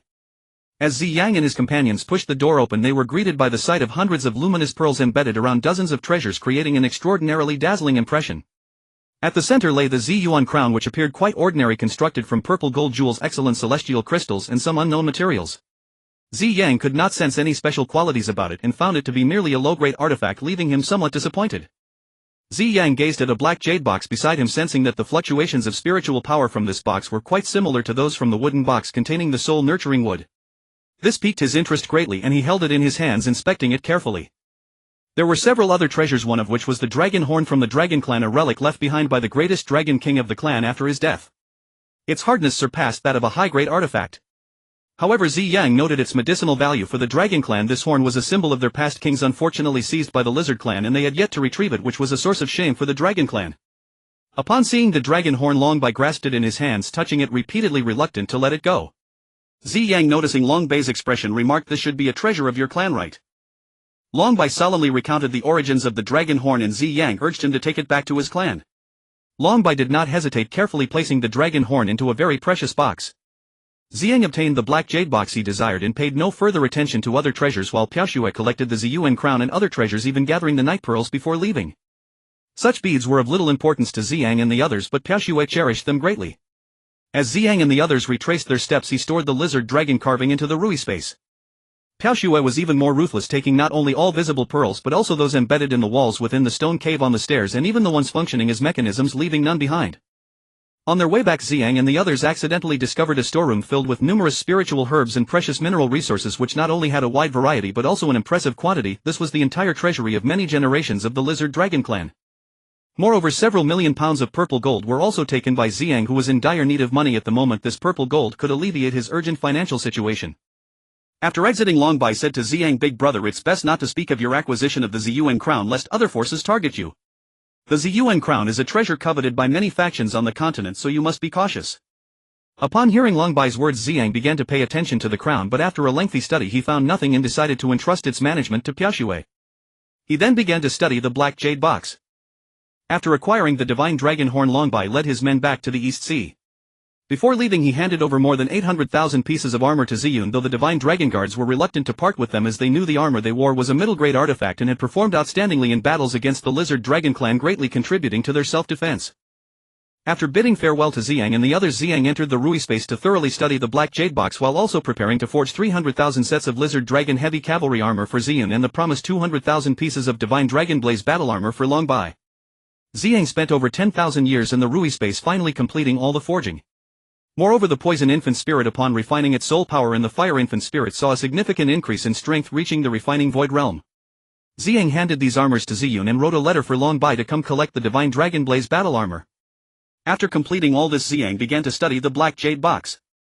This black jade box, like the soul-concealing wooden box, was sealed with a thick seal with a layer of transparent solid spiritual energy on the outside, and this solid layer was even thicker than that on the soul-concealing wooden box. Ziyang employed the same old trick, beginning to absorb spiritual power to break the seal. Another 10,000 years passed and the seal's power was completely absorbed, yet Ziyang did not advance. Instead, his body grew even stronger, though not to the utmost extent. From then on, every ascension in realm would require an exponentially increasing amount of mana. Taking advantage of this residual sealing power, Ziyang began to cultivate his skills in music, chess, calligraphy and painting. Since ascending to the refining void realm, he had yet to find time to practice his own cultivation techniques. According to common logic, once a mortal cultivator reaches the refining void realm, they would automatically ascend to the celestial realm. However, Ziyang originally descended from the celestial realm and had already broken this norm, just like Ziyun, who had reached the divine emperor realm. If Ziyang did not wish to enter the celestial realm, he could remain in the mortal world and rule. With the long-term support of numerous readers, Ziyun Tian's collection finally surpassed 500, for which he is extremely grateful. Moreover, since tomorrow is New Year's Day, Ziyun Tian will add an extra chapter over the next 2 days, wishing all readers a happy new year. May everything go smoothly and may all wishes come true in the new year. Ziyang spent nearly 10,000 years perfecting his zither technique to the second level of sound explosion, capable of producing 100 sound bursts at once. Through chess, he elevated his spiritual power to the 5th level, allowing him to perceive and control everything within 10,000 meters. His calligraphy skills reached the Earth character seal, enabling him to harness the power of Earth from the heavens. His painting technique attained the 2nd level of Bear Strength 4. Offense, Earth armor for defense, and wind control for aerial manipulation, allowing him to freely stack these magical powers onto himself or others for enhancement. While practicing, Ziyang began to ponder how to merge the chaotic decision with the 4 treasures technique, but with no experience he did not know how to blend them and ultimately could not cross the threshold of fusion. Unable to think of a solution, Ziyang decided to stop trying, realizing that such matters are often achieved through serendipity and fleeting inspiration. Ziyang opened the unsealed black jade box only to discover a miniature city. Inside the city was a perfectly symmetrical square, and on the city gate were inscribed 3 powerful characters: Zisu City. Ziyang could not discern the calligrapher's skill but guessed it was at least of Divine Emperor level. Ziyang was puzzled as to why the Lizard Dragon clan possessed so many rare treasures which surely did not originate from the mortal realm. He found it incomprehensible how the Lizard Dragon clan could acquire them, but he did not dwell on it, merely passing the thought through his mind. As Ziyang took Zisu City from the black jade box, he felt a sensation akin to that of the Rui space. Ziyang speculated that Zisu City was at least a super artifact level treasure. Though he had seen many treasures in his past life, he had rarely encountered one as enticing as this. Piao Shui also rushed over to join the excitement, eager to see what this treasure was. As she approached, she exclaimed, "The spiritual energy of this treasure is so rich, it must be extraordinary." Ziyang smiled and asked, "How do you know it's extraordinary?" Piao Shui pouted playfully and replied by a woman's intuition. Her prideful demeanor made Ziyang both amused and exasperated. Ziyang dripped a drop of purple blood onto the miniature Zisu City, and in an instant the blood vanished into the city. Ziyang felt the immense spiritual power of Zisu City. This power was not ordinary but pure magical energy akin to purple origin power, only that the purple origin power was liquid while the spiritual power of Zisu City was in a gaseous state. Without much thought, Ziyang decided to call this gaseous spiritual power Purple Su Power. The power emanating from Zisu City being called Purple Su Power was not unusual, Ziyang thought so, yet he did not fully understand the actual situation. Truth be told, sometimes it is better not to understand certain matters. The more one knows, the more troubles can arise, which is what people mean by rarely being confused. This Purple Su power grew increasingly powerful, not only refining Ziyang's body but also continuously impacting his sea of divine sense. Ziyang could not resist it. Fortunately, this Purple Su power, like purple origin power, was pure magical energy that could automatically transform into corresponding strength, otherwise his sea of divine sense would not have been able to withstand such a fierce assault. This power surged into the lake of his sea of divine sense, which spanned merely 100 miles, and the illusion of the old man in purple who had previously vanished reappeared. Seeing the illusion of his master reappear, Ziyang excitedly shouted, "Master, I didn't expect we would meet again so soon." The Hunyuan Purple smiled and said, "Hehe, it seems we are indeed fated. You have also fortuitously obtained my second precious treasure, Zisu City." Ziyang was taken aback and asked, "Second precious treasure?" Hunyuan Purple replied with a smile, "Yes, it is my second precious treasure. The Xiantian Purple Gourd is my first treasure and Zisu City is my second. These two treasures represent my highest level of artifact refinement at different periods." Ziyang's mouth dropped open in surprise as he asked, "Master, what level of artifact is Zisu City?" Hunyuan Purple smiled and said, "What level of artifact I cannot tell you just yet. You will only be able to comprehend the level of this treasure once your artifact refinement skills reach the level of refining spatial laws." Ziyang's mouth opened even wider as he muttered to himself, "Spatial laws? Is it similar to my spatial shuttle boat?" Hunyuan Purple chuckled while looking at Ziyang and tentatively asked, "Do you understand spatial laws?" Ziyang detailed his previous artifact refinement level and understanding of spatial laws as well as the spatial shuttle boat he had refined to Hunyuan Purple. The smile on Hunyuan Purple's face gradually faded, replaced by a look of grave seriousness. Ziyang was filled with doubts, unsure if he had said something wrong, and was increasingly worried about whether this master he had just recognized would bring him harm. Seeing the change in Hunyuan Purple's expression, Ziyang felt immense regret and growing concern not only for himself but also for Piao Shui and Ziyun. Though Hunyuan Purple could not search Ziyang's memories within his sea of consciousness, he could perceive all of Ziyang's thoughts and mental processes. Hunyuan Purple's expression gradually softened as he said, "Your talent is quite good. You have actually grasped spatial laws, albeit only at a beginner level. This is already quite impressive. It seems I did not make a mistake in taking you as my disciple." Ziyang wore an expression of surprise and confusion. Just moments ago he was extremely worried, and now he did not know how to react. Hunyuan Purple said, "You need not worry that I will harm you, nor will I harm your wife and children. Even if I wanted to, I lack the ability to do so. I am merely a wisp of soul awareness. I only hope for you to grow stronger." Ziyang was somewhat bewildered. His thoughts were completely chaotic, as if he were lost in a state of confusion surrounded by a fog. Sensing Ziyang's confusion, Hunyuan Purple regained his composure and smiled, saying, "Just now I made you worry. You revealing your most secret matters to me indicates that you still trust me as your master. Allow me to share a secret of my own. Like you, I was also harmed by others due to the refining of a precious treasure, leading to my family's ruin, resulting in my current state. However, you are luckier than I. You still have the chance to find your wife and children and make amends, which I cannot do." After speaking, Hunyuan Purple let out a long sigh, tears streaming down his face. Hunyuan Purple continued, "Since our fates are intertwined, I will stay by your side from now on, helping you with your doubts and guiding you in the fusion of the chaos decision and the four treasures technique." At this moment Ziyang felt a mix of surprise, joy, excitement, gratitude and sorrow, and emotion beyond words. He was uncertain of what to say. Hunyuan Purple asked, "What? Do you not wish for this?" Ziyang realized and hurriedly said, "How could I possibly refuse? It is an honor to be personally guided by my master. Now let's not discuss anything else." First you must properly utilize this purple primordial chi to expand your sea of consciousness. Only by continually enlarging your sea of consciousness can you grow stronger. I hope you remember that as a cultivator the most important thing is the sea of consciousness. Only when your sea of consciousness is more powerful than others will you have a greater advantage, something I exchanged with my life. Ziyang now understood that what was referred to as the purple virtual force was actually the purple primordial chi. He also comprehended the importance of the sea of consciousness, as he had previously been unaware of its role, having paid the price of his life to learn a lesson about the strength of his body. This time he received the advice from Han Yuanzi emphasizing the cultivation of the sea of consciousness. In reality, a cultivator's training consists of 3 parts: cultivating the body, cultivating the soul, and finally cultivating magical power. Since cultivating magical power is the foundation whether for cultivating the body or the soul, one must first practice magical power, which then refines the body and expands the sea of consciousness. Therefore cultivators often focus solely on cultivating magical power, neglecting the other 2 aspects. However, this is not entirely their fault, as they do not have the opportunities like Ziyang, who not only experienced setbacks and learned profound lessons but also received guidance from a master. Ordinary cultivators typically follow a step-by-step approach, walking the well-trodden path laid out by their predecessors, continuously practicing. Ziyang calmed himself and began to draw upon the influx of purple primordial chi to expand his sea of consciousness. After 2,000 years he expanded his sea of consciousness tenfold, now reaching a vast expanse of a 1,000-mile radius. When Han Yuanzi saw that Ziyang had expanded his sea of consciousness to such an extent, he praised, "Not bad. Your soul power now far exceeds what I possessed at that time. As long as you keep striving, I believe your future achievements will surpass mine and will not be inferior to my own." At that moment Han Yuanzi's approving smile was a knowing one, the kind that a master shares with a satisfied disciple filled with a master's pride. Ziyang excitedly said, "Thank you for your praise, master. I will work even harder in the future." Han Yuanzi nodded in satisfaction and said, "First refine this purple virtual city. Once you finish refining it, I will tell you about its functions." Ziyang eagerly responded and began to refine purple virtual city. After spending over 10,000 days he finally completed the refinement of purple virtual city. During the refinement process Ziyang deeply felt the power of time and space, as if he were once again touching the door to the laws of time and space. Although Ziyang with his current abilities could not yet wield the laws of time and space, he had previously comprehended them in his past life. In the process of re-understanding he gained new insights. When Ziyang finished refining purple virtual city, Han Yuanzi said, "Excellent. I didn't expect you to complete the refinement so quickly. I initially thought it would take you at least 1,000,000 years, yet you accomplished it in such a short time. It seems I underestimated you. Your aptitude is far superior to my own.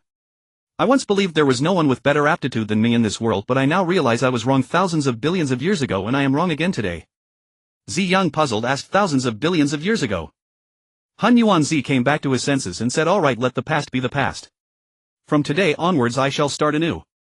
Ziyang noticed that Han Yuanzi was unwilling to speak further and naturally did not press for more. Everyone has their own secrets and one should respect the privacy of others, especially that of one's master. However, Ziyang at least knew that his master was an ancient being of several billion years. Han Yuanzi said, "Let's go, we shall visit Zixing City." As Ziyang entered Zixing City he was greeted by a vast ocean of purple. The city walls were purple, the houses were purple, and the streets were purple, creating an atmosphere enveloped in purple aura. Ziyang asked, "Master, why is everything here purple?" Han Yuanzi replied, "Because this place is filled with purple primordial energy. Over time it is no surprise that everything has turned purple, especially since this place has existed for billions of years." As Han Yuanzi spoke his expression was filled with nostalgia. Ziyang understood Han Yuanzi's feelings and did not disturb him. Instead he moved forward, feeling a strong attraction from his Xiantian Purple Gourd.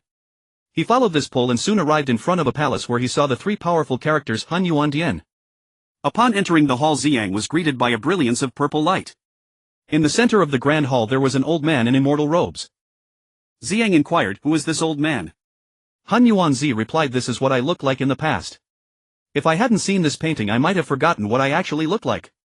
With respect for his master, Ziyang bowed 9 times before the painting, fulfilling the customary respect between master and disciple. Watching Ziyang's actions, Han Yuanzi felt a warmth in his heart. Ziyang walked toward the back of the hall, passing through one grand hall after another until he finally arrived at the place that attracted his Xiantian Purple Gourd. It turned out to be an ancient Xiantian purple vine resembling the Xiantian Purple Gourd that had once nurtured Ziyang's rebirth. Han Yuanzi said, "Your Xiantian Purple Gourd grew from this Xiantian Purple Vine. It later underwent my refinement to take on its current form." Ziyang had not expected such a background for the Xiantian Purple Gourd, nor did he anticipate the opportunity to see the original source that nurtured it.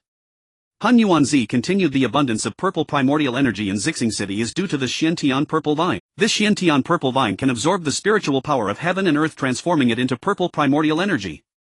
Moreover, the transformation speed varies with its usage. The faster it is used, the faster it transforms. Upon hearing this, Ziyang was overjoyed. If he were to relocate those 600,000 elite soldiers and 500,000 lizard dragon heavy cavalry here, it would surely be easier to forge a formidable army. Ziyang was immersed in his own grand vision. Han Yuanzi said, "Don't get carried away with dreams. Place your Xiantian purple gourd on this Xiantian purple vine. I can see that the spiritual energy of the gourd is nearly depleted and needs the vine's nurturing to restore its power." Ziyang was taken aback by this, as he thought the Xiantian purple gourd already possessed significant spiritual energy. He was surprised to learn that it was in a state of depletion and was curious about what it would be like when fully charged with energy. Ziyang carefully placed the Xiantian purple gourd on the Xiantian purple vine, and in an instant the gourd hung on the vine and began to emit glimmers of purple light. Han Yuanzi said, "Let's leave first. Without a million years it is impossible to recover." Ziyang gazed deeply at Zihu, feeling an immense reluctance in his heart. After all, it was a matter of a million years.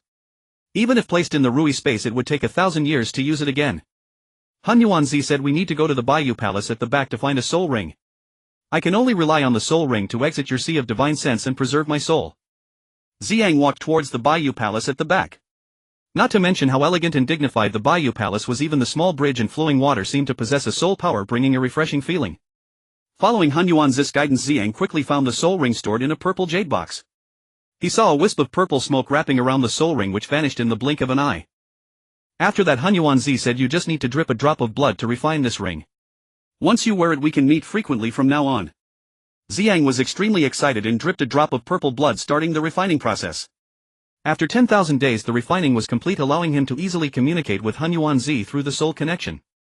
Han Yuanzi said, "This soul ring not only has the function of soul defense but also the ability to attack the soul, capable of absorbing soul power to continuously nourish your sea of divine sense." Ziyang understood that this soul ring was the bridge connecting the outside world to a sea of divine sense. Han Yuanzi said, "This Zishu city has many functions. Explore it slowly.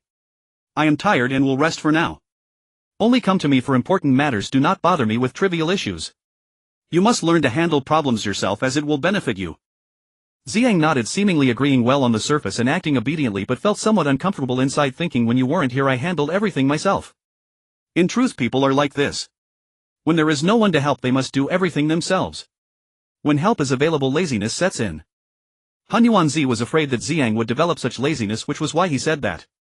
Although Ziyang could recognize this, he still felt uncomfortable inside. Ziyang brought Piaoshui into Zishu city, wandering for a few days, almost measuring every inch of land with his feet. He discovered a vast treasure trove from Han Yuanzi, including various rare ores as well as a large medicinal garden and orchard, the variety and rarity of which far exceeded the collections in Ziyang's Rui space. Importantly, there were numerous puppets managing these gardens and orchards, filling hundreds of storerooms. These discoveries delighted Ziyang immensely. After playing and exploring with Piaoshui, they returned to the Rui space. Ziyang discovered that Zishu city had a time acceleration function of 10,000 times.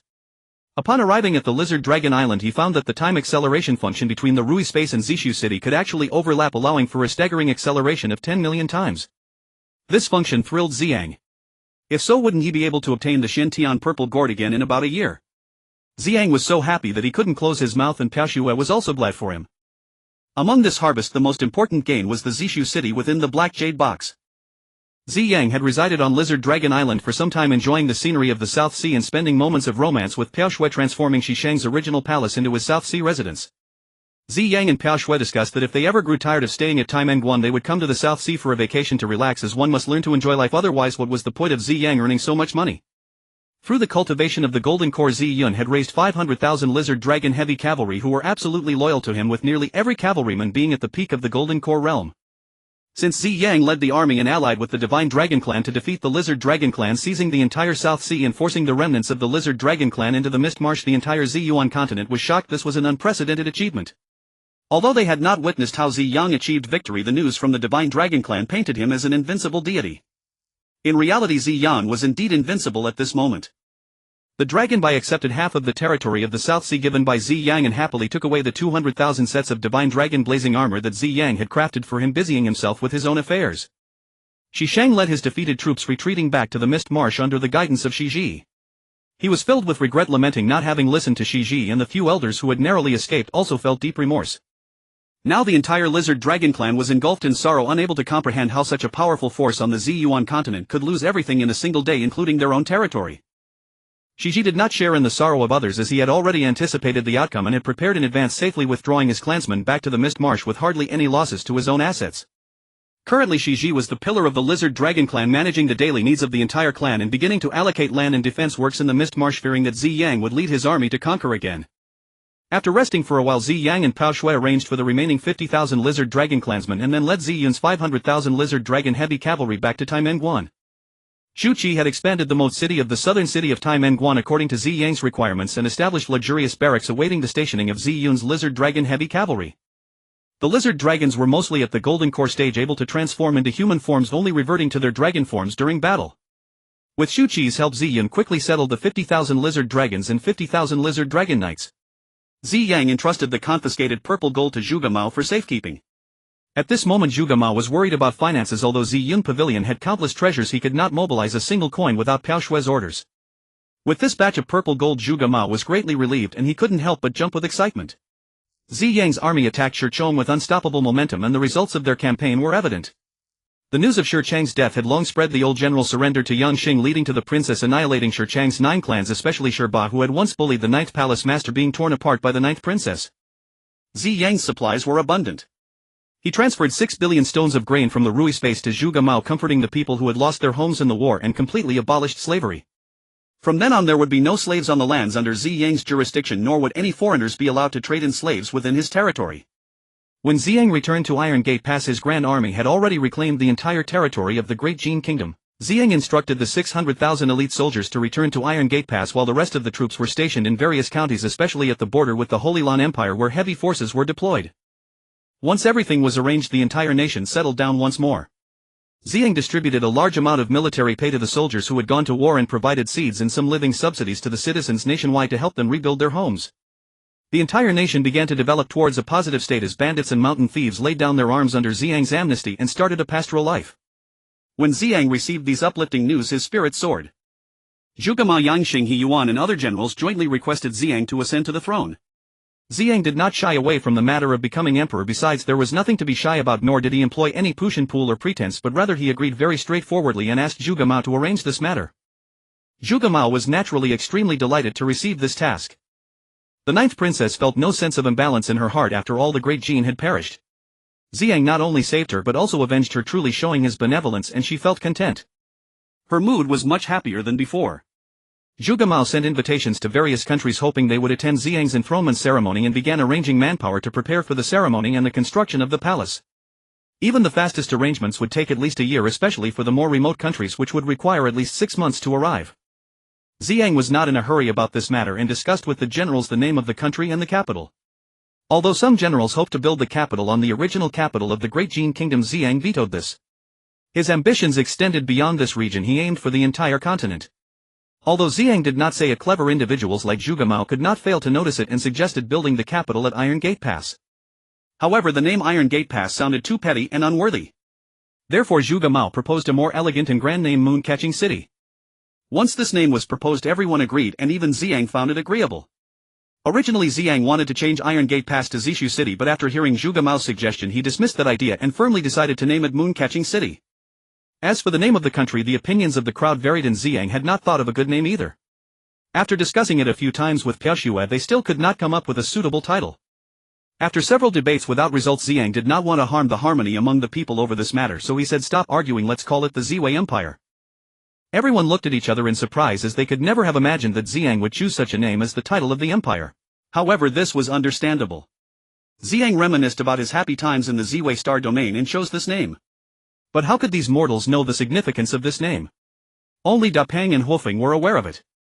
With the capital and the name of the country settled, Ziyang ordered Zhu Qi to reinforce the city walls of Moon-Catching City and made some renovations to the urban layout, ensuring that the city's design was more rational and impressive, at least resembling the appearance of an imperial capital. After completing these tasks, Ziyang began to ponder the fusion of the chaos decision and the 4 treasures technique in the Zishu City within the Rui space. However, after nearly a million years, only a year in the outside world of contemplation and consulting countless books and jade slips, he still could not find any clues. Ziyang felt that he was close to touching the door, yet he could not grasp it. Although Ziyang couldn't help but ask, Han Yuan Zi merely replied, the insights of the early stage are the most crucial. I hope you grasp them on your own. If you haven't comprehended them by the time you reach the Divine Emperor realm, I will provide a slight hint. Hun Yuan's this method was indeed correct, akin to a phoenix undergoing rebirth without experiencing the flames. How could one attain resurrection? For Ziyang to reach the fusion gate, he must master these two techniques to the utmost and achieve a breakthrough through a fortunate opportunity. The sensation of almost touching the threshold was merely an illusion for Ziyang. A long journey lay ahead before he could truly reach it. Seeing that he could not make a breakthrough, Ziyang did not dwell excessively on it. Upon arriving at Lanyu City, the coronation ceremony was nearing and delegations from nearby nations had already arrived, while those from farther away were also close to reaching. Longbai also brought a large entourage to cheer for Ziyang, especially bringing a multitude of jewels that Piao Shui adored, making her beam with joy as she wasted no time and went with Huafeng to the Rui space to admire the jewels. Naturally, Ziyang conversed with Longbai about events since their separation and enjoyed life with the Pongyang Xinghe Yuan and others, indulging in song and dance. This kind of life was indeed somewhat extravagant. If prolonged, it could undoubtedly lead to a loss of fighting spirit.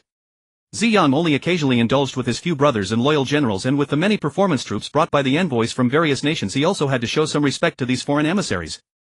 Ziyang was uncertain how long such days of revelry could last, but he knew it would not be long. His grand ambitions had only just begun and future battles would come one after another. Finally, the day of Ziyang's coronation arrived. Dressed in royal robes and wearing a crown, a regal authority filled the entire hall. Piao Shui was also clad in a phoenix robe and adorned with a phoenix crown embodying a maternal grace that resonated with Ziyang's majesty. Ziyang first conferred titles upon his loyal subjects, bestowing to Pongyang Xinghe Yuan Zhugun Mojuqi and Huahong with royal titles, and elevating Huafeng and the 9th Princess Sima Yi to queens, each receiving 2 prefectures as fiefs, along with several meritorious generals who were granted different ranks of nobility. Ziyang appointed Zhu Guimo as Chancellor and Zhu Qi as Grand Marshal of the Guard, serving as the chief ministers of the state, while Yang Xinghe Yuan and Huahong continued to command 200,000 elite soldiers, forming the special forces of the Ziwei Empire directly under the emperor's command and enjoying the same status as Zhu Qi. Ziyang conferred the title of Crown Prince upon Zi Yun, assigning 500,000 lizard dragon heavy cavalry as the Crown Prince's guard. As for Depeng and Huafeng, they would not compete for power with the mortals. If they desired anything, Ziyang would satisfy them. Although they held no power, their words carried immense weight throughout the Ziwei Empire. Even the clever Zhu Guimo had to yield, as they commanded respect from everyone else. Among Ziyang's numerous sworn brothers, Zi Yun only referred to Depeng as uncle and Huafeng as aunt, while addressing the others by their names, highlighting the significance of these two individuals. The reason why Ziyang did not assign them any tasks is that they were unwilling, and additionally they were unsuitable. While they could excel in individual combat, leading troops into battle was beyond their capabilities. Subsequently, Ziyang received the tribute from civil and military officials and met with envoys from various nations. Just as the grand coronation ceremony was nearing its end, a eunuch presented a congratulatory note, and Ziyang was surprised to find it was from Shiji. He had not expected Shiji to dare to come, but since others had come to congratulate him, it would be inappropriate to refuse, so he summoned Shiji in. Shiji, being exceptionally clever, entered the hall and performed 3 kneelings and 9 bowings, calling out for long life. The former arrogance and domineering nature of the Shilong clan were nowhere to be seen today. Only humility and submission were displayed. Ziyang, sitting high above, said with a chuckle, "Hee Shiji, I didn't expect us to meet so soon. It truly is not easy." Ziyang spoke in a tone full of mockery. The envoys from various nations had been received by Ziyang. Although it was not an extreme display of courtesy, there were no major flaws in the various etiquettes. They were treated normally, but such mockery towards Shiji had never occurred. However, these envoys did not harbor any dissatisfaction or resistance towards Ziyang's mockery of Shiji. They naturally understood the antagonistic relationship between Ziyang and the Shilong clan. The civil and military officials standing in the hall naturally glared at Shiji with disdain. Ziyang, on the other hand, was rather impressed with Shiji for daring to meet him at this time. Did he not fear that Ziyang might unleash his wrath and kill him to vent his anger? Shiji was certainly not a fool, nor was he here to seek death. Ziyang's coronation ceremony was a day of celebration for the Ziwei Empire. On such a day, how could Ziyang indiscriminately kill? Moreover, as an envoy, it is said that in times of war one must not harm envoys, as this reflects the magnanimity and might of a strong nation. Furthermore, Ziyang was at a moment of winning the people's hearts and gathering their spirits. He needed to express his demeanor and authority to the entire continent, and would never ruin his image across the continent for past grievances. Shiji had precisely grasped these traits of Ziyang, which was why he dared to come to congratulate him. He even believed that if he strategized well, he could possibly rescue the Shilong Prince Xiuwu, who was a deep-seated concern for Shishing. Can Shiji really rescue Xiuwu? In his heart, Shiji was not sure, but he had one characteristic it was worth trying to see if it would succeed rather than remaining forever uncertain. This characteristic is indeed a necessary trait for many successful individuals, and Ziyang had fully leveraged this point. In fact, it has been proven that this characteristic is indeed a stepping stone for many successful people. When Shiji heard Ziyang mocking him, he was not angry but rather pleased. Others thought he had no opportunity, but he keenly sensed that Ziyang held no hatred towards the Shilong clan. As long as there is no immense hatred, all issues can be negotiated. This is an opportunity. If both sides engage in hostility due to hate as seen between the Shilong clan and the Shenlong clan, no amount of goodwill can resolve their grievances in an instant, let alone improve their relationship further. Shiji said, my quick audience with your majesty signifies a profound connection between our Shilong clan and your majesty. Ziyang smiled and replied, connection. Oh. What kind of connection? I would love to hear more. Others were even more perplexed. What connection could there be between Ziyang and the Lizard Dragon clan when they currently maintained only a hostile relationship? She said, before encountering your majesty, our Lizard Dragon clan could be considered an immensely powerful force on this continent. Even the Divine Dragon clan was no match for us. After saying this, he cast a glance at the nearby Long Bai. He continued, however, why did we utterly fail after meeting your majesty? Upon returning to the Misty Swamp, we reflected deeply and analyzed the reasons, ultimately discovering that it was not due to a decline in our Lizard Dragon clan strength, nor because your forces were stronger than ours, but rather because the clan's treasured artifact, which could not be wielded effectively by us, found great purpose in your majesty's hands, countering our advantages and attacking our weaknesses, leading to our downfall. As soon as Shiji finished speaking, the envoys from various nations exchanged glances. Although they had not witnessed the clash between Ziyang's army and the Lizard Dragon clan, the tales circulating on the continent boasted of Ziyang's incredible might and invincibility. Yet today, hearing Shiji claim that Ziyang was not as formidable as they had been led to believe, they felt a deep sense of doubt. Shiji's assertion that Ziyang was not so powerful but rather relied on treasures to achieve victory aimed to convey to other factions that Ziyang was not the unbeatable legend they had thought, but rather could be defeated, laying the groundwork for future alliances against Ziyang. Shiji further stated, your majesty, what I say is true. Ziyang sensed the trap in this statement and did not respond, instead asking, is this all there is to the connection you speak of? Shiji replied, of course not. Our ancestors sacrificed immensely to obtain the clan's treasured artifact, the soul-eating poison spirit. However, due to its sealing, it could not unleash its full power. It only utilized its poison function, while your majesty was able to harness its soul-devouring capabilities. This is precisely why our clan's formidable physique became ineffective, leading to our defeat at your majesty's hands. It was also because our clan provided your majesty with an artifact that could be effectively used by you that enabled your majesty to achieve today's accomplishments atop the bones of our Lizard Dragon clan. Your majesty, do you not agree? Ziyang smiled and said, what you say is partially true. My achievements today are indeed partly due to the soul-eating poison spirit, but have you considered why your Lizard Dragon clan could not utilize it while I could? Why is that? It comes down to strength. You must first understand this point to achieve true introspection, otherwise it would be in vain. Everyone nodded in agreement. She felt even more pleased, saying, I knew your majesty was a magnanimous person and would never deny the true reason for defeating us. I acknowledge your majesty's exceptional power, but even all of your majesty's soldiers cannot compare to our 1,000 Lizard Dragon black armored guards. If it were not for your majesty's treasure's soul-eating ability, perhaps today your majesty would be fleeing in all directions rather than sitting exaltedly in the palace. She placed a flattering label of magnanimity upon Ziyang, making it impossible for Ziyang to deny the truth of relying on the poison spirit. In fact, Ziyang had no intention to deny anything what is, and there was no need to be evasive. Sometimes evasion only raises further suspicion. Ziyang said, indeed you are correct. Before entering your formation, I had indeed issued a command to myself to retreat if trapped, leaving a way out. However, I still haven't discerned my connection with your Lizard Dragon clan. After saying this, he looked around and the others were just as bewildered, all nodding in agreement. Lizard Wisdom spoke, your majesty can utilize that soul-devouring poison spirit, and coincidentally we delivered the soul-devouring poison spirit to you. It just so happens that you can fully unleash its potential, and this very effect fortuitously restrains our clan. Is that not a connection? Upon hearing Lizard Wisdom's words, everyone fell silent. This Lizard Wisdom was quite the blabbermouth. If this was considered a connection, then wouldn't anyone who had fought against Ziyang have a connection with him? What was frustrating, however, was that Lizard Wisdom spoke with such righteous fervor, and by using several words of chance it made everything seem like a fortuitous opportunity, and that this opportunity was the connection. Ziyang was speechless and said with annoyance, Lizard Wisdom, do you know what it means to lift a stone only to drop it on your own foot? If you understood that saying, I believe you would have a deeper grasp of what a connection truly is. That Lizard Wisdom with his thick skin pretended to be oblivious and said, your majesty, although there were misunderstandings between our Lizard Dragon clan and you in the past, we hope that considering our connection you can put aside past grievances and reconcile. My clan is willing to pay tribute to you annually as a show of sincerity. Ziyang and the officials laughed, while the envoys from various countries were secretly puzzled, thinking this Lizard Wisdom made such a grand turn just to seek peace. How disappointing. These envoys had wanted to see how Lizard Wisdom would embarrass himself, but unexpectedly it ended up being a plea for peace, leaving them utterly frustrated. Ziyang teased, my strength isn't that formidable, aren't you afraid of being mocked by others from different countries for your Lizard Dragon? Lizard Wisdom unashamed replied, since our Lizard Dragon clan has been defeated by your majesty, regardless of how we lost, our noble warriors possess the spirit of honor. Defeat is defeat, and no matter how we were bested, we acknowledge our defeat. Our warriors have always respected the strong, and bowing to a strong figure like your majesty is nothing to be ashamed of. This lizard wisdom was truly impressive, possessing eloquence that could turn the dead into the living and shameful matters into glorious ones. That is a true skill. In this world some people walk the earth relying on strength like Ziyang, while others rely on their tongues like lizard wisdom, and those who rely on their words find it easier to win favor and live longer. Those who rely on strength, however, might find themselves down on their luck at any moment, meeting an untimely demise. Just like in Ziyang's past life, he reached the realm of the Divine Emperor yet ultimately could not escape the fate of being killed. Even Ziyang's master Hunyuanzi was capable of refining treasures of the Xiantian level. His strength was unparalleled to that of the Divine Emperor, yet he also met a tragic end, losing everything. If one wishes to traverse the world relying on strength, one must achieve invincibility. Only by being invincible can one ensure longevity. Ziyang smiled and said, Shiji, while I can overlook your petty tricks in front of me, I must earnestly advise you, if you ever plot behind my back setting traps for me, even if your clan manages to escape to the Mist Marsh, I will ensure the annihilation of your entire lineage. Furthermore, I must inform you that your soul-eating poison spirit did indeed play a decisive role in the war against your clan. I do not deny this. However, if you believe that this is the extent of my abilities, you are gravely mistaken. Even without deploying a single soldier or utilizing the soul-eating poison spirit, your Shilong clan relying solely on your physical strength would still be no match for me.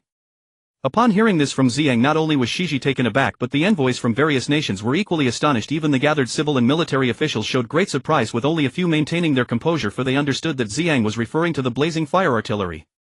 Shiji quickly regained his composure. Your Majesty, we the Shilong clan will no longer engage in clever tricks before you. We will deeply reflect upon our actions in the Mist Marsh. I have come this time not only to seek your Majesty's forgiveness but also to inform you that our King Shishing is gravely ill after this ordeal. I hope that our Prince Shouwu can return to visit His Majesty, and I kindly request that your benevolence allows Prince Shouwu to fulfill his filial duty. Zixi's words prompted the envoys from various nations to nod in agreement. His reasoning was sound, and he even adorned Ziyang with the mantle of compassion. Ziyang found himself in a dilemma. Agreeing would certainly lead to Ziyang's departure, while refusing would contradict the sympathy expressed by so many envoys. Moreover, today marked the grand ceremony of his ascension, during which he had released a large number of prisoners, leaving him without justification to continue detaining Shouwu. On another note, Shouwu had already lost his significance in Ziyang's plans. Initially intended as leverage against Shishing, the outbreak of war rendered Ziyang's detention meaningless. Furthermore, Ziyang was hesitant to kill him, fearing the irreversible enmity it would engender with the Shilong clan. Considering all this, Ziyang said, "Alright, since it has come to this, let Shouwu return to fulfill his filial piety. I will grant him 10 years, but after that he must return to my side, as there are still over 1 million Shilong people here who need his care." By saying this, Ziyang laid the groundwork for future dealings with the Shilong clan. Should Shouwu prove disobedient, Ziyang would have the justification to dispatch righteous forces to eradicate the Shilong clan. Shiji understood the implications clearly, but was nonetheless thrilled, having not expected to retrieve Shouwu so easily. After Ziyang handed Shouwu over to Shiji, he hosted a banquet for the civil and military officials as well as the envoys from various nations. After the envoys had stayed in the Ziyang Empire for a few days, they began to depart, allowing Ziyang to attend to his own matters, particularly the need to deal with the more than 100,000 Shilong corpses stored in the spatial ring. They remained as fresh as when initially placed, without any decay, a significant advantage of the spatial ring. Ziyang returned to the Rui space in Zishu City and meticulously skinned all the Shilong corpses, transforming the hide through his special refinement into extremely flexible leather, a high-quality material for crafting armor and sails. The dragon meat was dried and stored for use as alchemical materials, while the dragon horns were also preserved. The dragon bones were dismantled and stored for future weapon crafting. Ziyang spent a millennium ultimately processing everything. After handling the lizard dragon corpses, Ziyang recalled the Ziyuan crown he entrusted to Piaoxue for safekeeping. He studied it carefully for a long time, yet found no clues, so he took it out and sought Zugama to see if he had any new discoveries. To his surprise, as soon as Ziyang took out the crown, it emitted a strong vibration as if sensing something. Waves of power surged forth, drawing the crown towards it. Ziyang could naturally sense the source of the power attracting the crown. Without further ado, he relied on his instincts and flew toward the source. The distance was not far, yet Ziyang flew for nearly an hour, mainly stopping and starting to search for the source. Ziyang searched particularly meticulously, hoping to discover something.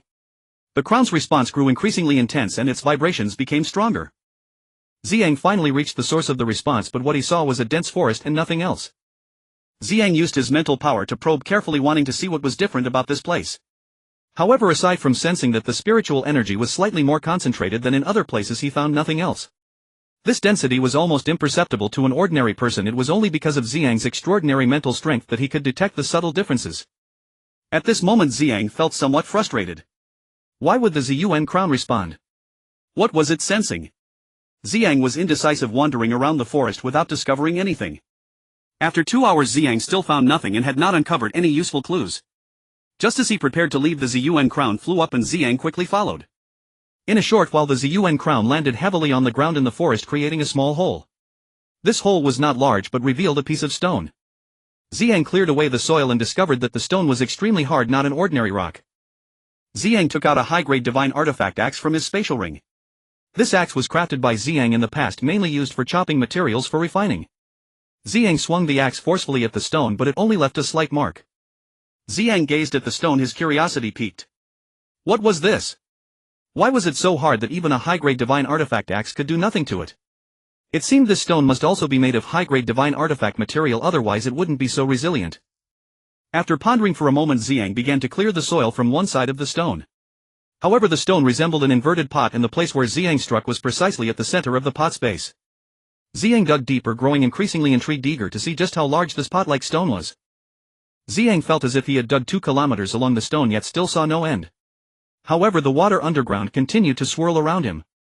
With Ziyang's current strength, avoiding the water was not difficult, but it still made him feel uncomfortable all over.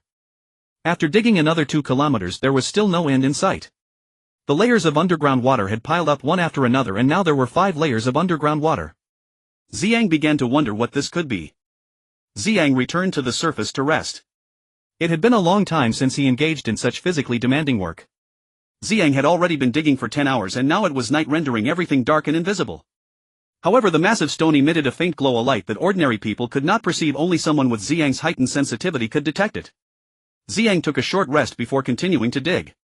After digging approximately 3 kilometers, he finally reached the edge, having penetrated 10 layers of underground water.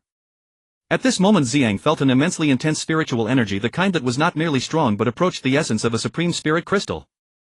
Ziyang was extremely excited, pondering, could it be that there are supreme spirit crystals inside? As he continued to dig along the edge of the giant stone resembling a stone pot, he soon struck something hard within less than a meter, the hardness of which was beyond ordinary. Ziyang struck with his sharp axe, breaking off a piece, and upon closer inspection he was thrilled to confirm it was indeed a supreme spirit crystal. Ziyang slowly used his powerful mental energy to sense the extent of the mineral reserves of this supreme spirit crystal. Despite his ability to perceive within a tenth of sand-meter range, he could not detect its edges, leaving him secretly astonished at the vast wealth. Due to the stone pot's presence, not only was the spiritual energy of these supreme spirit crystals contained, but it also blocked Ziyang's divine sense from probing, thus preserving these invaluable treasures. Ziyang was so excited he could hardly speak. Although he was not lacking in spirit crystals, the quantity of supreme spirit crystals he possessed was limited. Even in the divine realm, one would not find such a vast supreme spirit crystal mine. Typically, only the core of a spirit crystal mine would yield a few supreme spirit crystals, and their numbers were extremely limited. The situation of having an entire mine filled with supreme spirit crystals was unprecedented. Ziyang thought to himself, with this batch of supreme spirit crystals I will no longer worry about the energy issue for the blaze cannon. He quickly emerged, sealed the soil, and set a confinement array to prevent others from stealing it. Ziyang flew into the air to carefully study the terrain of the area. He discovered it was at the boundary of the Chia Kingdom, the Lingmiao Kingdom, and Ziyang's own country, adjacent to the sacred lake. Moreover, this dense forest was not meticulously divided. The 3 countries regarded the forest as a boundary without a clear ownership or division. After all, this area of dense forest was not large, roughly several hundred square kilometers in size. For nations that span millions or tens of millions of square kilometers, this land was insignificant, even negligible. No country would go to war over such a small territory. Frankly, it wasn't worth it. When it was deemed not worth it, it was because there were no resources or treasures. However, once a treasure was discovered, the situation would be entirely different. It was precisely because of this few hundred square kilometers of land that the prelude to an unprecedented war slowly unfolded. Since Ziyang defeated the Lizard Dragon clan, major forces began closely monitoring his every move. The news of Ziyang arriving in this dense forest with the Ziyuan crown had been transmitted to the leaders of various forces through formal channels. These forces promptly dispatched experts to hide in the forest, waiting for Ziyang to leave so they could reveal their abilities and investigate. As Ziyang set restrictions along the edge of the stone pot, when those experts from various forces came to investigate, they found the restrictions in place and speculated that Ziyang had discovered some treasure. Indeed, Ziyang's actions, while ensuring safety, unambiguously conveyed to others that he had something of value hidden there. Ziyang Tian's book automatically surged to the 9th place in the new fantasy novel rankings. Thanks to all the readers for their support, an extra chapter is added. Ziyang originally thought that no one would notice, but to his surprise the major powers had already set their plans in motion. Particularly the Chiakan Kingdom and the Lingmiao Kingdom acted swiftly, dispatching large numbers of troops into the dense forest in search of an advantage.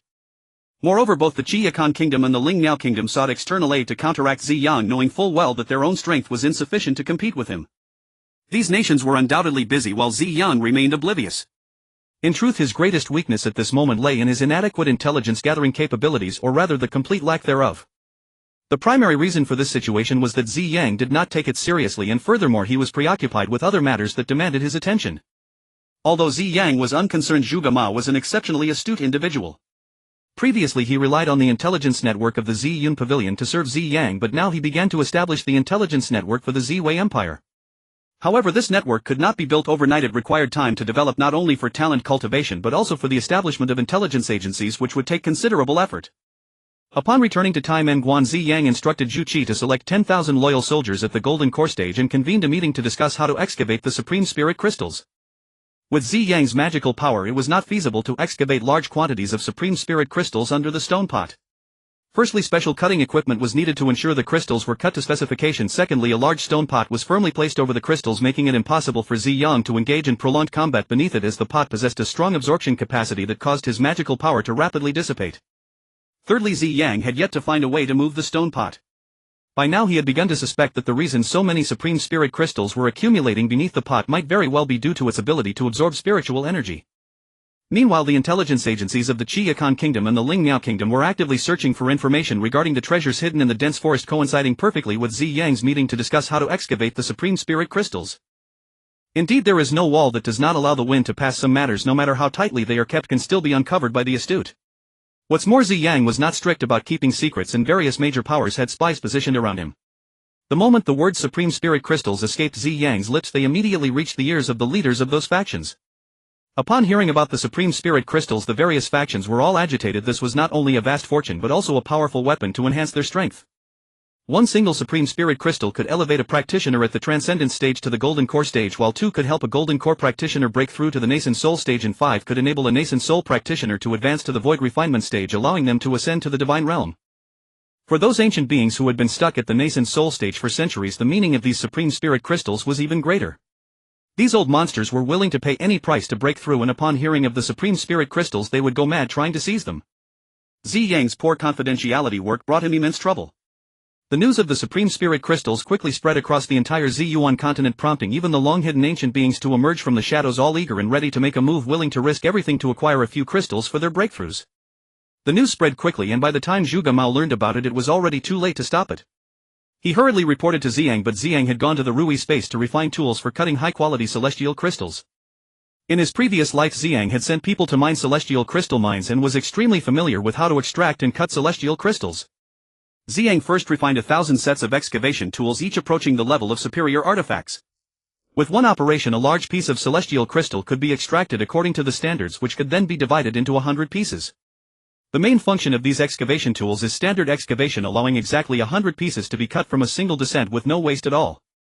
It's important to know that high-quality celestial crystals are extremely rare. Even in the realm of immortals, no one dares to use a piece lightly, let alone in the mortal realm, where high-quality celestial crystals are almost impossible to find. Standard excavation ensures minimal waste, and the cutting tools require meticulousness. Any deviation is absolutely unacceptable. Ziyang only refined 20 sets of cutting tools, which feature a magical cutting groove that perfectly holds the extracted celestial crystal. More importantly, the magical cutting blade is extremely sharp, made from very special materials, and the success of the cutting relies heavily on this blade.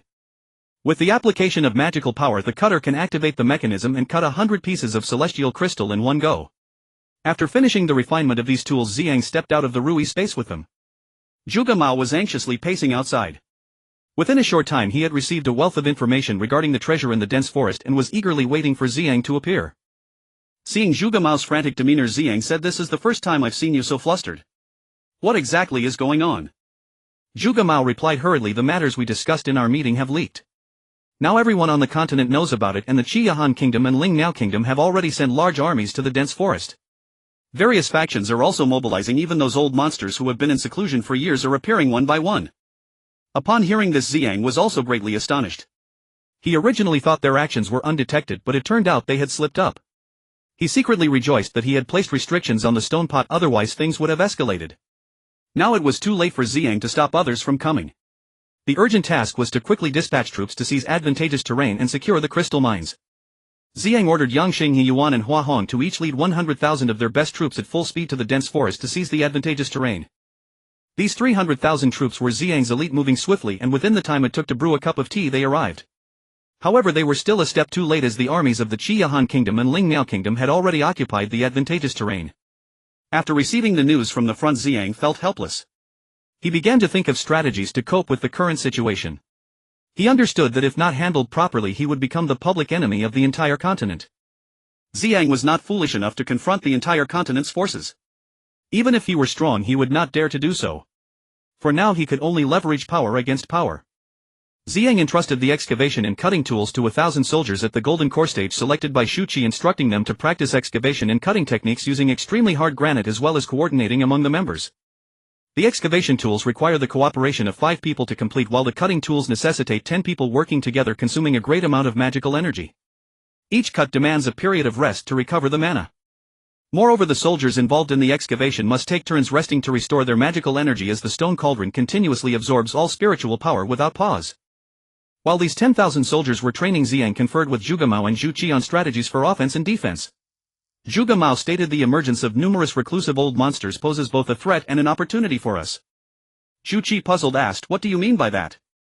Zhuge Mao continued, "The reason these old monsters have surfaced is to obtain some supreme celestial crystals for advancing to the void refinement realm and striving for ascension to the immortal realm. Their intentions are quite simple and their desires are not overly high. We can ally with them to jointly contend against those with stronger ambitions." Ziyang and Zhu Qi, both perceptive individuals, understood this implication clearly. Once the veil was lifted, everything became apparent. Ziyang smiled and remarked, "Indeed, this is a good idea. It seems we should make good use of these reclusive masters and draw them to our side." Zhu Qi suggested, "Let us issue a decree that any nascent soul cultivator who pledges allegiance to us will be guaranteed the supreme celestial crystals necessary for their advancement to the void refinement realm." Ziyang added, "Furthermore, even if we do not obtain the supreme celestial crystals, those who ally with us can substitute 2 lizard dragon horns to ensure their advancement to the void refinement realm and ascension to the immortal realm." Zhuge Mao exclaimed, "Brilliant, truly brilliant. This way we can gain powerful support at a minimal cost." Ziyang's choice to use lizard dragon horns instead of void refinement pills was primarily based on the fact that the entire continent knew of his past victory over the lizard dragon clan, making the storage of some lizard dragon horns credible. Ziyang's measures to ensure that these reclusive old monsters could advance and ascend led many who had not yet prepared to ally with him, as well as those intending to act independently, to choose to side with Ziyang. In no time, over 20 nascent soul old monsters arrived at Ziyang's residence. Ziyang's decree shocked several other factions, as they did not expect him to take action so swiftly. These factions began to unite among themselves, seeking to maximize their own benefits. Since the issuance of the decree, Ziyang had received over 20 old monsters at the peak of the nascent soul realm, including Tianyuan Daoist Elder Wuwa Gu Tianji Guoling Sanren Zixia Fairy Luling Fairy and the Master of Hanshu Palace. Ziyang not only showcased the strength of his army to them but also presented them with some celestial fruits that were unavailable in the mortal realm, ensuring their unwavering loyalty to his cause. Ziyang also arranged for dedicated personnel to care for these reclusive masters. One day, while Ziyang was drinking with these old monsters and discussing various factions, a palace eunuch came to report, saying, "The envoy from the Guanghan Kingdom, Saint King Han Ling, has come to seek an audience with your majesty." Upon hearing that the Guanghan Kingdom had sent someone, everyone felt a mix of surprise and joy. They were astonished that the Guanghan Kingdom had traveled such a distance, and delighted that if the Guanghan Kingdom joined, Ziyang's odds of success would increase significantly, thereby allowing them to exert less effort and providing an additional layer of security for their lives. Ziyang, upon hearing this, was somewhat pleasantly surprised. He had not anticipated that the Guanghan Kingdom would send someone. He glanced around and said, "Everyone, please continue. I will go and meet with the Saint King Han Ling of the Guanghan Kingdom." The ancient beings said, "Your majesty, please take care." Although Ziyang treated these ancient beings with great respect, they held an even greater reverence for him, a respect reserved for the strong. Ordinarily they would never refer to the emperors of those empires and kingdoms as your majesty, at most considering them as equals, yet they addressed Ziyang as your majesty without exception. Ziyang said to the eunuch, "Please invite the Holy King of the Guanghan Kingdom, Han Ling, to the imperial study." This study is where Ziyang usually discusses confidential matters. Upon hearing Ziyang's words, the eunuch naturally understood the implication. Ziyang then arranged for someone to summon Zhuge Mao to meet with the Holy King Han Ling. When the Holy King Han Ling met Ziyang, he was exceedingly respectful and humble, showing not a trace of arrogance, which left a very good impression on Ziyang. Ziyang ordered someone to bring a VIP chair for the Holy King Han Ling and to brew some celestial tea, treating him with utmost courtesy. Seeing Ziyang treating him this way, the Holy King Han Ling was both astonished and apprehensive, especially about that cup of celestial tea whose rich spiritual energy and faint aroma had already intoxicated him before it even touched his lips. Ziyang smiled and said, "Holy King Han Ling, we are like old friends upon our first meeting, so there's no need for formalities, please have a seat." The Holy King Han Ling replied, "Your Majesty's hospitality is truly generous, and on behalf of the Guanghan Kingdom I sincerely thank the great Jiwei Empire's majesty." Ziyang laughed and said, "You say there's no need for formalities, yet you still remain formal. Come, let us have some tea to moisten our throats." The Holy King Hanling picked up the purple gold teacup and took a small sip of the celestial tea, instantly feeling a warm current flowing through his body, leaving him with an indescribable sense of comfort. He was greatly surprised internally but maintained a calm exterior.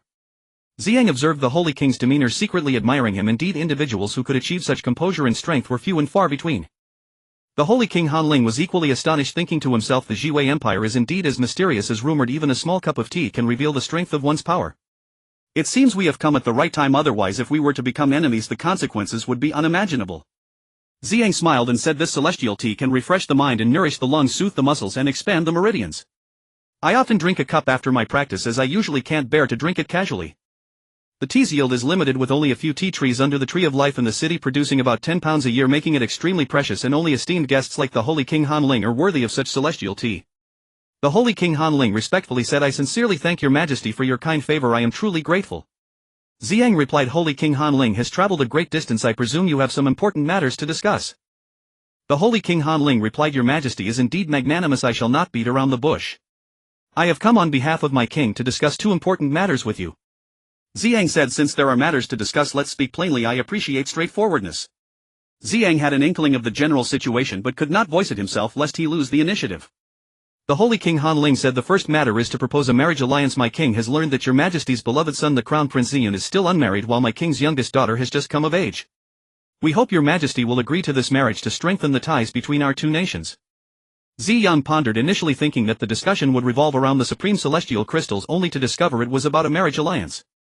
Ziyang naturally understood this was a scheme from the Guanghan kingdom. Once the marriage alliance was established, the matter of the celestial crystals would follow naturally. However, due to the future unification of the continent by Ziyang, it posed a hidden threat, preventing him from sending troops to the Guanghan kingdom without reason. Ziyang's mind raced as he contemplated the pros and cons from all angles, while also thinking of a clever way to respond. Suddenly an idea struck him and he said, the marriage alliance between our two nations would benefit us both, and I am in strong support of it. When Ziyang expressed his support, the Holy King of Hanling was so excited that his heart nearly leapt from his chest, yet his face remained. Ziyang continued, however, I have never forced my children in matters of affection. I have only one son and I would generally respect his wishes. Matters of love depend on fate, whether there is affinity or not, it will not matter how much we worry. Everything must rely on the thoughts of the children themselves, for this marriage belongs to them, not to us. Upon hearing this, the Holy King of Hanling felt his heart's joy dissipate instantly. What he had thought was a sure marriage now seemed hopeless. In the Ziyuan continent, marriages between royalty are decided by the sovereign of the nation regardless of the children's own thoughts. Ziyang's words reflected his genuine feelings, but the Holy King of Hanling did not understand. He thought Ziyang was rejecting the marriage alliance. Ziyang then said, there is an opportunity for your princess to visit and enjoy herself. We can act as intermediaries and introduce them to each other. As for the matters that follow, let the children handle them themselves. What do you think? Upon hearing this, the Holy King of Hanling felt a glimmer of hope, yet deep down he remained extremely disappointed. The princess of the Guanghan kingdom had never met Ziyun. How could feelings arise from just one or two meetings? Moreover, Ziyun was surely surrounded by beautiful women and might not even take a liking to the blossoming princess of Guanghan. Nevertheless, Ziyang had not outright rejected the idea, leaving a sliver of hope, which was better than having none. The Holy King of Hanling said, thank you, your majesty, for your kindness. Once I complete my visit, I will certainly bring the princess to express our gratitude before you. The implication in the Holy King's words was that whether there would be future opportunities remained uncertain. If the Ziwei Empire politely declined, the Guanghan kingdom could not lose face and would absolutely not place their warm faces against the cold backs of the Ziwei Empire. In fact, this was also a euphemistic way of rejecting Ziyang's invitation. At this moment, Zhuge Mao rushed over and Ziyang introduced them to each other. The previously awkward atmosphere between Ziyang and the Holy King of Hanling dissipated with Zhuge Mao's arrival, a man who was eloquent and persuasive. In no time, the atmosphere between both parties warmed up. The Holy King of Hanling said, Your Majesty, according to our intelligence, the Chia Khan kingdom has already gained the support of the Bear clan on the northern ice plains, and they have dispatched a large army to assist us. Furthermore, the Ling Miao kingdom has received strong support from the Snow Domain Palace on the Holy Mountain. The Ling Miao kingdom has also reached an agreement with the Tianfeng kingdom to the west, temporarily setting aside past grievances to jointly contend against you, Your Majesty. Ziyang asked, Then who has the Shanglan Empire allied with among the Sand People of the Western Desert? The Cold Spirit Holy King said, the Saint Lan Empire and the Sand People of the Western Desert have always stood together, but currently there are no reports of them forming alliances with other forces. Ziyang then asked, Who does your Guanghan kingdom intend to ally with? The Cold Spirit Holy King replied, In our hearts we are very willing to ally with Your Majesty, but it depends on what kind of rewards Your Majesty can offer us. Ziyang smiled and asked, What kind of reward does your king desire? The Cold Spirit Holy King replied, our king hopes to receive 40% of the treasures as compensation. Ziyang laughed heartily and said, your king certainly has grand ambitions, even the Divine Dragon clan would not dare to mention such a figure in front of me. Do you really believe you are stronger than the Divine Dragon clan? The Cold Spirit Holy King said, naturally our strength is not as formidable as that of the Divine Dragon clan, but our position is very important. We can not only restrain the Qi Akane to the east but also the Lingmiao kingdom to the south and the Tianfeng kingdom to the west. If our Guanghan kingdom joins your majesty's forces, these countries will undoubtedly be cautious and will not dare to exert their full strength, always sending troops with extra care to guard against us. In this way the pressure on your majesty on the front lines will be greatly reduced. Ziyang nodded and said, what you say makes a lot of sense, but sense alone does not guarantee practical utility. Your country can certainly restrain those ordinary mortal armies, that is beyond doubt, but those mortal armies can be completely disregarded for us. We only consider cultivators and armies at the Golden Core stage and above, just like the more than 20 peak nascent soul hermits we have recently recruited. Upon hearing this, the Cold Spirit Holy King was greatly astonished and asked, more than 20? That's impossible. There are no more than 10 nascent soul cultivators on the entire continent. How could your country recruit so many at once? Zhuge Mao replied, what you know is merely those who have revealed themselves on the continent, indeed fewer than 10, but the more than 20 mentioned by your majesty are hidden masters who seldom show themselves in the world. It is normal that you do not know about them.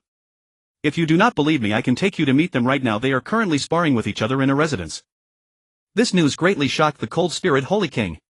Although he had heard before coming that Ziyang had recruited some hidden masters, he did not expect that so many would be at the peak of the nascent soul stage. Ziyang said, I have always been fair, and just in my dealings for the effort put in there are rewards to be had.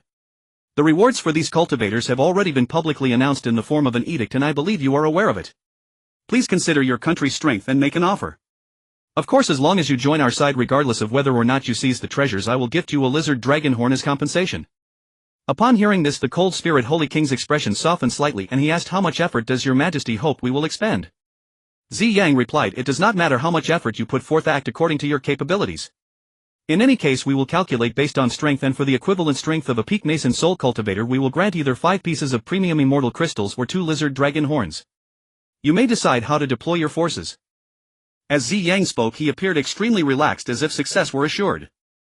The Cold Spirit Holy King said, respectful your majesty, this matter needs to be decided by our king. May I report back to my king first and then reply to your majesty?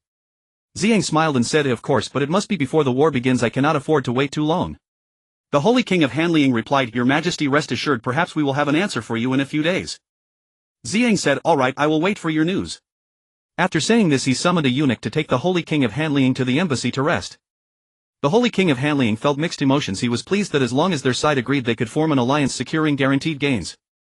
However, he was worried that only Ziyang knew the reserve of the top-grade immortal crystals, fearing that Ziyang might use them to obtain treasures while giving them only a small portion. Ziyang indeed knew the approximate reserves of the immortal crystals, but he believed that the efforts put forth by these allies were worth only that much. Moreover, he did not want these allies to grow too powerful, as alliances between nations were always temporary and could shift with changing interests. Ziyang naturally did not wish to see allies who had grown strong through their own efforts ultimately become his enemies. No one desired such a blunder. Ziyang spent several days training the 10,000 Golden Core realm soldiers tasked with mining the immortal crystals, making them more adept at excavation and cutting, thereby minimizing advanced waste. Upon hearing that Ziyang had discovered a top-grade immortal crystal mine, Long Bai speculated that Ziyang would surely encounter trouble. He was not there for the immortal crystals, but rather with the intention of offering assistance, leading 200,000 Divine Dragon Guards and donning the Divine Dragon Flame armor gifted by Ziyang as he rushed to Lanyue City. Seeing Long Bai arrive, Ziyang was overjoyed and said, I knew you would come to help me. Long Bai replied, a big brother's affairs are my own, how could I not come? The two talked happily, almost forgetting everything around them. Just as they were enjoying their time, a eunuch came to report, the envoy from the Shanglan Empire has arrived to see you. Upon hearing this, Ziyang said, please let him in to meet me in the imperial study. He then told Long Bai, come my dear brother, let us see what kind of return the envoy from the Shanglan Empire desires. Ziyang led Long Bai into the imperial study, brewed some immortal tea and began to chat as they sampled it. After a while, a eunuch brought the envoy from the Shanglan Empire into the study. The envoy, upon seeing Ziyang, presented himself with an attitude of neither servility nor arrogance, treating Ziyang as an equal. Ziyang found this amusing, and while drinking tea with Long Bai acted as if nothing was amiss, neither offering a seat nor tea, leaving the envoy standing. The envoy was naturally furious within but did not dare to express it, as this was someone else's territory. After making the envoy stand for about a quarter of an hour, Ziyang finally asked, are you the envoy from Shanglan? The Shanglan envoy slightly bowed and said, I am Emilka, the envoy from Shanglan, paying my respects to your majesty. Ziyang smiled and said, I was just wondering why you were standing there without saying a word. Truly you live up to your name as a silent guest. After saying this, Ziyang chuckled and Long Bai also laughed. Imoka said, Your Majesty, I am not the silent guest but rather the overcoming of silence. Ziyang laughed again saying, Oh, you truly must overcome this bad habit of silence, otherwise I would not have even known you were here. Imoka gritted his teeth in anger, mentally cursing Ziyang 1,000 times. Ziyang continued, So Imoka, what good news have you brought from Shanglan for me? Imoka, though furious, did not dare to treat the matter lightly and quickly replied, I come under the orders of my emperor, wishing to ally with Kuegwei to jointly excavate the treasures of the dense forest. Ziyang said, The treasure in the dense forest was discovered by me and it is located within my country's borders. How can we talk about joint excavation? Merc replied, that dense forest is at the boundary of your country, the Chia Khanate and the Lingmiao kingdom, and there is no defined ownership of the forest among the three nations. Does your majesty not require the assistance of our Holy Lan Empire and the desert tribes of the west? Ziyang responded, Indeed, the forest has not been assigned to anyone, but the treasure lies within my country's territory outside the forest. Otherwise, how could our soldiers remain outside the forest without entering? Merc, listening to Ziyang's nonsensical arguments, was left unsure of how to respond, his mind as blank as if it had hit a dead end. He had never expected such a situation to arise. The reason Ziyang did not show favor to Merc from the start and kept teasing him was to suppress Merc's mindset of an equal negotiation, making him feel inferior. Merc finally blurted out, Does your majesty truly not need our strength? The envoys from the Chia Khanate and the Lingmiao kingdom have sought our help and they have made generous promises. Ziyang smiled and said, Oh, what promises? Do tell. Merc frowned and replied, This is a state secret and cannot be casually discussed. Upon hearing this, Ziyang chuckled and said, You are truly adorable. Merc, feeling quite annoyed at Ziyang's remark, asked, Does your majesty really not need our assistance? Otherwise, if we help others, your majesty might find it hard to sleep. Ziyang laughed even more and said, Indeed, I cannot sleep at all right now. Do tell me your conditions. Merc, hearing this, was filled with excitement, believing he had intimidated Ziyang, and proudly stated, My emperor wishes to receive a general treasure. Ziyang smiled and replied, There is only one top-grade immortal crystal there. How are we to divide it? He scratched his head, looking quite troubled. Merc was astonished and thought for a long time before saying, Then our country should get half of the top-grade immortal crystal. Ziyang asked, How many troops will your country send? Merc calculated for a moment and said, Our country is willing to send 100,000 troops. Ziyang then asked, How many troops will the desert tribe of the west send? Merc said, That requires discussion with the desert tribe. Ziyang further inquired, How will your country distribute the half top-grade immortal crystal with the desert tribe? Merc was now in a quandary, blinking as he asked, Could it really just be one top-grade immortal crystal? Seeing Merc's expression, Ziyang couldn't help but burst out laughing. Long Bai had been lost in confusion, but upon seeing Ziyang laugh, he understood that Ziyang had just been teasing Merc. Seeing Ziyang so happy, Merc quickly realized that Ziyang was making fun of him, his face turning as red as liver, angrily puffing up and glaring at Ziyang. Ziyang muttered to himself, The Holy Lan Empire really has no talents left, sending out such a dim-witted person. It is no wonder that Merc, the youngest son of Emperor Mexif of the Shanglan Empire, has not seen much of the world. He appears mature but has a young mental age, making him unfamiliar with external circumstances. Upon hearing that Mexif planned to send envoys to the Lanyue city, Merc, who had long wished to visit Lanyue city, eagerly volunteered to serve as an envoy to the Ziwei Empire. Initially Mexif disagreed, but he could not resist the heartfelt pleas of Merc's mother. Furthermore, he hoped his son would gain more exposure to the world. Merc's charm also endeared him to Mexif, ultimately leading to his approval. However, Ziyang was unaware of Merc's true identity and circumstances. He hastily concluded Merc's behavior as representative of the Shanglan Empire, mistakenly believing it to be a weak nation unworthy of alliance. In reality, the Shanglan Empire is a martial nation where everyone practices martial arts, taking pride in becoming warriors, and its military strength is formidable. Merc angrily asked, Are you going to ally with us or not? Ziyang looked at Merc and replied, Your asking price is too high. I am willing to offer a top-grade immortal crystal in exchange for the support of 100,000 soldiers from the Shanglan Empire. Ask your emperor if he agrees, and if he does, we will form an alliance. Merc left in a huff, returning to the embassy to vent his anger, furiously berating Ziyang.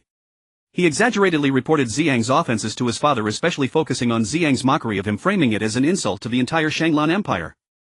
When Mexif received the news, he was furious, cursing Ziyang in his rage. In a fit of anger, he quickly forged an alliance with the Chia Khanate. Mexif's reluctance to ally with the Lingmiao Empire stemmed from his fear that a strengthened Lingmiao kingdom would encroach on his territory. Additionally, the Shanglan Empire had a history of grievances with the Lingmiao kingdom, making him psychologically unwilling to ally with them. Consequently, the Chia Khanate's strength surged, putting Ziyang in a precarious position. Although Ziyang excelled in cultivation, he was only average in strategic planning. His overwhelming strength perhaps made tactics unnecessary, yet in the realm of mortal, strategy is crucial, while tactics play a more vital role in specific battles. In dealing with the alliance matter, Ziyang found himself in a position of absolute passivity. Had Zhuge Mao or Zhu Qi handled it, such a passive situation would never have arisen. Fortunately, the day after Merc's departure, the Holy King of Hanliang came to visit Ziyang, signing a treaty for an alliance between their two nations and holding a ceremony to announce it to the world.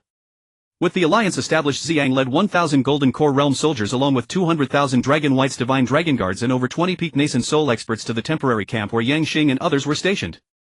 The defense of Lanyue City and the entire nation was entrusted to Zhu Qi.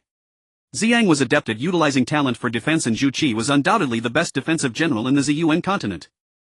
Upon learning that Ziyang had not formed an alliance with the Shanglan Empire, Zhu Qi mobilized nearly 500,000 troops from the eastern prefectures to fortify the western front lines against potential attacks from the Shanglan Empire.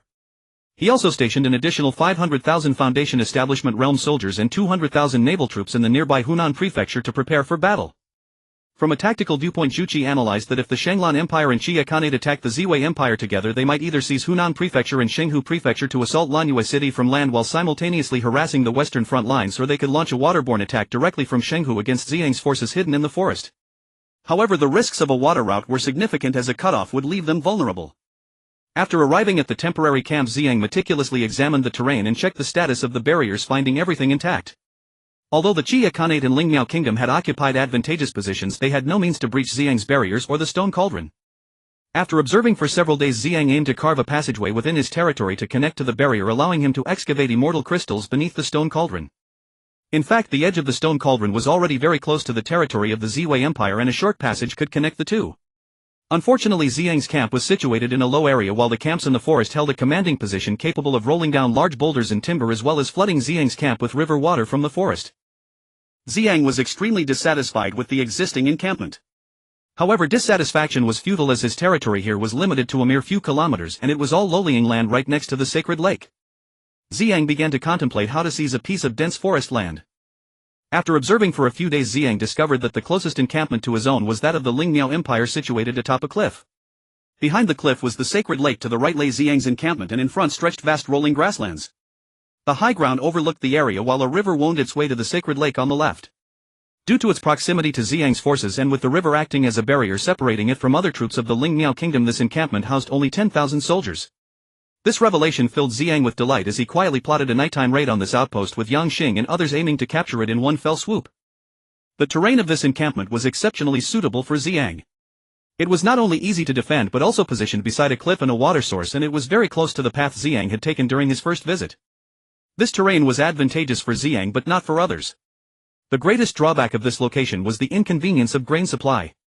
As the saying goes in military campaigns, logistics come first. Without supplies, one could easily find themselves trapped, let alone engage in battle.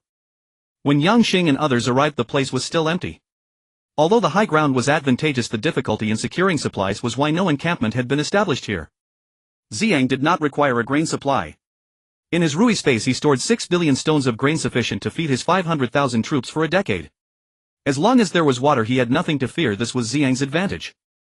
In fact, Ziyang could eliminate the 10,000-strong garrison without needing a nighttime raid. A single charge from his 100,000 Red Wind heavy cavalry could wipe them out completely. However, Ziyang had to consider the construction of the encampment. If he attacked during the day, the enemy would quickly retaliate, but at night the enemy would be hesitant to advance recklessly. A single night would be enough for Ziyang to establish a proper encampment. Ziyang selected 1,000 Red Wind heavy cavalry and commanded the other soldiers to prepare materials for building the encampment, awaiting the fall of night. As the curtain of night quietly descended, nearly 100,000 cavalry from the Qia Khanate charged forth. Not only was Ziyang's army taken aback, but the soldiers of the Lingmiao Kingdom were also extremely shocked. The cavalry of the Qia Khanate swept in like the wind, yet they did not attack Ziyang's forces. Instead, they rushed towards the encampment on the right side of the Lingmiao Kingdom's river. The Qia Khanate had a vast number of troops, but they were not close to a water source. The few wells they had were far from sufficient to meet the drinking needs of millions of soldiers. The target of this assault by the Qia Khanate was to seize the water source. In fact, they could also seize the water source on Ziyang's side. However, they feared that occupying Ziyang's territory would cut off his supply lines, prompting him to fight with all his might, which would ultimately benefit the Lingmiao Kingdom. Moreover, the Qia Khanate was aware of Ziyang's military strength. Their previous remnants could defeat him, but Ziyang's current power was no longer comparable to the past. They were not confident enough to take on this tough opponent, fearing it might backfire and result in them becoming the laughingstock. Ziyang was initially puzzled as to why the Qia Khanate suddenly attacked the Lingmiao Kingdom. However, upon seeing those cavalry rushing towards the riverbank encampment, he immediately understood. The 10,000 Lingmiao soldiers on the left side of the river quickly abandoned their fortifications and fled across the river upon realizing they were under attack. If they delayed, they would be like fish in a barrel. Upon witnessing the situation, Ziyang immediately ordered 1,000 Red Wind heavy cavalry to charge towards the camp of the Lingmiao kingdom, commanding them to capture rather than kill, for he had another plan in mind. Approximately several thousand soldiers of the Lingmiao kingdom unable to escape in time were captured, allowing Ziyang to effortlessly occupy the camp he coveted without shedding blood. Ziyang summoned Zhuge Mo, hoping he would serve as an envoy to the Lingmiao kingdom, inviting them to join forces against the Qia Khanate. Zhuge Mo, a master of eloquence, found such a task to be quite trivial. As Ziyang commanded the reconstruction and fortification of the camp into a protective network, he also took the initiative to treat the captives while providing them with food and drink, and even dispatched a dedicated fleet to escort them back to the territory of the Lingmiao kingdom. These soldiers became living advertisements, not only promoting the formidable strength and strict discipline of Ziyang's army but also extolling his kindness and generosity towards his men.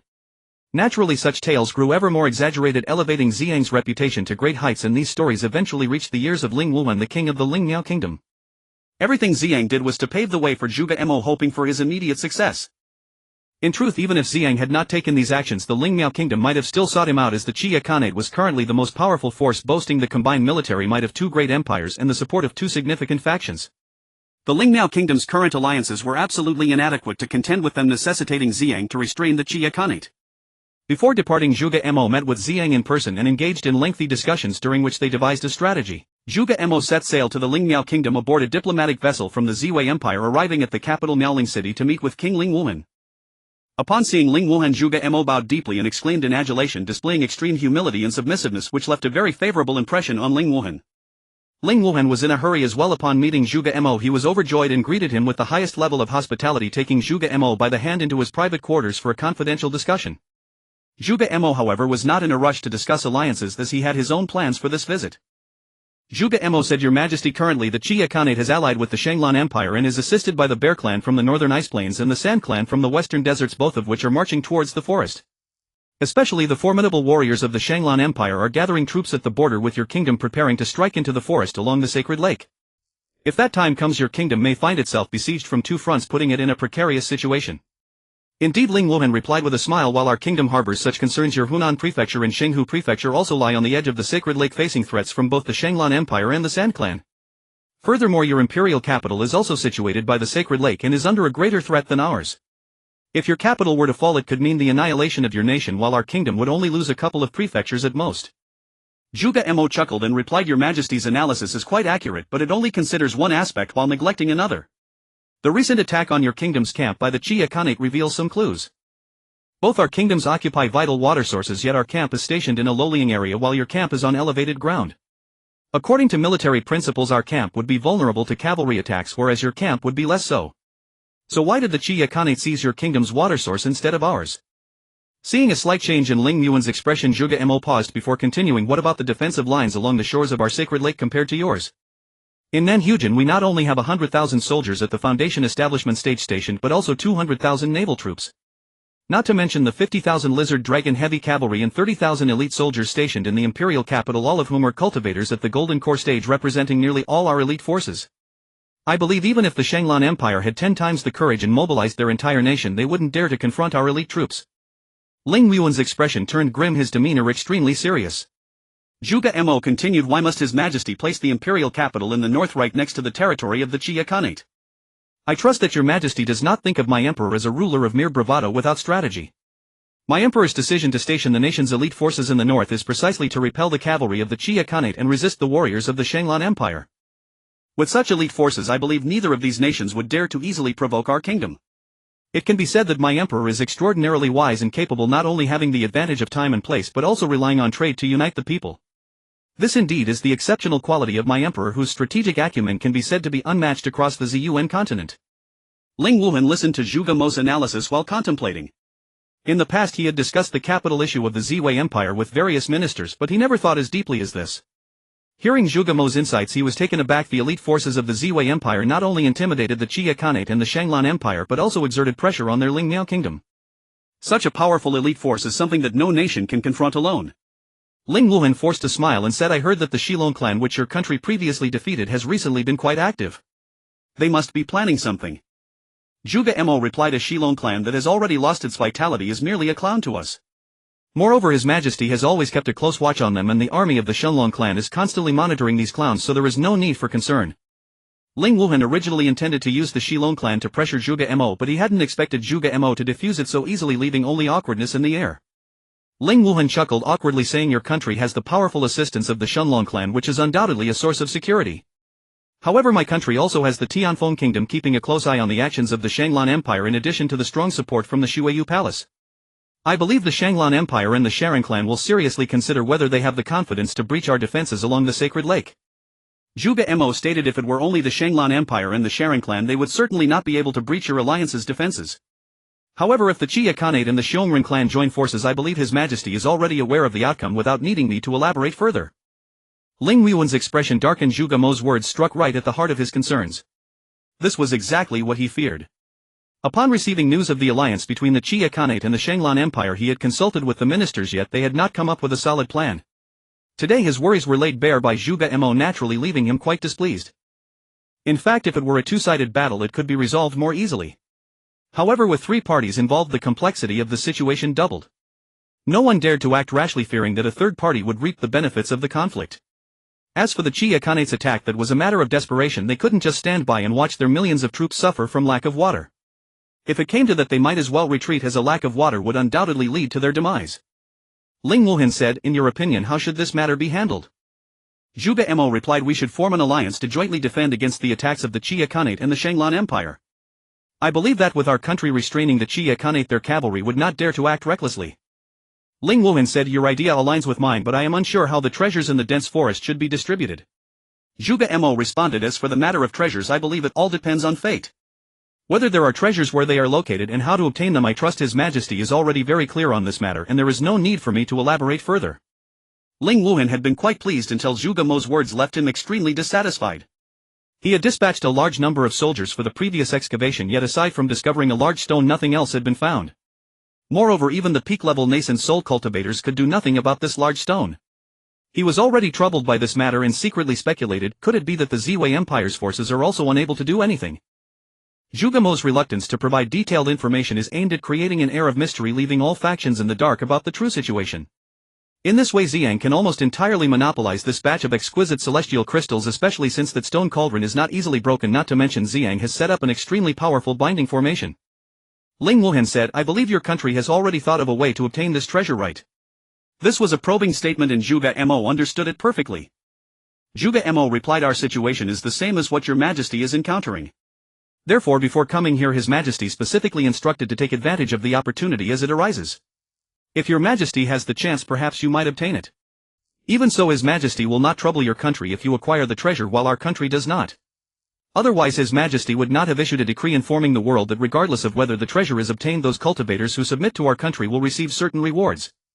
Before coming here, Zhuge Mo learned the detailed situation of the treasure from Ziyang. However, Ziyang did not disclose the exact amount of exquisite celestial crystals. Zhuge Mo threw Ling Wuhan a smokescreen, aiming to utilize Ling Yuan's power without offering any rewards and perhaps even gain Ling Yuan's gratitude. This three birds with a nest strategy was Zhuge Mo's specialty. Although Ling Wuhan was not very clear about the situation of the treasure in the dense forest, from the reports of the dispatched nascent soul cultivators, no treasure had been discovered yet, only giant stones. Moreover, even mid-grade divine weapons were helpless against these giant stones, making it clear that the other two factions would certainly not be able to obtain the treasure either. Ling Wuhan said, "Are you implying that if our country obtains the treasure by chance, your country will not covet this batch of treasure?" Zhuge Mo replied, "Yes, my emperor's word is as solid as a mountain. However, my emperor also mentioned that if our country were to obtain the treasure by chance, we hope your country will not make things difficult for us." Ling Yuan's eyes turned and he asked, "Does your country already have a method to obtain the treasure?" Although Ling Wuhan did not explicitly say that the treasure was first discovered by Ziyang, his implication was that Ziyang might already have the method to acquire the treasure, but it was kept a secret. Moreover, it absolutely could not be revealed that the treasure was first discovered by Ziyang, as the common rule states that whoever discovers the treasure first gets to claim it. Zhuge Mo understood Ling Yuan's meaning and said, "Since your Majesty does not trust our country, then let's do this. Our country will take charge of restraining the Chia Khanate and your country will be responsible for excavating the treasure. Our country will send people to supervise. How about we split the treasure equally?" Zhuge Mo implemented another scheme. If Ling Wuhan agreed, Ziyang could still acquire all the treasures while Ling Wuhan would waste manpower and bear the blame on behalf of Ziyang.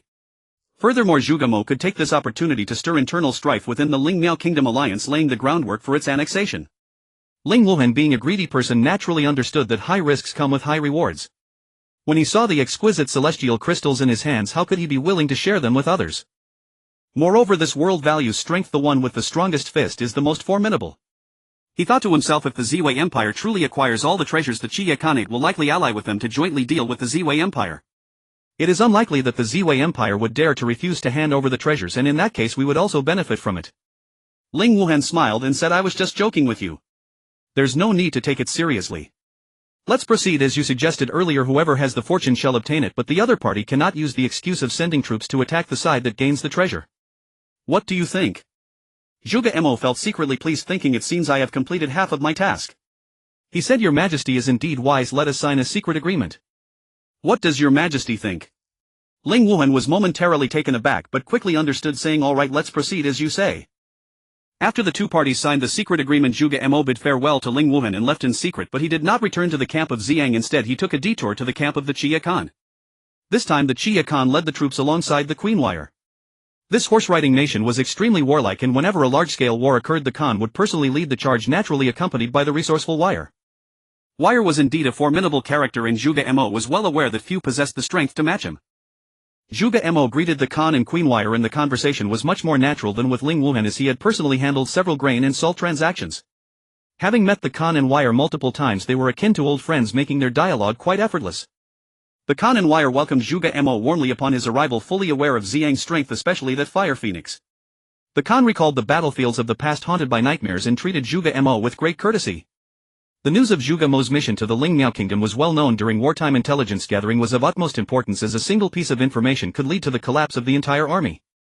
The Khan invited Zhuge Mo into the tent, brewed milk tea, and straightforwardly asked, I heard that Mr. Zhuge has just come from Miaoling City and didn't even have time to enter Ziyang's camp. Zhuge Mo was not surprised. It was normal for the spies of the Qia Khan to pay attention to his movements. He smiled and said, I didn't expect Your Majesty to care for me so much, knowing exactly where I went. The Khan was taken aback. He hadn't anticipated Zhuge Mo to make such a remark. Wire, noticing the Khan's slight loss of composure, smiled and said, Mr. Zhuge is a distinguished guest and close friend of the Qia Khan, often providing us with high-quality and affordable grain. It is only natural for us to put in some effort to ensure your safety as a gesture of our gratitude. This statement left Zhuge Mo feeling quite vexed. What was clearly surveillance was being framed as protection and moreover as a favor. Zhuge Mo stated, on behalf of myself, I thank Her Majesty the Queen for her concern. However, my emperor is quite displeased with the Khan's soldiers. Recently they committed mass slaughter at our water source, polluting it and forcing my troops to source water from afar. My emperor is extremely enraged and plans to mobilize 100,000 elite chiefing heavy cavalry to eliminate those unruly noble soldiers. Considering the lasting friendship between our two nations, I have pleaded on behalf of the Khan and Her Majesty before my emperor, which has quelled his anger and prevented him from sending troops to punish those who polluted our water source. Zhuge Mo used this statement to repay the favor owed to Wire.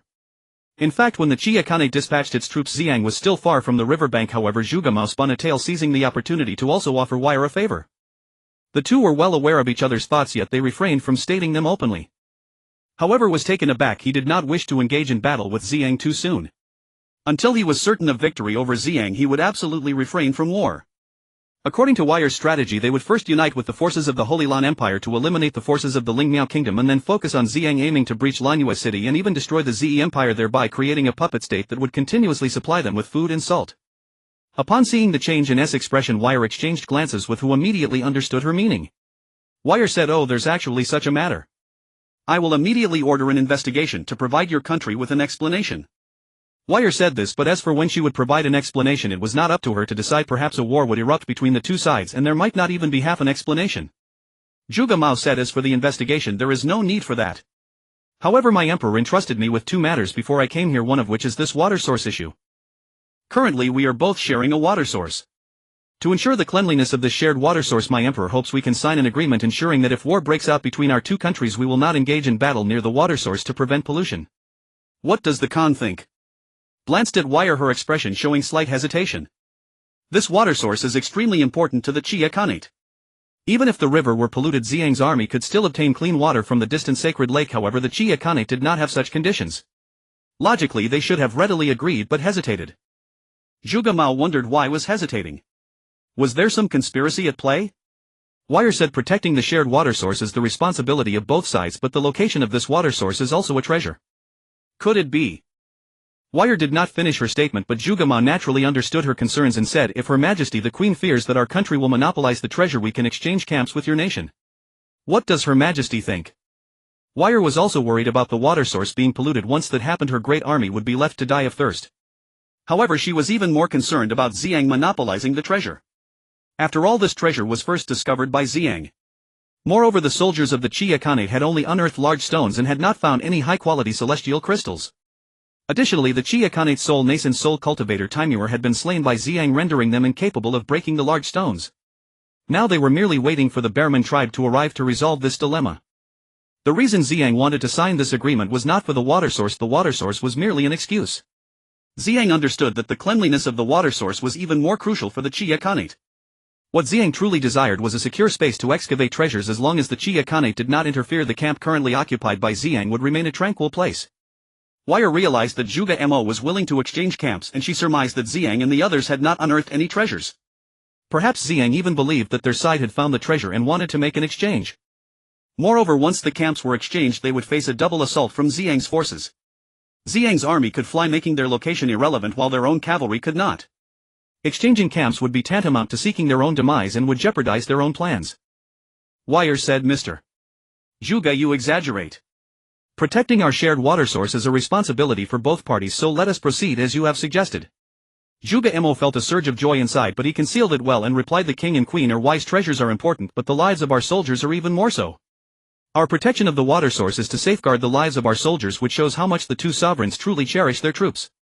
Zhuge Mo's words were utterly absurd. If they truly cherished their troops, they would not mobilize millions of soldiers for treasures with such ease.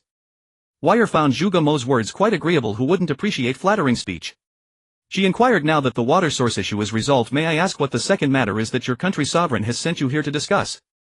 Zhuge Mo feigned surprise and said, "How does Her Majesty the Queen know there is a second matter?" Wire replied, somewhat irritated, "That's what you yourself said." Zhuge Mo pretended to regret and said it was a slip of the tongue. Wire asked, "Doesn't Mr. Zhuge wish to discuss the second matter with us?" Zhuge Mo adopted a troubled demeanor and said, "My sovereign instructed that if the water source issue is resolved, there would be no need to discuss a second matter. I made a grave mistake just now. I wonder how my sovereign will punish me upon my return." Wire eagerly asked, "Is the second matter also related to the water source?" Seeing Wire's anxious expression, Zhuge Mo found it amusing, yet Wire remained calm and composed. Zhuge Mo understood that his opponent in this negotiation was Wire, not the others. Had it been the others, it would have been much easier and there would have been no need for pretenses. Zhuge Mo said, "It is somewhat related but not entirely." He intended to tease their curiosity, adopting an air of mystery. Although Wire maintained a calm exterior, internally she was a tempest of confusion. She was thoroughly baffled by Zhuge Mo continuously speculating what the matter could be. Zhuge Mo could not discern Wire's agitation, but he could guess that she was indeed perplexed, uncertain of Zhuge Mo's next move. The other party urged, "Mr. Zhuge, please stop keeping us in suspense. I am a straightforward person. Whatever you have to say, please do not hide it. Let's bring it to light and perhaps we can find a solution." Zhuge Mo sighed and said, "Since His Majesty the King has put it this way, I will risk punishment from my sovereign to share a piece of information with you." The other party leaned forward immediately and asked, "What information?" Zhuge Mo slowly replied, "Your Majesty knows that I went to Miaoling City and I met Ling Wuhan there and we signed a secret agreement." At this point Zhuge Mo paused, lowering his voice as if afraid of leaking the information. At this moment even Wu Yaer could no longer sit still. Without needing to guess, she knew that if Ziyang and the Ling Miao Kingdom had signed a treaty of alliance, her original plans would be completely ruined. How could she not feel anxious? Wu Yaer asked with an anxious expression, "What secret agreement? Could it be that your country has allied with the Ling Miao Kingdom?" Zhuge Mao said, "His Majesty saw that your soldiers had polluted the water source and occupied advantageous terrain upon returning home, which made him extremely anxious. As for why he is anxious, I am not clear. It seems to be very mysterious. However, he kept muttering that it was too late. How wonderful it would have been if we had occupied that place beforehand. I need not say more. Both your Majesties should be aware of the importance of that camp. From a high vantage point, it could not only cut off the water source to force your country back but also intimidate the Ling Miao Kingdom. In fact, I might as well inform both your Majesties that night His Majesty had already devised a plan to capture that camp, but unexpectedly your country got there first. From my guess, the reason His Majesty was furious was partly due to the water source issue, but the primary reason was that camp." Wu Yaer felt relieved upon hearing this. Just a moment ago she couldn't understand why Ziyang would be so enraged over a mere water source issue and prepare to send troops. She merely thought Zhuge Mao was being cryptic, but after hearing him speak she suddenly understood.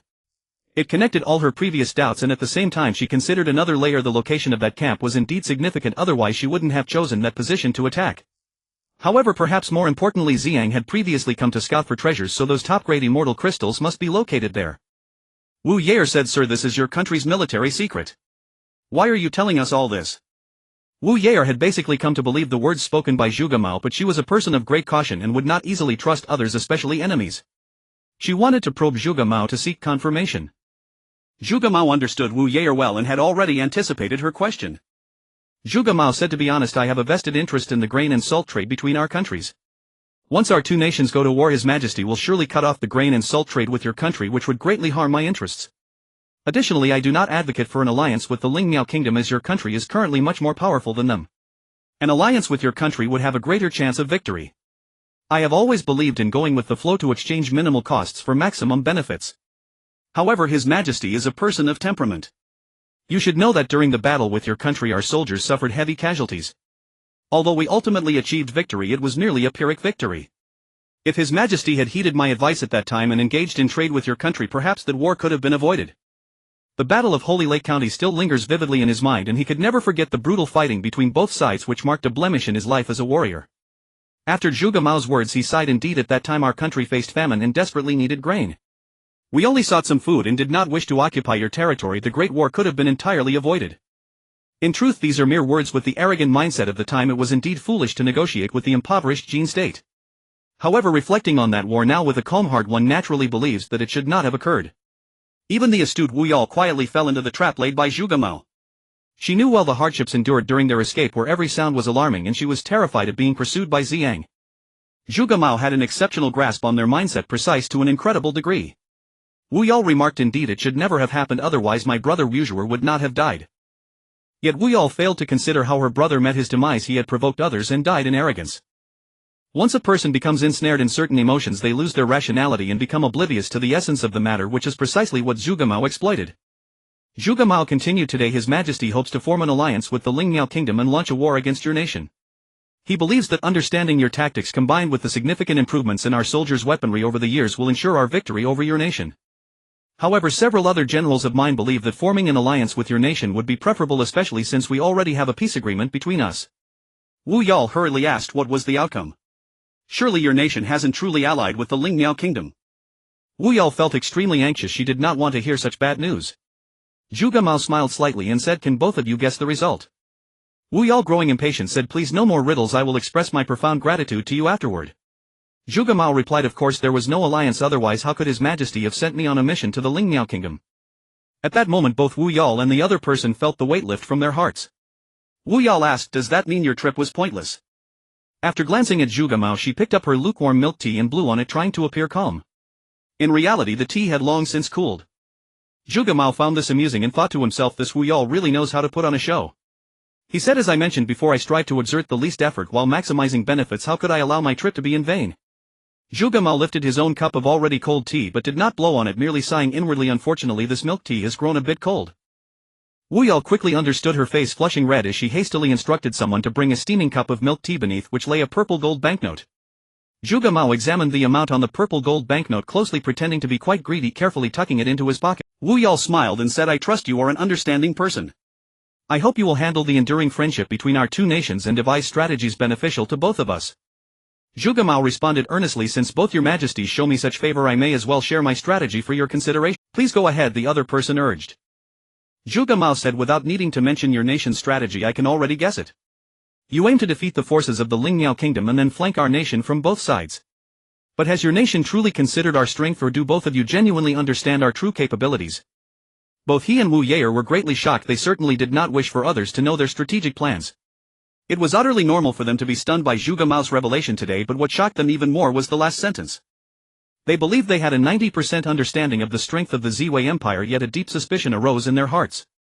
Could it be that the Ziwei Empire had other hidden military forces? Wu Yaer smiled and asked, "I hope you can enlighten me, sir." As he spoke, he took out a purple gold banknote and placed it in front of Zhuge Mao. At that moment Zhuge Mao put on an air of extreme integrity and said, "This is a state secret. If I divulge it today, I would be betraying my country and even more so my ancestors.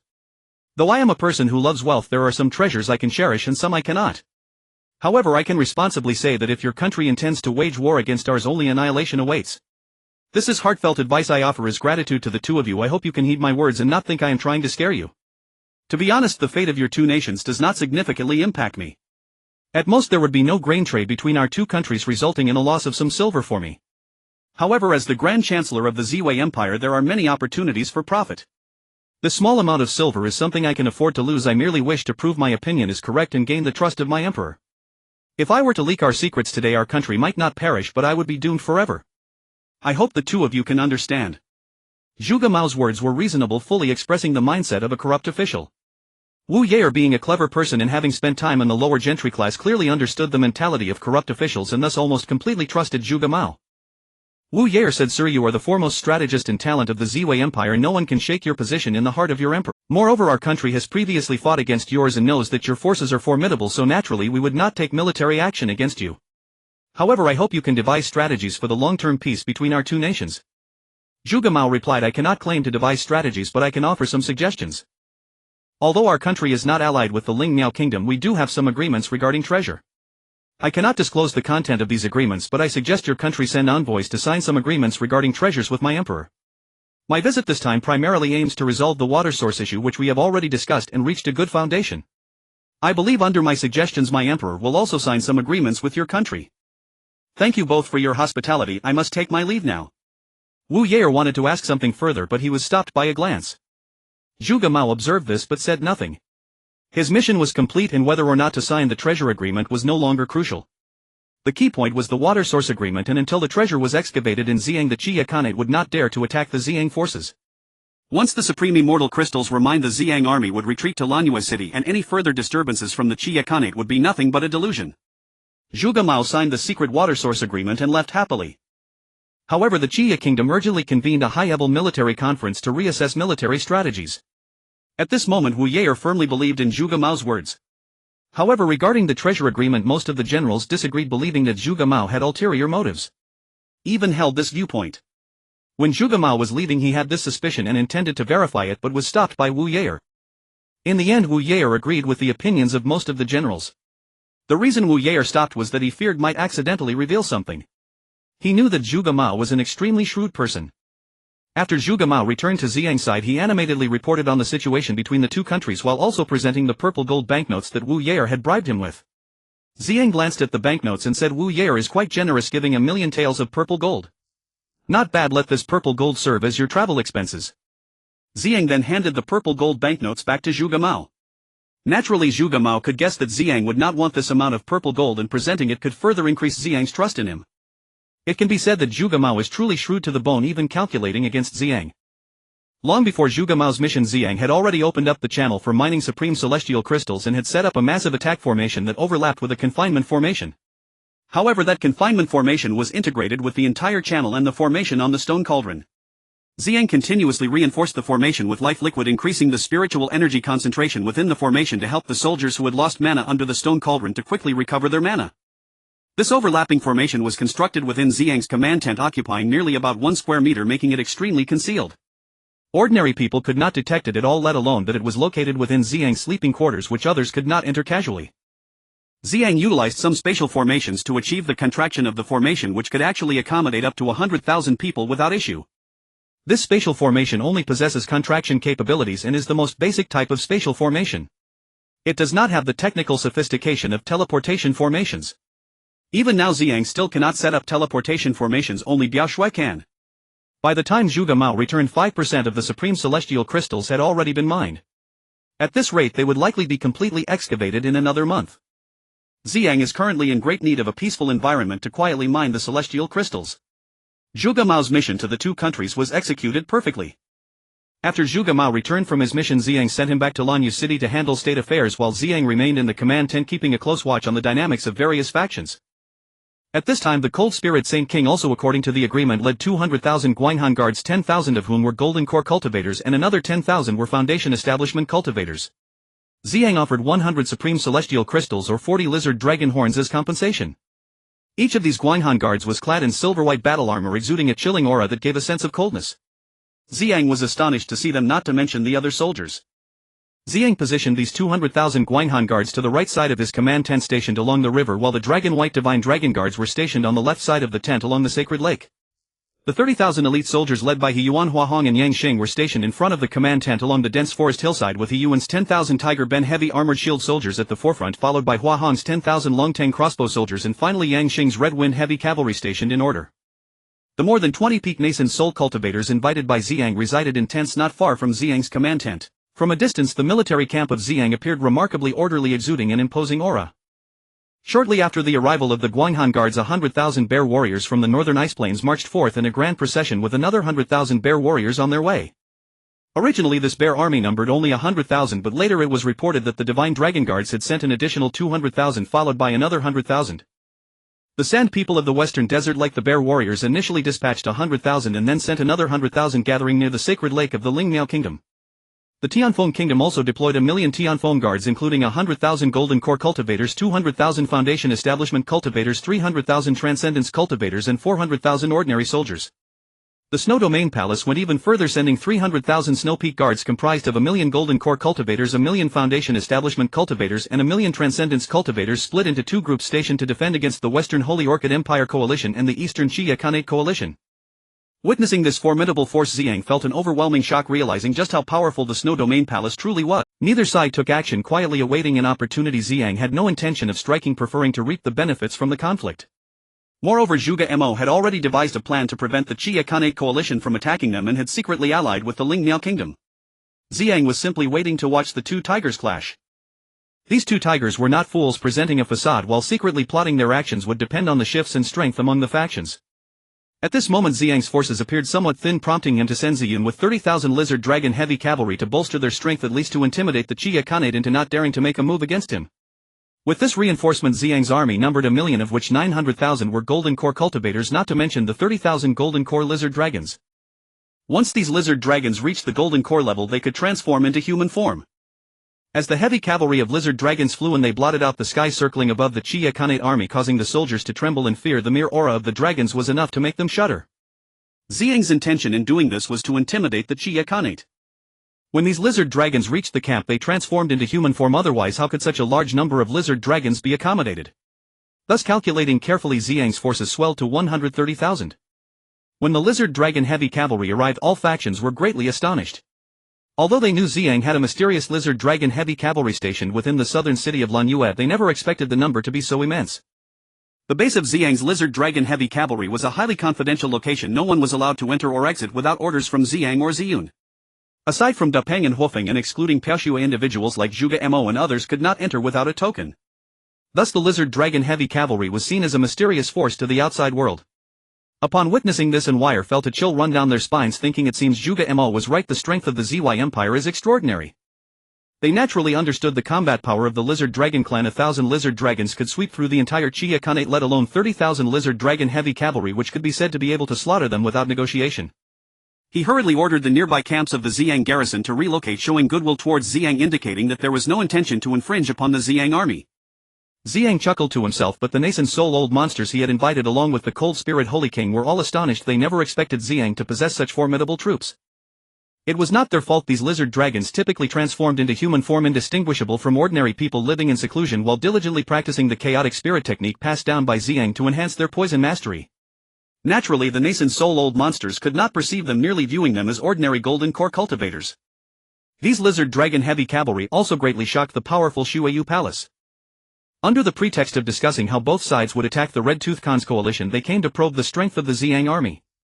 Ziyang did not hide but openly displayed their might, even exaggerating somewhat, which terrified the envoy from Shuiyu palace. Just the sight of more than 20 nascent soul peak cultivators astonished him, let alone the 300,000 lizard dragon heavy cavalry unleashing their dragon might towards him. Had it not been for Ziyang helping him fend off part of the pressure, he likely would have been terrified to death. The envoy from Shuiyu palace left Ziyang's tent in fear, having forgotten to discuss the attack on the Red Tooth Khan. Ji from the Lizard Dragon clan was well aware of Ziyang's affairs and the mobilization of various forces. He was eager to obtain a batch of top-quality immortal crystals to alleviate the current plight of the Lizard Dragon clan while simultaneously weakening Ziyang's strength. Although he did not dare to openly mobilize troops, he secretly aligned himself with Shuiyu palace, relying on their protection. Ji was in the Shuiyu palace conversing with the palace master. Although the Lizard Dragon clan suffered a great defeat and retreated into the Mist Marsh severely wounded and unable to compete with the various forces on the continent, they remained an extremely powerful force, so formidable that even Shuayu Palace did not dare to provoke them easily. Moreover, everyone was aware that they possessed the Ziyang crown, yet none dared to contest it. The saying goes, a lean camel is still larger than a horse. The strength of the Lizard Dragon clan remained exceptionally strong and was a force that various factions sought to win over. Whichever side the Lizard Dragon clan leaned towards would undoubtedly possess the power to contend for the entire Ziyang continent. This was also why the Lizard Dragon clan easily established relations with Shuayu Palace. Ji was an extremely clever individual. During his clan's decline, how could he not seek a reliable backing to prevent his entire race from being exterminated? After much consideration, he ultimately chose Shuayu Palace. Ji's choice of Shuayu Palace was for a specific reason: it was the strongest among the human factions. Even at the height of the Lizard Dragon clan's power, they would not dare to provoke it lightly. Furthermore, nearly one-third of the known nascent soul cultivators were in Shuayu Palace. As for the unknown number of hidden nascent soul cultivators within Shuayu Palace, no one knew to this day. Not to mention the founder of Shuayu Palace, the respected Elder Shuayu, whose true power remained a mystery. It was only known that in a legendary battle he contended against the 4 clan leaders of the Divine Dragon clan, Lizard Dragon clan, Sandman clan and Bearman clan, forcing them to sign the well-known Continental Agreement. The number and quality of the Ziyang guards dispatched by the Snow Domain Palace reveal much. Shiji exchanged 10,000 drops of Lizard Dragon venom for the qualification to join secretly, yet does not need to deploy troops. After all, the Lizard Dragon clan does not dare to openly provoke Ziyang at this time. These 10,000 drops of Lizard Dragon venom are extremely precious, as they constitute the essence of Lizard Dragon poison. It takes a Lizard Dragon 10 years to refine a single drop. When various factions learned that Ziyang had increased the deployment of 300,000 Lizard Dragon heavy cavalry, they all responded by sending reinforcements. The Bear clan and the Sand clan each dispatched an additional 300,000 troops, while the Snow Domain Palace doubled its numbers from 300,000 to 600,000. After receiving the news, Ziyang felt extremely frustrated. He had intended to intimidate the factions, but instead faced a backlash with more troops being sent out. But this may not be a bad thing. By the time these troops reach the forest area, it will take at least a month, especially for the Bear clan and the Sand clan, which possess strong defenses but have the significant flaw of not being able to fly, moving much slower than Golden Core Realm cultivators. By the time these troops assemble, the precious immortal crystals will have mostly been mined. Ziyang speculated inwardly. Yet plans often fail to keep pace with changes. Recently the forces of the Lingmiao Kingdom suffered a minor setback. Would they wait for the Red Fang Khanate's army to fully assemble before passively enduring attacks? Any general with a slight understanding of military strategy would not make such a foolish mistake. The best strategy is to concentrate superior forces to first eliminate one side, avoiding the passive situation of fighting on 2 fronts. The envoy from the Snow Domain visited Ziyang primarily to gather intelligence and to hope for a joint assault on the Red Fang Khanate and the Bear Clan's coalition. However, the envoy was so frightened that he forgot to discuss this matter. In war, timing is often a matter of a fleeting moment. Once lost, it can never be regained. The Snow Domain Palace should have taken advantage of the Red Fang Khanate's panic to launch an attack and win with surprise tactics, yet they failed to grasp the situation, thus missing their opportunity. In the current configuration, whether it is the coalition of the Red Fang Khanate and the Bear Clan or the coalition of the Holy Orchid Empire and the Sand Clan, both are relatively weak. This is because the second wave of troops from the Bear Clan and the Sand Clan, numbering 100,000, are still on the way, while the Snow Domain Palace's forces are already in place. A decisive strike could surely break one side's encirclement.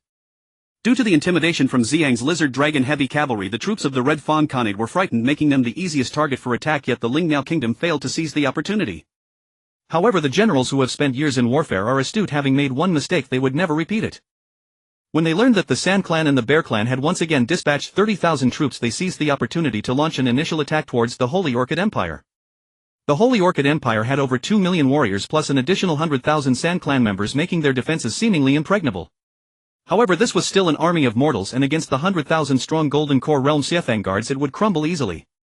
The true main force in the war was the Sand Clan, but their numbers were too few. Despite their strong defenses, they could not withstand the assault of the 100,000 Golden Core Realm Ziyang guards, all of whom were well equipped with divine weapons and heavy armor, making their defenses far superior. A multitude of Golden Core Realm Snow Peak guards charged towards the Sand People. Indeed, the Sand People possessed formidable defenses, and in areas rich with sand they could not be eradicated. The shores of the Holy Lake were abundant with sand, providing an endless source of power for the Sand People. The sand was the source of strength for the Sand People. To completely annihilate the Sand People, there were only 2 methods. One was to instantly turn them to ashes, and the other was to cut off their source of sand, exhausting their magical power and destroying their souls. To deal with the Sand People, Ziyang could either use the blaze artillery to obliterate them in an instant, or employ the soul-devouring divine ability of the poison infant spirit to consume their soul energy, turning these killers into mere sand sculptures devoid of mobility. In the Ziyang continent every race was mutually exclusive. The Sand People had strong defenses, but once they were frozen into sand ice sculptures by the Snow Peak Guards using the ice sealing technique, they would lose their combat capability. The ice sealing technique had certain restrictions on its use. It could only freeze beings such as the human race whose bodies contained a significant amount of moisture, allowing the technique to take effect. However, the Sand People completely relied on magical power to condense dry sand into formidable strength, rendering the ice sealing technique ineffective against them unless water was poured over them first. The Sand People could be said to thrive and perish by the Holy Lake. The sand at the lake provided them with a continuous flow of power, which meant they couldn't stray far from it. Yet the water from the Holy Lake also provided the conditions for the ice sealing technique to counter them. It was truly unfortunate for the Sand People. If they were in the vast western desert, even 1,000,000 Snow Peak Guards would not be able to deal with their 100,000. But by the shores of the Holy Lake they were not as formidable. 100,000 Golden Core Realm Snow Peak Guards surged towards the 100,000 Sand People like a swarm of bees. Half of the Snow Peak Guards utilized their magical powers by the Holy Lake, stirring up monstrous waves that charged at the Sand People, while the other half took the opportunity to employ the ice sealing technique against those Sand People submerged in water. The Snow Peak Guards darted about like bees, flying around the heads of the towering Sand People as they executed their techniques. With a single slap, the Sand People could crush dozens of Snow Peak Guards. The Snow Peak Guards formed battle groups, each taking down the Sand People one by one. However, when the Sand People raged, their roars shook the heavens, and many Snow Peak Guards either perished beneath their giant palms or succumbed to the thunderous cries. The Holy Lake at the battlefield had already turned into a lake of blood, with the entire beach stained red, the bodies of Snow Peak Guards lying haphazardly, instilling horror in those who beheld it. After an entire day of fierce battle, the Snow Peak Guards finally utilized the water from the Holy Lake to forcefully use the ice sealing technique, turning the 100,000 Sand People into sand ice sculptures, or rather blood ice sculptures. Each ice sculpture emitted a crimson glow interspersed with the corpses of Snow Peak Guards, creating a chilling sight. Though victorious, the Snow Peak Guards suffered severe losses, with over 700,000 Golden Core Realm cultivators having perished, highlighting the formidable combat strength of the Sand People. It could be said that for every 1,000 enemies they killed, they inflicted 800 losses upon themselves. The Snow Peak Guards had slain 100,000 enemies while sacrificing 70,000 of their own. However, this was not true annihilation, they merely froze them. Once thawed, these Sand People would regain life, while those 70,000 Snow Peak Guards would never awaken again. When Ziyang received the battle reports, he was utterly astonished and quickly ordered Zhu Qi to arrange the evacuation of the civilians from Hunan County and Shenghu County.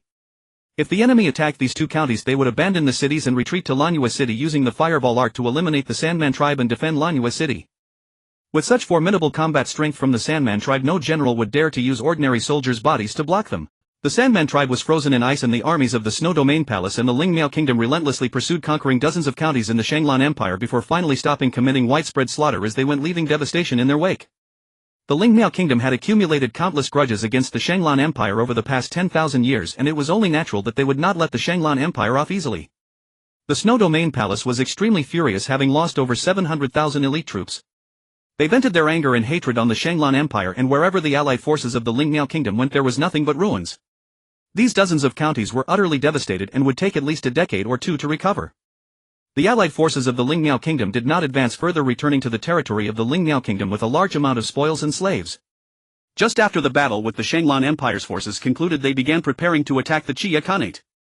The Chia Khanate was greatly shocked upon learning of the Shanglan Empire's defeat, for they were well aware of the power of the Shanglan War. No matter how powerful the Shanglan warriors were, they could not compare to the equally numbered Foundation Establishment realm Snow Peak Guards, especially with the millions of troops from the Tianfeng Kingdom and the Lingmiao Kingdom, whose sheer numbers overwhelmingly surpassed the enemy.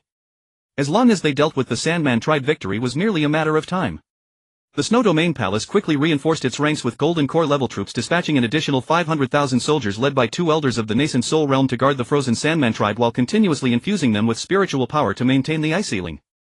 Wen and Wire saw the swarm-like Golden Core Snow Peak Guards of the Snow Domain Palace. They exchanged glances, their minds blank. They had never anticipated such a calamity, and just as they were at a loss for how to respond, they felt the ground tremble as if an earthquake had struck. Dust rose in the distance, and one giant after another, pure white in color, was striding towards the forest. And Wire were overjoyed knowing that the additional 10,000 troops of the Bearman tribe had arrived. Upon learning of the Shanglan Empire's defeat, they immediately sent someone for urgent assistance. The Bearman tribe, receiving the news, hurried over, fearing that something might have happened to the initial 10,000 Bearman troops. They did not wish to meet the same fate as the Sandman tribe. The Bearman tribe, while not as tall as the Sandman tribe, still stood at 50 meters high, and it would not be an exaggeration to call them super giants. To a human, they appeared as tiny ants. However, whether it was the Bearman tribe or the Sandman tribe, as long as they reached the Golden Core realm, they could transform into human. The arrival of the 100,000 Bearman troops greatly alleviated the pressure on the Chia Khanate. The newly arrived Bearman forces were dispatched to the riverside camp to secure the water source. Only by safeguarding the water could they sustain a prolonged battle until the arrival of the additional 300,000 Bearman troops. The defense of the Bearman tribe is remarkably formidable, yet their strength differs from that of the Sandman tribe. The power of the Sandman tribe emanates from their bodies, which are composed of magically condensed sand and stone. No matter how weapons pierce their bodies, they cannot extinguish their lives as long as the source of their power remains intact and their souls are present. Even if a Sandman is reduced to a pile of sand and stone, they will not die and can reassemble. This is the terrifying aspect of the Sandman tribe, as they are almost immortal and nearly immune to physical attacks. In contrast, the might of the Bearman tribe primarily relies on their mid-grade artifact-level fur and thick internal fat. Even if their fur is pierced, it is challenging to penetrate their internal fat. Ordinary physical attacks are largely ineffective against them. More importantly, their fur and fat possess resistance to magical power below the nascent soul realm. Divine abilities struggle to inflict substantial harm. Only a formation of dozens of golden core cultivators casting spells together stands a chance of defeating a Bearman. The Bearman army consists of 200,000, while the Ziyang guards of the Snow Domain Palace at the golden core level number 2 million. This 10-to-1 ratio suggests that if the troops are utilized wisely, the chances of victory for the Snow Domain Palace are significantly high. As the battle commenced, reinforcements from both the Bearman and Sandman tribes rushed to the scene. Time was crucial for the Snow Domain Palace. It was better to strike sooner than later, especially now that the Bearman tribe had just arrived, weary from their long journey, presenting an opportune moment for battle. The coalition of the Lingmiao Kingdom would certainly not overlook this opportunity. As the Bearman tribe reached the riverbank, the Ziyang guards surged into the ranks of the 100,000 Bearman army like a swarm of bees, while millions of ground troops also began their charge. The terrain here differs from that of the borders of the Holy Lan Empire. Apart from a dense forest, it is a vast grassland with relatively flat terrain. The highest points are merely a few hills within the forest, while the rest are relatively low hills, advantageous for cavalry combat and large troop formations. The Lingmiao Kingdom's coalition mobilized a total of 6 million troops, while the Qia Khanate contributed 200,000 cavalry, including 300,000 red blood heavy cavalry capable of taking on 100 ordinary infantry in battle, showcasing their formidable strength. With the war horn sounded, the 100,000 Bearman army formed a square formation, charging forward like a bulldozer toward the Lingmiao Kingdom coalition, while 200,000 cavalry flanked the Bearman, surging forward like a torrential wave. The Golden Core level Ziyang guards attacked the Bearman formation, relentlessly casting spells like a swarm of bees. These spells detonated within the Bearman ranks, emitting brilliant light, and while some Bearmen fell, the formation continued its advance. A deafening roar erupted as a large number of Ziyang guards plummeted from the sky. A gigantic bear paw swung up, crushing another batch of Ziyang guards to the ground. As the Bearman formation trampled past, the ground became a mush of flesh, with blood pooling into a crimson lake along the hills. The ground forces of the Lingmiao Kingdom coalition fared even worse, despite countless arrows raining down like a storm upon the cavalry in the Bearman formation and numerous cavalry falling. The Bearmen remained unscathed, their army advancing relentlessly. The recently arrived 100,000 Bearmen, after a brief rest, left 1,000 to guard the water source, while the rest reformed their ranks, merging back into the original formation. After nearly half an hour, the coalition forces of the Lingmiao Kingdom had suffered heavy casualties, especially the ground troops, who were left with no escape and were instantly trampled into a pulp. Although the Bearman's speed was slow, it was only slow compared to the flying speed of Golden Core realm cultivators. The Bearman's normal walking speed was faster than that of human cavalry, otherwise how could they coordinate with the cavalry of the Qia Khanate? The cavalry had to push themselves to match the slightly slowed pace of the Bearman, while the infantry on the ground stood no chance of escaping the Bearman's formation. Seeing the dire situation, the Lingmiao Kingdom coalition feared that their entire army might be annihilated. Although the 200,000 Golden Core realm Ziyang guards had inflicted significant damage on the Bearman, the main force of the Bearmen remained intact. Especially with the addition of nearly 100,000 Bearmen, their strength became formidable. With synchronized roars and movements, they caused heavy casualties among the Ziyang guards. In just half an hour, nearly 100,000 Golden Core realm Ziyang guards perished.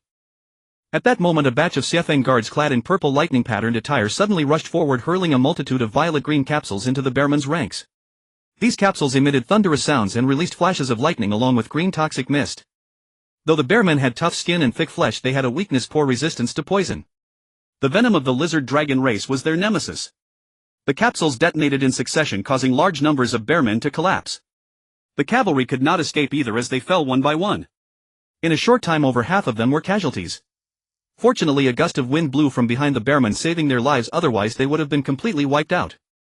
Unfortunately, this wind blew the green mist towards the Lingmiao Kingdom coalition, leading to massive casualties among them, and their remaining forces dwindled to less than 30%.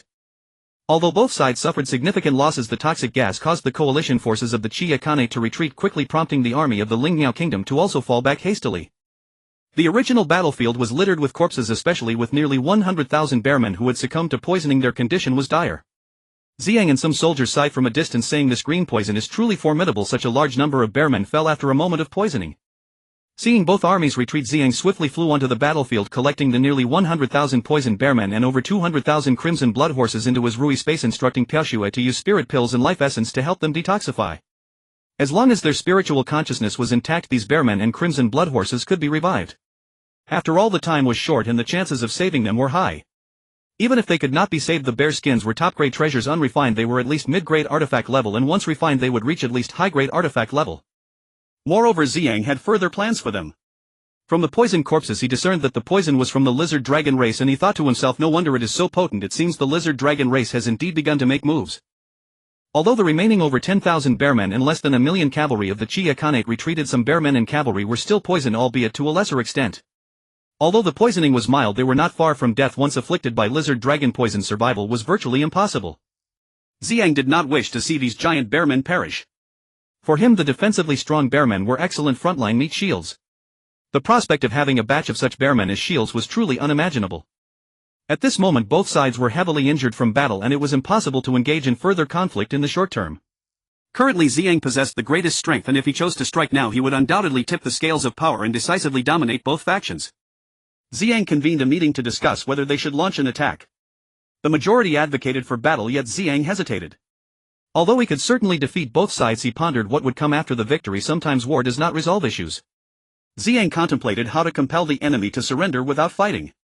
Just as Ziyang was discussing matters with the generals, an envoy from the Chia Khanate arrived. Ziyang was overjoyed, sensing a plan forming in his mind. Ziyang warmly received the envoy from the Chia Khanate and immediately inquired, how many of the red-blooded horses that escaped from your coalition are poisoned? And how many of the escaped bearmen are poisoned?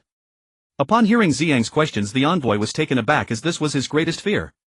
He desperately tried to cover it up, saying, although our army has suffered losses, we still possess strength and not many are poisoned.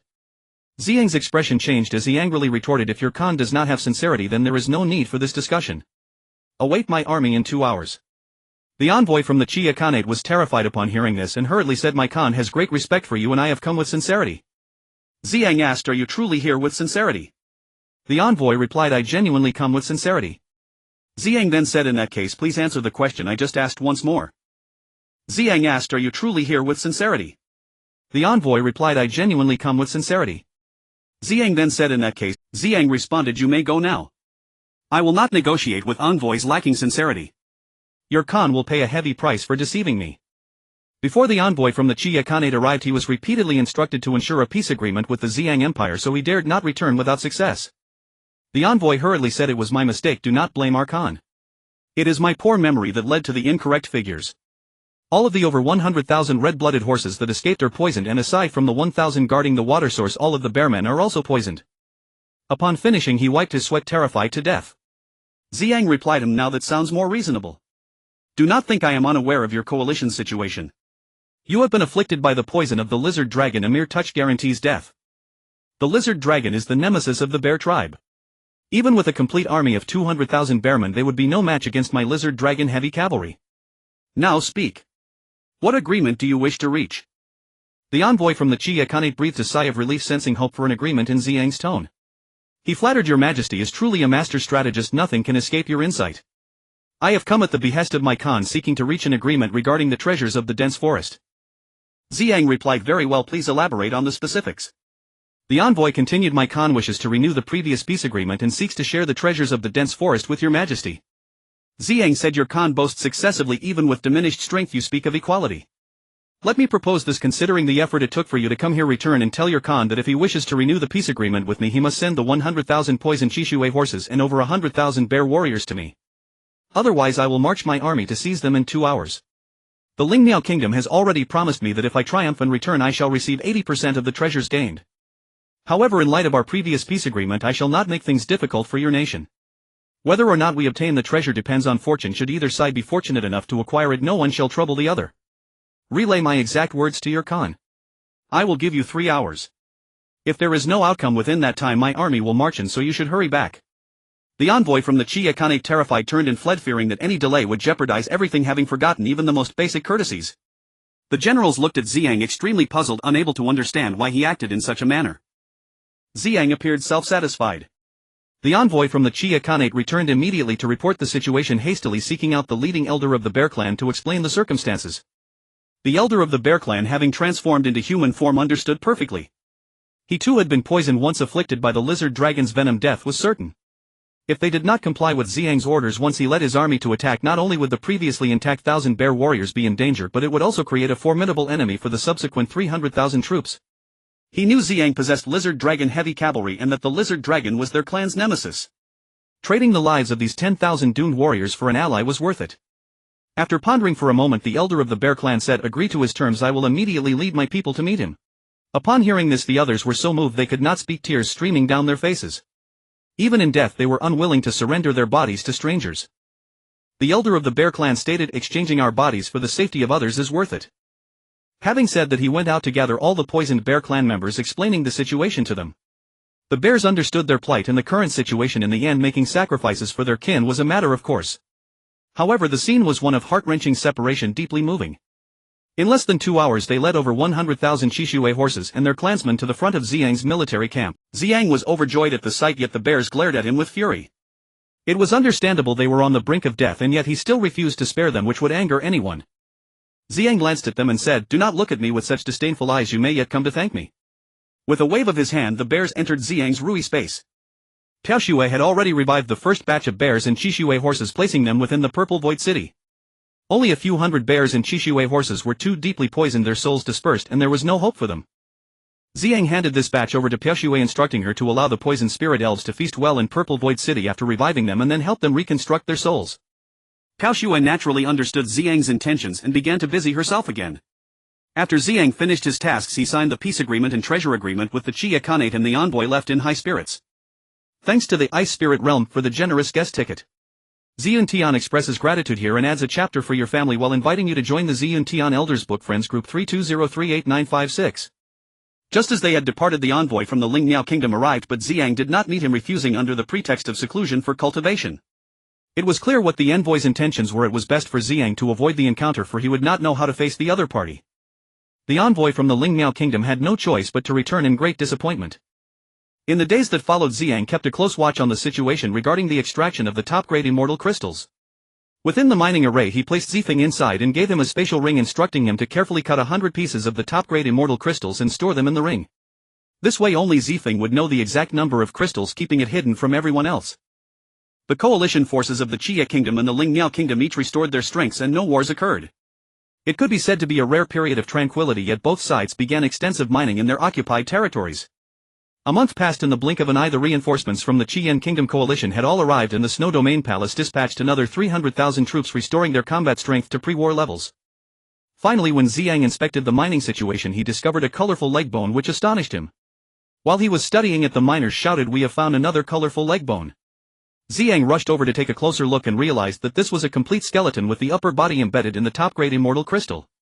He carefully examined the situation of the crystal mine and found that it had been nearly exhausted, leaving only a single piece with a diameter of 10 meters. Using his powers, Ziyang extracted this piece of immortal crystal, completely freeing the colorful skeleton from the crystal. He also discovered that on the colorful finger bone was a spatial ring of super artifact grade. Astonished, Ziyang placed both the ring and the colorful skeleton into his spatial ring and helped the soldiers retrieve the last of the top-grade immortal crystals, completing the cutting process. Ziyang collected all the top-grade immortal crystals, ensuring not a single one was left behind. He dismantled the formation in the stone pot and restored it to its original state, bringing back the 10,000 mining soldiers to Lanyue City and erasing their memories of the mining. After rewarding each one with a transformation pill, he handed them over to Zhu Qi. Ziyang obtained over 100 million top-grade immortal crystals from Zifeng, which thrilled him to no end. He took Zifeng back to the Rui space and entrusted the more than 100 million top-grade immortal crystals to Piaoshui, storing them in the Ziyun pavilion within the Rui space. This batch of top-grade immortal crystals was extremely important to Ziyang. Ziyang also handed over the colorful skeleton to Piaoshui, hoping she might find a way to revive it, having only taken the super artifact-grade spatial ring. Upon returning to the military camp, Ziyang heard that the forces of the Lingmiao Kingdom had unearthed a giant stone with 3 large characters on it. After translation by the elders of the Snow Domain Palace, it was revealed to be Gathering Spirit Cauldron. Ziyang inquired, "Are you referring to the Gathering Spirit Cauldron?" The crowd looked at Ziyang in confusion at his astonished expression. Ziyang realized his gaffe and asked, "Are you certain?" The crowd responded, "We are certain it is the Gathering Spirit Cauldron." Ziyang sighed silently. What is going on? How could the Gathering Spirit Cauldron be here? No wonder there are top-grade immortal crystals. Ziyang pondered deeply and the others dared not disturb him. Ziyang said it seems a new war is about to begin. He glanced at the cold spirit Saint King and said you should withdraw all your troops below the Golden Core realm. They should either retreat to Lanyue City or return to their homeland. Future battles may be more intense and having them here would only lead to needless deaths. The cold spirit Saint King opened his mouth wanting to say something but words failed him. Following Ziyang's orders he began to withdraw his troops to Lanyue City. He dared not retreat them to the homeland for fear of misunderstandings and being intercepted by the other two factions. Ziyang was deep in thought about the gathering spirit cauldron, contemplating how to respond to the upcoming situation. The people standing beside him remained silent and the atmosphere was extremely oppressive. Since the Qiyahan Kingdom's coalition and the Lingmiao Kingdom's coalition learned that the giant stone was the gathering spirit cauldron, they dispatched millions of troops to excavate day and night, nearly flattening the entire dense forest. Originally a high hill, now aside from the enormous gathering spirit cauldron almost all the soil and stone had been filled into the holy lake. Even the original small river had been diverted. After about a month the outline of the gathering spirit cauldron began to reveal itself with a base diameter of approximately 6 kilometers and a height of about 2 kilometers. No one knew its weight as no one could move it. The edge of the gathering spirit cauldron was about 100 meters from Ziyang's camp, so Ziyang's army did not participate in the excavation. Even if they wanted to, the two factions would not allow it. During this time Ziyang pondered why the gathering spirit cauldron had appeared here, but he could not find an answer. It should be noted that the gathering spirit cauldron is the intrinsic treasure of the saint-like divine emperor. It not only absorbs the spiritual energy of heaven and earth but also transforms various powers such as vitality, soul power, mental power, magical power, etc. into pure energy, solidifying it into a superior immortal crystal. This immortal crystal is essentially a solid state of pure energy condensed under special forces, and only those with over 99% purity are called superior immortal crystals. Moreover, it also serves as a weapon for both offense and defense. The offensive ability of the gathering spirit cauldron primarily involves absorbing the life force, magical power and soul power of the enemy. Although the absorption speed is relatively slow, it is extremely useful in battles of equal levels. One can easily imagine that in battles between evenly matched opponents every bit of magical power, life force and soul power is incredibly precious. Even a slight loss of power can lead to death. Thus in the divine realm artifacts that absorb the magical power of enemies are extremely valuable. Furthermore, the gathering spirit cauldron is exceptionally sturdy, even upper-grade artifacts cannot harm it. Ziyang's super artifact, the Seven Dragons Zitan Qin, was unable to breach its defenses, demonstrating the formidable defensive power of the gathering spirit cauldron. Initially in the divine realm, the saint-like divine emperor was the wealthiest of all divine emperors, possessing countless superior immortal crystals. Many divine emperors could not understand why he had so many superior immortal crystals, but now Ziyang had found the answer. It was due to the gathering spirit cauldron. Now Ziyang wondered why the saint-like divine emperor was not in the divine realm. Why was his intrinsic artifact in the mortal realm? Had the saint-like divine emperor also fallen like Ziyang? Under normal circumstances, losing one's intrinsic artifact means either death or a near-death state. Like Ziyang, who lost his intrinsic artifact, the Seven Dragons Zitan Qin, and relying on the Xiantian Purple Gourd for rebirth, could it be that the saint-like divine emperor had already died? Was that colorful skeleton the saint-like divine emperor's? How could the saint-like divine emperor have died? Ziyang continuously pondered in his mind when he suddenly recalled the super divine level spatial ring on the 7-colored skeletal fingers. When Ziyang obtained this ring, he was puzzled, for such a super divine level spatial ring is extremely rare even in the immortal realm, usually possessed only by powerful divine emperors, while ordinary divine emperors would not have such treasures. Ziyang took out the super divine level spatial ring and thought to himself that perhaps this ring belonged to the Holy Light Divine Emperor. If that were the case, he might just strike a small fortune. Ziyang knew that the Holy Light Divine Emperor was the wealthiest among divine emperors in the immortal realm. Would such an emperor lack even a small fortune? Ziyang felt a sense of urgency and carefully examined the ring, discovering that it was indeed an ownerless object, which could only mean that the 7-colored skeleton had perished. For artifacts once owned by someone, unless the owner had died or had erased the spiritual consciousness from the artifact, it was impossible for others to possess someone else's artifact. Ziyang dripped a drop of purple blood onto the super divine level spatial ring and infused it with his spiritual sense, probing into the contents of the ring. His heart raced, almost leaping out of his chest. He could hardly believe his own consciousness. Within the spatial ring lay not only countless treasures with over 10,000 high-grade artifacts, various weapons and armors, but also a large quantity of heavenly materials, spiritual treasures, and various spiritual herbs and celestial fruits. However, even more importantly, there were numerous books on cultivation methods, so many that they could easily fill a super large library. Among these many books, one emitted an ancient aura that piqued Ziyang's curiosity. Upon taking it out, he discovered it was the record of Xiantian spiritual treasures, which documented almost all Xiantian spiritual treasures, ranked them, and detailed their functions and usage methods. The top-ranked Xiantian spiritual treasure in the record was Ziyang's own Xiantian Purple Gourd. Ziyang carefully examined the functions of the Xiantian Purple Gourd, discovering that it could hold a full gourd of purple primordial energy, but in reality his Xiantian Purple Gourd could only accumulate a drop of purple primordial energy. Ziyang was somewhat confused as to why this was the case, but he had no time to ponder these matters at the moment. Ziyang continued to browse through the record of Xiantian spiritual treasures, and on the last page, made of top-grade celestial crystal paper. The pages of this record were all made of top-grade celestial crystal paper, which is as thin and soft as paper but holds content 1,000 times greater than that of jade slips. He saw a text called the Xiantian Decision. Ziyang did not delve deeply into it, merely glancing a few times, feeling it was good, and decided to study it thoroughly later. Ziyang continued to explore the treasures within the spatial ring and discovered at least 1 billion top-grade celestial crystals. He was ecstatic, never having imagined he would possess such wealth. In the past, as the Ziwei Divine Emperor with the ability to refine artifacts, he had accumulated a wealth considered above average among divine emperors, totaling merely a few million top-grade celestial crystals. But now, having obtained over 1 billion top-grade celestial crystals in one go, how could this not drive him to madness? After the initial joy, Ziyang discovered a spirit pearl radiating with holy light, inscribed with the words Holy Light Divine Emperor Pearl. Upon seeing this pearl, Ziyang was certain that the colorful skeleton belonged to the Holy Light Divine Emperor. This Holy Light Divine Emperor Pearl is the legacy spirit pearl of the Divine Emperors across the various star regions. In each star region, the position of the Divine Emperor is recognized by the pearl rather than the individual. Whoever possesses the legacy spirit pearl holds dominion over the entire star region, becoming its Divine Emperor. Just like Ziyang, who fortuitously obtained the Ziwei Divine Emperor Pearl of the Ziwei star region. In the celestial realm, each star region has officials and star region guards responsible for daily affairs. Divine Emperors rarely manage matters directly, and among the cultivators of the Divine Emperor realm, fierce battles often arise to seize the position of Star Region Divine Emperor.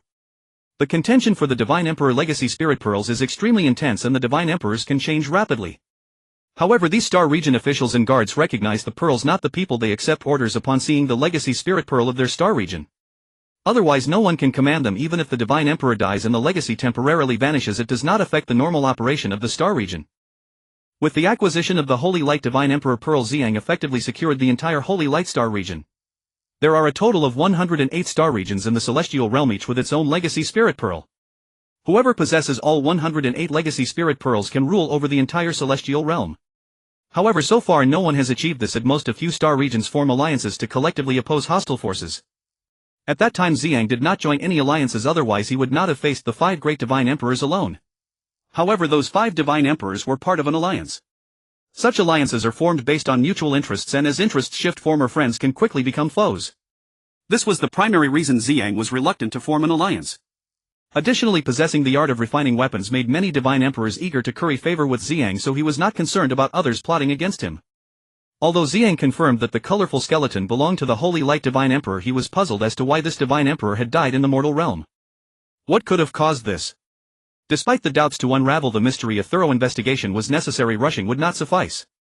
Ziyang believed that with the progression of events everything would become clear. Ziyang searched through the entire spatial ring, and after failing to find any particularly noteworthy treasures, only placed the Xiantian Spirit Treasure Record and the Holy Light Legacy Spirit Pearl into his spatial ring. He erased his spiritual sense from the spatial ring and entrusted it to Piaoshui in the Rui Space, asking her to properly store these treasures in the Ziyun Pavilion within the Rui Space. Piaoshui had already revived all the bear men and the Crimson Blood Warhorses, and she had reforged the souls of the bear men. As for the Crimson Blood Warhorses, there was no need to reforge their souls, as they could never awaken their intelligence. The bear men whose souls had been reforged under the training of Piaoshui and Ziyun not only learned special battle formations but also became extremely loyal to Piaoshui and Ziyun. They recognized Piaoshui as their rebirth parents, just like the lizard dragons. Meanwhile, Ziyang prepared to create a heavy-armored bear-man legion. Ziyun gave this legion a striking name, the Violent Bear Cavalry Corps, while renaming the original Lizard Dragon Heavy Cavalry to the Lizard Dragon Cavalry Corps. Ziyang spent nearly 20,000 days within the Zishu city of the Rui Space, where he not only refined 3 million Foundation Establishment pills and 10 million Golden Core pills, but also crafted 300,000 sets of Red Wind Heavy Cavalry armor, 300,000 sets of Tiger Ben Heavy armor and shield, 300,000 sets of Dragon Soaring Powerful Crossbow, and 500,000 sets of Violent Bear Blazing Flame armor. However, these armors have approached the level of superior artifacts and possess functions of poisoning and soul absorption.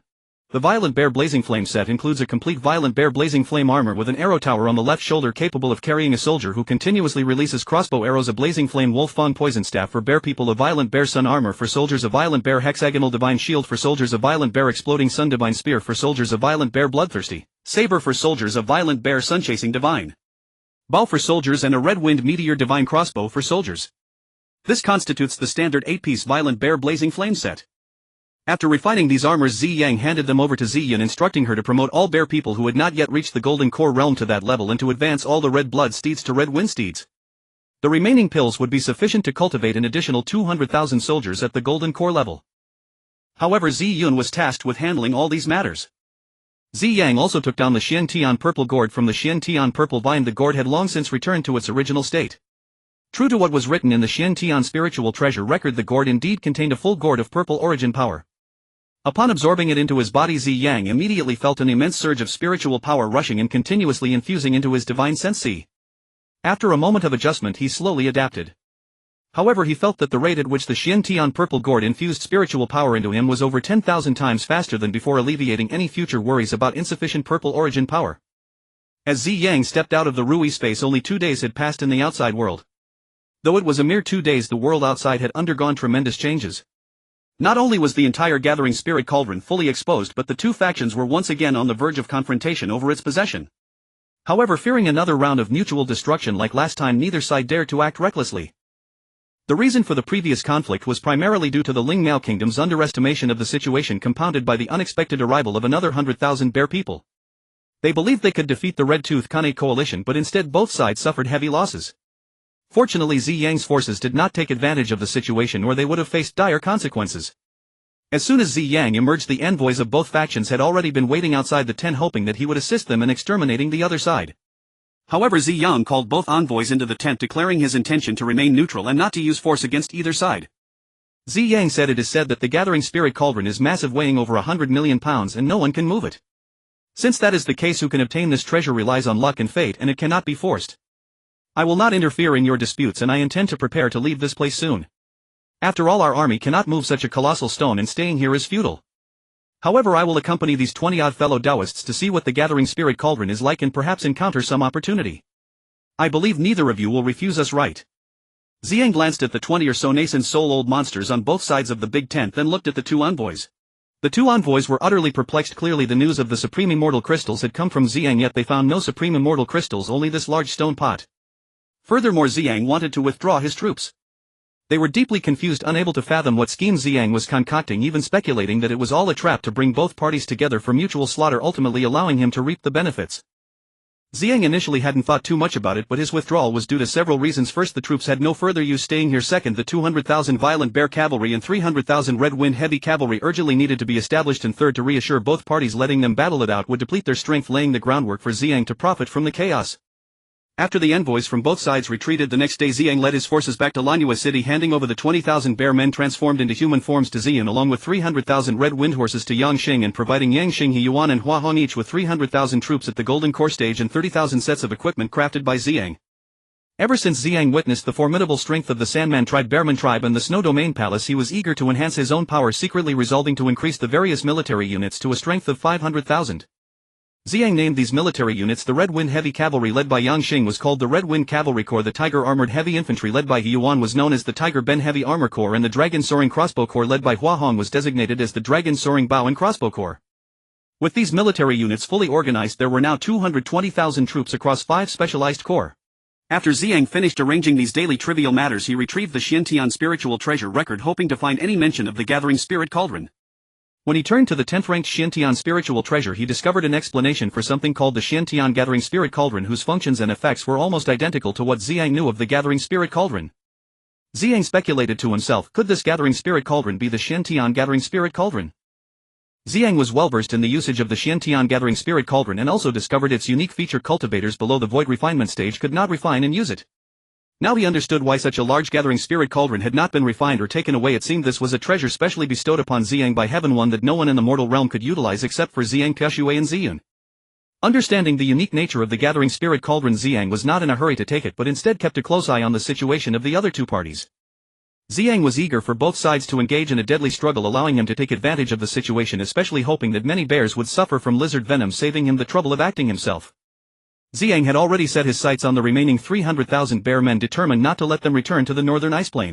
Both sides understood that Ziyang wanted them to slaughter each other for his benefit, but they had no choice, having already lost so many soldiers and not even seeing a single Supreme Immortal Crystal. They finally discovered a Xiantian Spiritual Treasure but couldn't bear to give it up.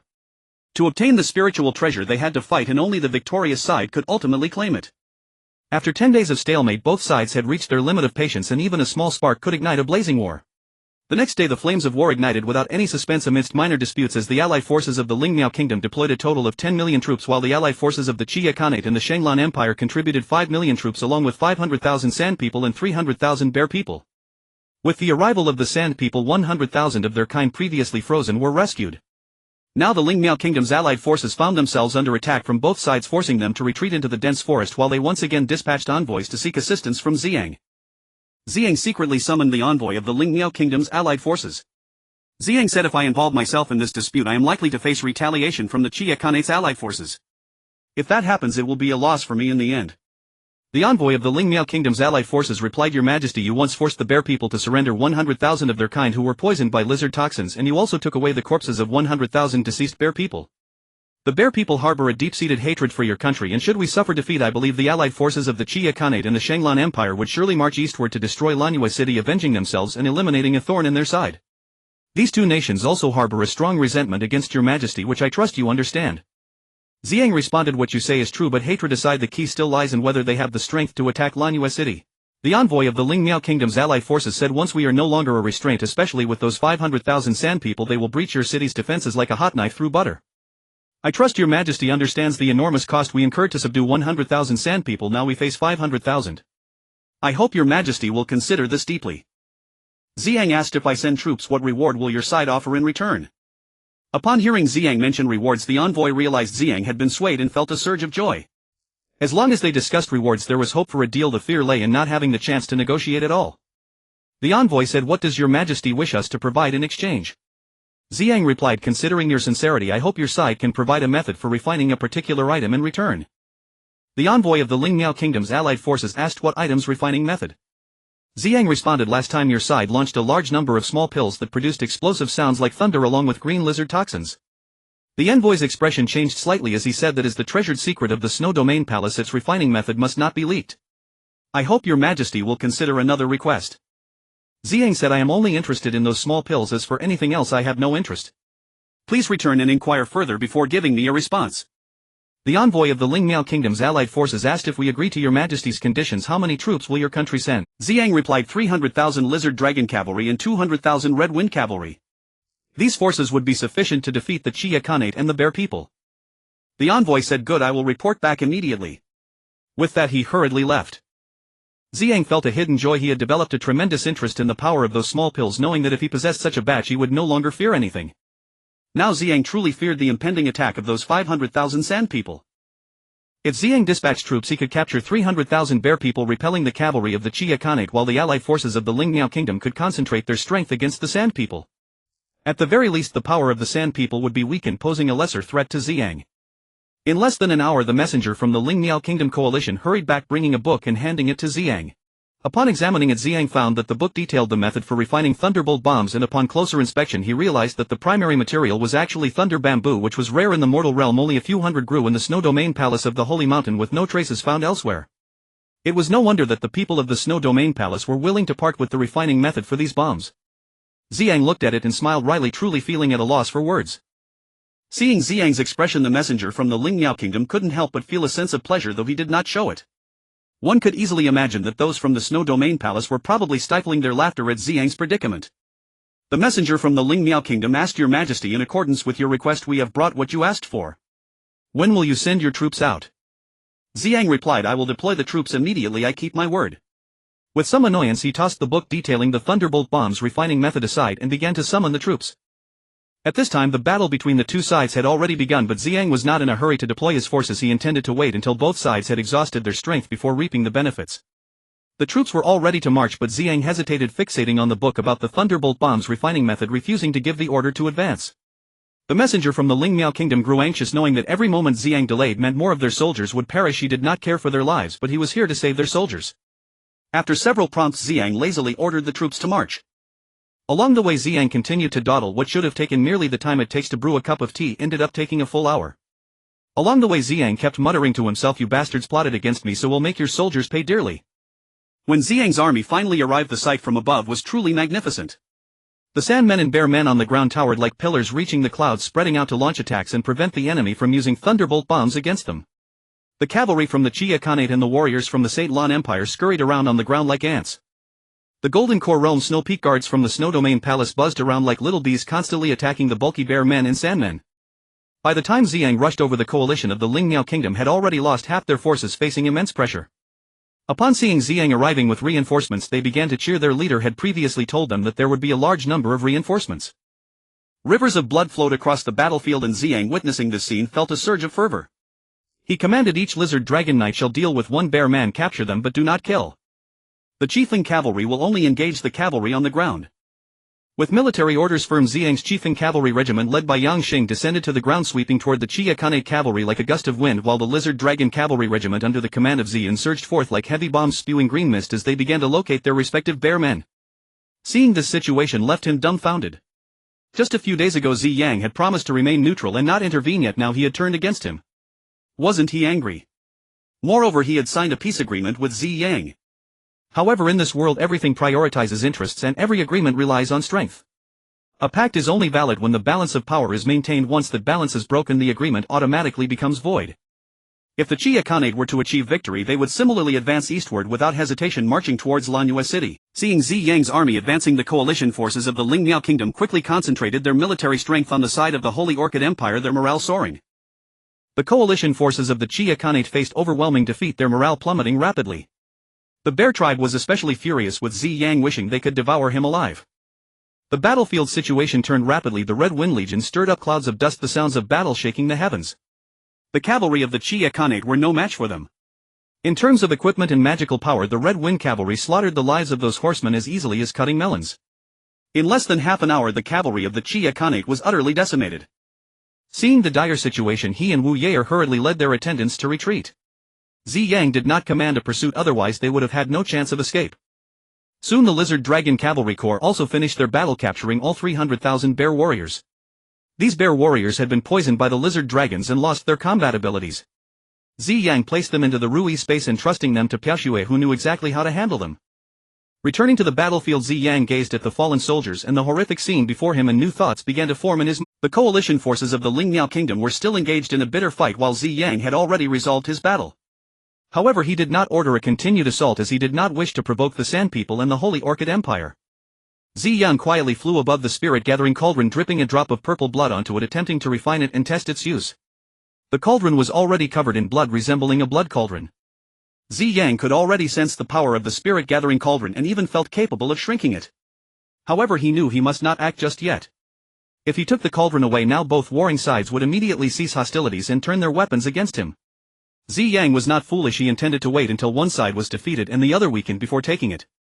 At that point, the victorious side would have no ability to stop Ziyang from taking the treasure, rendered helplessly watching. The battle raged on for 3 days and nights, and the coalition forces of the Holy Orchid Empire were finally defeated. 500,000 Sand People were nearly all frozen in ice, while the Lingmiao Kingdom's coalition had suffered losses of less than 1/10 of their original strength and were unable to continue fighting. At this moment, Ziyang quietly summoned the Poison Infant Spirit, instructing it to devour the souls of the 500,000 Sand People who had been frozen. Ziyang did not want to leave behind any future troubles. The more enemy power he could consume, the better. Furthermore, as long as these 500,000 Sand People were completely eradicated, the animosity between the Sand People and the Snow Domain Palace would not easily dissipate, which would greatly benefit Ziyang. Meanwhile, to facilitate the Poison Infant Spirit's actions without anyone noticing, Ziyang began to manipulate the spirit-gathering cauldron, shrinking it to half its size and lifting it into the sky. However, the cauldron seemed to resist his commands, automatically circling around the over 10 million corpses in the sky, continuously absorbing their life force and souls. After all, Ziyang had just learned to use the spirit-gathering cauldron and had not yet refined it, so he could not fully control it. Wherever the spirit-gathering cauldron passed, corpses and blood completely vanished, leaving only a plethora of broken weapons and armor. The battlefield was restored to its original state, leaving everyone present in stunned silence. Even Ziyang was somewhat astonished. Although he was well aware of the cauldron's effects, witnessing it for the first time was indeed surprising. Everyone's gaze was fixed on the continuously spinning spirit-gathering cauldron, with no one paying attention to the poison spirit. In just a moment, the poison spirit flew back, filled with joy, having absorbed over 1 million souls through the spiritual sense from the equipment, which could be considered a veritable feast. The poison spirit's body had grown rounder as it silently returned to the Wishful Space, beginning to refine the soul power. Some cultivators with a bit of strength saw the spirit-gathering cauldron flying around and all wanted to claim it for themselves, using various methods to subdue it. Unfortunately, they did not acquire the cauldron, but instead lost their lives in vain. Ziyang stood aside, making no movements. Although he could not control the spirit-gathering cauldron for the time being, he could sense its presence, so he was not worried. Instead, he carefully observed it, hoping to uncover more secrets through the cauldron. About an hour passed and the battlefield was completely cleared, restored to its initial state except for the 500,000 sand warriors who remained frozen. Since the soul power of those sand warriors had been completely absorbed by the poison spirit, they no longer had any strength left to be absorbed. Moreover, being in a frozen state, they maintained that state, otherwise after being cleared by the spirit-gathering cauldron they would surely have turned into a pile of scattered sand. The spirit-gathering cauldron automatically returned to Ziyang's side and he used his magical power to continuously shrink it. Unexpectedly, when it shrank to a diameter of 20 meters, a massive cauldron-shaped top-grade crystal sprang out from within. In the blink of an eye, Ziyang stored both the spirit-gathering cauldron and the top-grade crystal into his space ring. He did not want anyone to know that he had acquired the spirit-gathering cauldron and the top-grade celestial crystal. Unfortunately, with so many eyes watching the spirit-gathering cauldron, every change of it would not escape the notice of those experts. Upon seeing Ziyang collect the cauldron, they all surrounded him. Ziyang sensed the danger and quickly retreated into the crowd. He did not want to face the attacks of numerous experts alone. At this moment, an elder from the Snow Domain Palace said, "Your Majesty, our Snow Domain Palace has sacrificed over 10 million Snow Peak Guards for this treasure. Even if we have no merit, we should at least be acknowledged for our hard work. We hope your Majesty can fairly distribute the top-grade celestial crystals and the spirit-gathering cauldron to comfort the souls of the sacrificed soldiers. But we have a prior agreement. Whoever claims the treasure in this dense forest must rely on their fortune, and regardless of who obtains it, the other party cannot make things difficult for them. We, the Snow Domain Palace, have never signed such an agreement with your Majesty. Moreover, we put considerable effort into freezing the 500,000 sand warriors and repelling the Holy Orchid warriors. If your Majesty cannot fairly distribute these treasures, not only I but the entire Snow Peak Guard will not agree, and the Snow Domain Palace certainly will not." "Oh, are you trying to threaten me?" Ziyang replied with a smile. The elder of the Snow Domain Palace said, "How could I dare to threaten your Majesty? I merely hope that your Majesty can reward us, the soldiers who have fought bravely in battle, and not let their hearts grow cold." After saying this, he turned his head, looking at the remaining hundreds of thousands of soldiers tattered and bloodied. Ziyang frowned. Logically speaking, he should offer them some reward. After all, they had exerted considerable effort. But this was war, and war brings death. Moreover, this was a war fought for treasures entirely initiated to satisfy the private desires of the ruling class. How could one feel sympathy for such a war? From a rational standpoint, Ziyang absolutely could not give them any precious spirit crystals. Once he granted them part of the treasures, they would become powerful and might come back to seize more. Their greed could never be satisfied. Even if he gave them everything, the Snow Domain Palace might regard Ziyang as a threat, and without him they could very well be at risk. Ziyang said, "You keep insisting on rewarding your soldiers, but I want to ask you, how can you divide just one precious spirit crystal among over 1 million soldiers?" The elder of the Snow Domain Palace replied, "Do not trouble yourself with such matters. Our palace's master will naturally distribute it fairly." Ziyang said, "I doubt that. How about this? Seeing that these soldiers have made such great contributions for this treasure, I will be generous. If any of the soldiers present are willing to pledge their loyalty to me, I will give each one of them 1 or 2 pills to help them advance 1 level. How does that sound?" At this, the room was stunned into silence. Everyone exchanged glances, unable to believe that Ziyang would make such a grand gesture, considering there were over 100,000 people here. But Ziyang did not worry. It was merely a show of goodwill, a gesture of comfort to those soldiers. He understood that those soldiers would never side with him. The elder of the Snow Domain Palace trembled in anger. He did not expect that not only would Ziyang refuse to give treasures, but he would also try to poach their soldiers right in front of him. He knew very well that the pills that could help these Snow Peak Guards advance were extremely precious, wielding immense allure over the soldiers.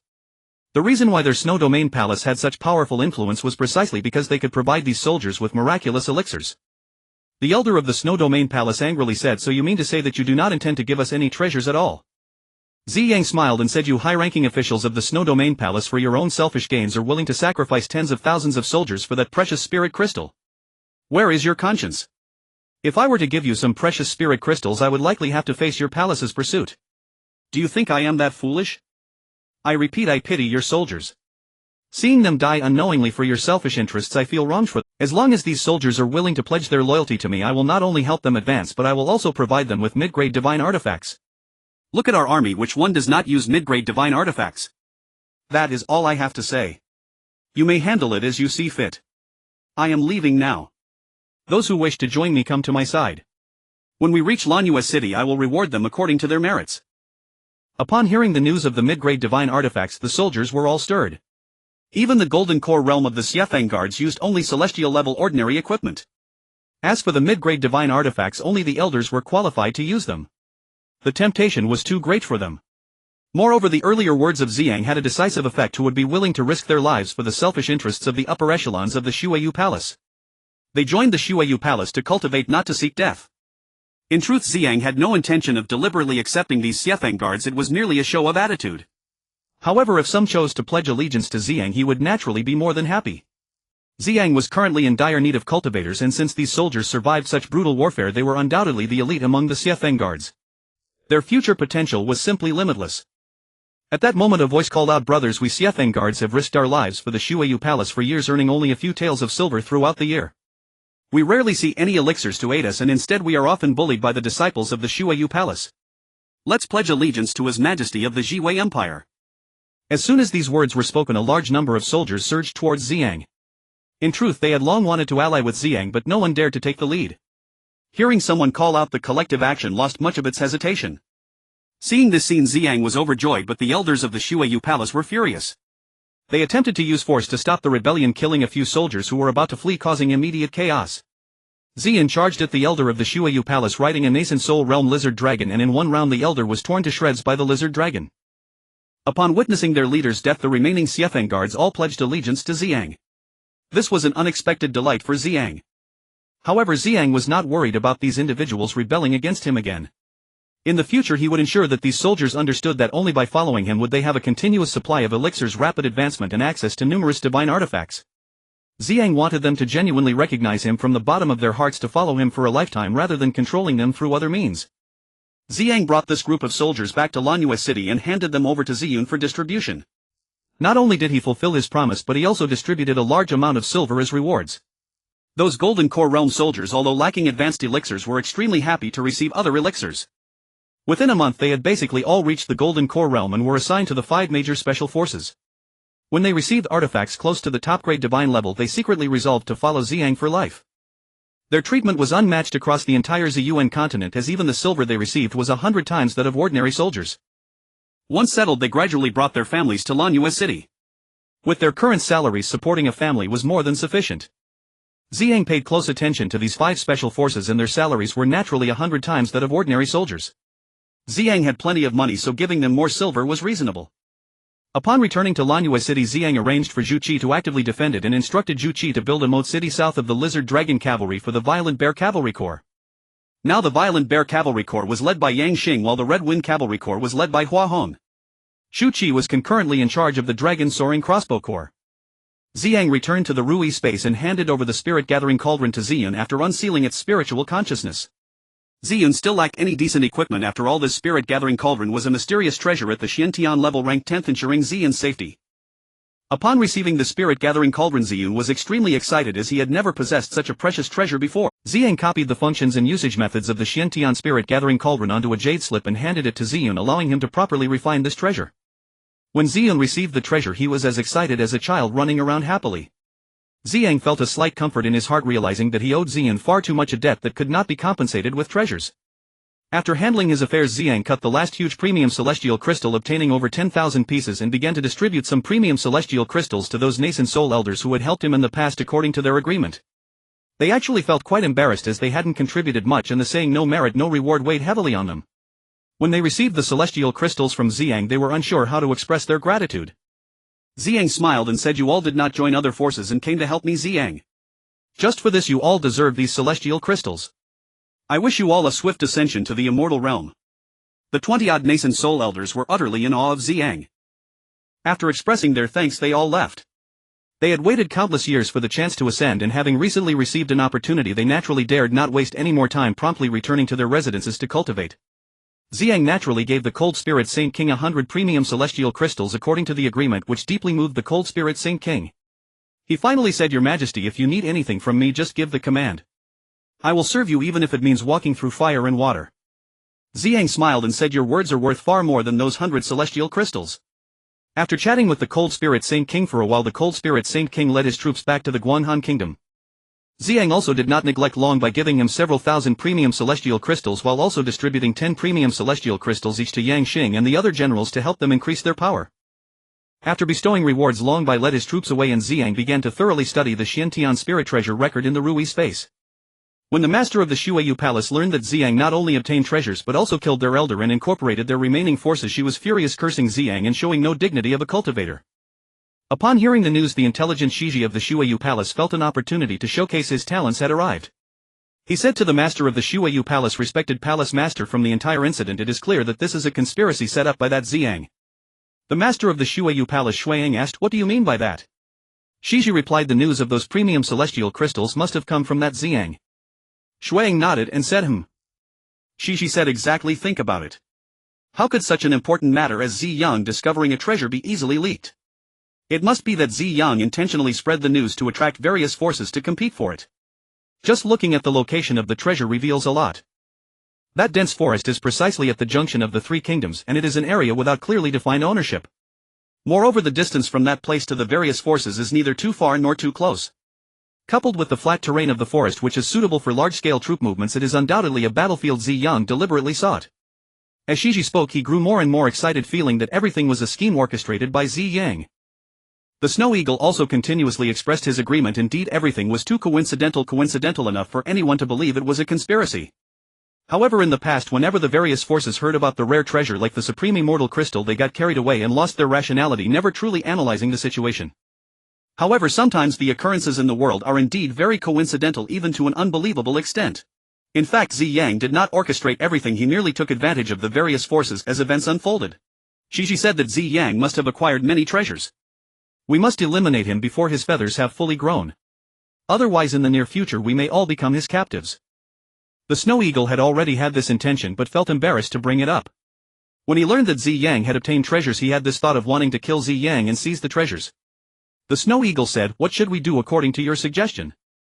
Shiji said, Ziyang has not only offended us but also the Chia Khanate and the Bear Clan. At the very least we can unite with them to attack Lanyue City, forcing Ziyang to hand over the treasure before we annihilate his forces. The Snow Eagle replied, from the recent battle situation it seems that Ziyang's army possesses extraordinary combat power. With just this level of strength we cannot force him to surrender the treasure. Shiji said, there are also the Lingmiao Kingdom and the Tianfeng Kingdom. Perhaps you could use your influence to persuade the Guanghan Kingdom to join in as well. The Snow Eagle replied, these are all ordinary armies with low combat power, they can only serve as cannon fodder and will not have a significant impact on the overall situation. The real strength lies with the Sand People, the Bear Clan, and your Lizard Dragon Clan. Shiji said, as for our Lizard Dragon Clan, we suffered losses of over 1 million the other day and have yet to recover.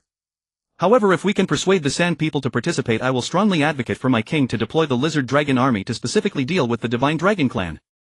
When the Snow Eagle heard this, he was delighted and said the Sand People should be fine. I will send someone to release those who have been frozen in ice, and I believe the Sand People will definitely join in. Shiji's eyes turned as he said, great, we will act separately. You go persuade the Sand People and I will persuade the Chia Khanate and the Bear Clan as well as my king. The Snow Eagle said, all right, as you say, let's act immediately. If we delay, Ziyang might have already used up the supreme immortal crystal. After hearing this, Shiji took action, first going to persuade the Chia Khanate.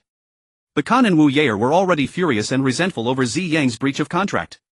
Upon seeing Shiji come to persuade them, they readily agreed and sent troops to accompany Shiji to meet the chieftain of the Bear Clan. Shiji arrived at the territory of the Bearman tribe, the Ice Bear Cave in the northern ice plains.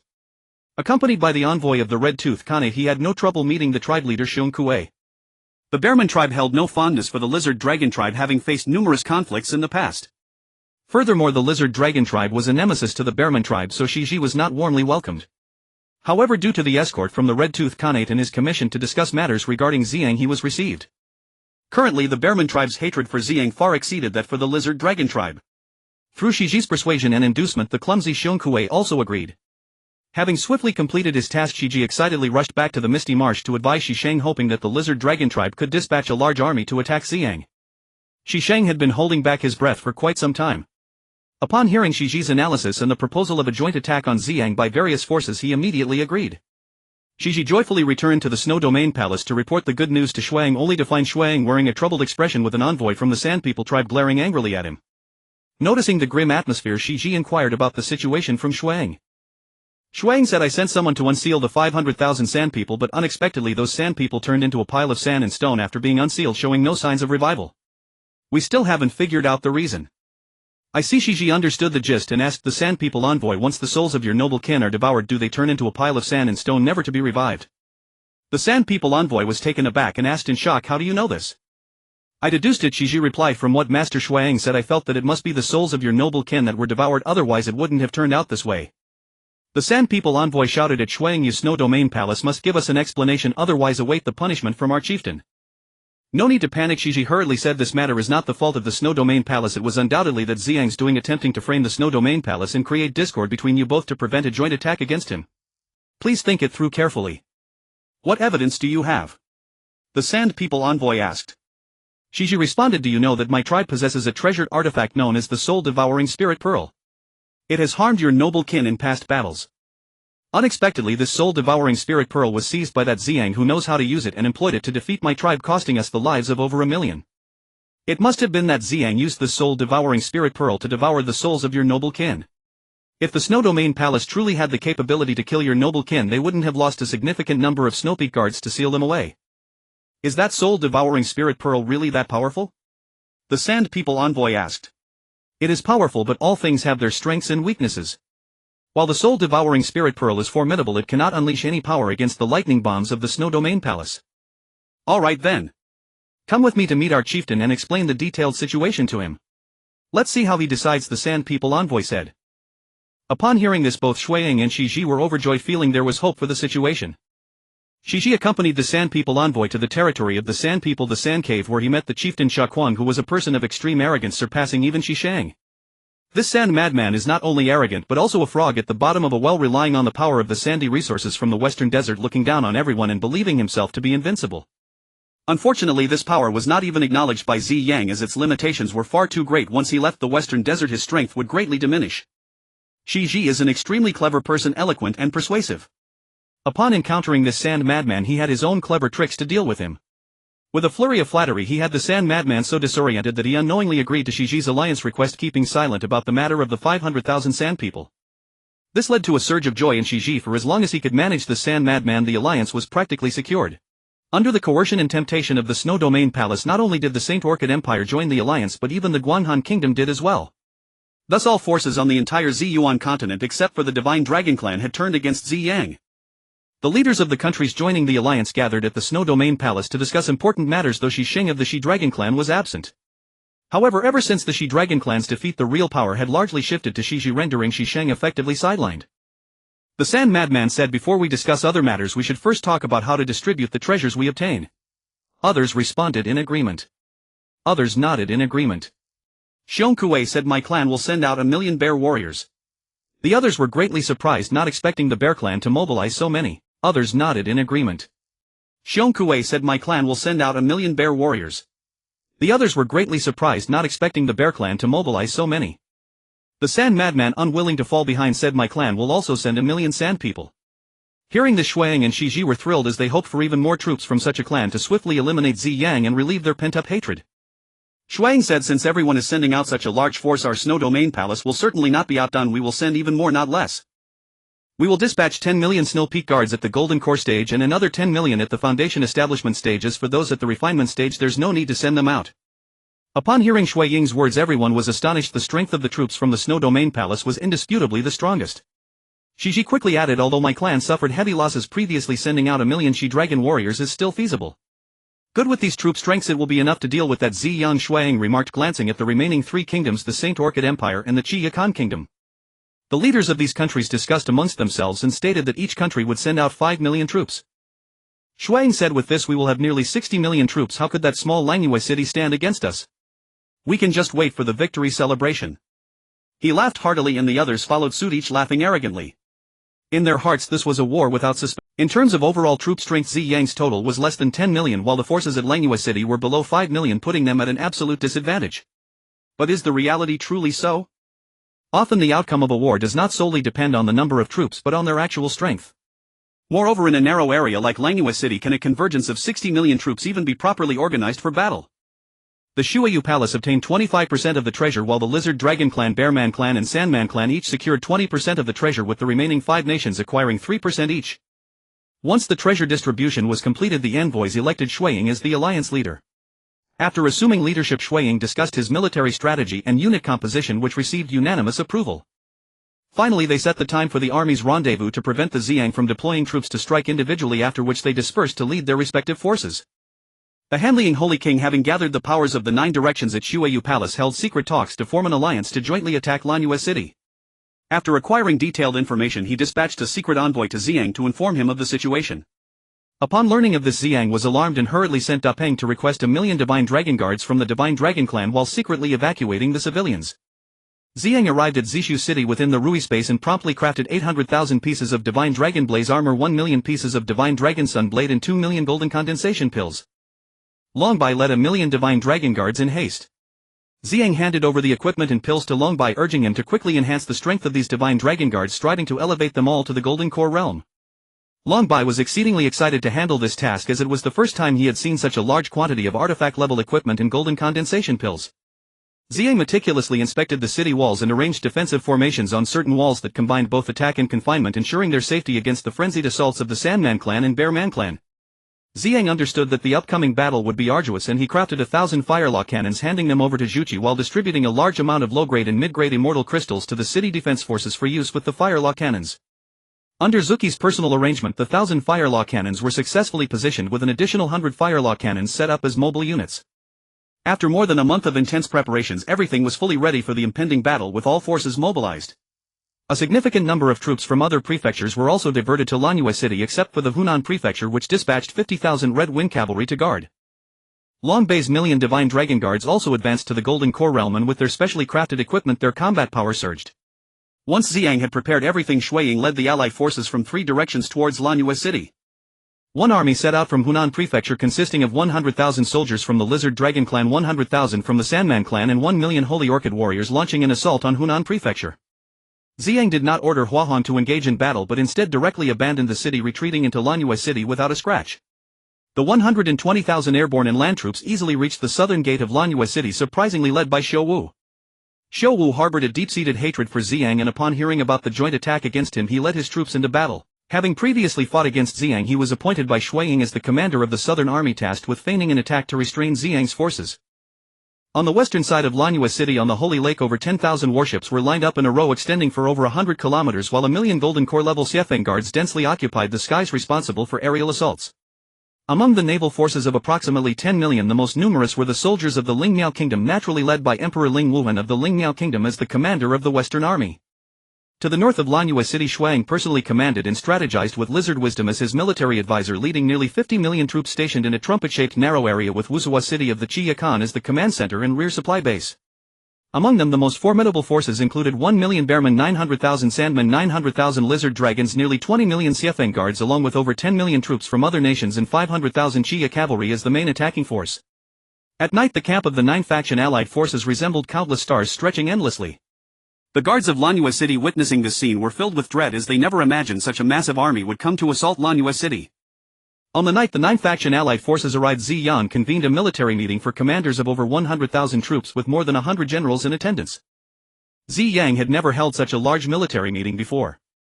The reason for this gathering was that during a daytime inspection of the city defenses, he noticed that although the defending soldiers appeared calm on the surface, they were profoundly fearful within, significantly affecting morale. If an army loses its morale, there is no need to fight, they would simply surrender. Ziyang called this meeting to dispel the fear in the hearts of the soldiers and to raise their morale. Ziyang sat high upon his throne overlooking the crowd, his face displaying profound confidence. He loudly inquired, "Does anyone here know how many troops the enemy has sent?" The attendees looked at each other in confusion. They only knew that Lanyue City was surrounded on 3 sides and that the enemy forces were vast, definitely not just a few million. As for the specific numbers, only a few military officials like Zhu Qi were aware, and the rest were in the dark. Ziyang understood that these people could not possibly provide specific data, and naturally Zhu Qi and the others knew the purpose of Ziyang's meeting. They were aware of what should and should not be said, hence they remained silent. Ziyang said, "You may not know the exact numbers, but I can tell you the specifics. The enemy has dispatched a total of 58 million troops, of which there are 10,000,000 Xiefeng guards at the Golden Core realm, another 10,000,000 Xiefeng guards at the Foundation Establishment realm, and 1,000,000 each from the Lizard, Dragon, Sandman and Bearman clans, with the remaining 5 nations each contributing 500,000 soldiers." The generals were struck with fear upon hearing this, trembling at the thought of nearly 60 million troops. Such a formation could only appear during an invasion by the demon realm, a sight that had not been witnessed for thousands of years. They were understandably astonished. Ziyang continued, "Let us not speak of the other armies, just the troops from the Golden Core realm, including the Xiefeng guards, Lizard, Dragon, Sandman and Bearman, should make it clear to everyone present the power of the allied forces." The generals fell silent, and the entire hall was enveloped in a heavy silence. Ziyang laughed heartily, saying, "Are you all afraid? That's fine. Seeing so many enemies come to attack our Lanyue city, anyone would be scared. But fear does not solve problems, it will only lead the enemy to mock us and trample upon our city and loved ones. Even if we must die, we will make the enemy pay a heavy price." At this moment Zhu Qi shouted, "We fight to protect our homeland and our loved ones to the very end." This voice like a thunderous bell ignited the spirits of the generals. The generals drew their swords and shouted, "We fight to protect our homeland and our loved ones to the very end." Their thunderous voices echoed throughout the hall. The current Violent Bear Cavalry Corps is led by Yang Xing, while the Red Wind Cavalry Corps is under the command of Hua Hong, and Zhu Qi concurrently leads the Dragon Rising Crossbow Corps. Ziyang returned to the Rui space and handed the Spirit Gathering Cauldron after releasing its spiritual consciousness to Ziyun, who still did not possess any decent equipment. Nevertheless, the Spirit Gathering Cauldron is a Zuwenchen-level spiritual treasure ranked 10th, ensuring Ziyun's safety. Upon receiving the Spirit Gathering Cauldron, Ziyun was overwhelmed with excitement, as he had never possessed such a precious item before. Ziyang copied the functions and usage methods of the Xiantian Spirit Gathering Cauldron onto a jade slip and handed it to Ziyun, instructing him to refine this treasure diligently. After receiving the treasure, Ziyun ran off joyfully like a child, and Ziyang felt a flicker of comfort within. He believed he owed Ziyun far too much, a debt that could not be compensated with treasures. After finishing his tasks and cutting the last piece of high-grade immortal crystal yielding over 10,000 pieces, Ziyang began to distribute some of the high-grade immortal crystals to those nascent soul elders who had previously assisted him according to their agreement. They felt somewhat embarrassed, as they had not exerted any effort. After all, one should not receive rewards without merit. When given the immortal crystals, they were at a loss for how to express their gratitude. Ziyang smiled and said, "You all didn't join other forces and came to assist me, Ziyang. This is already giving me face. Based on this alone, you all rightfully deserve these immortal crystals. I wish you all a swift ascension to the immortal realm." The more than 20 nascent soul elders were now completely in awe of Ziyang. After expressing their gratitude, they all left. They had waited for countless years just to ascend. Having recently gained the opportunity, they naturally did not dare to waste any more time and hurried back to their residences to cultivate. Ziyang naturally provided Hanling Shangwang with 100 high-grade immortal crystals, which deeply moved him. He finally said, "Your Majesty, if there is anything you need me to do, just give the order. I will serve you even at the cost of my life." Ziyang smiled and replied, "Your words are worth far more than those 100 immortal crystals." After a brief exchange of pleasantries with Hanling Shangwang, the latter led the troops of the Guanghan Kingdom back home. Ziyang also did not shortchange Long by giving him several thousand high-grade immortal crystals and distributed 10 high-grade immortal crystals each to Yang Xing and other generals to help them enhance their powers. After bestowing the rewards, Long Bai led the troops away, and Ziyang began to study the Xiantian spiritual treasure record thoroughly within the Rui space. Upon learning that Ziyang not only obtained treasures but also killed their elder and incorporated their remaining troops, the master of the Snow Domain Palace was furious and berated Ziyang, completely losing the demeanor of a cultivator. After receiving the news, Ciji, who was monitoring the battle situation for the Snow Domain Palace, felt that his opportunity to shine had come and said to the master of the Snow Domain Palace, "Respected Palace Master, from the entire incident it is clear that this was a scheme set by Ziyang." "How do you mean?" asked Shuang, the master of the Snow Domain Palace. Ciji responded, "The news of the high-grade immortal crystals came from that Ziyang, didn't it?" Shuang nodded and said, "Indeed." Ziyang waved his hand and said, "Although the enemy forces are formidable, our strength is not to be underestimated. What you know of our power is merely the tip of the iceberg. We have a significant amount of military strength yet to be revealed, which serves as our trump card and will only be deployed in times of dire crisis." Upon hearing this, the generals became excited and the seeds of victory began to take root in their hearts. Ziyang continued, "Tonight I will reveal the full strength of our army. Currently the number of ordinary troops in the city is close to 10 million, with 2.5 million in 5 special military corps, including the well-known Chiefing Cavalry Corps of 500,000, the Huban Heavy Armored Corps of 500,000 and the Longting Crossbow Corps of 500,000, as well as the unfamiliar Shilong Cavalry Corps and the Baoxiong Cavalry Corps, both at 500,000 each, along with 1 million from our allied Shenlong Guard." When the crowd heard about the Baoxiong Cavalry Corps, their expressions were filled with astonishment, as they had never heard of it before. Ziyang said, "These 5 special military corps are fundamentally at the Golden Corps level. In the battle in the dense forest, we deployed some of the Shilong Cavalry Corps and the Chiefing Corps, annihilating 30,000 of the Bearman's army and nearly completely wiping out 200,000 cavalry from the Chia Kingdom, all without sustaining a single injury." The generals began to engage in animated discussions. Ziyang then stated not to mention that the equipment of these 5 special military corps is of high-grade artifact level. Our Shilong Cavalry Corps is precisely the nemesis of the Bearman, and the Shenlong Guard is the nemesis of the Sharon. The Chiefing Cavalry Corps counters the Xiefeng Guard, and as for the remaining 3 types of special troops, they can easily defeat any enemy troops in a field battle outside the city, let alone the large-scale destructive weapon, the Chiwa Cannon, that we possess. Upon hearing about the large-scale destructive weapon, the Chiwa Cannon, the astonished expressions on the faces of the crowd made Ziyang chuckle inwardly. Ziyang said, "You need not be surprised. If we did not possess some special means, how could we dare to confront the Jiufang allied forces? I have yet to inform you that our city walls have been specially treated. Even the Sharon would find it challenging to breach our walls in a single blow. You need only guard the walls. The generals could hardly believe their ears, staring blankly at Ziyang. Ziyang stated, the purpose of gathering you all here is to inform you of our army's true strength. In ordinary times, for the sake of safety, I can conceal our power, but now is not the time for concealment. On the battlefield you will soon witness the might of our army. Go back and inform all the soldiers of our strength. Not only should you have confidence in holding the city, but you must also instill that confidence in the vast number of troops as well. The generals began to discuss while Ziyang arranged the troop deployment situation before dispersing the meeting. When Ziyang's declaration of the army's strength spread rapidly among the soldiers, coupled with his previous undefeated record, the soldiers' admiration for Ziyang soared, with their fighting spirit rekindled, dispelling any previous cowardice. The spies from the Jiufang forces, upon hearing this, began to feel panic and fear, hastily sending out intelligence regarding Ziyang's actual military strength through special channels. At this time Ziyang was not afraid of the enemy, knowing his actual military strength. After all, it was no longer useful to hide it, and even if it were to leak out, the enemy leader might not necessarily believe it. When Shuiying and others received the intelligence, they were somewhat surprised but remained skeptical, so they summoned the generals to discuss. The simple-minded Shaquan firmly asserted that Ziyang was merely bluffing, trying to intimidate them into retreating. The other generals chimed in. Even Shiji could not distinguish the truth from the false. Once the arrow is on the string, it must be released. Only in the midst of battle can one discern reality. The next day Shuiying led the heads of various factions to the foot of Lanyue City, arranged their formations, and shouted towards the city walls, "Please, Ziyang, come out to speak." "Who goes there?" Ziyang called from atop the city tower. "State your name." "Ziyang, how shameless you are. You set traps and schemes for us to slaughter each other while you profit from it. You don't even spare the corpses of the Bear Clan. You truly disgrace humanity. I advise you to surrender at once. Who knows, I might be in a good mood and grant you a quick end." Ziyang replied, "It seems you are not much brighter than I. You drive thousands of Xiefeng guards to their deaths for your own selfish desires, and yet you dare to criticize me." Shiji shouted, "Ziyang, we come in peace today with the 9-faction allied army to demand justice. If you are willing to hand over the treasures of the dense forest, we can spare the entire city's populace and punish you alone.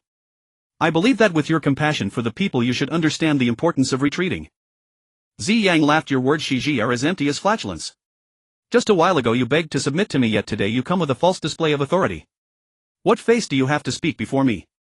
Do you think your troops can contend with me? How utterly ridiculous." Shiji was furious, his face red as he retorted, "You." Ziyang laughed. "Go where you belong, or beware that I will annihilate your entire clan. Even if you hide to the ends of the earth, I will ensure your complete destruction." "That Sha Kuang declared, you speak boldly. Come, let us duel for 300 rounds so I can see what skill you possess to make such arrogant claims." Ziyang glanced at the towering Sha Kuang and asked, "Who are you?" Sha Kuang responded, "I am Sha Kuang, the king of the Western Desert. If you have the ability, come and fight me." Ziyang replied, "I thought you were a celestial being descended from the heavens. Turns out you are just an insignificant nobody from the Western Desert. You wish to battle me? You are not even worthy." Furiously enraged, Sha Kuang charged at Ziyang's city tower. Standing beside Ziyang, Long Bai, aided by Ziyang's elixirs, had already advanced to the nascent soul realm. He immediately transformed into a divine dragon clad in dragonflame battle armor, wielding the sunblade of the divine dragon, and charged towards Sha Kuang. Shuiying was alarmed and quickly shouted, "Sha Kuang, step back." Just as he spoke, in the blink of an eye, Long Bai struck with several blades, and with a technique of ice and snow he sealed Sha Kuang before the city tower. Moreover, the sunblade of the divine dragon possessed a soul-devouring ability. Although it did not completely consume Sha Kuang's soul, it dealt severe damage to it. The soldiers of Ziyang saw Long Bai seal Sha Kuang in just a few exchanges and erupted into cheers, their morale soaring. Ziyang declared, "A mere clown dares to act like a hero before me. I still advise you all to leave quickly, or I will be angered and eradicate your entire clan one by one." Shuiying sensed that things were not looking good, but he also knew that the Dragon Clan was the nemesis of the Sand Clan. The previous battle did not signify anything. Shuiying shouted, "You used the Dragon Clan against the Sand Clan, but everyone knows that the Dragon Clan is the nemesis of the Sand Clan. If you have the ability, let that brat come out and fight our Bear Clan." Ziyang laughed, saying, "Have you lost your mind? Who would be foolish enough to attack their own weakness to exploit someone else's strength?" Ziyang continued, "You think you can challenge me? You are not worthy. You'll have my son play with you instead."